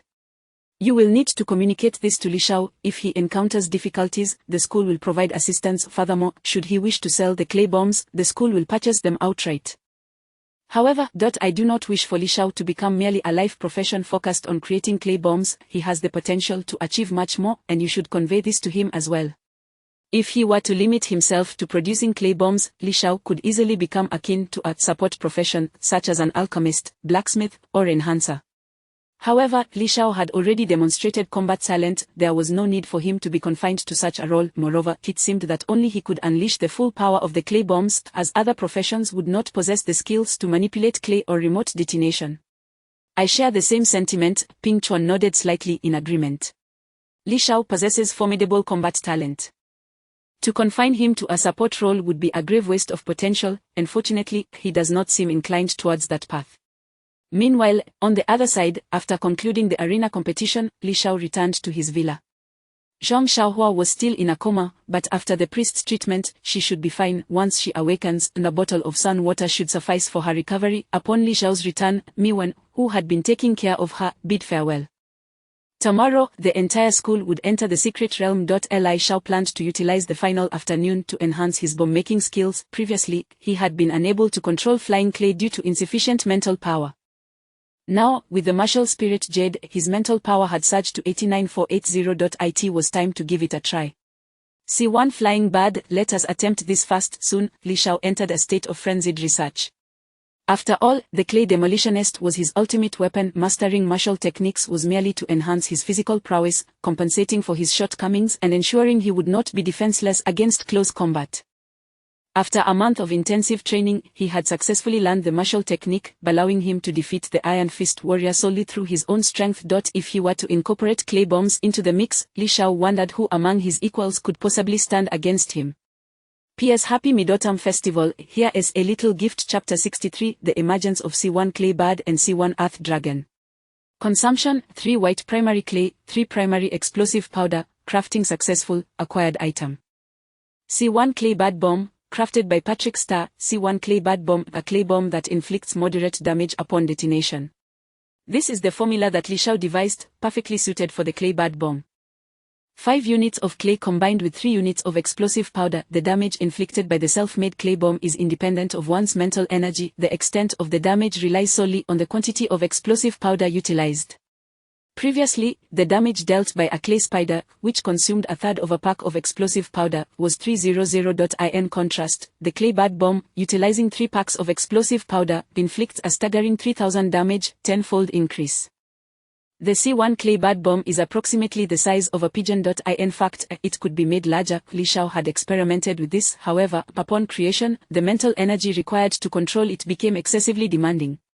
For every increment in size, the mental energy expended for control escalates exponentially. Additionally, the greater the size of the clay bomb, the more mental energy required for remote detonation. If it reaches a certain magnitude, it may even become impossible for him to trigger the vast quantity of explosive powder, rendering it a dud. It appears that future equipment enhancements will primarily focus on increasing mental energy. This is particularly pertinent in the presence of the martial spirit gem. Without it, controlling 5 clay birds in flight would be utterly unfeasible. Flapping and fluttering, 5 clay birds soared through the air, returning to Li Xiao's grasp. The necessity of continuously controlling the bird's wing flaps consumes an exorbitant amount of mental energy.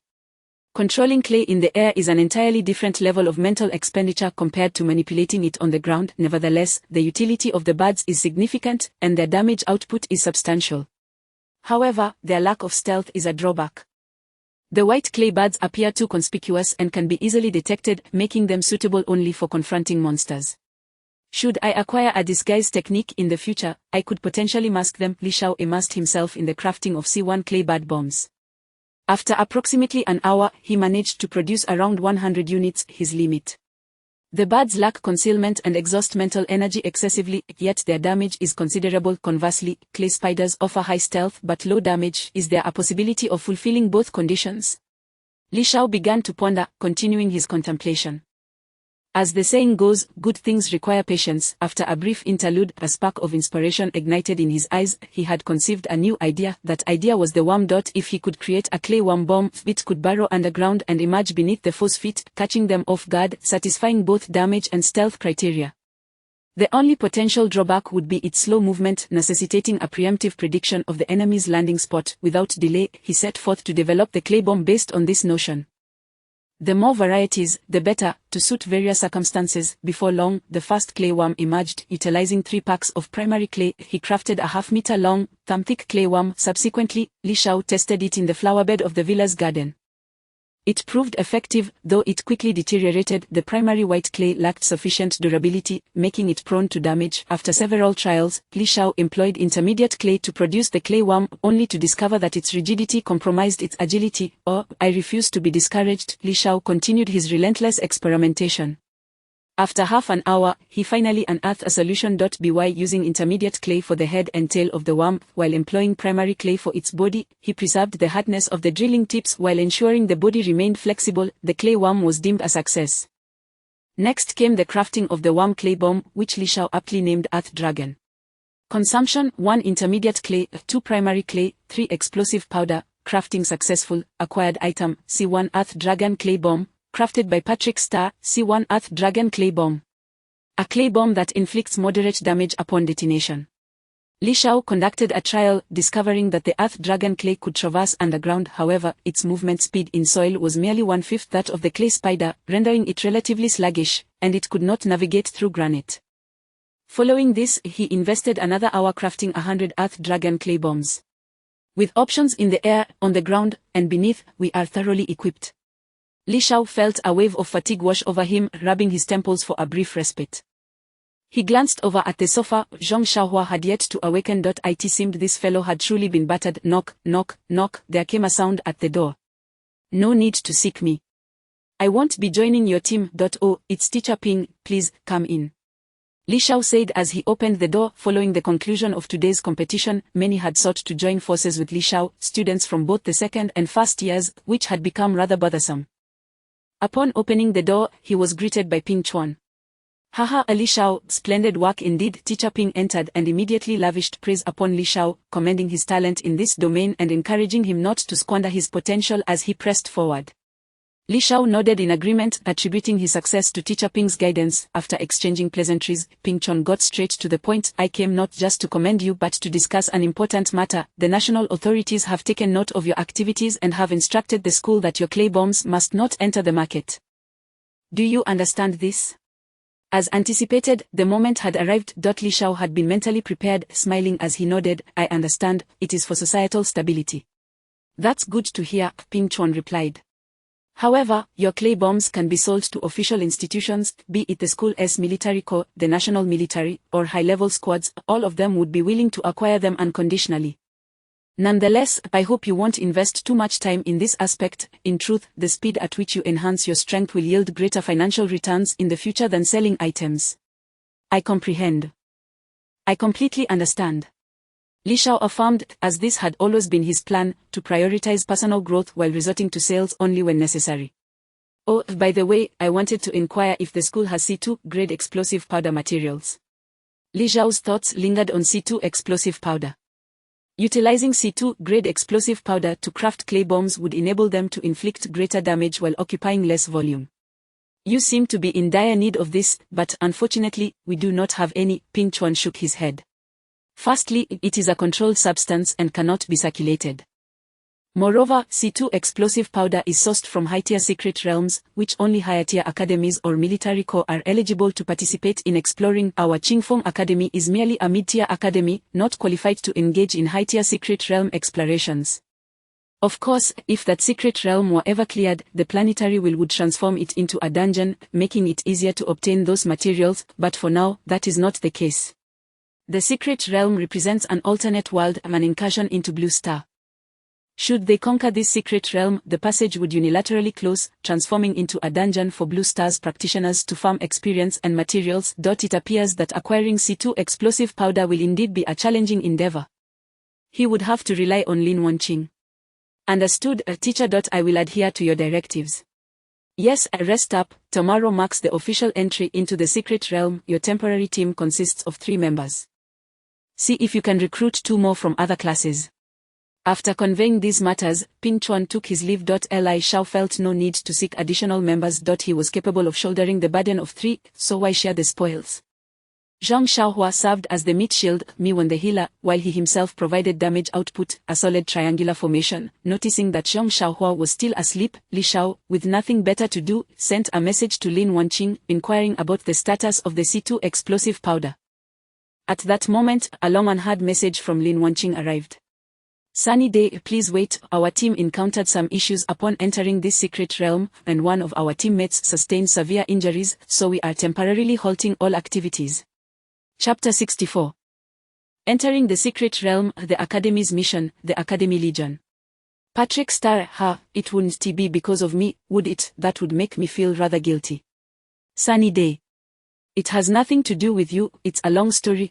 As a first-year student, you're about to enter the secret realm, right? Please be cautious, especially regarding cultists. Recently, there has been an alarming influx of cultists into various secret realms, and the situation is rather dire. My teammate was injured while battling a small group of cultists. Patrick Star. Alright, thanks for the warning. I'll hold off on the C2 explosive powder for now, you take care too. Ending the conversation, Li Shao felt a surge of apprehension. Are cultists this rampant now? Sunny Day's team secured 3rd place in the national competition, which indicates their strength. It seems he must be extra vigilant upon entering the secret realm. At this moment, Zhang Xiaohua finally awakened, groggily opening her eyes. Xiaogu, am I still alive? Of course you are. With your resilience, how could you be so easily defeated? What happened? Did you win? Is there even a need to ask? I avenged you, I knocked them off the stage with my fists, just as you did. Zhang Xiaohua cried out in frustration, what on earth did I miss? Li Shao retorted, quit the nonsense and message Miwan to let her know you're safe. The poor girl was quite worried about you and even shed some tears. Next time, don't be so reckless and embarrass yourself. Upon hearing this, Zhang Xiaohua hurried upstairs to send a message to Miwan. After a long day, Li Shao also returned to his room to rest. After a while, Zhang Xiaohua appeared at his door, wearing a long face. What is wrong? Did you eat something unpleasant? Xiaogu. I've experienced a heartbreak. Woe is me. Zhang Xiaohua looked utterly dejected. Is it because of my embarrassing performance today? Earlier, when he contacted Miwan, she had suggested a peaceful breakup, claiming they were not suited for each other and that she intended to switch classes and not team up with them anymore. Really? Li Shao furrowed his brow slightly. That shouldn't be the case. Miwan's concern for Zhang Xiaohua had been evident on her face today, a clear reflection of genuine affection. Why would she propose a breakup? This must. Drawing upon his past experiences, Li Shao quickly deduced the reason. It was obvious this situation could only stem from Miwan's family's disapproval. Coming from a well-off background, possessing beauty and talent, her family likely deemed Zhang Xiaohua as lacking prospects and unworthy. Xiaogu, what should I do? I don't want to live anymore, Li Shao snapped. You idiot, Zhang Xiaohua lamented, just let me die. Li Shao gave him a light smack on the head. Stop with the dramatics. Go back to sleep, I'll talk to her, it might help. Really, Xiaogu, if you can convince Xiaowan to reconsider, I'll be yours in life and death. Get lost. After shoving Zhang Xiaohua out of the room, Li Shao added Miwan as a friend. It was truly exhausting to worry about a brother's love life. If it weren't for Zhang Xiaohua, he wouldn't have bothered with this nonsense. Before long, Miwan responded. Patrick Star. Miwan, there is something I'm unsure whether to say or not. Miwan, go ahead. Patrick Star. Sometimes, in life, missing an opportunity can mean a lifetime of regret. One can drift through life, feeling as though they have crossed into another realm, unable to voice their regrets. After sending this, there was an evident silence on her end, likely caught in a dilemma. This validated Li Shao's assumption. Now was the time to press the advantage. Patrick Star, I know it's your family's influence that compels you to abandon this relationship, am I wrong? Miwan. How did you know? Li Shao was speechless. It was obvious such scenarios were common in dramas. Patrick Star, if Zhang Xiaohua were to win first place in the national competition 2 years from now, entering an advanced academy and making a name for himself on the elite list, would your family still oppose it? Miwan. That might be possible, but it's not something easily achieved. Patrick Star, it is achievable. I've privately teamed up with Zhu Miaomiao, the top contender in the second year. The strongest from the first and second years joining forces. Does that not hold significant value? We still need one more member. You could join us. This was the discussion Li Shao had with Zhu Miaomiao after the morning's arena competition. They decided to form a team, but they still required 3 more teammates. Li Shao insisted on including Zhang Xiaohua, and Zhu Miaomiao agreed, stating she would also seek suitable candidates. If none were found, she would recruit Xiong Panpan. Even then, they still needed one more person. Zhu Miaomiao suggested Li Shao find a talented classmate from the first year. Li Shao had already intended to recruit Miwan. Her dark priest profession, which balanced both offense and defense, was quite suitable. At this moment, Miwan fell silent once more. It was apparent she was hesitating, caught in a conflict of choice. Li Shao sensed that Miwan was a compliant girl and had never dared to defy her family's wishes. He resolved to deliver a final persuasive blow. Patrick Star, by choosing to join, you will gain love, friendship, victory, glory, and a brighter future. If you refuse, you will only become a puppet of your parents, living a life of regret. Decide, will you join or decline? Regardless of whether this could be realized, it was best to paint an enticing picture first. Li Shao was confident she would not refuse. Today, he had showcased his prowess, affirming his position as the top student in his year. Sometimes, strength speaks volumes. Moreover, with the top contender Zhu Miaomiao on their side, this combination was undeniably enticing and hard to resist. After a long wait, a message finally arrived from her. Miwan, I'll join. Li Shao breathed a sigh of relief. He had finally succeeded in his persuasion. As the saying goes, better to destroy a temple than to break a marriage. He was undoubtedly accruing great merit. Zhang Xiaohua, you owe me a lifetime of gratitude. This was indeed a challenging task for me. The following morning, all faculty and students gathered. First, second, and third year students assembled on the playground, with classes arranged in an orderly fashion. Miwan and Zhang Xiaohua met once more, both feeling somewhat awkward. However, Miwan took the initiative to suggest they start as friends, avoiding excessive intimacy. She worried that if her family found out, they might intervene forcefully. It was clear her family had likely bribed informants at the school. Nevertheless, this was enough to bring a smile to Zhang Xiaohua's face. He thumped his chest, declaring, Xiaowan, don't worry, no matter what, I will dominate the nation and become part of the #1 team. Thus, Zhang Xiaohua established his first life goal. Ma'am, I believe in you. Miwan nodded slightly, non-committal. In truth, the idea of dominating the nation held little allure for her. She merely wished to be with Zhang Xiaohua. Li Shao was exasperated, thinking, hey, you two lovebirds, have you considered my feelings? My love life is still unresolved. Shao Gu. Miwan nodded slightly toward Li Shao in gratitude. You're the captain, Zhang Xiaohua, and I will follow your lead from now on. Please take care of us. Ma'am. Li Shao nodded, solidifying their trio. At this moment, the principal had been speaking for quite some time. The gist of his message was that the academy's training was about to commence, then once they entered the secret realm, they must be vigilant, united, and supportive of one another, and so forth. Finally, Principal Li Chongfeng waved his hand, declaring, enter the secret realm. Li Shao had expected the academy's mages to open a portal for the students to enter the secret realm. However, in reality, the academy's teachers began to cast spells. A colossal teleportation array manifested in the sky, enveloping the entire academy. Soon after, the ground trembled as if an earthquake had struck. The massive teleportation array shimmered with light. The Qingfeng Academy, located in the heart of Hongcheng, vanished, leaving only a flat expanse in its wake. In the next instant, the scenery shifted. The entire academy, along with the students, was transported away. What the hell? Li Shao exclaimed in astonishment. So this is how one enters the secret realm. You have entered the secret realm. World Ice and Snow Cloud Star, World Danger Level. Subwolf, current world completion rate 36:15. Tip upon completely conquering the world, the secret realm will unlock a bidirectional teleportation pathway, transformed by the will of the blue star into a dungeon, granting substantial rewards. Tip. The current world poses excessive danger, please proceed with caution. At this very moment, Qingfeng Academy finds itself in a world enveloped in ice and snow, the air frigid and the landscape a frozen expanse. The location resembles a military base, surrounded by towering walls. In addition to Qingfeng Academy, neighboring institutions such as Gaoshan Academy and Lushui Academy have also been successively transported here. Within the base, numerous professionals clad in finely crafted armor and wielding formidable weapons are either busily engaged in tasks or casting amused glances in their direction. These individuals were once students of the academy, now transformed into valiant warriors of the Legion. After graduation, they joined the academy's military ranks, continuing to fight for their alma mater. Each academy, in nurturing talent, bears the responsibility of conquering the secret realms. Some dedicate a few years, while others invest a decade or more in the struggle to conquer these mysterious worlds. Should they fail to do so, monstrous entities will breach the entrances and invade Blue Star. Only through the complete subjugation of these realms can they cease to pose a threat to Blue Star and instead become dungeons that enhance the overall strength of human professionals. This, indeed, encapsulates the mission and raison d'être of the Combat Academy. Is it about to begin? Li Shao murmured. Not just he, but all first-year students were swept up in a surge of excitement.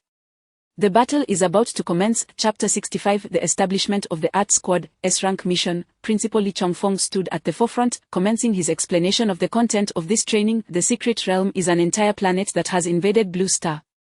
The realm known as Ice and Snow Cloud Star spans an impressive area of 110 million square meters and is characterized by a perpetual temperature hovering around -10 degrees Celsius, with some regions plummeting even lower, to the point where droplets freeze instantly upon contact with the air. The difficulty level of this world is classified as Subwolf, and it has been under exploration for 2 years, with the current progress at 36%. The Dragon Kingdom has dispatched a total of 10 intermediate academies for this endeavor. However, it is important to note that the primary force undertaking the exploration is not comprised of the Academy's students, but rather the Academy's military legions, formed by graduates. Nevertheless, relying solely on the Academies to conquer an entire world is insufficient. Numerous freelancers also partake in this venture, seeking to strengthen themselves within the realm. These freelancers may be individuals who have transitioned to a different profession without joining an academy, those who have graduated but not joined the legions, or even those who have dropped out for various reasons. They choose to pursue self-cultivation and personal growth, and such individuals are not few in number. Furthermore, the exploration of this realm is not exclusive to the Dragon Kingdom. The entrances to the realm are scattered across the globe, allowing other nations to participate as well, thus increasing the likelihood of encounters.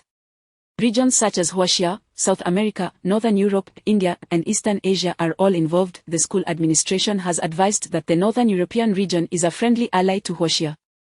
However, the teleportation points of various nations are located at considerable distances from one another, making encounters quite rare. Although such meetings are infrequent, students are urged to remain vigilant when encountering individuals from other nations.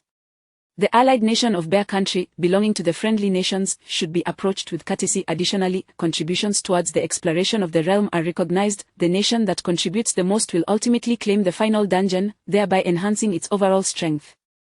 After conveying this information, the principal entrusted the management to the heads of each grade.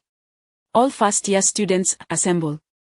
The head of the first-year department, Wang Yan, called for the teachers and students of the first year. His expression stand from this moment on, you are no longer mere students of the academy. You are warriors, fighting for the Dragon Kingdom, fighting for honor. You are now permitted to freely form temporary squads and register. The exploration of the realm will last for 3 months, during which monsters will drop a material known as energy crystals. Submitting 10 of these to the academy will earn you 1 academic credit. 1 academic credit can be exchanged for 1 gold coin, but gold coins cannot be exchanged for academic credits. This is also a competition. After 3 months, the top 3 squads in terms of the quantity of energy crystals collected will receive rewards. In principle, first-year students should not be present in the teachers, please distribute the supplies. Wang Yan cast a glance at everyone, lingering on Li Shao for a moment before turning to leave. The teachers of each class began to outline the tasks and distribute supplies. Each person will receive a map, a return stone, and an academy badge. We are stationed at the Dragon Kingdom base, which has a pinnacle tower that allows for trading and other functions, though these will not be accessible if you stray too far. Your first task is to organize your equipment within the base. Equipment and weapons can be purchased with either gold or academic credits. However, level 10 is merely a transitional stage. I recommend purchasing with gold. The methods to acquire gold and academic credits need not be elaborated, simply defeat monsters. Furthermore, our Academy's students are here to assist the Academy's legions in the exploration of the realm. Within the base's task list, there are numerous collaborative tasks issued by the legions.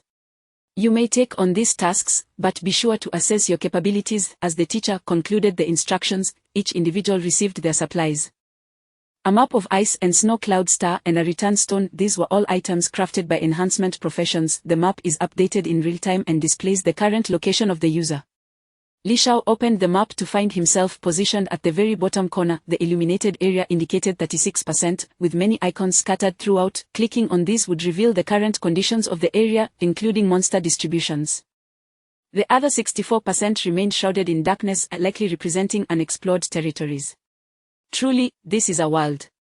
Li Shao couldn't help but exclaim. The other 2 items, the return stone and academy badge, were also crafted by enhancement professions. The return stone can be used 10 times to teleport directly back to the recorded location at the Dragon Kingdom base. The academy badge, worn on the chest, serves to confirm one's identity. Once donned, it is immediately clear which school the wearer belongs to. For instance, the badge of Qingfeng Academy is beautifully designed in shades of blue and white, adorned with a cloud motif, evoking a gentle breeze. Before long, students from various academies began to set their plans into motion. Some departed the base to hunt monsters and gather materials, while others remained within the base to accept tasks. Zhang Xiaohua was astonished to encounter high school classmates from other schools. Oh, isn't that Thunder Mage Deng Yuanjie from Gaoshan Academy? This is unexpected. And who is that? Wait, it's Feng Ruru. She's in this realm too. This time, I won't come to her aid, Zhang Xiaohua chattered incessantly. Hey. Li Shao shot a glance at Miwan, gauging her reaction. Upon seeing her expression, Zhang Xiaohua hastily clarified, Xiaowan, let me explain. Feng Ruru is a schemer. Subsequently, Li Shao proceeded to register a squad within the academy. Only by registering a squad could they qualify to participate in this month's competition. The teams that submit energy crystals and rank highly will earn team points, with the top 3 squads receiving additional rewards. First-year students are undoubtedly eager to vie for these rewards. Hello, I would like to register a squad. Li Shao approached the squad registration desk. The staff member replied, certainly, please provide the name of your squad, I will check for duplicates. Li Shao stated, Shao. The staff member raised an eyebrow. Just 1 character, that name is not very suitable, perhaps you could choose another. Li Shao responded, why not? Is it already taken? The staff member replied, not exactly, but when you participate in a competition, the host will announce, ladies and gentlemen, the next team to take the stage is the highly anticipated Shao squad. What do you think? Li Shao was rendered speechless. Indeed, that did sound rather lackluster. Then let's call it the Wolf Warriors squad. That's already taken, please choose another. Dawn Squad. Taken. Super God, super strong, invincible, peerless, all taken. Classmate, didn't you do your homework before registering?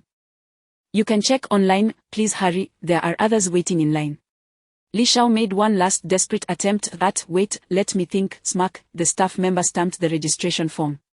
No time for thinking, let us just go with Art Squad since it's not taken. Team members Zhang Xiaohua and Miwen, please collect your certificates next. The staff member stamped the form and handed the certificate to Li Shao. What kind of person is this? As Li Shao exited Qingfeng Academy, he was still in a daze. Meanwhile, Zhang Xiaohua and Miwen emerged from the task office. The two had split their responsibilities. One registered the squad while the other handled task acquisition. Zhang Xiaohua, brimming with excitement, asked, Xiaogu, did you finish registering? What's the name? Li Shao replied, Art Squad. Zhang Xiaohua and Miwen exchanged bewildered glances. We are a combat profession squad, and your name is Art. Are you joking? Li Shao shot them a look. Any objections? Zhang Xiaohua and Miwen quickly shook their heads. None, the leader's word is final. That was more like IT was just a name. What truly mattered was their strength. Li Shao inquired of Zhang Xiaohua, what task did you accept? Zhang Xiaohua grinned, I took on the toughest one, the only S-level task available for first years. Did you see the looks on the faces of those classmates at the task center, including those from other schools? They were all astonished. Once we complete the task, we'll surprise everyone. Is that so? Miwen shrugged, expressing her helplessness. She had been unable to stop him. Li Shao thought to himself, no wonder it's you. Only you could pull this off. Chapter 66. Are you crazy? Starting with an S-level mission, most students from other academies typically begin their ascent from the vicinity of the base. After all, the majority of them are still at level 10, possessing feeble combat abilities. It is only after enhancing their levels and acquiring decent equipment that they even consider undertaking missions. Even the more formidable first-year teams dare only to accept C-level missions. However, Zhang Xiaohua boldly commenced with a grand endeavor, directly taking on an S-level mission. Although it is categorized as a first-year task, most individuals would only contemplate such a challenge in the latter half of their first year, who embarks on an S-level mission upon commencing their studies. Moreover, this task had been left behind by last year's first-year students, a mission that no one was willing to touch. If it continued to go unclaimed, the mission center might well reassign it to the second-year level. Naturally, should it be designated to the second year, it would no longer be regarded as an S-level mission. The mission center within the academy base determines mission levels based on year to encourage students to embrace challenges. Wow, I heard that a first-year student accepted an S-level mission. Who is it? Who has such audacity? Are they unaware of the penalties for failing a mission due to reckless acceptance? Who else could it be but Zhang Xiaohua, the one associated with Li Shao? I suspect Li Shao has been led astray by Zhang Xiaohua. No worries, Li Shao has plenty of credits, a few deductions won't hurt him.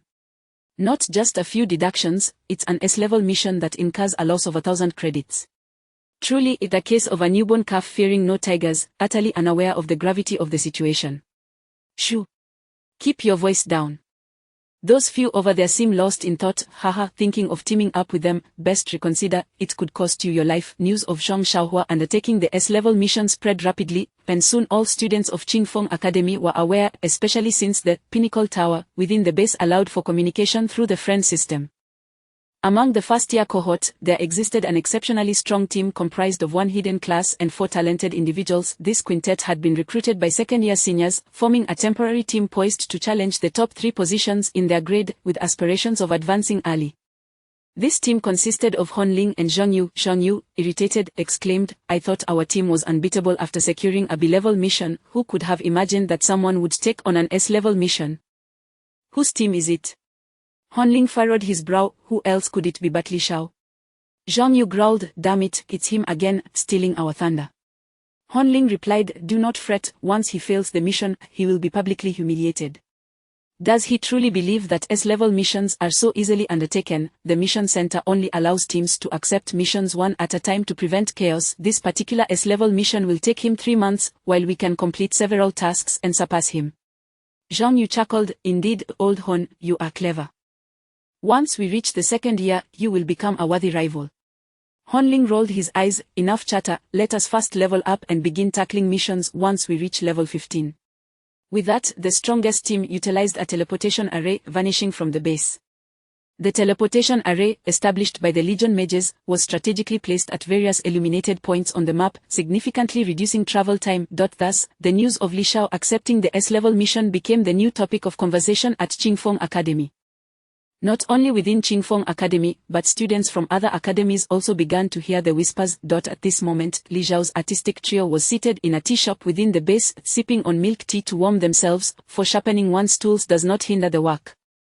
They were not indulging in ordinary milk tea but rather fiery floral tea, crafted by the base's specialized milk tea artisans, designed to retain heat for up to 10 hours and withstand the bitter cold. Priced reasonably at 100 copper coins per cup, Li Shao graciously footed the bill. Xiaohua, please share the mission with the team. Of course. Legion Base First Year Mission Eliminate the Windchill Ice Phantom Stronghold, Mission Level S. Stronghold Monsters, Ice Phantom Wolf Beasts, Ice Phantom Bear Beasts, Ice Phantom Demon King, Monster Levels 20-30, Mission Content, completely eradicate the Windchill Ice Phantom Stronghold located in the Frigid Realm, slay the Ice Phantom Demon King, and eliminate its threat to the surrounding areas. Mission Deadline 1 month, mission reward 1000 credits, failure penalty deduction of 1000 credits. Li Shao furrowed his brow slightly, glancing at Zhang Xiaohua and Mi-wan, and asked, if we fail the mission, who will cover the credit loss? The two silently looked at Li Shao, implying that aside from him, who else could possibly shoulder the burden? After all, none of them had credits, only he did. Li Shao, Zhang Xiaohua, Mi-wan, smiling, chimed in, Captain, if we do fail, I don't have any credits, but I can offer 300 gold coins to compensate for your loss. That's more like it. Li Shao nodded slightly, then turned to Zhang Xiaohua, and you? Zhang Xiaohua replied, how about offering my body as compensation? Li Shao, he truly wished to hammer her. Li Shao asserted, let us not dwell on that, since we've accepted the mission, we must see it through. Zhang Xiaohua inquired, Brother Shao, shall we first hunt monsters to level up? Li Shao retorted, hunt. Nonsense, time is short, and the mission is pressing, let us proceed directly to the task. What? Mi-wan was taken aback, they were all just level 10, how could they undertake such a mission? Only Zhang Xiaohua was aware that Li Shao had long been capable of battling monsters beyond his level. The damage from the clay bomb was fixed, and he was likely to have discovered even better techniques by now. Li Shao commanded, you two, go procure a set of level 10 equipment, prioritizing defensive attributes. I will wait here for you, and then we shall set off.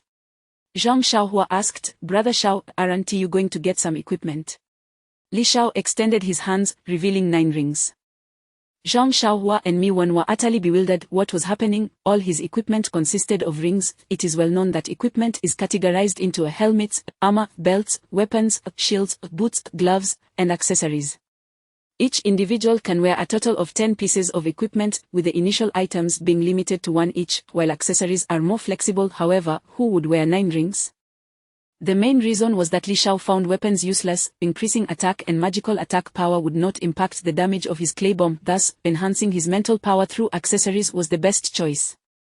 Zhang Xiaohua remarked, Brother Shao, with 9 rings, what about the other piece of equipment? Li Shao pointed to the pendant around his neck, this one. Zhang Xiaohua scoffed, you are so flamboyant. Li Shao retorted, scrum. Li Shao concealed his accessories. Indeed, they were somewhat ostentatious. How he wished he could showcase impressive equipment like other combat professions. Soon, Zhang Xiaohua and Mi-wan were equipped with their level 10 gear. Zhang Xiaohua had earned 100 points at the start of the semester, allowing him to exchange 1 credit for 1 gold coin, sufficient to purchase a complete set of blue level 10 equipment. Once donned, Zhang Xiaohua transformed into a knightly figure, clad in gleaming silver armor, wielding a silver hammer in one hand and an iron shield in the other, exuding an impressive aura. Mi-wan had prepared a superb set of level 10 purple equipment, adorned in a form-fitting white robe, brandishing a wooden staff embedded with a ruby, looking exceptionally lovely. In stark contrast, Li Shao appeared in a floral shirt and shorts, wearing flip-flops, lacking any semblance of a professional image. Xiaowan, you look stunning. Zhang Xiaohua gazed at Mi-wan with an infatuated smile. Ahem. Li Shao cleared his throat a few times. During monster hunting as a team, romance is strictly prohibited. Zhang Xiaohua rolled her eyes, understood. Mi-wan, also lowering her head, blushed crimson and softly said, I'll heed the captain's advice. Li Shao, though he was the captain, why did he feel like a third wheel? Chapter 67 Is This the Captain? A Delightful Art. Before long, the trio arrived at the teleportation array of the base. The array was immense, covering an area of 100 square meters. Stepping into the beam of light would activate the teleportation function.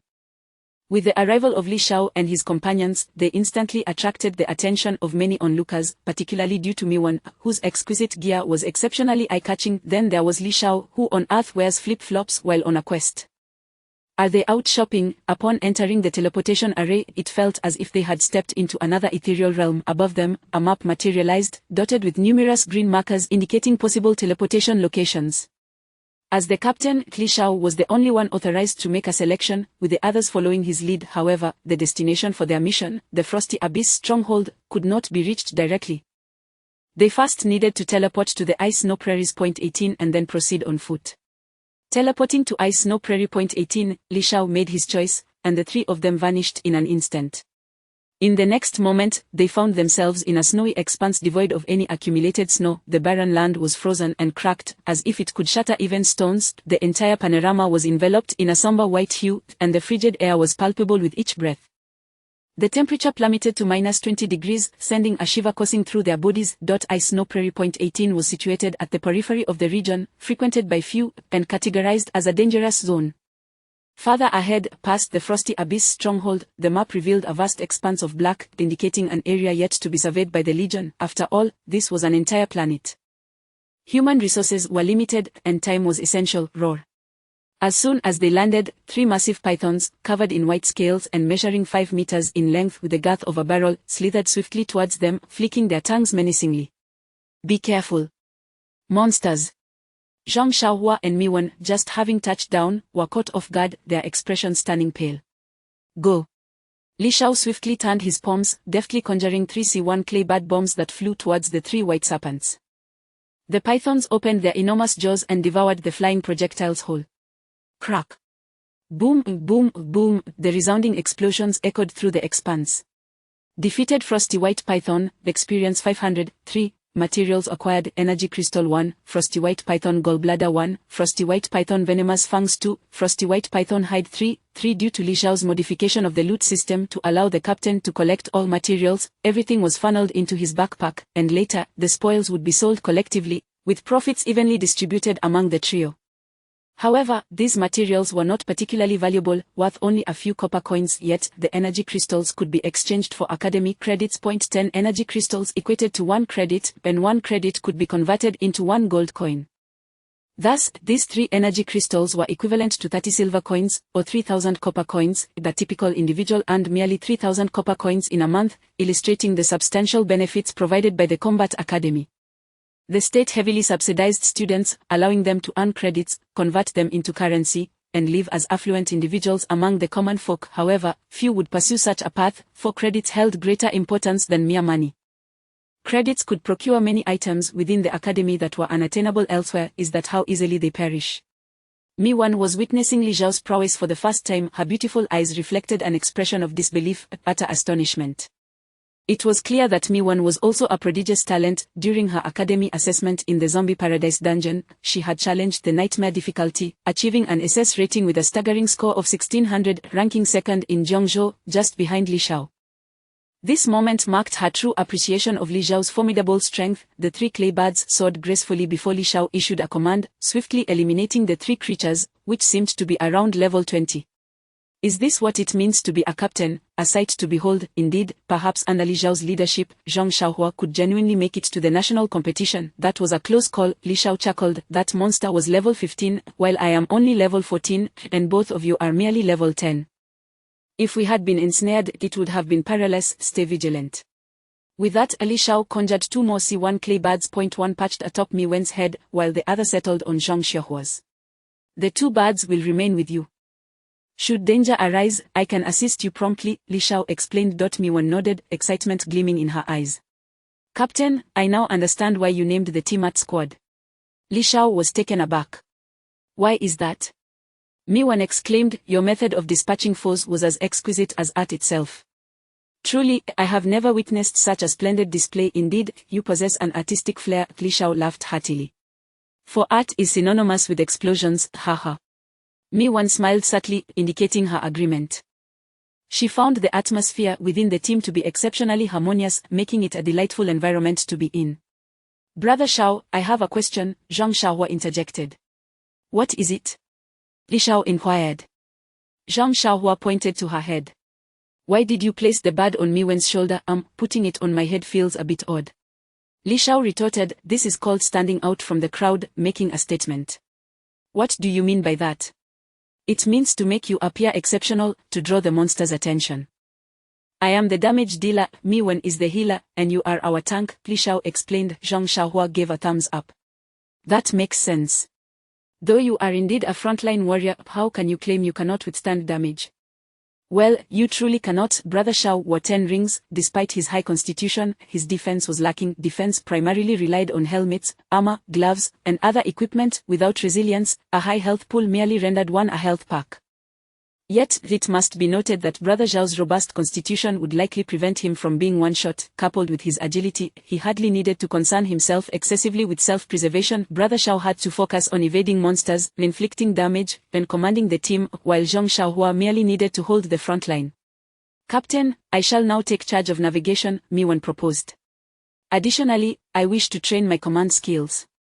During the previous month of training at the academy, instructors often conducted lectures that students could attend for free. Li Xiao, engrossed in martial arts training, had overlooked this opportunity, while Miwen had enrolled in several auxiliary courses. In a typical squad, the support role often took on the responsibility of battlefield command, as they needed to remain vigilant about the state of the battlefield and their teammates, ready to intervene at a moment's notice. Your proposal is excellent. Let us proceed with that. Li Xiao readily agreed. The team was at a juncture where they needed to hone their cooperation. Furthermore, he was not suited for the role of commander. He needed to concentrate on controlling his clay bombs, making it impractical to divert attention to other teammates. And what about me, Captain? Zhang Xiaohua queried. Aside from being our tank, what else can you do? Li Xiao replied. Zhang Xiaohua fell silent. Ha ha ha, that is entirely accurate, Miwen chimed in. Zhang Xiaohua remained speechless, and so it was decided. Miwen assumed the role of navigator, leading the way. It must be said that girls tend to be more meticulous. Miwen skillfully charted the optimal route based on the terrain depicted on the map. As they journeyed, they encountered scattered monsters, their levels ranging from 15 to 20. Other teams would require coordination to tackle these creatures, but with Li Xiao employing his C1 clay spider, they were dispatched effortlessly and with astonishing speed. The rapidity of their victories was almost unbelievable, primarily because Li Xiao's damage output was independent of level. The damage inflicted by the clay bombs was fixed. What determined Li Xiao's potential was not just the bombs themselves, but also his control ability. The stronger his mental fortitude, the greater his control. During this period, both Zhang Xiaohua and Miwen leveled up to 11. However, as they progressed, leveling became increasingly arduous. Li Xiao distinctly felt his experience bar increasing at a sluggish pace. After traversing a considerable distance, it had only grown by 5. If his progress was this slow, one could only imagine the struggles faced by other teams. Chapter 68 Ice Spirit Wolf Beasts, Team Coordination. Ahead lies the Windchill Ice Spirit, Li Xiao remarked. After a day's arduous journey, the trio finally arrived at the Windchill Ice Spirit. Li Xiao came to understand why this place was named so. The temperature abruptly plummeted to approximately -40°. This area had once been a vast lake, now entirely frozen over, possibly with ice even at the lake's bottom, forming a colossal ice mass. Surrounding them was a desolate expanse devoid of any trees or vegetation. All that met the eye was an unending sheet of uneven ice, with small icebergs emerging in various spots. Li Xiao attempted to use his C1 Earth Dragon but found it utterly incapable of penetrating the icy surface. It was simply too hard. Be cautious, we have reached the mission site, Li Xiao warned, involuntarily shivering. What a ghastly place. It is far too cold, Zhang Xiaohua exclaimed, rubbing her hands together in vain. One must understand that at this frigid temperature, water freezes instantly. Any ordinary person without proper insulation would have succumbed to the cold long ago. The group was already beginning to lose health due to the icy conditions. Under the influence of the Blue Star's digitalized consciousness, the vitality of their bodies could be manifested through tangible data. A health bar dropping to 0 meant true death, with no chance of revival. Healing spell. Miwen immediately cast a healing spell to restore the group's health. 200. The healing spell continued to replenish their vitality. Wow, your healing spell is impressive, your exceptional gear is truly worth it. Li Xiao marveled, relieved that they no longer needed to fear perishing in this frigid realm. This is merely a level 10 item, which can be purchased with money. As for higher level gear, we must rely on credits to forge a superior set at the academy, Miwan explained. Qingfeng Academy is the top institution in Zhongzhou, where the enhancement instructors are exceptionally skilled. The equipment crafted there is unparalleled, and one must accumulate plenty of credits. This was the advantage of attending Zhongzhou's premier Qingfeng Academy. Only powerful factions could nurture formidable enhancement professionals. The academy's military division was also the finest, producing an abundance of premium materials, fostering skilled blacksmiths and enhancers. Watch out! Miwan suddenly shouted, "A monsters ahead, Ice Spirit Wolf Beasts." There are quite a few, nearly 10. Ice Spirit Wolf Beast, Level 20 Secret Realm Monster, a health 5000, skills, Ice Spirit Armor, Ice Spirit Venom. We should retreat, there are too many monsters, and we risk being surrounded. Miwan urged, knowing that getting encircled would spell trouble. There's a small hill over there for cover. Let us head that way. The trio promptly ran toward the hill, positioning themselves to avoid being attacked from both sides. Xiaohua, you take the lead while I bolster your status. Upon reaching the hill, they positioned their backs against it, facing the pack of wolves. The 10 Ice Spirit Wolves could only attack from the front. 2 of them lunged forward fast, with Zhong Xiaohua standing at the forefront. She sheathed her weapon and drew a large 200 shield she had prepared. Awu! The 2 Ice Spirit Wolves lunged, snapping at her shield, triggering the Ice Spirit Venom skill, causing Zhong Xiaohua to lose a third of her health. She fell into a frost-bitten state, frost accumulating on her body, rendering her immobile. The attacks of the Ice Spirit Wolves were not particularly strong, but their accompanying debuffs were troublesome. Healing Spell. Dispel. Light of Resilience. Miwan immediately healed Zhong Xiaohua, then cast the Priest's Dispel skill, followed by the Light of Resilience, significantly enhancing her defense for 30 seconds. "Alright, I can hold on." Zhong Xiaohua exclaimed joyfully, then shouted, "Come on, you little brats, try to bite me." Judgment. Zhong Xiaohua unleashed the Knight's Judgment skill, learned from a purchased skill book. A large iron hammer descended from the sky, stunning one of the Ice Spirit Wolves, thereby alleviating their defensive pressure considerably. This held off the wolves for nearly half a minute. The other Ice Spirit Wolves soon joined the fray, charging toward them. Group Healing Spell. Miwan cast a high-level group healing spell, creating a 30-meter diameter circle that enveloped all the monsters, including her teammates. As a Dark Priest, she could harm the opposing monsters while healing her allies.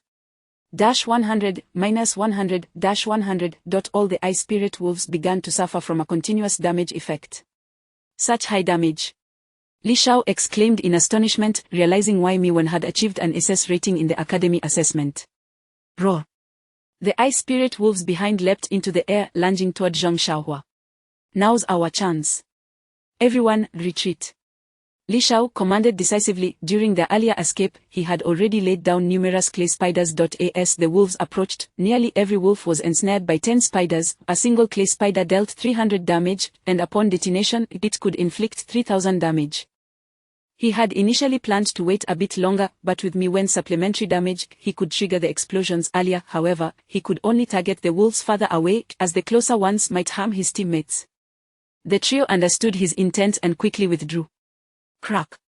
At Li Zhao's command, the 10 wolves leapt into the air just as they exploded. Boom, boom, boom. The 10 wolves were instantly obliterated. Now, only the 2 wolves in front of Zhong Xiaohua remained. "So you think you can roar at my grandfather, huh? I'll hammer you to bits."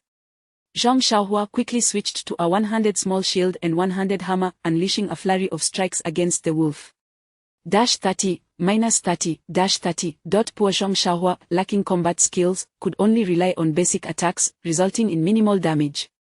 -200, -200, -200. Miwan, from behind, also cast healing spells to deal damage. Compared to Zhong Xiaohua, Miwan's damage output was vastly superior. Her entire set of purple gear was no joke.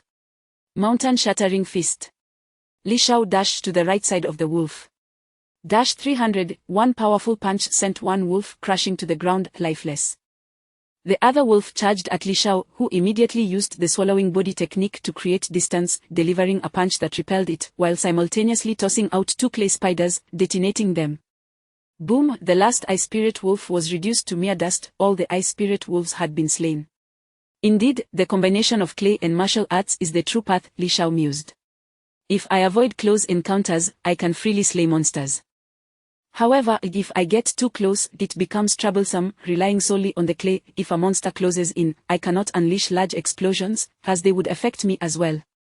My bombs do not differentiate between friend and foe, and with such immense power, I could easily end up blowing myself to bits. Defeated Ice Spirit Wolves, Experience 1012, Materials obtained. Energy Crystal 1, Cold Earth White Python Gallbladder 3, Ice Spirit Wolf Fangs 2, Ice Spirit Wolf Skin 1, 12. At this moment, Zhang Xiaohua exclaimed in disbelief, "Wow, Brother Xiao, how is your unarmed damage higher than mine when I'm wielding a weapon?" This was utterly ridiculous.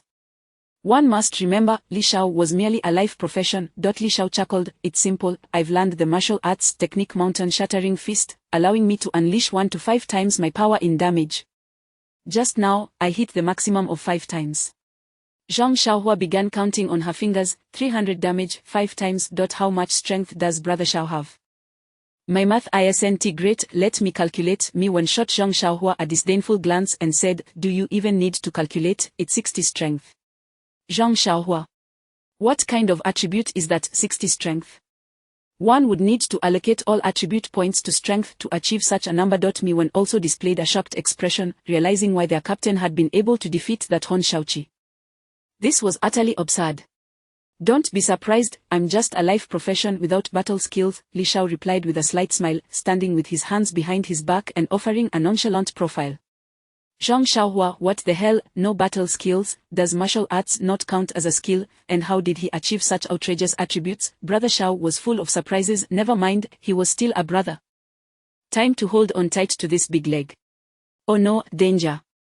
Suddenly, Mi-Wen's expression shifted dramatically. She sensed the ground trembling slightly. It was the resonance caused by the pack of wolves running together. The earlier explosion had been so loud that it likely attracted more wolves. Sure enough, countless wolves appeared in the distance, 10, 20, 50, 100, 300, ever increasing in number. This does not bode well. Even Li Xiao's expression changed. If they were to confront such a terrifying pack of wolves, they stood no chance whatsoever. How could there be so many Ice Spirit Wolves? Was this truly an S-level mission? Chapter 69, The Extraordinary Reconnaissance Combination Technique, Light of the Mind, a staggering 1,000 Ice Spirits Wolves. This has truly become a tidal wave of wolves. It seems that all the beasts from this stronghold have congregated. Faced with such a beast tide, a mere small team would surely be inadequate. 80 the very least, 20 small squads, forming a grand contingent of 100 individuals, would be necessary to confront it. Shoo!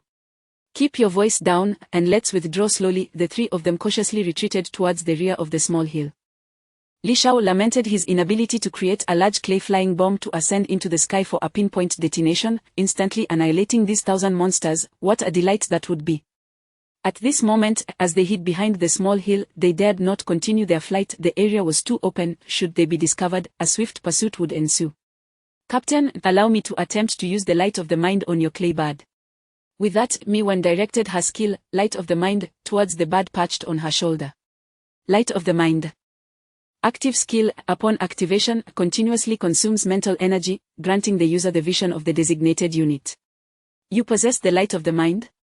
Li Xiao's eyes widened slightly in surprise. This ally he had summoned was indeed remarkable. The Light of the Mind was a rare and exceptional skill for priests at level 10, commanding a price of up to 300 gold coins. Ordinary students might not acquire such a skill book until their second year. Mi-Wen smiled faintly. Yes, I possess all the level 10 skills that can be purchased with gold. If a problem can be solved with coins, then it is not a problem at all. Li Xiao could only remain speechless, utterly astounded by her wealth. Mi-Wen exclaimed with delight, "It works, I now possess the vision of your clay bird." This was a purely supportive skill. Once a priest cast the Light of the Mind, in addition to their own vision, they could also access that of their teammates. However, it demanded an immense amount of mental energy. With each additional point of vision, the greater mental fortitude was required to multitask effectively. Mi-Wen remarked, "This skill is far too overpowered for me. I can currently manage only one vision at a time. Captain, please send the bird out to scout the situation." Due to her insufficient mental energy, she had lost sight of her immediate surroundings but had gained the perspective of the clay bird. Understood. Li Xiao promptly maneuvered the clay bird to soar beyond the mountains, ascending into the sky. "Go higher, veer left a bit." "I see it." Mi-Wen ceased speaking and began to observe the situation unfolding in the distance. "Strange, those wolves don't seem to be coming our way." The wolf pack maintained a formation led by a colossal ice spirits wolf, which appeared to be the alpha of the pack. The Wolf King lowered its head to the icy ground, sniffing for something. Suddenly, it halted and let out a roar. Subsequently, the pack surged forward, using their sharp, resilient claws to scrape at the ice, as if they were unearthing something. How peculiar, what are those wolves doing? Mi Wen observed in astonishment. Zhang Xiaohua whispered, Mi Wen, what's the matter? Mi Wen replied, these ice spirits wolves are digging into the ice, they're going deeper. How strange, they seem to possess intelligence. Li Shao stated, indeed, creatures in the secret realms differ from those in dungeons. They are inherently beings from another planet, and possessing intelligence is quite normal. They must have a purpose. Could they be searching for treasure? Treasure, where is the treasure? Upon hearing this, Zhang Xiaohua leaped up in excitement. Keep your voice down, or we might attract the wolves and meet our demise before we even realize it. Li Shao shot Zhang Xiaohua a warning glance. Understood, Zhang Xiaohua chuckled awkwardly, apologies, I got a bit too excited. After observing for a while longer, Mi Wen whispered, Captain, those wolves are completely oblivious to our presence. Should we escape or? Li Shao replied, let us wait and see what those wolves are up to. All right. They continued to wait patiently for another 10 minutes. Li Shao inquired, Mi Wen, what is the current situation? Mi Wen responded, the wolves are digging the tunnel deeper and deeper. The interior remains out of sight. Li Shao asked, how far are the wolves from us? After a moment's estimation, Mi Wen replied, approximately 1,000 meters away. Li Shao lamented, what a pity. My clay manipulation and remote detonation range is only 500 meters, the distance is too great to utilize. Mi Wen questioned, should we continue to wait? Although she was currently acting as the team's commander, the decision ultimately lay with the captain. Yes, patience is key. The mantis stalks the cicada, unaware of the oriole behind. Understood. Mi Wen resumed her observation. The bird continued to survey the skies. The wolf pack tirelessly dug, and the entrance to the tunnel seemed to grow deeper, with more wolves entering it. Roughly 30 minutes passed. Among the 1,000 wolves, about 100 had ventured inside, indicating a descent of several hundred meters. At this moment, Mi Wen felt her mental energy waning, nearing exhaustion. She was about to deactivate the light of the mind to take a brief respite when suddenly, an anomaly occurred. A tremor emanated from the excavated tunnel, accompanied by sounds of combat and wailing. It seemed that monsters were emerging to clash with the ice spirits wolves. While Mi Wen could not discern the happenings within the tunnel, she had a clear view of the chaos unfolding outside. On the vast expanse of ice, a peculiar creature began to emerge, resembling a worm, approximately the length of an arm, its body a pale white devoid of eyes, marked only by a circular mouth lined with sharp teeth. The hard ice appeared to be no obstacle for the worm's razor-sharp jaws. They traversed the surface as though gliding through water, surging forth in droves towards the wolf pack. The swarm of worms multiplied, their sheer numbers sending shivers down one's spine. The Wolf King let out a furious roar, rallying the pack to attack the worms. An ice spirit's wolf could crush a worm with a single swipe, yet more and more worms swarmed over the wolves, tearing at their flesh and devouring them. In the blink of an eye, the wolves were reduced to mere skeletons, consumed entirely. Suddenly, the ice trembled, and an even more terrifying sight unfolded. Like a tide, the worms surged forth from beneath the ice, thousands upon thousands, an overwhelming sight that sent chills through those who witnessed it. Aru. The ice spirit's Wolf King abruptly sensed the dire situation, letting out a mournful howl as it attempted to flee with the remaining wolves. However, a wave of worms soon surged forth from ahead, breaking through the ice and encircling them. What followed was a scene of utter devastation as thousands of worms poured into the wolf pack, battering them like a relentless wave. When the tumult subsided, all that remained were bones, even the Wolf King reduced to mere remnants. The entire beast side of 1,000 ice spirits wolves met its demise in this manner. My heavens, Mi Wen murmured softly. What were these worms, and why had their presence not been indicated in the mission details? Were they not tasked with slaying the Ice Spirit's Demon King? Why then were these creatures here? Had the mission taken an unexpected turn? Run, we must flee immediately. After witnessing this horror, Mi Wen's face turned ashen, nearly retching. The entire ordeal had transpired in mere breaths. She forced herself to endure the spectacle, deactivating the light of the mind. As her vision returned to her own body, she felt a wave of nausea wash over her. This was a clear sign of mental fatigue, and she desperately needed rest. Flee. Xiaohua, carry Mi Wen on your back. Li Shao commanded without questioning the situation. The moment he saw Mi Wen's pallor, he understood that something grave had transpired. What is this? Zhang Xiaohua's face suddenly shifted in horror. Beneath their feet, a disturbing sight unfolded as repulsive worms squirmed from the ice, remerging like bamboo shoots after a rain. Run, no time for chatter. Li Shao shouted, and Zhong Xiaohua swiftly hoisted Miwen onto his back and dashed in the direction they had come from. Dragon Ascension Technique. Zhong Xiaohua, sensing the gravity of the situation, instinctively executed the Dragon Ascension Technique, yielding immediate results. It seemed that Teacher Pingchuan's teachings held true. In dire moments, agility could indeed be a lifesaver. Zhong Xiaohua's speed surged explosively, creating distance between himself and the worms. Go. Li Shao employed the swallow's technique, leaping into the air. Clay spiders cascaded down like snowflakes from his hands. Captain, we cannot detonate. Miwen weakly shouted as Zhong Xiaohua glanced back. Should an explosion attract the swarm of worms they had just witnessed, the three of them would surely meet a grim fate. Chapter 70, 3rd Grade S-Class Mission, The Nebula Nesting Maternal Insect. I can't detonate it. Just as Li Shao contemplated triggering the explosion, he abruptly halted. In the blink of an eye, the clay spider was devoured whole by those insects, which exhibited an astonishing digestive capacity, as a viscous black liquid was promptly expelled from their rear ends. Clearly, it had been digested. However, the number of these insects was rather limited, approximately 5 in total. Then, I shall entertain you for a while. Li Shao executed the swallow's body technique, effortlessly evading the insect's assaults. Seizing an opportunity, he launched a punch at one of the insects. 62, the insect was sent flying but remained alive. Its weight was too light, rendering the shattering mountain fist ineffective. Ice-eating insect, level 5 mystical creature. Health unknown, skills unknown. Wink with a frown. Undiscovered creature, attributes can be revealed upon observation and elimination, only a level 5 creature. Li Shao was momentarily taken aback, yet he dared not linger. It was imperative to proceed with caution until the situation was thoroughly understood. Capturing 2 for examination would be prudent. Go. With a flourish of his hand, a massive clay centipede, 3 meters in length, materialized. This was merely a clay model, not an explosive. The precise ratio of explosive powder to clay required further experimentation to ascertain. It represented Li Shao's next artistic endeavor, currently his largest controllable clay creation by mental force. Before long, the clay centipede ensnared 2 ice-eating insects, and under Li Shao's command, it continuously constricted, morphing into a spherical shape. Under immense pressure, the 2 insects within were rendered utterly immobile. Grasping the clay centipede, Li Shao sprinted towards Zhong Xiaohua. With an agility score of 171, he quickly caught up. Subsequently, Li Shao conjured another centipede, wrapping one end around Zhong Xiaohua and the other around his own waist, directly pulling her along to accelerate their escape. The trio dashed forth. In no time, they departed the icy surface of the wind-cold ice spirit stronghold and returned to the snowy grasslands. Zhong Xiaohua was panting heavily, and Miwen's expression was far from pleasant. The two hastily retrieved restorative potions and seated themselves on the ground to consume them.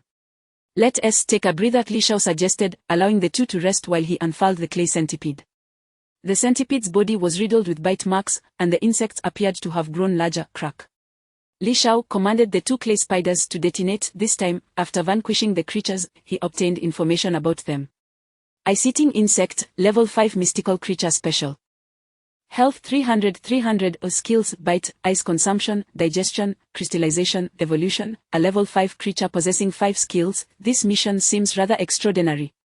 In the Legion base, within the Principal's office of the High Mountain Academy. Principal, we have a situation. A young knight clad in armor spoke up. We've identified a crucial point in the strategy to conquer the ice and snow cloud star. This knight was a former graduate of the High Mountain Academy. He had since joined the Academy's Legion and currently led the High Mountain No. 900-man team. Principal Bao Yoshian of the High Mountain Combat Academy inquired, what crucial point? The nebula nesting mother insect, upon slaying one, yields a mere 0.5 of global progress. The young commander of the Knightly Order, Dong Hao, remarked, during the advance of the base Legion Alliance, we encountered a creature known as the nebula nesting mother insect. This mother insect likely began as a mere level 5 larva, yet possessed an evolutionary skill. It seems to have inadvertently evolved continuously, transforming into the nebula nesting mother insect. The mother insect can incessantly divide and reproduce, generating a vast multitude of larvae, proving to be quite formidable. However, the rewards for vanquishing the mother insect are exceedingly generous. There exists a chance of acquiring a brand new enhancement skill book entitled Fission. After consecutively defeating 3 of them, one was obtained, with the highest contribution coming from the Qingfeng Legion, which was claimed by Qingfeng Academy, I have learned that the effect of this enhancement skill book, fission, is remarkably powerful. If applied to fireball, it can split into 2 fireballs midair. If applied to holy light, it can simultaneously heal 2 individuals without diminishing its efficacy. The so-called enhancement skill books are exceptionally rare special tomes. They designate a specific skill and bestow an additional effect, elevating it to a fortified version. A splitting effect, indeed, is a valuable asset. Principal Bao Yuxian massaged his temples. That old rival, Qingfeng Academy. For many years, Gaoshan Academy has been overshadowed by Qingfeng Academy.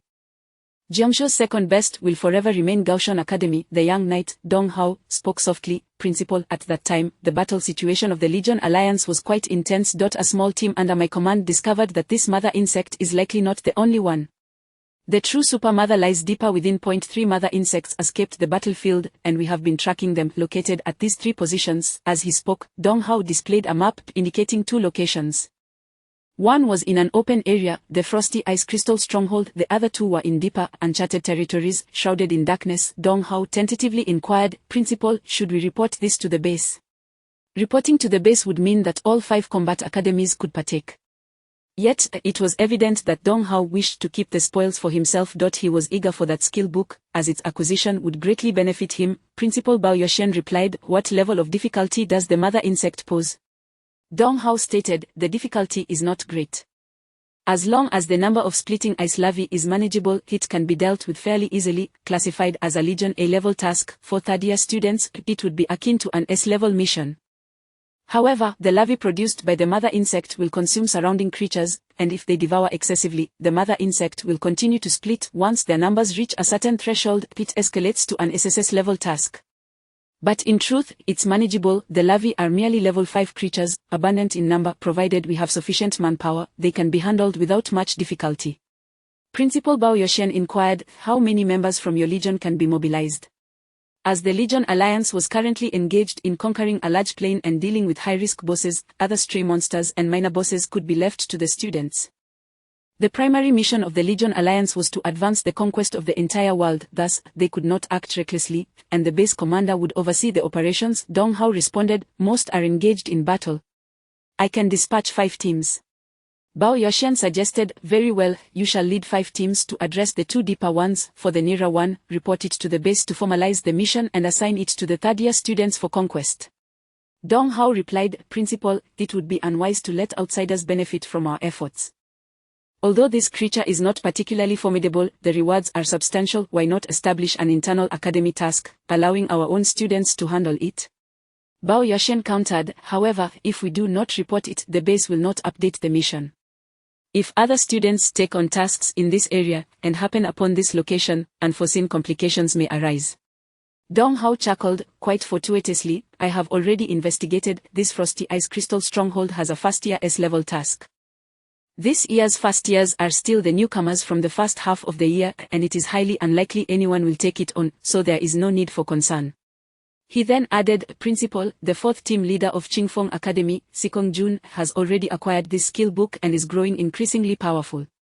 I cannot afford to fall behind. The Grand Legion competition is imminent, and I must obtain this skill book. Only 3 mother insects have a chance to yield one. Should I fail to acquire it, only for it to be claimed by students from other academies, it would be a tremendous loss.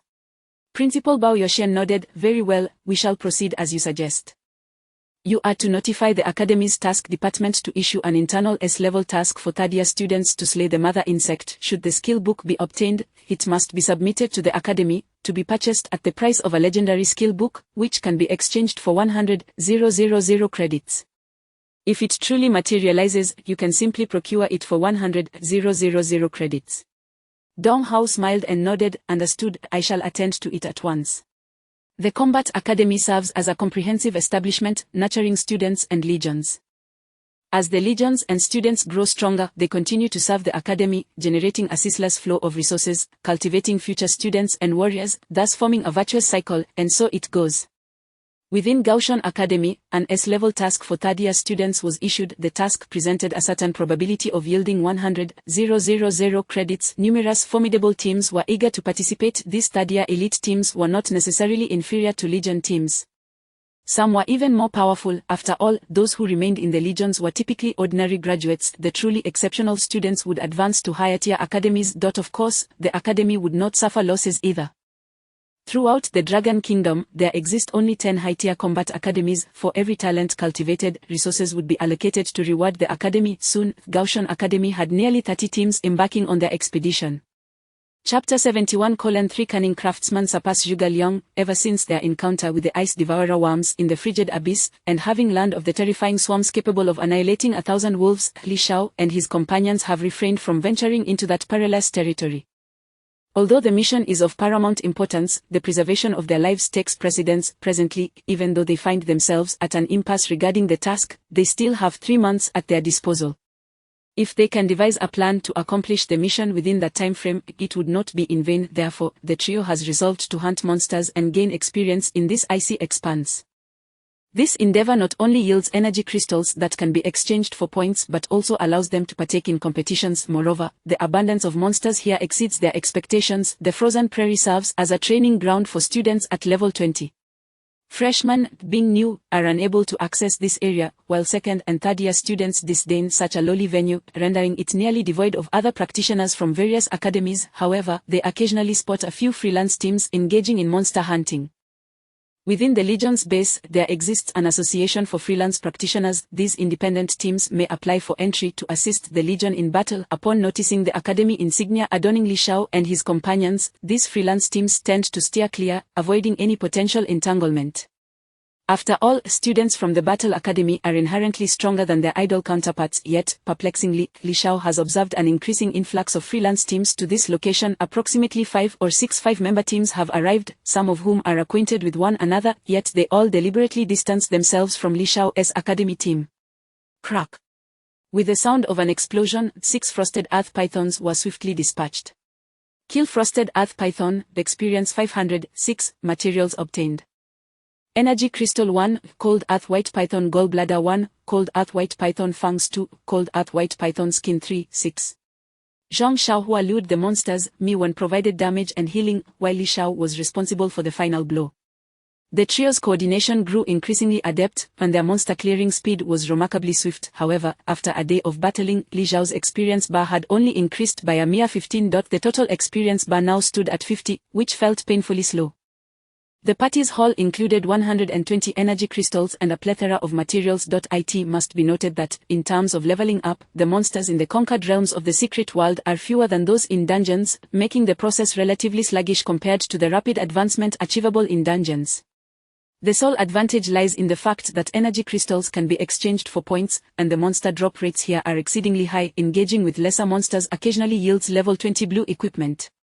What is up with these freelancers? Why are they all flocking this way?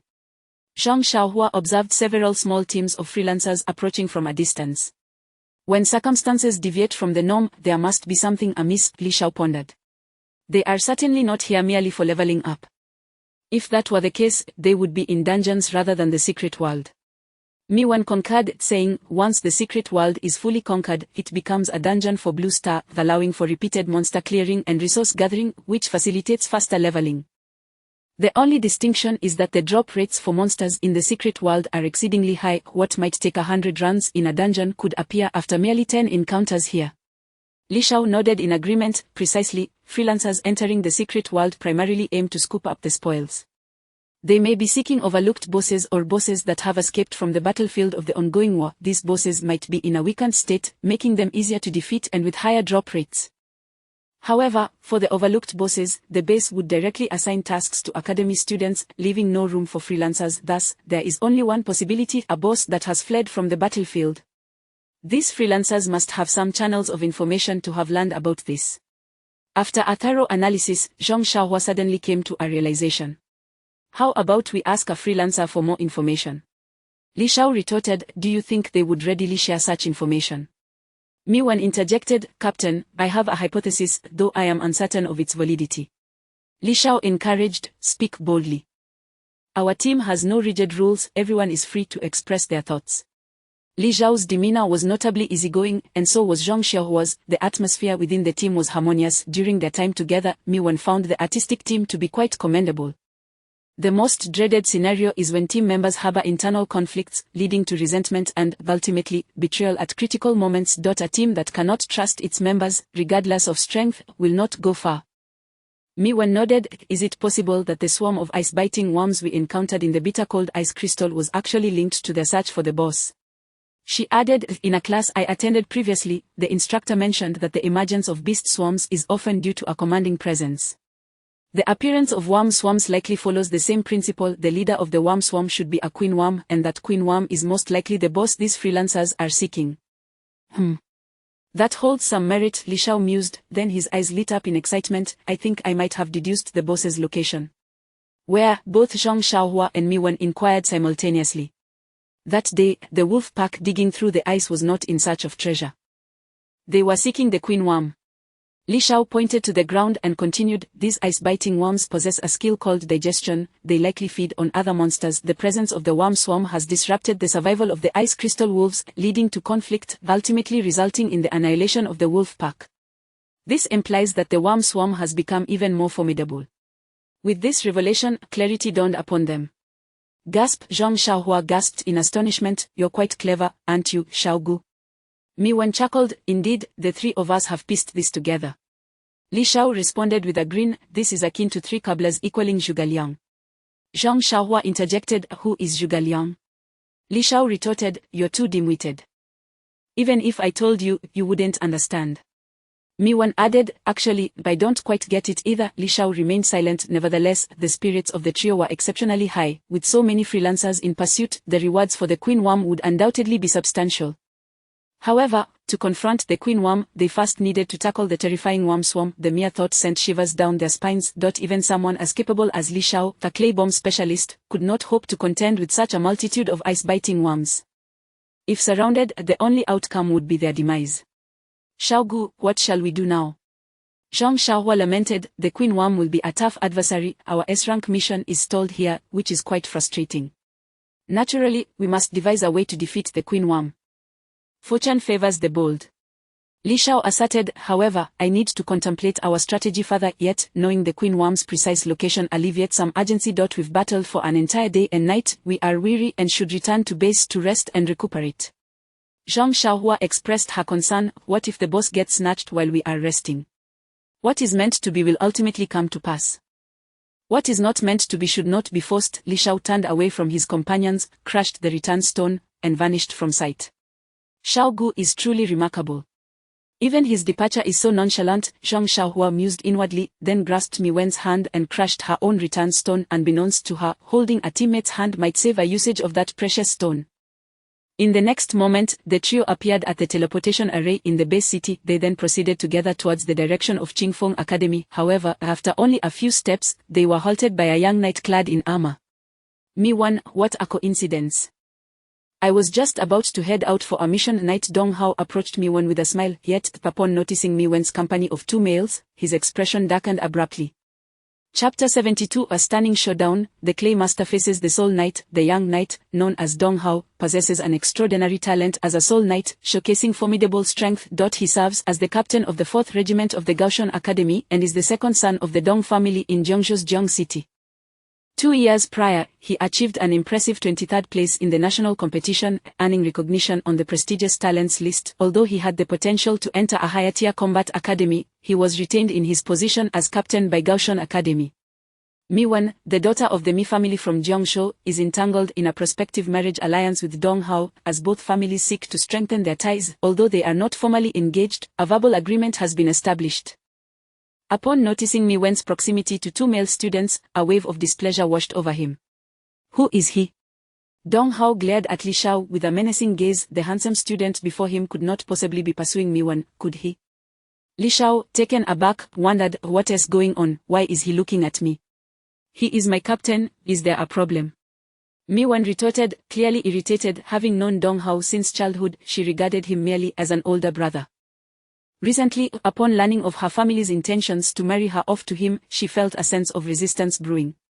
Your captain, no problem, I suppose. Dong Hao considered, aware that team formations do not discriminate by gender, making it difficult to contest. Allow me to introduce myself. I am the captain of the 4th Regiment of Gaoshan. He approached Li Shao and, in an authoritative tone, declared, "Listen here, brat, although you hail from Qingfeng Academy, you must understand that Mi Wen is not someone you can pursue. The disparity in your statuses is like that of heaven and earth. Maintain your distance, do you understand?" Li Shao was momentarily stunned but quickly grasped the situation. It seemed this man was indeed the intended match arranged by Mi Wen's family. However, Dong Hao's condescending demeanor did little to appease Li Xiao's temper. "I am her captain, and he is a team member. She is a healer. Should I maintain my distance from her?" "Are you suggesting I would do so even in the midst of a monster assault, leaving her unprotected?" Li Xiao challenged. "You dare?" Dong Hao was taken aback by Li Xiao's audacity to retort against a regiment captain. Anger surged within him as he warned, "If a single hair on her head is harmed, you will pay dearly." Amid the confusion, Zhang Xiaohua stepped forward. "I will protect Mi Wen. Who do you think you are to meddle in this?" Dong Hao furrowed his brow slightly. The atmosphere between them grew tense as students quickly gathered around, eager to witness the unfolding drama. Dong Hao's brow twitched. As a regiment captain, it was unacceptable for two first-year students to challenge his authority. "You two are courting death." A wave of soul pressure suddenly descended upon them. This was a unique skill, a form of mental assault. Of course, Dong Hao did not unleash his full power. After all, causing fatalities would be disastrous. He merely sought to establish a sense of authority and remind them of the vast difference in their strengths. The soul pressure bore down upon them like a mountain. Zhang Xiaohua faltered, collapsing to her knees and spitting blood. What kind of skill is this? Li Xiao felt as though he had plunged into the depths of the ocean, with immense pressure surrounding him, rendering him immobile. Fortunately, his mental fortitude and physical constitution were both commendable, allowing him to withstand the force and avoid injury like Zhang Xiaohua. "Dong Hao, what are you doing?" Mi Wen shouted in anger. "This is a regiment base. Are you not afraid of disciplinary action for using combat skills against fellow students?" "Huh?" Dong Hao scoffed. "Let them learn what true strength is." These two inexperienced fools dare to speak back to me, completely unaware of the heights of the heavens and the depths of the earth. As a regiment captain, his status afforded him considerable leeway, and as long as he did not take a life, who could hold him accountable? "What is happening over there?" It appears that Dong Hao, the captain of the 4th Regiment of Gaoshan, is clashing with a few students. "I hear it's a romantic dispute." "What a juicy story." The audience of onlookers grew, and many recognized Li Xiao among them. "Wait, isn't that Li Xiao from our first-year class? The Li Xiao from Qingfeng Academy, the one who topped the Jiangzhou rankings this year?" "Yes, he is indeed from our academy, incredibly skilled. He defeated a warrior unarmed. I can't believe he looks so helpless now, unable to move." "What a ridiculous statement. How could a first year possibly contend with a regiment captain of such high level?" "This is truly Li Xiao, the audacious one, as if he had taken on an S-rank task for first years." "It's Xiao Yao. Have you not figured that out?" "Who cares, they've taken on an S-rank task. But it seems they've bitten off more than they can chew. What have they done to offend the regiment captain?" As the crowd continued to murmur, some familiar faces, like Deng Yuanjie and others from Li Xiao's past, joined the discussions. Dong Hao overheard their conversations and turned to Mi Wen, perplexed. "Your team has undertaken an S-rank task for first years, and the mission site is Fonghorn Bingpa. And if so?" Mi Wen replied angrily, "Release your skill. What you are doing is against the law. Professionals are prohibited from using skills to harm one another. This is the law." Dong Hao paid no heed to Mi Wen's protests and instead focused on Li Xiao, commanding, "Abandon that task." The mission site had experienced a disturbance. The Nebula Nest's mother bug was located there. However, he could not disclose this information. Dong Hao maintained his superior posture, continuing to apply pressure on Li Xiao and Zhang Xiaohua, imparting a lesson on the disparity of power. Mi Wen shouted, "Dong Hao, are you even listening to me? Release your hold, or I will take action." Dark healing technique. Mi Wen attempted to inflict damage with a healing spell, but the impact was negligible against a high-level knight like Dong Hao. Dong Hao turned his attention back to Li Xiao, stating, "Did you hear that, brat?" Li Xiao chuckled defiantly, "You think you can dictate my actions? Who do you think you are?" Although Li Xiao was immobilized, he possessed a legendary level equipment piece and 9 rings, his mental points soaring to 569. At that moment, he secretly unleashed C1 Clay Dragon, which burrowed underground before suddenly surfacing to ensnare Dong Hao's feet. "Captain, watch out, there's a clay bomb beneath your feet." A female voice rang out. Feng Roro, who happened to be in the same secret realm, was delighted to witness Li Xiao's plight. Having recognized Li Shao's abilities, she kept a vigilant watch and was the first to notice the emerging clay dragon. Dong Hao, alerted, glanced down and indeed spotted something. Two white, worm-like creatures were poised to entangle him. He leapt into action just as the clay dragon surged from the earth. However, thanks to the warning, it would not be so easy for the C1 clay dragon to ensnare him. It needed to act swiftly before the distance widened. Crack. Li Shao detonated the C1 clay dragon prematurely. Boom, boom, the two clay dragons exploded, creating a thunderous sound that reverberated through the air. Although Dong Hao evaded the attack, he was still pushed back by the shockwave, causing the mental control to dissipate. I'll fight you. Zhang Xiaohua, regaining her mobility, charged at Dong Hao. Seeking death. Dong Hao unleashed his soul control skill once more, and the oppressive force descended upon them again, but Li Shao's flying bird, having appeared before Dong Hao, exploded unexpectedly. Although it caused no significant harm, it interrupted Dong Hao's skill yet again. My heavens, what an incredible tactic. Is this truly a first-year student? The crowd gasped in amazement. How astonishing, this first-year student seemed capable of exchanging blows with a regiment captain. Very well, you have touched my reverse scale. Dong Hao, bitterly enraged, prepared to unleash his true strength. The onlookers couldn't help but feel anxious for Li Shao. He had thoroughly provoked Dong Hao. How could a first-year student hope to contend with a captain who was serious? Then let me witness the true might of Captain Dong. At that moment, another group approached, striding forth with purpose. These individuals were also regiment warriors, each bearing the emblem of Qingfeng Academy. It turned out that a student from Qingfeng Academy had reported the events, prompting the 4th Regiment's captain, Sikong Jun, to rush over. Regardless of who was being bullied, how could they stand idly by while their fellow academy students were mistreated by another academy's regiment? Chapter 73. A timely assistance from Lin Wanqing, the onslaught of C2 explosive powder. The situation on the ground shifted dramatically in an instant. Both the Gaoshan Legion and the Qingfeng Legion had brought their members and stood in confrontation. Sikong Jun, do you dare to impede my path? Dong Hao glared fiercely, his voice icy. With so many students present today, being humiliated by 2 freshmen was a matter of great concern for him as the leader of his legion. Why would I not dare? Shouted Sikong Jun, the leader of the 4th Brigade of the Qingfeng Legion. As a legion warrior, you resort to violence against a student and even employ skills to bully those from Qingfeng Academy. Do you consider us to be mere soft specimens? With that, the legion warriors from Qingfeng Academy stepped forward one after another. To be honest, Li Shao felt a surge of gratitude. He was unfamiliar with Sikong Jun, yet the latter had come to his defense. If you dare to bully a student from Qingfeng Academy, then let us fight. Sikong Jun, our previous grievances remain unresolved. Well, it seems you have come looking for trouble. Come on, brothers, let's go. Who's afraid of whom? The two leaders clashed instantly, their teammates brimming with aggression. However, the prospect of actual combat was unlikely, as both sides harbored reservations. At that moment, staff from the Legion base approached, shouting, "What are you all doing? Is this a place for fighting? Anyone who dares to lay a hand on another will face a military tribunal." Of course, this was mere intimidation, meant to appease the students present. During times when the nation was in need of personnel, legion leaders like them would generally only receive verbal admonishments unless they committed serious offenses. Observing the situation, Dong Hao's teammates began to hesitate. They did not wish to face repercussions for Dong Hao's actions. Legion leader, perhaps we should let this go, one teammate suggested. If things escalate, the mother bag, another teammate concurred. Yes, a legion leader, our priority now is to acquire that fission skill book to enhance your soul skill. Once we do, we need not fear Sikong Jun. Dong Hao pondered and found merit in their words. It was not wise to squander time here. Acquiring the skill book was paramount. For legion warriors at their level, their equipment was relatively uniform.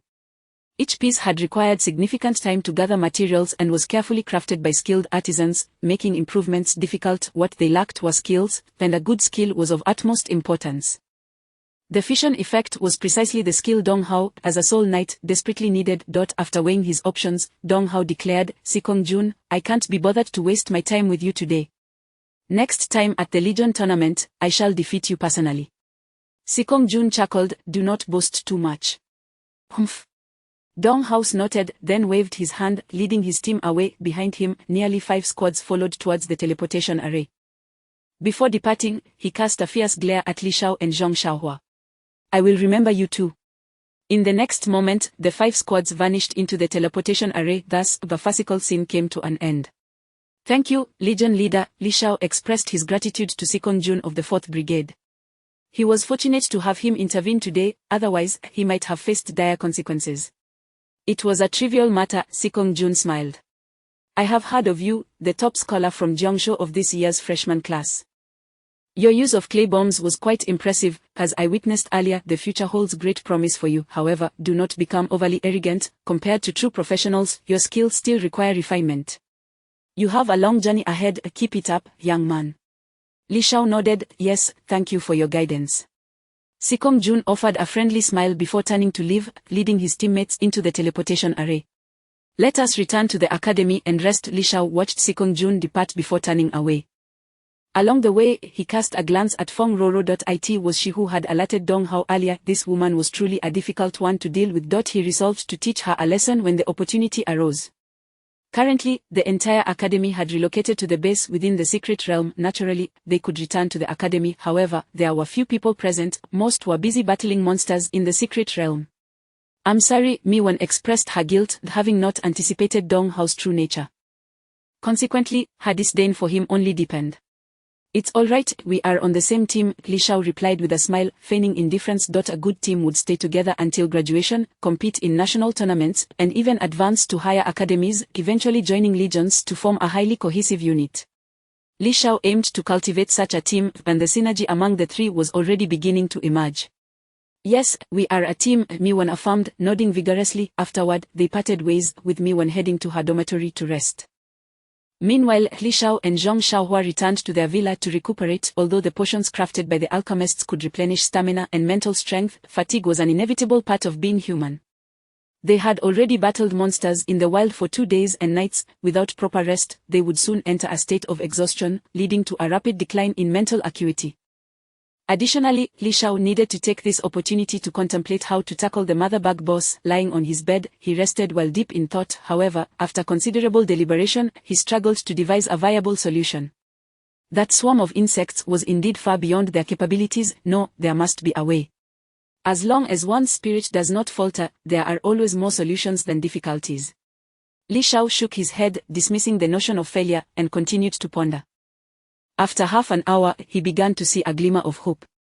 Capture the thief first, capture the king. If I can divert the insect swarm and enter through the passage excavated by the wolf pack to directly eliminate the mother bug boss, then use the return stone to escape, it might just work. As for the mother bug boss, I possess C2 tadpole bombs. I wonder if they could do the trick. Lost in thought, Li Shao unwittingly drifted into slumber. Early the next morning, after a night of rest, Li Shao felt invigorated, his mind clearer than before. Soon, he realized that there were still shortcomings in his plan from yesterday. The most critical step was that he lacked sufficiently powerful explosives to vanquish the boss. Without addressing this issue, even the best laid plans would be futile. Oh! A new email. Suddenly, Li Shao noticed a mail notification on his panel. Upon opening it, he discovered it was from Lin Wanqing. Sunny day, you are likely outside the secret realm base, which is why I couldn't reach you. I have an urgent situation and must undertake an important mission for approximately 3 months. Once I enter, I will be unable to contact you. Unfortunately, I don't have more of your clay bombs, but I managed to acquire a batch of C2 explosive powder from someone. I will trade it to you now. When I return, you can give me an equivalent amount of clay bombs. Mail available for extraction. C2 explosive powder 300. My dear sister Qing, you have finally delivered the vital supplies. Truly a timely assistance. Li Shao was so elated that he nearly leapt from his bed. C2 explosive powder 300 required him to pay her 300 gold coins. He sold his C2 clay tadpoles to her for 6 gold coins, with the cost being 2 packs of explosive powder. Thus, if he spent C2 explosive powder 100, he could offset the 300 gold coin expense. The remaining C2 explosive powder 200 would be his to use. He could utilize it for himself or continue crafting clay bombs to sell to Qing, earning 600 gold coins. However, he certainly did not need to make such a profit. He would keep some for his own use. Furthermore, since Lin Wanqing mentioned she would be away on a mission for 3 months and could not be contacted, he could afford to utilize this batch of 300 explosive powders for himself. I have a plan. Li Shao furrowed his brow, a newfound scheme forming in his mind. Chapter 74. A splendid strategy. Let the feast begin. Li Zhao's trio assembled at the school gate. Captain, what do you propose? Let us level up fast. After a night of contemplation, Li Shao realized that their struggles stemmed primarily from one significant reason. The three of them were simply too low in level. If they could reach level 20, many obstacles would be surmounted, allowing them to discover further solutions. Upon advancing to level 20, they would acquire enhanced skills, substantially elevating their overall strength. I concur, Mi-wan nodded in agreement with Li Xiao's assessment. They had fallen into a misconception, believing that receiving an S-level task necessitated immediate completion of that task. In truth, such urgency was unwarranted. To excel in one's endeavors, one must first sharpen their tools. Exactly, the task deadline is a month away.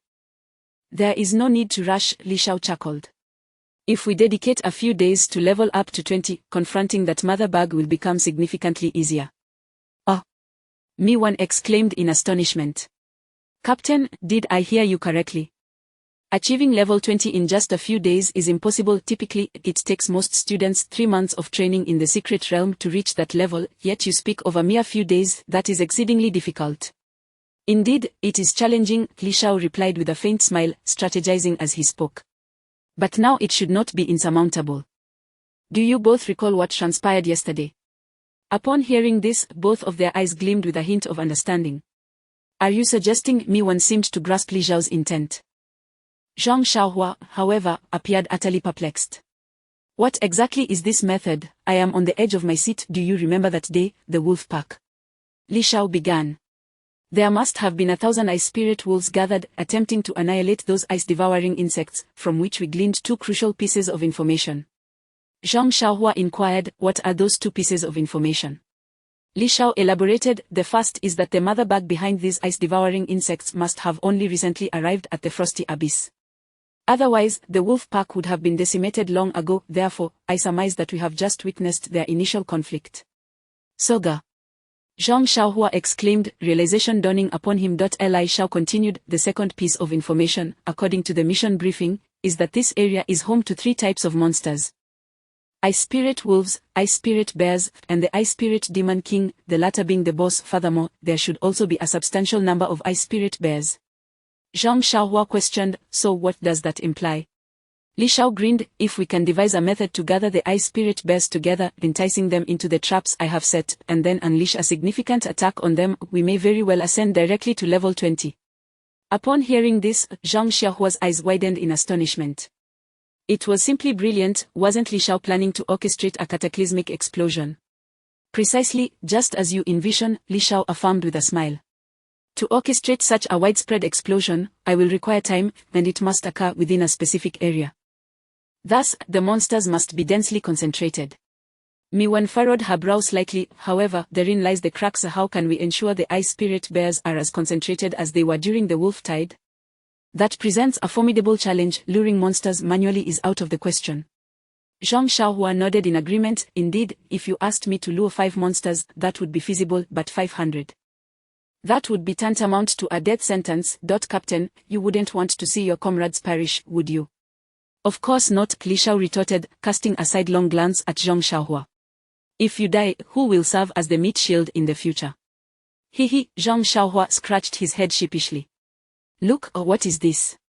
Li Xiao withdrew an object from his backpack, resembling an arm in thickness and half a meter in length, with a round mouth and rows of sharp teeth, its body worm-like, but creamy yellow adorned with grey spots. It was none other than the ice-devouring insect. Li Xiao had crafted it overnight, remarkably lifelike, even using colored markers to depict the cream color and highlight the grey spots, making it indistinguishable from a real ice-devouring insect. Zhang Xiaohua was taken aback. What the heck is this? An ice-devouring insect? You kept one. Not just one, Li Xiao produced another. More? Zhang Xiaohua was astonished. How can your backpack contain monsters? What a fool! Mi-wan shot Zhang Xiaohua an exasperated look. This is not a real ice-devouring insect. The captain crafted it from clay, right, Captain? Mi-wan was indeed far more astute, catching on quickly. Correct. Li Xiao nodded. The wolf pack gathered due to the call of the Wolf King, who, possessing intelligence, understood that these insects would consume them and eventually lead to their demise, hence the rallying against the insects. By capitalizing on this, we can draw the bear pack together to eradicate them.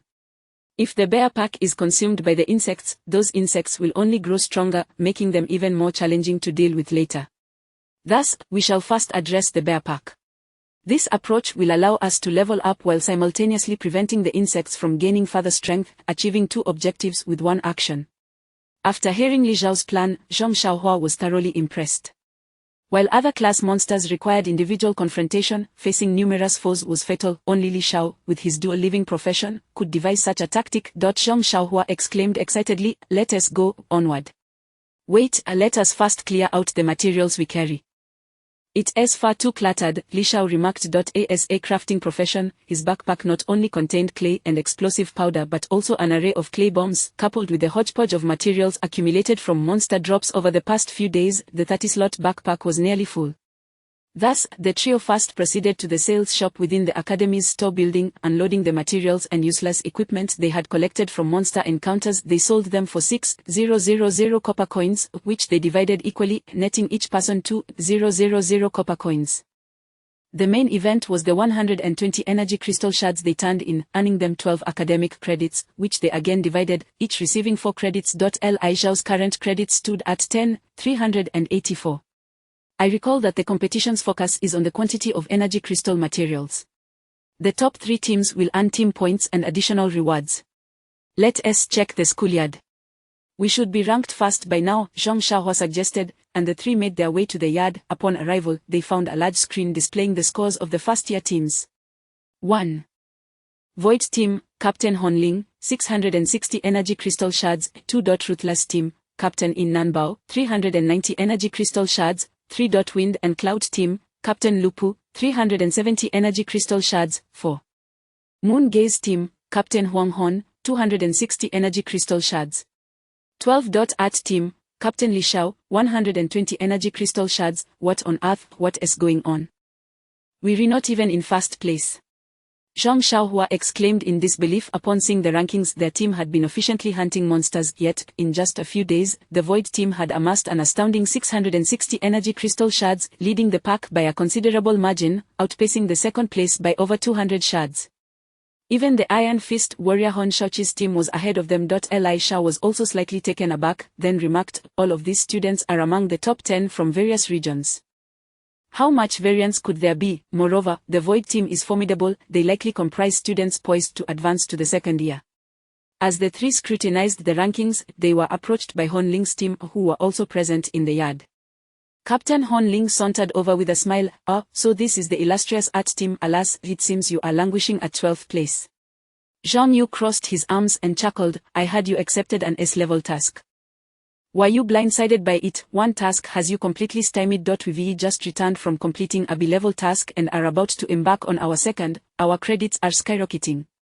As he finished, the other team members erupted into laughter. The Void team, indeed, was quite powerful. They had employed some method to level up to 15 in just 2 days, concurrently finishing a B-level task, solidifying their position at the top of the energy crystal rankings. "Apologies," Li Xiao smiled faintly, waving his student card. "On the first day of school, I earned over 10,000 credits, and I am at a loss as to how to spend them. Sigh, they are simply too abundant to exhaust. 10,000 credits, a sum that an ordinary student would take 3 years to accumulate. Even if they were to accept tasks at an accelerated pace, it would be impossible to reach this sum during the 3-month training in the secret realm, not even a tenth of it." Hon Ling, Zhang Yu, their faces turned an ashen hue. It was utterly disheartening. Hon Ling retorted, "That 10,000 credits of yours is merely the result of plundering the Academy's allocation for all students. How dare you boast about it?" Every time this topic arose, it incited resentment among the students. The 10,000 credits, which were intended as collective benefits, had been monopolized by Li Xiao. Zhang Yu chuckled. "Regardless, your defeat is all but certain. In this energy crystal points competition, the Void team is assured of victory. You stand no chance." "Oh," Li Xiao replied lazily, waving his hand as he turned to leave with his teammates. Zhang Xiaohua laughed. They weren't to be laughing for long. Once their plan was set in motion, first place was all but guaranteed. As the art team departed with apparent nonchalance, the members of the Void team seethed with frustration, grinding their teeth. They wished to refrain from constantly bringing up the 10,000 initial points. That was in the past. How infuriating. Before long, Li Xiao and his companions stepped through the teleportation portal, arriving at the icy grassland's 18th teleportation point. As the scenery shifted, they found themselves standing in the frosty expanse. What is happening? The trio suddenly froze in place, bewildered. What was amiss? The situation before them appeared problematic. Chapter 75. Information revealed by the Bear Nation team, Treasure Monsters. The icy expanse of plane number 18 has taken on an odd atmosphere today. Just a few days ago, they arrived here and encountered not a soul along the way. Yet today, the area is teeming with people. I would estimate no fewer than 300 individuals, even in the more distant reaches. I suspect there are many more. In the distance, numerous freelance teams are engaged in monster hunting, including students from various academies, albeit in smaller numbers, as well as some other individuals. Goodness, look over there. There are foreigners with golden hair and blue eyes. Zhong Xiaohua pointed towards the far end, where a group was battling a frosty white python. The members of that party evidently bore a different complexion compared to the citizens of Longwa. Among them was a particularly striking female mage, her fair skin and flowing light blonde hair swaying in the wind like delicate willow branches. She possessed a tall and graceful figure, rivaling even Miwan, standing a head taller. Those are people from the Bear Nation, Li Shao remarked with a smile. They are a friendly nation within our region. Didn't the principal say we should extend politeness to our friendly nations? Come, let us go greet them, Zhong Xiaohua retorted. You are just enamored by their beauty. Li Shao, slightly exasperated, replied, off with you, you know nothing. We are here to gather intelligence. The three of them approached the group of foreigners. As they drew nearer, the party also noticed Li Shao and his companions. Hello, Li Shao greeted them with a warm smile and a friendly wave. Hello, responded a golden-haired captain, smiling back in a gesture of camaraderie. The Huaxia region, dominated by Longwa, has seen the citizens of the Bear Nation learn the language of Longwa from a young age, leading to a gradual trend of assimilation. Many children from their side are nearly forgetting their mother tongue. Aside from the difference in skin tone, communication between the two sides poses no obstacles. It was evident that they, too, were students of an academy, as they wore their institution's emblem prominently on their chests. Curious, Li Shao inquired, the teleportation point from your region must be quite distant. What brings you all the way here? Didn't you know? The golden-haired captain hesitated, pondering whether to divulge the information about the area. However, the lovely girl beside him, flashing a sweet smile, interjected, actually, there is nothing to hide. With so many people here already, what is an additional couple of teams? Besides, this is their territory. Li Shao chuckled, long live friendship.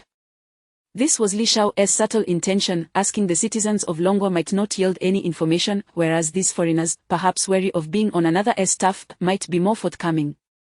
The beautiful girl continued, we managed to uncover a treasure map while hunting monsters, and the coordinates lead right here. In 3 days, a treasure monster will appear. It took us a month to reach this place, she added. We never expected so many people to arrive at this treasure coordinate. Li Shao nodded. I see, treasure monsters frequently appear randomly in the mystical realms. These treasure monsters fall into categories: coin treasure monsters, equipment treasure monsters, and skill treasure monsters. The coin treasure monster drops coins directly upon defeat until it is vanquished. The other two yield equipment and skills upon being slain. Knowledge of the coordinates for these treasure monsters relies on treasure maps. Any monster in the mystical world has a certain probability of dropping a treasure map, and treasure monsters are categorized by level. Lower level ones may drop only 1 or 2 maps, known to just a few individuals. In contrast, higher level treasure monsters have a greater drop rate for treasure maps, thus attracting larger crowds. Given the current situation, it seems this treasure monster is likely of a higher level, which explains why the Bear Nation girl was willing to share the information with so many already present. What difference would it make if a few more people knew? Thank you for sharing such important news, Li Shao expressed with gratitude. May the friendship between our two nations endure. The beautiful girl smiled in return. Indeed, may our nation's friendship last forever. It was a formal and courteous exchange. This was Li Shao's first encounter with foreigners. Subsequently, the two teams parted ways. The three then proceeded towards the wind-chilled ice soul. The endless expanse of snow-capped mountains and glaciers, coated in a thick layer of ice, sparkled as though they were vast crystals.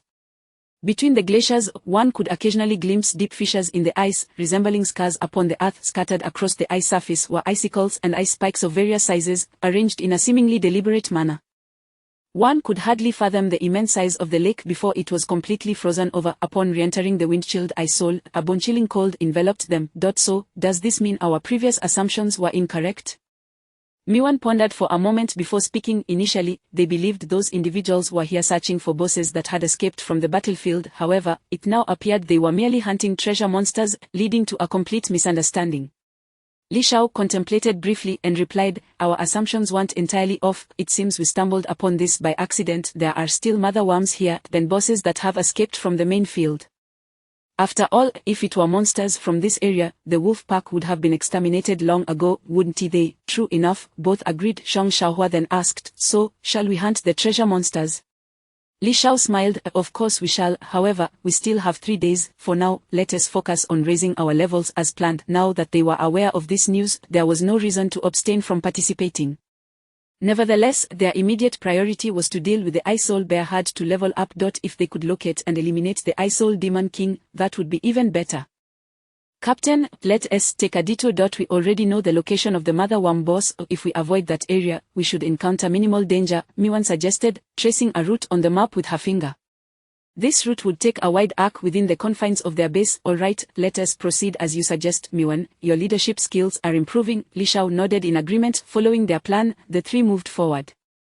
Should any danger arise, they could swiftly retreat from the expansive icy lake. If their assumptions were correct, the ice-swallowing worm could only navigate through glaciers using its swallowing skill and could not burrow into the ground.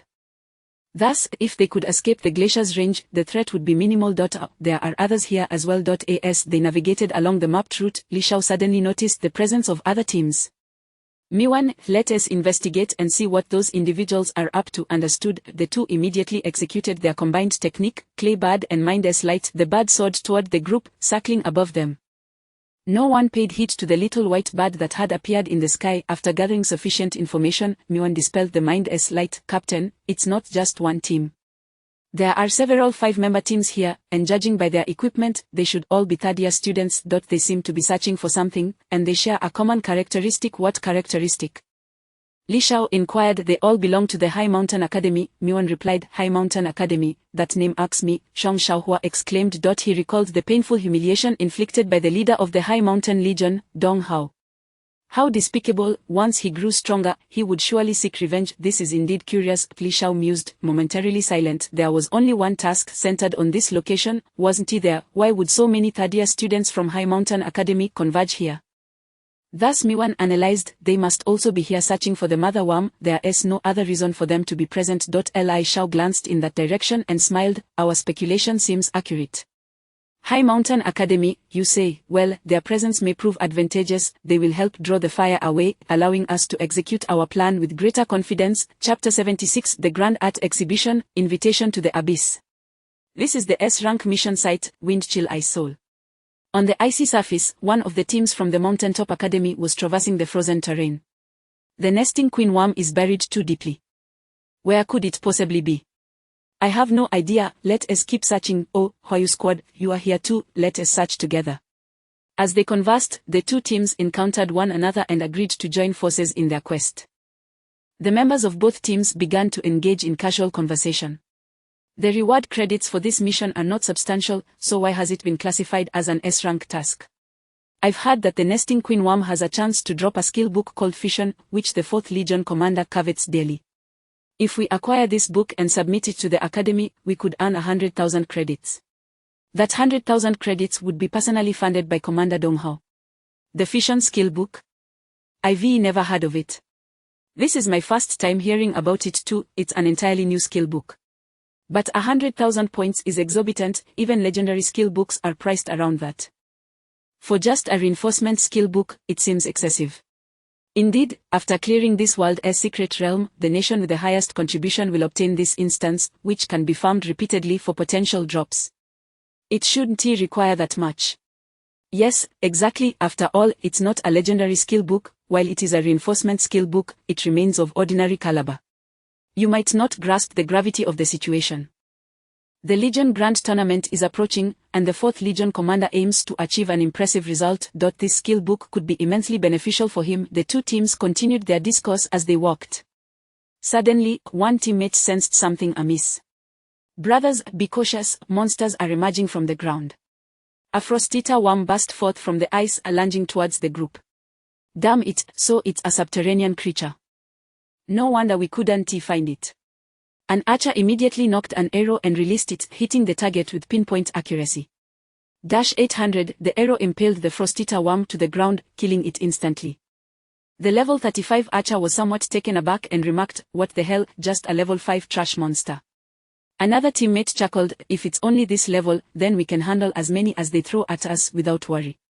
However, just as the two teams grew complacent, the icy surface beneath them suddenly crumbled into powder. Oh! What is happening? Two teammates in the back, a mage and a priest, fell directly into a large pit. It turned out that the Frostita worm had tunneled beneath, creating a trap. The ice layer above them collapsed, causing them to plummet inside the pit. They were swarmed by numerous Frostita worms, which viciously gnawed at them. -1, -1, -1, -1. The mage sensed the urgency as his health rapidly depleted. He promptly cast Shield, enveloping himself in a blue barrier. Under the protection of this skill, he could utilize mental energy to counteract the loss of vitality. Meanwhile, the fallen priest immediately activated a healing spell on himself. Logically, a level 5 monster should be able to breach the defenses of a level 35 character, yet these Frostita worms inflicted real damage. Although the damage was minimal, their sheer numbers were overwhelming, akin to maggots in a cesspit, impossible to count. Each second, his health dwindled by 100 points. However, as a level 35 professional equipped with top-tier gear, given the fragile mage and priest boasted health exceeding 3,500, not to mention their defensive skills. It's alright, we can withstand it. Let us jump out. The two teammates prepared to leap back up, yet a strange phenomenon occurred. The bodies of the Frostita worms began to swell rapidly, increasing their damage potential. They absorbed some magic, quickly evolving to gain a new skill that inflicted bleeding and freezing effects upon biting, rendering the two professionals immobile. More perilous still, the ice layer beneath them continued to be devoured. The depth of the ice pit increased, pushing them further from the surface. Both mages sensed the growing danger. Quick, save them. The teammates above frantically cast spells, obliterating the worms. However, the worms seemed endless. For every batch eliminated, another wave emerged. This left their allies above too fearful to jump down and assist, forcing them to rely on ranged attacks. Help me! The voices of the two grew fainter, ultimately fading as though they had fallen into an abyss. This is bad. Quickly call for help. A green signal flare shot into the sky, bursting forth in radiant light. This was a signal flare from Mountaintop Academy, intended to summon allies for large-scale formations in broad daylight. Who is lighting fireworks? Is there some joyous occasion? Somewhere in the wind chill I saw. Zhang Xiaohua looked up at the sky. Li Shao, exasperated, replied, have you ever seen anyone light green fireworks for a celebration? Zhang Xiaohua pondered, could it be green? Li Shao remained silent. Miwan interjected, that is a signal flare. It's used to assemble a large group. When a single team cannot handle a formidable boss, they will gather reinforcements. Students in their second year or above possess such signal flares. However, once a large group is formed, with dozens of members, sharing the spoils becomes problematic. Thus, any loot acquired must be sold, and the proceeds distributed based on contribution. Zhang Xiaohua remarked, so, the Queen Worm boss has been discovered by those Mountaintop Academy students. Li Shao shook his head. No, the location of that flare is far from where we found the boss. They must have encountered a worm tide and are now in danger, hence the flare for assistance. Zhang Xiaohua exclaimed, I never imagined the worm tide would be so formidable that even high-level third-year students would call for help. My goodness. Li Shao chuckled. Since the V fired the signal flare, it indicates that a significant number of third-year Mountaintop Academy students are present. They will come to assist, which presents us with an opportunity. Zhang Xiaohua inquired, what opportunity? Li Shao elaborated, this signal flare will draw fire, gathering all teams together, which means the path dug by the wolf pack will go unnoticed. For the time being, the boss will remain hidden from us, thus reducing our obstacles, and we can work openly. Zhang Xiaohua exclaimed, indeed, with the worms distracted, we can focus on the bear pack. This is brilliant. Li Shao had not anticipated such fortuitous luck. They had been concerned that the Frostita worms might interfere while they dealt with the bear pack, but now, with someone drawing fire, the worm horde would not trouble them. These Mountaintop Academy students were like a timely rain, persevere, shielding them with their lives. Li Shao urged, let us get to work. Zhang Xiaohua responded eagerly, all right. The two wielded mining picks and began to excavate the ice layer. Indeed, not a single worm detected their presence during this time. The mining pick, a tool used by miners, could break through hard rock, so it was naturally effective for ice as well. Following Li Shao's plan, they aimed to excavate a large pit here, using clay for support, then constructing an ice layer over the pit with water, creating a trap. Once the bear pack was lured in, they would break the ice layer, and all the bears would fall into the pit, awaiting the grand explosion Li Shao had prepared. These Isol bears were level 25 monsters, quite challenging to handle, thus, to deal with them in one fell swoop, a special method was required. As Li Shao dug, he chuckled, I call this tactic the Grand Art Exhibition, inviting these bears to participate. In a tiny garden, we dig and dig, creating a deep pit to send you home. Zhang Xiaohua laughed, Li Shao, you are a genius. You can devise such a cunning plan. Li Shao retorted, you don't understand anything, this is called deception in warfare. Let me join in, Mi Wan said, brandishing her mining pick as she joined the effort.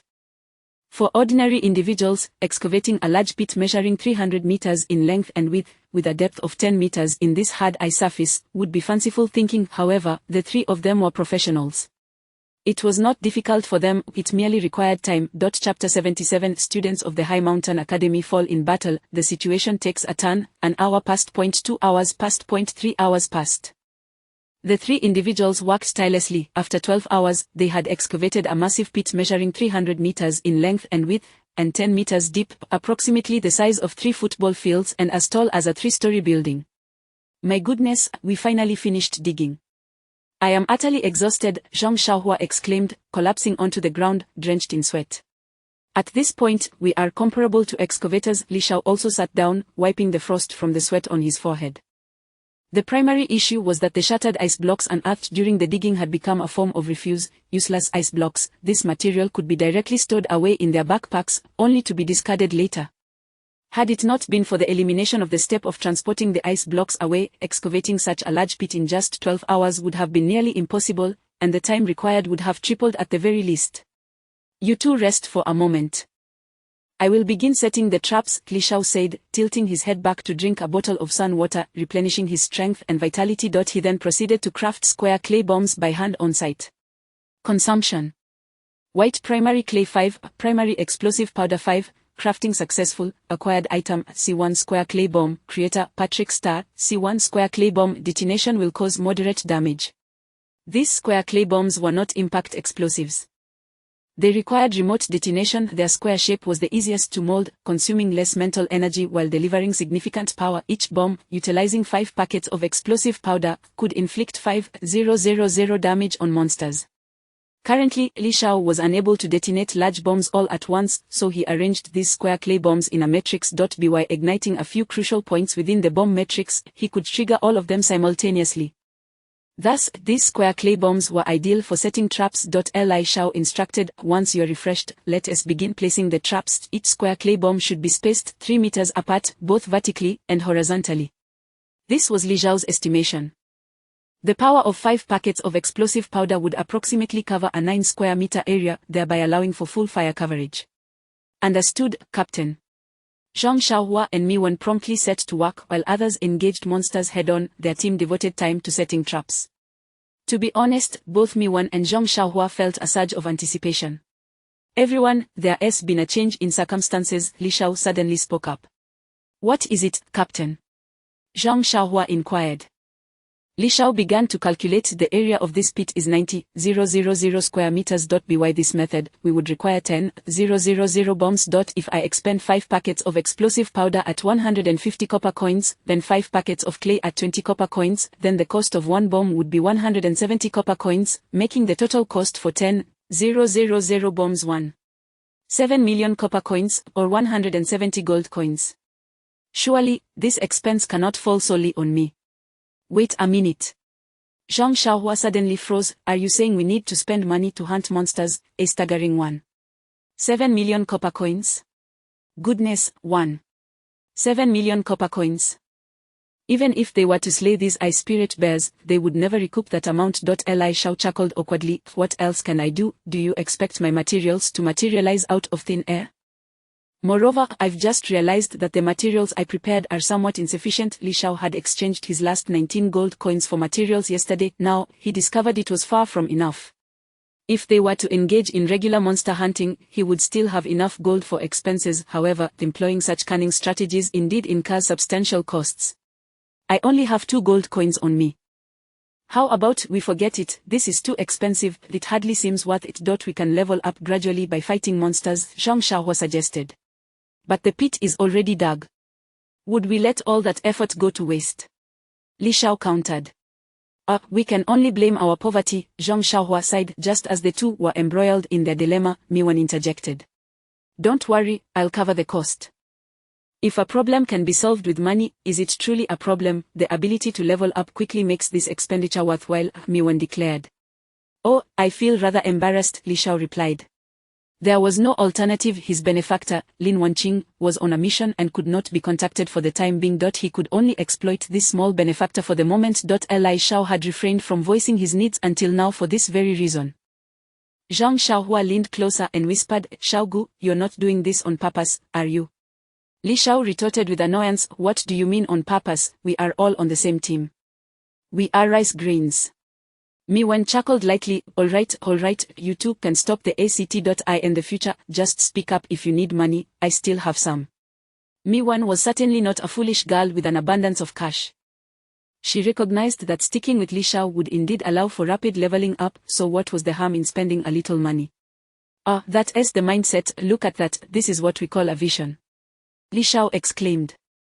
Zhang Xiaohua remarked, I feel like I'm being pampered. First, we must return to the base to purchase materials. Will this trap be discovered? Miwan suggested, how about we cover the top of the trap for now? Li Xiao nodded, that is an excellent idea. Let us seal it up first, leaving a small opening for later. How do we seal the top? Zhang Xiaohua looked up at the massive 10-meter deep pit, wondering how they would exit. I'm well prepared, Li Xiao responded, pulling out 10-meter high supports, which he affixed vertically into the ground. He then produced a 10-meter long clay ladder, and the three of them climbed out in succession. Following that, he retrieved a large, flat object measuring 300 meters in length and width, and 2 centimeters thick, resembling a giant plasterboard, to lay over the top. With the support of the 10 pillars, it was relatively steady. One corner of the plasterboard had a hole for easy access later, allowing them to continue setting traps. Next, Li Xiao took out a bag of mineral water and poured it over the massive clay plasterboard. In due time, the water would freeze, resembling an icy surface. All of these items had been meticulously prepared by Li Xiao in advance. He had long anticipated this. It was evident that Li Xiao had only mentioned the shortage of materials midway through the trap-setting process because he had indeed run low on both supplies and funds. He felt too embarrassed to ask Miwan for money outright, hence the charade. Of course, Zhang Xiaohua was unaware of this, while Miwan suspected but pretended not to know. All right, by the time we return from the base, the water should have frozen, then let us head back to the base for now. The three of them produced return stones. The base had a pinnacle tower, where the transaction function could only be utilized. However, unbeknownst to them, while Li Xiao and the others were setting traps, a significant event was unfolding. In the military base, a conference room. 5 Academy principals were seated, with the deputy commander occupying the main chair. Students from the High Mountain Combat Academy had returned to report. 2 third-year students had perished, and many teams were injured and had retreated. The news quickly reached the military base. Principal Bao, your actions are rather unprincipled, began Li Chongfeng, the principal of the Qingfeng Academy. All the returning teams are comprised of students from your High Mountain Academy, indicating that you orchestrated a task within your institution. Our military base has regulations that such tasks must be submitted to the base's task center for the training of all students. Principal Bao Yashian of the High Mountain Academy remained silent, visibly troubled. He did harbor some selfish motives, but he had not anticipated the task would be so arduous. It was likely already at the SSS level for third-year students, if not even more difficult. The other schools observed Bao Yashian's predicament with a sense of schadenfreude. Enough, this is not the time to assign blame, the key is to resolve the issue, the deputy commander of the military base stated. This nebula nesting mother worm is merely a simple level 30 boss, yet it has proven insurmountable for over a dozen third-year teams. What peculiar circumstances are at play here? Let us all analyze. Chapter 78, A Gathering of Thousands, an extraordinary task. The conference room was tinged with an air of solemnity. The nebula nest mother worm was indeed not formidable. How then had it led to the demise of 2 students? Even the split-off insects were merely level 5 creatures. The terrain must be a factor, Li Chongfeng, a seasoned veteran, surmised. According to the accounts of the returning students, this area was once a vast lake, which subsequently froze into a glacial plain. If we consider that numerous monsters were trapped within the lake's depths when it froze, it would elucidate the situation. Upon hearing this, the other principals nodded in agreement. President Li's statements ring true. The likelihood of this theory is substantial. The monsters encased in ice would then be consumed by the mother worm, leading to the continuous division of ice-swallowing insects. Observe the size of this map. It indicates that the lake was indeed extensive, thus, the number of newly spawned ice-swallowing insects could reach a terrifying magnitude. When the quantity of ice-swallowing insects reaches a critical point, a qualitative change occurs. The deputy commander of the base legion nodded slightly. President Lee's analysis is astute. It appears this task has surpassed the capabilities of the students and requires intervention from the legion. However, Commander Shang is presently leading the Academy's legion on the front line, so he cannot spare any resources. Yet, this situation cannot be neglected. Should an adventurer inadvertently wander into this area, the consequences could be dire. The overall advancement into the secret realm relies on the might of the legion and the alliance of 5 armies. Issues at the rear are generally resolved by students. However, the current mother worm has exceeded the students' capabilities, and the Legion is currently unable to assist. Li Changfeng suggested, perhaps we should revise the task and allow the students to tackle it. It would serve as a form of training. Principal Liu of the Combat Academy remarked, in terms of difficulty, this task has already surpassed the SSS level for third-year students. No small team can handle it alone. How should we proceed with the assignment? Quite simply, Li Changfeng pondered for a moment and stated, while the ice-swallowing insects are merely level 5 creatures and not particularly strong, first-year students could manage them, albeit the sheer number is daunting. Thus, we can issue a material collection task. We will offer a high price for the materials dropped by the ice-swallowing insects within a specified time frame. Once this high-level material collection task is announced, countless students will undoubtedly flock to slay the ice-swallowing insects for profit, thereby addressing the insect tide. Principal Liu chuckled, that's a splendid strategy. With this, the students from the 5 academies, across 3 grades, total 15,000. Even if 10,000 students participate, they will create a tide that will resolve the insect crisis. As for who ultimately claims the nest mother worm, that will depend on individual merit. Li Changfeng retorted, Principal Liu, your analogy is rather fitting. Principal Liu laughed heartily. The deputy commander of the base legion nodded in agreement. Very well, let us proceed as planned. I will arrange for the immediate release of the task. The meeting is adjourned. As the conference concluded, the high-priced material collection task swiftly reached the task center and was disseminated via regional notifications, inviting students to claim the task. The 5 principals departed, promptly issuing S-level tasks at their respective third-year departments, urging students to devise strategies to slay the nest mother worm, with bountiful rewards. After all, everyone desired to lay claim to the coveted fission skill enhancement book. Before long, the entire Legion base was abuzz with excitement. Each adventurer's message panel was inundated with regional announcements. Notification: the task center has updated a new material task, which does not occupy task quarters. All students from the academies are invited to collect the task at the base task center. Notification: the task center has updated a new material task, which does not occupy task quarters. All students from the academies are invited to collect the task at the base task center. As these notifications emerged, nearly all students resting at the base rushed towards the task center. At that moment, Mi-wan had already spent 200 gold coins purchasing materials for Li Shao, even providing an additional 30 gold coins worth of materials, prompting Li Shao to reflect on the advantages of having a supportive family behind him. Many enhancement and lifestyle professions required such familial backing to thrive. Subsequently, the 3 of them enjoyed warm ramen at a noodle shop. This warming ramen gradually replenished their stamina and provided comforting effects. After a while, the trio received news from the base. The task center has issued a material task that does not occupy task quarters. Something significant is afoot. The tasks at the task center consisted of assistance tasks provided by various legions, typically minor tasks for students to hone their skills. To prevent a single team from monopolizing all tasks, each small team could only accept 1 task at a time. The sudden issuance of such an announcement indicated a major event was unfolding.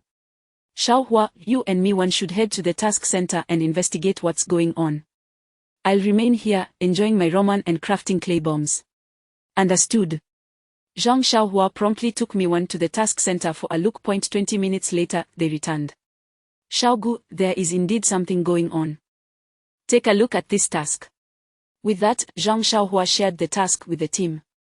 Legion Base 1 to 3-year task: eliminate the ice-swallowing insect tide at the Frosty Ice Crystal Stronghold. Task level F level, monster to be killed, ice-swallowing insect, monster level 5 level. Task content: numerous ice-swallowing insects have emerged at the Frosty Ice Crystal Stronghold in the extreme cold region. Eliminate the ice-swallowing insects to mitigate their threat to the surrounding areas.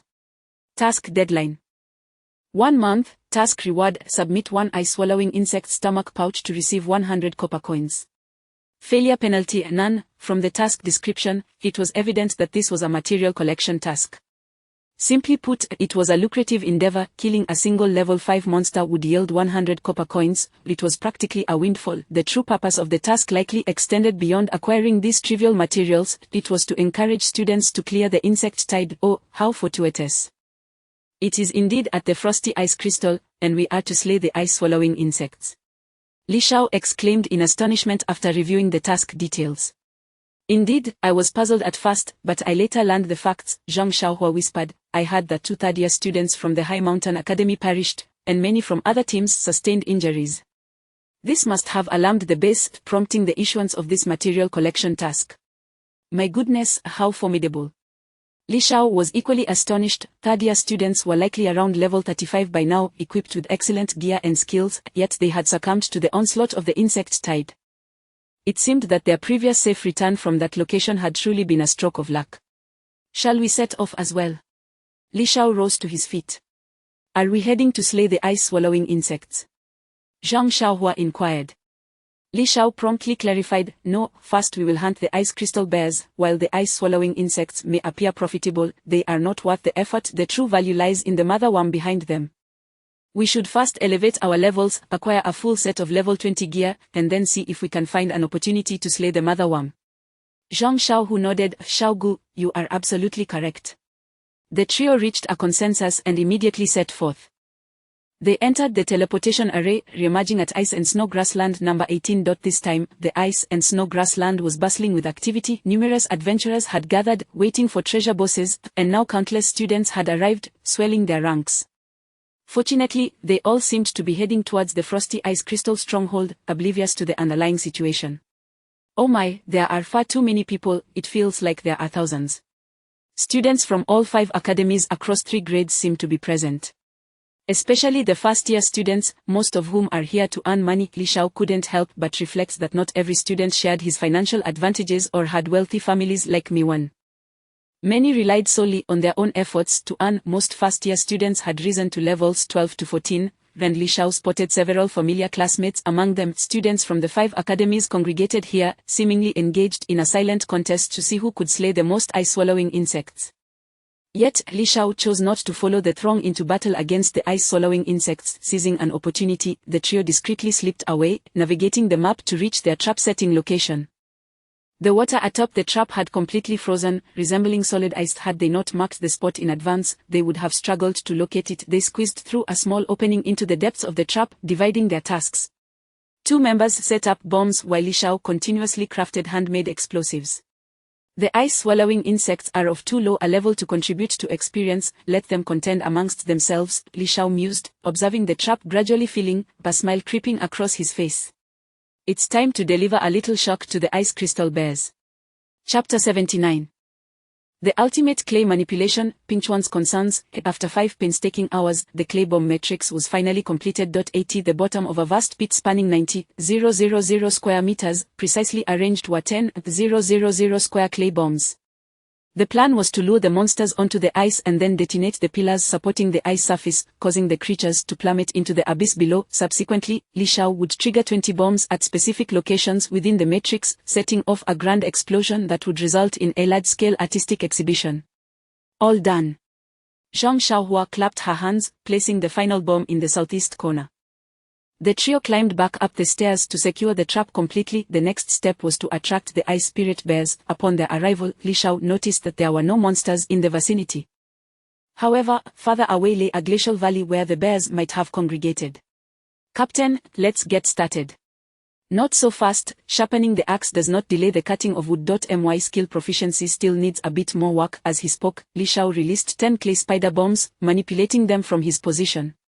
Moments later, he detonated them. These clay spider bombs were compact, consuming little mental energy, cost-effective, and allowed for rapid proficiency gains, making them the ideal choice for skill enhancement. Clay manipulation proficiency 10, current clay manipulation proficiency 9,800. 10,000, remote detonation proficiency 10, current remote detonation proficiency 9,800. 10,000.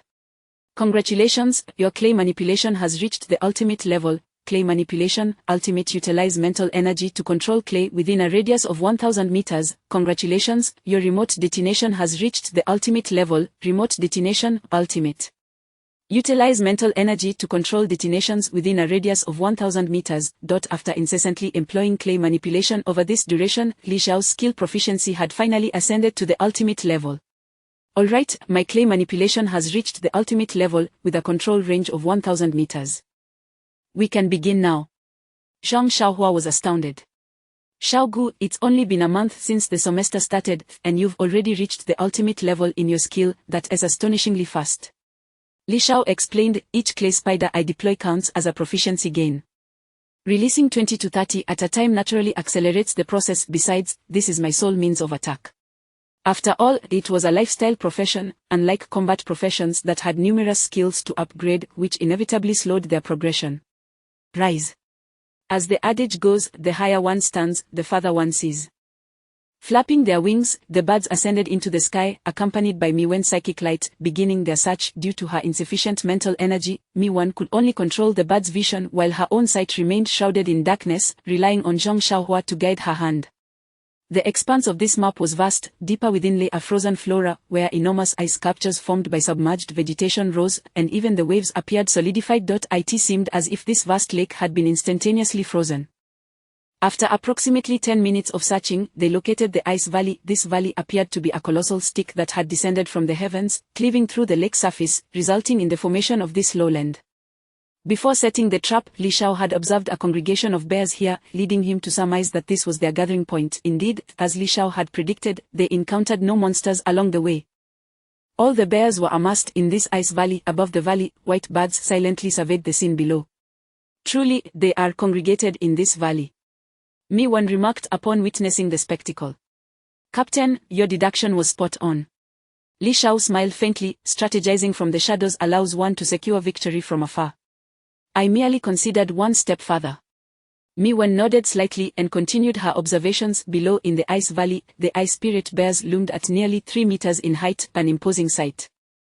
Packed densely, there were approximately 2,000 ice spirit bears. Additionally, at the back, there were shockingly another 1,000 ice spirit wolves. It appeared that many wolves had not followed the Wolf King last time, and now they must have sensed the impending crisis.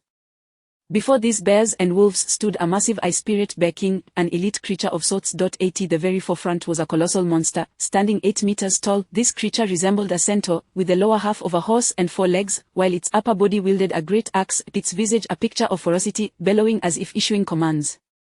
All other creatures lay prostrate before it. The ice spirit demon king. Miwen's heart raced slightly. She had not encountered this creature during her previous visit. However, the current scenario was all too clear. The Ice Spirit Demon King was the ruler of this generation, having summoned all the monsters from the stronghold, including the remaining wolves, presumably to eliminate the ice-devouring worms completely. If they did not consolidate their strength, they would inevitably be devoured by the worms. The mother worm would undoubtedly seize control of this map, establishing itself as the new sovereign. Conflicts would undoubtedly arise among the monsters. Excellent, ISNT. This precisely the mission we intended to undertake. Li Xiao could not help but feel elated. This was fortuitous indeed, allowing them to capture everything in one fell swoop. Captain, they appear to have gathered completely. The Ice Spirit Demon King's roar must be instructing them to locate the mother worm. The timing is impeccable. Alright, let us begin our operation. The trio commenced their search for a hiding spot, positioning themselves 1,000 meters from the valley, establishing a control range of 2,000 meters. Whenever their distance fell short, they would promptly relocate to the next concealment point. Li Xiao had already prepared the hiding spot upon his arrival, crafting an ice fortress from clay that, upon casual glance, resembled an ordinary glacier. With that, Li Xiao released 30 clay ice-devouring worms, which animatedly crawled towards the ice valley. At the military base. Oh no, how did this S-level mission fall into Li Xiao's hands? Ping Chuan, a teacher at Qingfeng Academy's first-year class 2, was in a state of panic, beads of sweat dotting his forehead. It was known that such missions could only be undertaken in the second semester of the first year. They had only just commenced their studies, and now they were attempting such a perilous task. Wasn't that tantamount to seeking death? Moreover, he had just received news that there was trouble at the Wind and Cold Ice Spirits location, where a plethora of ice-devouring worms had appeared, raising the task's difficulty to a level surpassing that of a third-year SSS mission, prompting the involvement of students from 3 schools. Ironically, the site of Li Zhao's S-level mission was precisely at the Wind and Cold Ice Spirits. If they encountered a swarm during the execution, it would spell disaster. I cannot stand idly by. Ping Chuan quickly sought out the grade director, Wang Yan, to explain the situation. Wang Yan frowned upon receiving the news. This indeed poses a problem. The trio in Li Zhao's team may be in peril, however, that kid is quite clever, there is no need to worry excessively. Ping Chuan remained anxious. He may possess some wit, but a worm swarm cannot be handled solely with cleverness. Director, what if I personally go and bring him back? Wang Yan frowned. This is a trial. Every year, countless students perish here. Can we, as teachers, protect them for a lifetime? When they step onto the battlefield in the future, will you still shield them? But this time is different. This time the mission has taken a turn for the worse. The mission center overlooked this detail. We cannot allow the base's negligence to cost our students their lives. Please, Director, grant me permission to go. Teachers were not permitted to participate in student missions. The academy's purpose was to cultivate warriors, not delicate flowers sheltered in a greenhouse. After a moment's hesitation, Wang Yan sighed. This is a special circumstance. It won't be a precedent. Thank you, Director. After expressing his gratitude, Ping Chuan turned and departed, not daring to waste a moment. Li Zhao, the 3 of you must survive. Chapter 80. A single shot to the heart, ascending 6 levels. Roar. In the frost-beaten Ice Spirit abyss, the Ice Spirit Demon King let out a thunderous roar that reverberated throughout the valley. Its bellowing issued a command, summoning all wolf beasts to scour the terrain for the location of the mother worm. The wolf beasts, with their highly sensitive noses, could detect the scent beneath the ice. However, at that moment, 30 ice-swallowing worms emerged at the entrance of the valley. These ice-swallowing worms, meticulously crafted by Li Zhao, appeared strikingly lifelike. With their sudden appearance, the valley fell into an eerie silence. Just as they intended to hunt down the ice-swallowing worms, the adversary had come knocking instead. What audacity! This palpable tension quickly permeated the air, cutting through the frigid atmosphere. The Demon King abruptly ceased its ear-splitting roar, its nostrils flaring slightly as its eyes, glimmering with an otherworldly light, darted towards the entrance of the valley. An instinctive alertness to the unknown threat surged within it. The ice-swallowing worms had issued a challenge, a blatant challenge. Ow! The wolf beasts, poised to depart, instantly halted in their tracks, their ears packed, tails taut, and noses twitching incessantly. The scent of these ice-swallowing worms seemed distinctly different. Yet before the wolf beasts could react, a flash of fury ignited in the Demon King's eyes. Its colossal form slowly rose, emitting a low and authoritative growl. Roar, roar, roar. Its cries signaled the entire army to charge forth. Thud. All the creatures sprang into action, surging towards the ice-swallowing worms. A legion of beasts, led by the formidable Demon King, erupted from the valley. Meanwhile, the ice-swallowing worms commenced their performance. It appeared as though they had received some silent command, swiftly moving in an unusual formation towards a specific direction. Each step exuded an air of nonchalance, yet was laced with lethal temptation. It seemed to proclaim a declaration of war. A fierce battle was inevitable. Li Zhao, the architect of this trap, concealed behind a glacier camouflaged with clay, quietly observed the unfolding scene. They possess some intelligence, albeit limited, he remarked, the cold smile playing on his lips. The moment the Ice Spirit Demon King and its horde stepped into the trap would mark their demise. Xiaogu, it seems we have truly succeeded, Zhong Xiaohua exclaimed, nearly jumping with excitement. Patience, do not pop the champagne just yet, Li Zhao urged the trio as they swiftly made their way to the next hiding spot. Since Li Zhao's control range extended only 1,000 meters, they had to keep moving to maintain their hold over the ice-swallowing worms. Fortunately, the monstrous army was fixated on the ice-swallowing worms before them, entirely oblivious to their presence. However, every situation harbors a variable. Suddenly, a bear beast at the rear turned its head, glancing to the left, and spotted the trio. It paused momentarily, sensing something amiss. Li Zhao's expression shifted. This is bad. We cannot let it discover us. If they were found out, all their efforts would be in vain. Don't panic, I got this. Zhong Xiaohua immediately began to channel her skill, judgment, declaring, Miwen, unite for a combined attack. Understood. Miwen promptly unleashed 2 enhancement skills, Light of Strength, and Silent Whisper, augmenting Zhong Xiaohua's abilities. Light of Strength enhances the strength of oneself or a teammate for 30 seconds. Silent Whisper grants stealth to oneself or a teammate, rendering the next skill cast silent. After receiving these enhancements, Zhang Xiaohua completed her preparation for Judgment and released it. Judgment summons an iron hammer from the void, stunning the target and inflicting minor damage.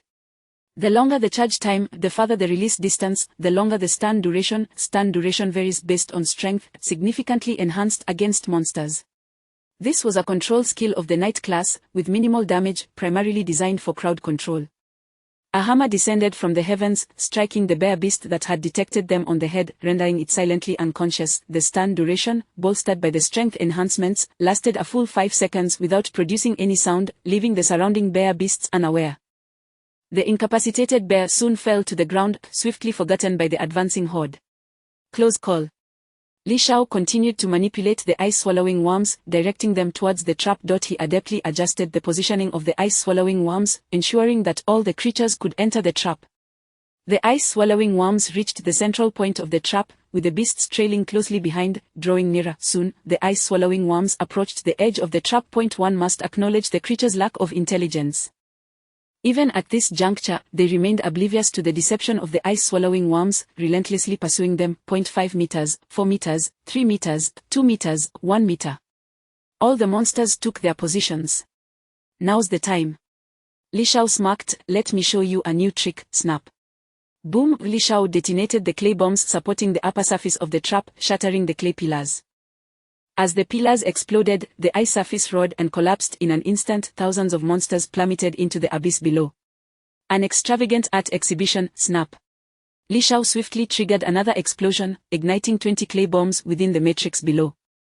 Boom boom boom, as the bombs detonated, the surrounding explosives followed suit, triggering a rapid chain reaction that culminated in a spectacular explosion. Li Shao was unable to detonate a vast number of clay bombs simultaneously, but he could form a bomb matrix in this manner, ensuring comprehensive fire coverage.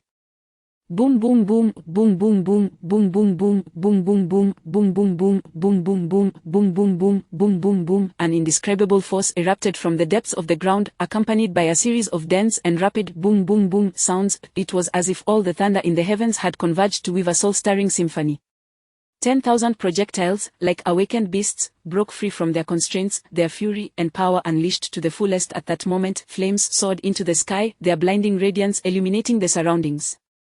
The previously dim sky was stained with a fiery orange hue. A colossal shockwave emanated from the pit, spreading wildly in all directions. Dust swirled, and debris shot forth, as if even the very air trembled in its wake. This was not merely an explosion, it resembled a cataclysm of the natural world. Amidst the deafening roar, mingled with the piercing shrieks of monsters and the crashing of stones, a horrifying melody emerged, sending chills down the spine. Everything around them appeared fragile, bowing submissively before this destructive force. Simultaneously, an avalanche of notifications flooded in, akin to a rapid-fire barrage. Kill Ice Spirit Bear Beast, the Experience 2000, acquire materials.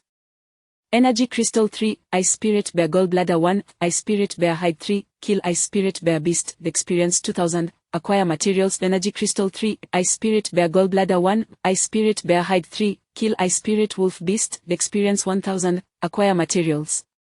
Energy Crystal 1, Ice Spirit Wolf Form 2, Ice Spirit Wolf Hide 1, Kill Ice Spirit Bear King, Experience 20,000, acquires Energy Crystal 100, Bear King Heart, material, Bear King Gallbladder, material, Bear King Hide, material, Bear King Armor, level 20 green gear, Bear King Helmet, level 20 green gear. An unending stream of notifications filled the information bar, scrolling rapidly. Level up, gain 5 attribute points, freely distributable. Level up, gain 5 attribute points, freely distributable. Level up, gain 5 attribute points, freely distributable. In a single strike, over 2,000 Ice Spirit Bear Beasts and more than 1,000 Ice Spirit Wolf Beasts had been vanquished. The Ice Spirit Bear Beast was a level 25 creature, while the Ice Spirit Wolf Beast was level 20. This was a feat accomplished beyond their level, a testament to slaying monsters of a higher tier. Moreover, with a single shot to the heart, over 3,000 high-level monsters were annihilated. The explosive surge of experience propelled the group to ascend 6 levels in one go. Li Shao surged directly from level 14 to level 20, with an additional 80 experience to spare. Meanwhile, Zhang Xiaohua and Miwen ascended to level 20 as well. This signified that they were now eligible for their second-class advancement. Chapter 81, Let all things in the world resonate with the essence of life's most profound tremors. What an exhilarating experience, absolutely thrilling. Zhang Xiaohua exclaimed with uncontainable excitement, having surged from level 12 straight to level 20 in a single breath. They must be among the swiftest ascenders in the world. It's truly remarkable, the captain is indeed formidable. My heavens, Mi Wen's face was awash with disbelief as she had just annihilated over 3,000 monsters in an instant. Even high-level professionals would likely struggle to achieve such a feat, utilizing traps to strike the creatures, then swiftly dispatching them all at once, undoubtedly the mark of a genius. Only Li Shao could accomplish this. A mere ordinary life profession, like a demolitionist, would never manage such a thing without clay to synergize in the construction of such traps. It would be entirely unfeasible even if one were to attempt it. A demolitionist would be far too fragile, after all, they are merely a life profession.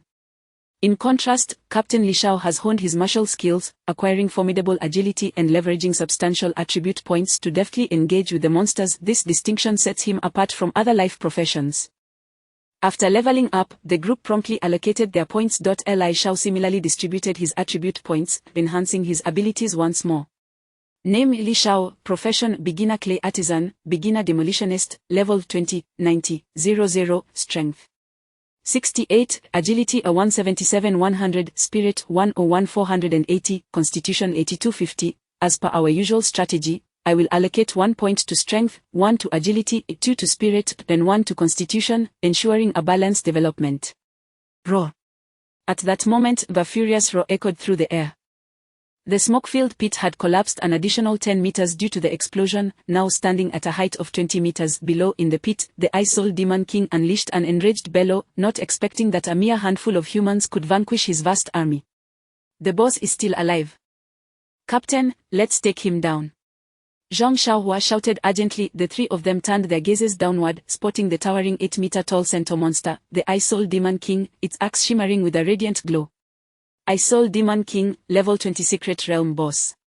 Health 285000300000. Skills Demon Axe / Frost Assault, Ice Armor. The Ice Soul Demon King leaped violently, showcasing its formidable jumping prowess, poised to leap directly from the pit. Judgment. Zhang Xiaohua immediately cast the skill. A massive iron hammer descended from the heavens, crashing down upon the Ice Soul Demon King's head, sending it tumbling back down. Boom! The Ice Soul Demon King landed heavily once more, suffering considerable damage. Its attacks were primarily melee, confined to the bottom of the pit where it could only endure relentless blows without the means to retaliate. The boss is not dead yet, let us unleash our attacks together. Li Shao swiftly released 5 C1 flying birds towards the boss. Boom, boom, boom, the birds detonated, sending the Ice Soul Demon King into disarray. -2000, -2000, -2000, -2000, -2000, such a high defense.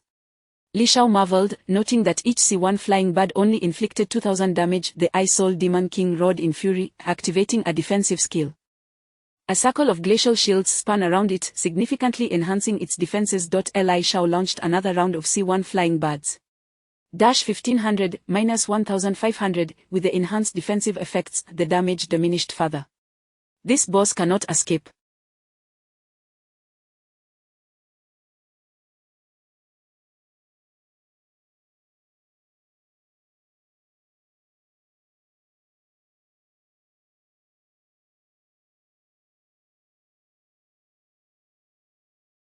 We shall slowly grind him down, Mi Wen directed. Xiaohua, your task is to keep using judgment against him, preventing him from climbing out. If he manages to escape, it will become exceedingly difficult to handle. Zhang Xiaohua nodded, leave it to me. Thus, each time the monster attempted to leap from the pit, Zhang Xiaohua would release judgment to force it back down. Dark healing. Mi Wen aimed at the Ice Soul Demon King, casting a healing spell. Bolstered by her talent, the spell transformed into a toxic blessing. -300, -300, -300. Mi Wen analyzed, my healing spell has little impact, that ice shield must enhance physical defense. Li Shao replied, that seems accurate. My bombs are likely categorized as physical damage, yet they possess a unique quality akin to magical skills inflicting physical harm. Zhang Xiaohua chuckled, with 260,000 health remaining, let us grind him down. I assure you he won't escape, he. Thus, the ensuing moments were characterized by the Ice Soul Demon King's one-sided suffering. Should it manage to escape, it would indeed pose a significant challenge. After all, although Zhang Xiaohua had reached level 20, she had yet to advance in rank or acquire level 20 equipment. She would undoubtedly struggle against the monster's onslaught. Fortunately, regardless of its efforts, it could not climb out. Every time it attempted to leap, Zhang Xiaohua's judgment would send it crashing back down. However, these clay bombs are depleting my resources, they cost money. Li Shao lamented. Each C1 flying bird clay bomb cost 100 copper coins. With 5 being deployed at once, that amounted to a staggering 500 copper coins. Truly, this profession was financially burdensome. Although defeating the boss was inevitable, Li Shao resolved to conserve his resources. Let us attempt to breach from within. With that, in addition to launching C1 flying birds for attacks, he summoned clay spiders and clay earth dragons. The clay spiders descended to the pit's bottom, crawling up the boss's body, eventually burrowing into its ears. The clay earth dragon slithered up under Li Zhao's command, penetrating the creature's skin. Art, in essence, is not only a profound ocean of emotion but also a brilliant symphony of wisdom and inspiration. Transcending the mundane constraints of the earthly realm, it soars through the vastness of the universe and the soul, propelled by boundless imagination. Li Shao spoke softly, continuing, clay serves as a sword, bridging the void to connect souls, allowing all existence to feel the most fundamental tremors and resonances of life. This was a passage rich with philosophical musings, reflecting on art and the soul. Mi Wan and Zhang Xiaohua were captivated by Li Shao's words, their eyes widening slightly. In their gaze, the captain resembled an ethereal scholar from the heavens. He then stated, art, in its essence, is explosion. Ka. Boom, boom, boom, the muffled sounds of explosions reverberated from within the Eye Soul Demon King. It emitted a pained wail, its expression one of sheer agony. 900, -900, -900. Clay Spider, -9000, -9000, -9000. Clay Earth Dragon. Indeed, the internal explosions not only bypassed its defenses but also tripled the damage inflicted. This round of attack saw the Ice Soul Demon King lose 60,000 health, plunging it into a state of extreme suffering as it writhed upon the ground. Zhang Xiaohua exclaimed, what just happened? How did the power of the bomb suddenly intensify? Li Shao replied nonchalantly, because I struck at its weak point. Zhang Xiaohua asked, what weak point? Li Shao responded mysteriously, the Buddha says, it cannot be spoken of, it cannot be spoken of. Zhang Xiaohua was left bewildered.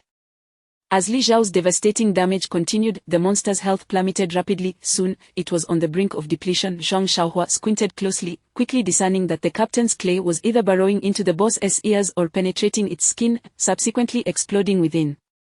How could the damage not be substantial? Was this truly the weak point he discovered? You should act like a human. Zhang Xiaohua felt a shiver run down her spine. Thankfully, he was a brother, so she silently prayed for mercy. Boom! With the final explosion, the Ice Soul Demon King collapsed in excruciating pain. Though it perished, it seemed to find release. Defeated boss monster, Ice Soul Demon King, experience 50,000, loot. Frost War Shield, level 20 purple gear, Frost Battle Armor, level 20 green gear, Ruby Guard Cloak, level 20 green gear, Frost Shield, level 20 purple skill book, gained 3 gold, acquired materials. Energy Crystals 300, Ice Soul Crystals. Upon defeating the boss, Li Shao leveled up to 21. Zhang Xiaohua and Mi Wan, however, did not level up, as their levels were already lower than Li Zhao's. Moreover, this time they had seemingly reaped significant rewards, including a purple skill book. Indeed, the drop rate from Secret Realm bosses proved to be remarkably high. Chapter 82, The New Rules of the Team, a Brotherhood Forged in Loyalty. Panel, Allocate Points. Name. Li Shao, Profession, Novice Clay Master, Novice Demolitionist, Level 21, 0100, Strength 69, Agility 178 100, Spirit 103 480, Constitution 83 350. After allocating the attribute points, Li Shao opened his backpack to assess the spoils of this adventure. Team loot included Energy Crystals 8500, Ice Spirit Bear Gallbladder 2300, Ice Spirit Bear Hide 6900, Ice Spirit Wolf Form 2100, Ice Spirit Wolf Pelt 2100, Heart of the Bear King, Material, Gallbladder of the Bear King, Material, Skin of the Bear King, Material, Armor of the Bear King, Level 20 Green Gear, Helmet of the Bear King, Level 20 Green Gear. Ice Battle Shield, Level 20 Purple Gear, Ice Battle Armor, Level 20 Green Gear, Ruby Guardian Robe, Level 20 Green Gear, Frost Shield, Level 20 Purple Skill Book. Li Shao shared the loot in the team channel. Li Shao spoke, take whatever you can use, and I shall sell the rest for equal distribution of our gains.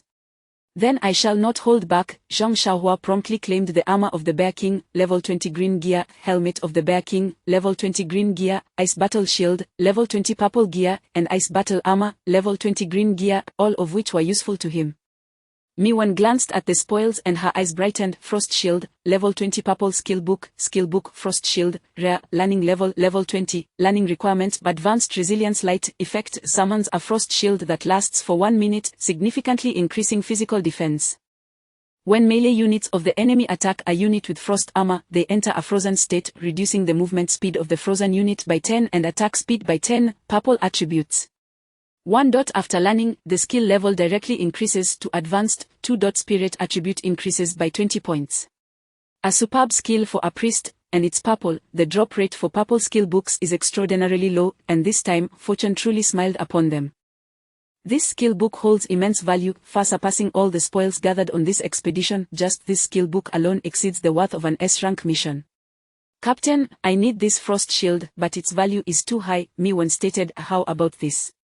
Let's calculate our gains from this venture. Considering your contribution is the greatest, you shall take the lion's share, and I may need to compensate the two of you with a significant amount of gold. The standard distribution rule in a team is based on contribution.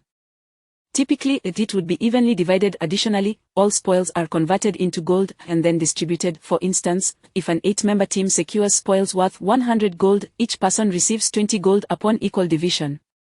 If someone takes items worth 20 gold, they forfeit their share of the spoils. Should they take items worth 100 gold, they must compensate their teammates with 20 gold each. This is a fair method of distribution, ensuring no one's interests are compromised. Moreover, in their trio, Li Zhao's capabilities were overwhelmingly strong, warranting a larger share, at least 50%. What are you thinking? Take it. Li Xiao directly handed over the skill book to Miwan, saying, if you need it, then keep it. We shall divide the remaining spoils equally. How can this be? Miwan shook her head. This would mean you incur a great loss. Captain, let me explain the rules of team distribution. No, you need to explain. I am well aware. Li Xiao waved his hand and said, now let me share the principles of our art team. The rule is, whoever needs it takes it. Next time we acquire something I will unhesitatingly claim it without hesitation. Zhang Xiaohua nodded in agreement. Yes, Miwan, just take it. We have always done it this way. But Miwan furrowed her brow slightly. If we proceed so casually, I fear conflicts may arise over the distribution of benefits. Even among brothers, clear accounts must be kept. I hope to avoid such matters. Let us establish a rule for the team. Having come from a prominent family, Miwan was well versed in the intrigues and deceptions that could arise among kin. Thus, she believed in setting rules beforehand to ensure future harmony. Li Xiao chuckled. Do established rules truly mitigate conflicts? Sometimes what appears to be peace is merely a lack of temptation, is it not?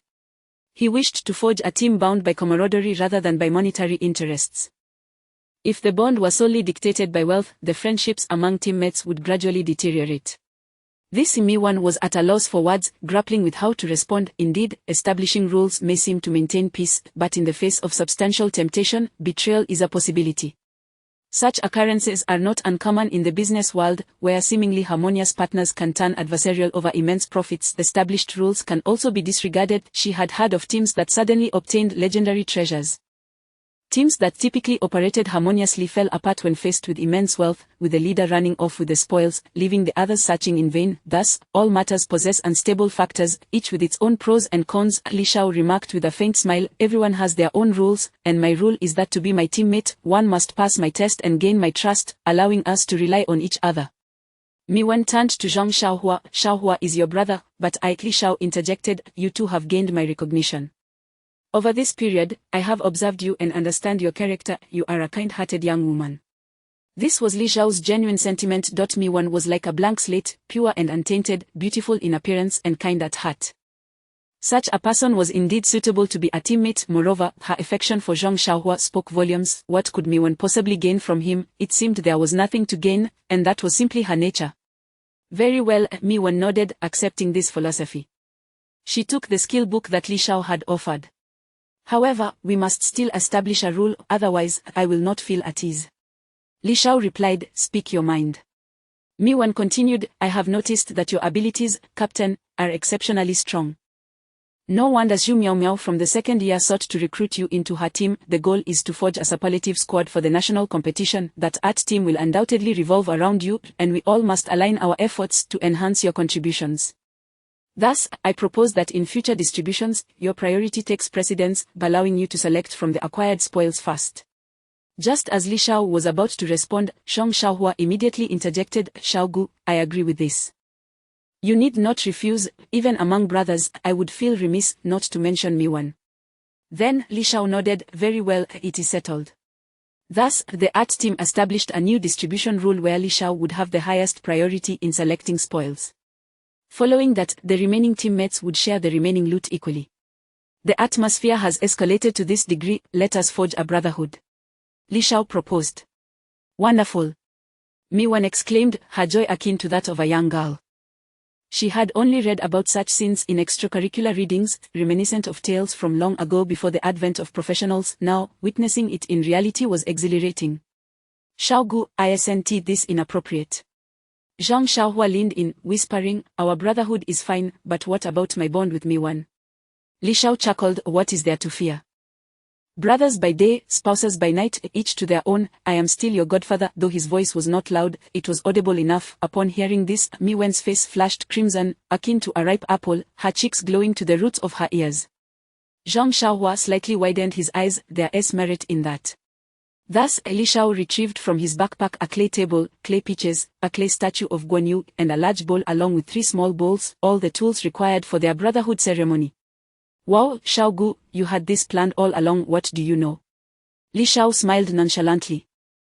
He had prepared all this beforehand. Given the depth of their relationship, establishing brotherhood was a natural progression. One must not underestimate the significance of brotherhood. The bond between Liu Bei, Guan Yu, and Zhang Fei thrived on this ceremonial layer, which ultimately elevated their relationship. Li Shao aimed to cultivate a team where one could trustingly rely on their comrades. Xiaogu, what are these? This is Guan Eryi. Guan Eryi, who is that? A man of loyalty and righteousness, a spirit of camaraderie. What a spirit of loyalty and righteousness! Zhang Xiaohua could not help but feel stirred. Although he was unaware of who Guan Eryi was, it did not hinder his excitement. Miwan's heart raced, finding this all too delightful, rich with the flavor of the martial world. Li Shao presented 3 incense sticks and handed 2 to his companions. Now, repeat after me. Li Shao, Zhang Xiaohua, Miwan, though of different surnames, we now become brothers, united in our efforts to resist the myriad clans. We shall serve our nation and bring peace to the common folk. We do not seek to be born on the same day of the same month in the same year, but rather to die on the same day of the same month in the same year. May heaven and earth witness this heart. Those who betray loyalty and forget kindness shall be condemned. After inserting the incense, the 3 of them paid homage to Guan Eryi. Big brother. Second brother. Li Zhao's vision for a cohesive team was beginning to take shape. A team united to the utmost will surely thrive. Zhang Xiaohua inquired, Xiaogu, what shall we do next? Li Shao replied, sharpening the knife does not hinder the chopping of firewood. We shall first return to the base and advance our professions, then we will swap equipment and strategize against the mother bug. The Clay Master S level 20 advancement skill, Clay Hand, endows clay with unique properties. After mastering this skill, who knows how much combat power it will enhance? Li Shao was filled with anticipation, eagerly awaiting the next advanced skill. In the blink of an eye, the 3 used the return stone to teleport back to the base. Chapter 83, Dual Career Advancement, Clay Manipulation, Timed Detonation. What, you are here for advancement? Exclaimed the staff member at the Qingfeng Academy's Advancement Center, astonished. All 3 students were mere first-year freshmen. The school had only just begun its journey into the realm of the secret world a few days ago, and they had already reached level 20. Under normal circumstances, it would take at least a month and a half for exceptional students, while ordinary students required around 2.5 months. Indeed, we are here for advancement. Zhang Xiaohua declared proudly, patting his chest, do not underestimate us as ordinary students. We are destined to dominate the nation with our artistic team. An artistic team, you say? The staff member could not help but marvel. It seems that this year's first-year students have formed an extraordinary group. The state provides subsidies for level 20 advancement stones, but thereafter, they will no longer be free. Each will require 50 credits. Do remember to save your credits for the next advancement. Some students find themselves in the embarrassing predicament of exhausting their credits during the advancement process. With that, he produced 3 advancement stones and handed them to the trio. Proceed to the advancement room. Teacher, Li Shao said, I would like 2 stones. The staff member frowned. Each person receives 1. Do you expect me to give you more? Teacher, I am a dual career practitioner. That's acceptable. You have hidden depths. Let me examine you. A dual life career. Very well. Thus, Li Shao successfully obtained 2 advancement stones and entered the advancement room. Following the customary procedure, he crushed the first advancement stone. With a mere gentle squeeze, the stone transformed into countless glowing orbs resembling fireflies, surrounding him before merging into his being. Using advancement stone, advancement successful. Junior clay manipulator successfully advanced to intermediate clay manipulator. Your foundational attributes have significantly increased. Acquired exclusive skill. Clay manipulation. Clay manipulation. 1. You can collect biological traits. 2. You can imbue clay with characteristics. 3. You can create clay in a combat state. Upon successfully advancing, he gained an additional skill, with all attributes boosted by 20 points. Strength 69-89, Agility 178-198, Mentality 103-123, Constitution 83-103. During the second advancement, all attributes increased by 20 points. Ordinary careers have but a single opportunity. And I still have 1 more. Li Shao's heart surged with joy as he proceeded to crush the second advancement stone. Using advancement stone, advancement successful.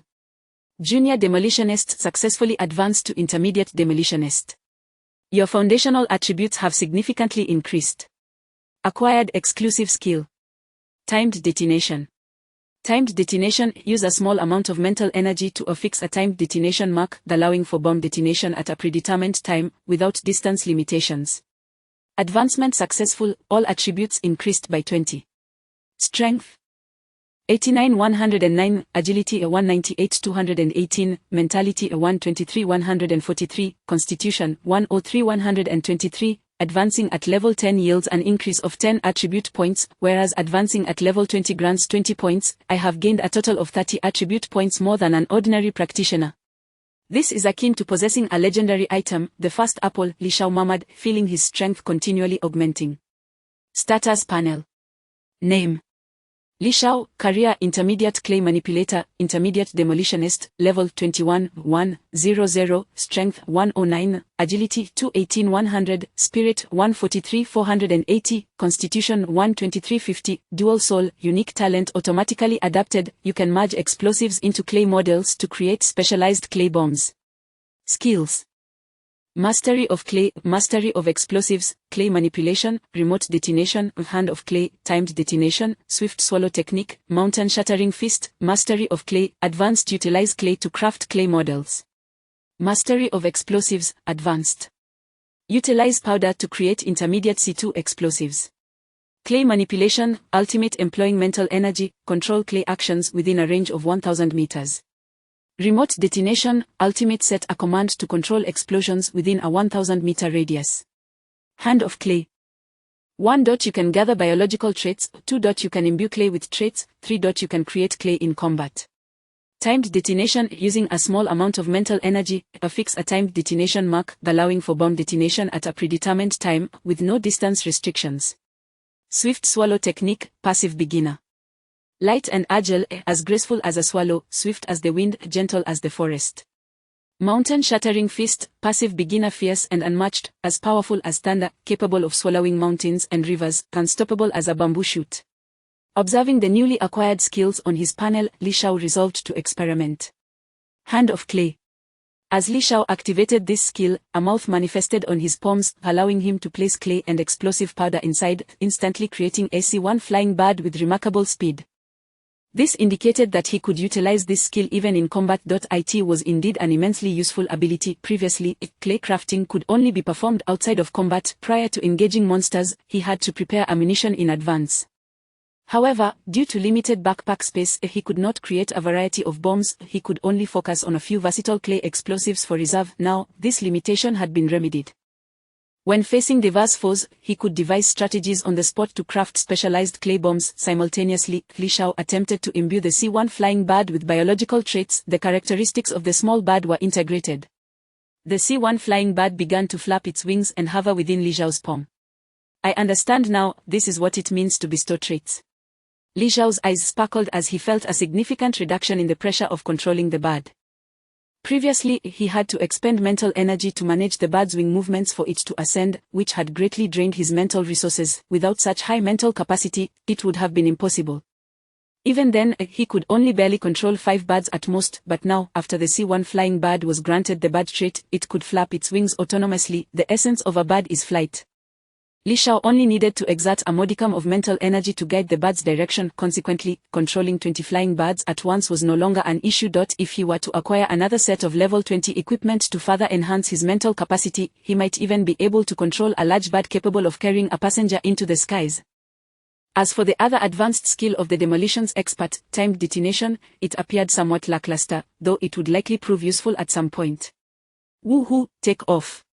Li Xiao exclaimed joyfully, stowing away the clay bird as he exited the advancement chamber. Zhang Xiaohua and Mi Wen, having advanced in only one profession, had long since completed their progress and were waiting outside. At that moment, Mi Wen was comforting a dejected Zhang Xiaohua, who wore a gloomy expression. Li Xiao chuckled. Xiaohua, what troubles you this time? Zhang Xiaohua sighed. Oh, don't mention it, I've once again advanced to a useless skill. Li Xiao inquired, what skill is that? Zhang Xiaohua replied, the hand of judgment. Li Xiao paused, what kind of skill is that? Zhang Xiaohua remained silent. Mi Wen offered an awkward smile and explained, Xiaogu, it's a rather lackluster skill that paladins might acquire, summoning a sword of judgment, a single target damage skill that may inflict true damage. Li Xiao expressed curiosity, true damage. That sounds quite powerful. Mi Wen responded, it sounds impressive, but it's rather ineffective. Li Xiao exclaimed. Mi Wen continued, this skill summons a sword of judgment, and the damage dealt is determined by the disparity in justice values between the two parties multiplied by strength. If the disparity reaches 5-fold, it will inflict true damage, ignoring defense, magic immunity, and everything else. Li Xiao gasped, what? Mi Wen added, the key issue is that justice values are relatively similar among everyone, and the skill requires a 3-second. Li Xiao, too, was speechless, truly ineffective. Li Xiao felt somewhat exasperated and then turned to Mi Wen. Xiao Wen, what about your advanced skill? Mi Wen paused for a moment and replied, oh right, I nearly forgot to mention my advanced skill is the unique damage transfer of the Dark Priest, which is quite decent. Li Xiao asked, Wait, what did you just say? Chapter 84. This is truly a perfect combination skill. Damage transfer, instant skill, lasting 2 seconds, consuming a significant amount of mental power, transferring the next incoming damage to another target, with 50 of the damage endured. If the damage is real, it will be fully transferred. This skill serves as a life-saving measure, crucial for withstanding a boss's ultimate attack. Judgment Hand of Justice, consuming 2 seconds, summoning the Sword of Judgment, assessing the justice values of both the caster and the struck, inflicting damage equal to the disparity in their justice values multiplied by strength. If the disparity exceeds 5 times, it inflicts real damage. This skill primarily belongs to the Paladins of the Tribunal, designed for the judgment of crimes. It is essential to fast immobilize the target. Otherwise, it is challenging to hit. Li Xiao exclaimed, I have a bold idea. Mi Wen and Zhang Xiaohua responded, what do you mean? The assessment of justice values is tricky, but the internal disparity among us can certainly be calculated. Li Xiao grinned, this skill takes 2 seconds to unleash, making it easy to dodge. However, if you direct your judgment at Mi Wen, and then Mi Wen transfers the target to someone else, it will reliably inflict damage. I call it hitting the bull from afar. Upon hearing this, both individuals' eyes sparkled with realization. Indeed, it is quite ingenious. Li Xiao suggested, shall we give it a try? Zhang Xiaohua retorted, trying it could lead to disaster. With that, both Zhang Xiaohua and Mi Wen turned their gazes toward Li Xiao simultaneously. Li Xiao, feeling a bit exasperated, remarked, why are you both looking at me? Big brother. Don't call me big brother, I am not your elder. 5 minutes later, the group found themselves in a deserted corner of the academy. Zhang Xiaohua stripped down to bare essentials, possessing only 60 strength, even with the justice value disparity between Mi Wen and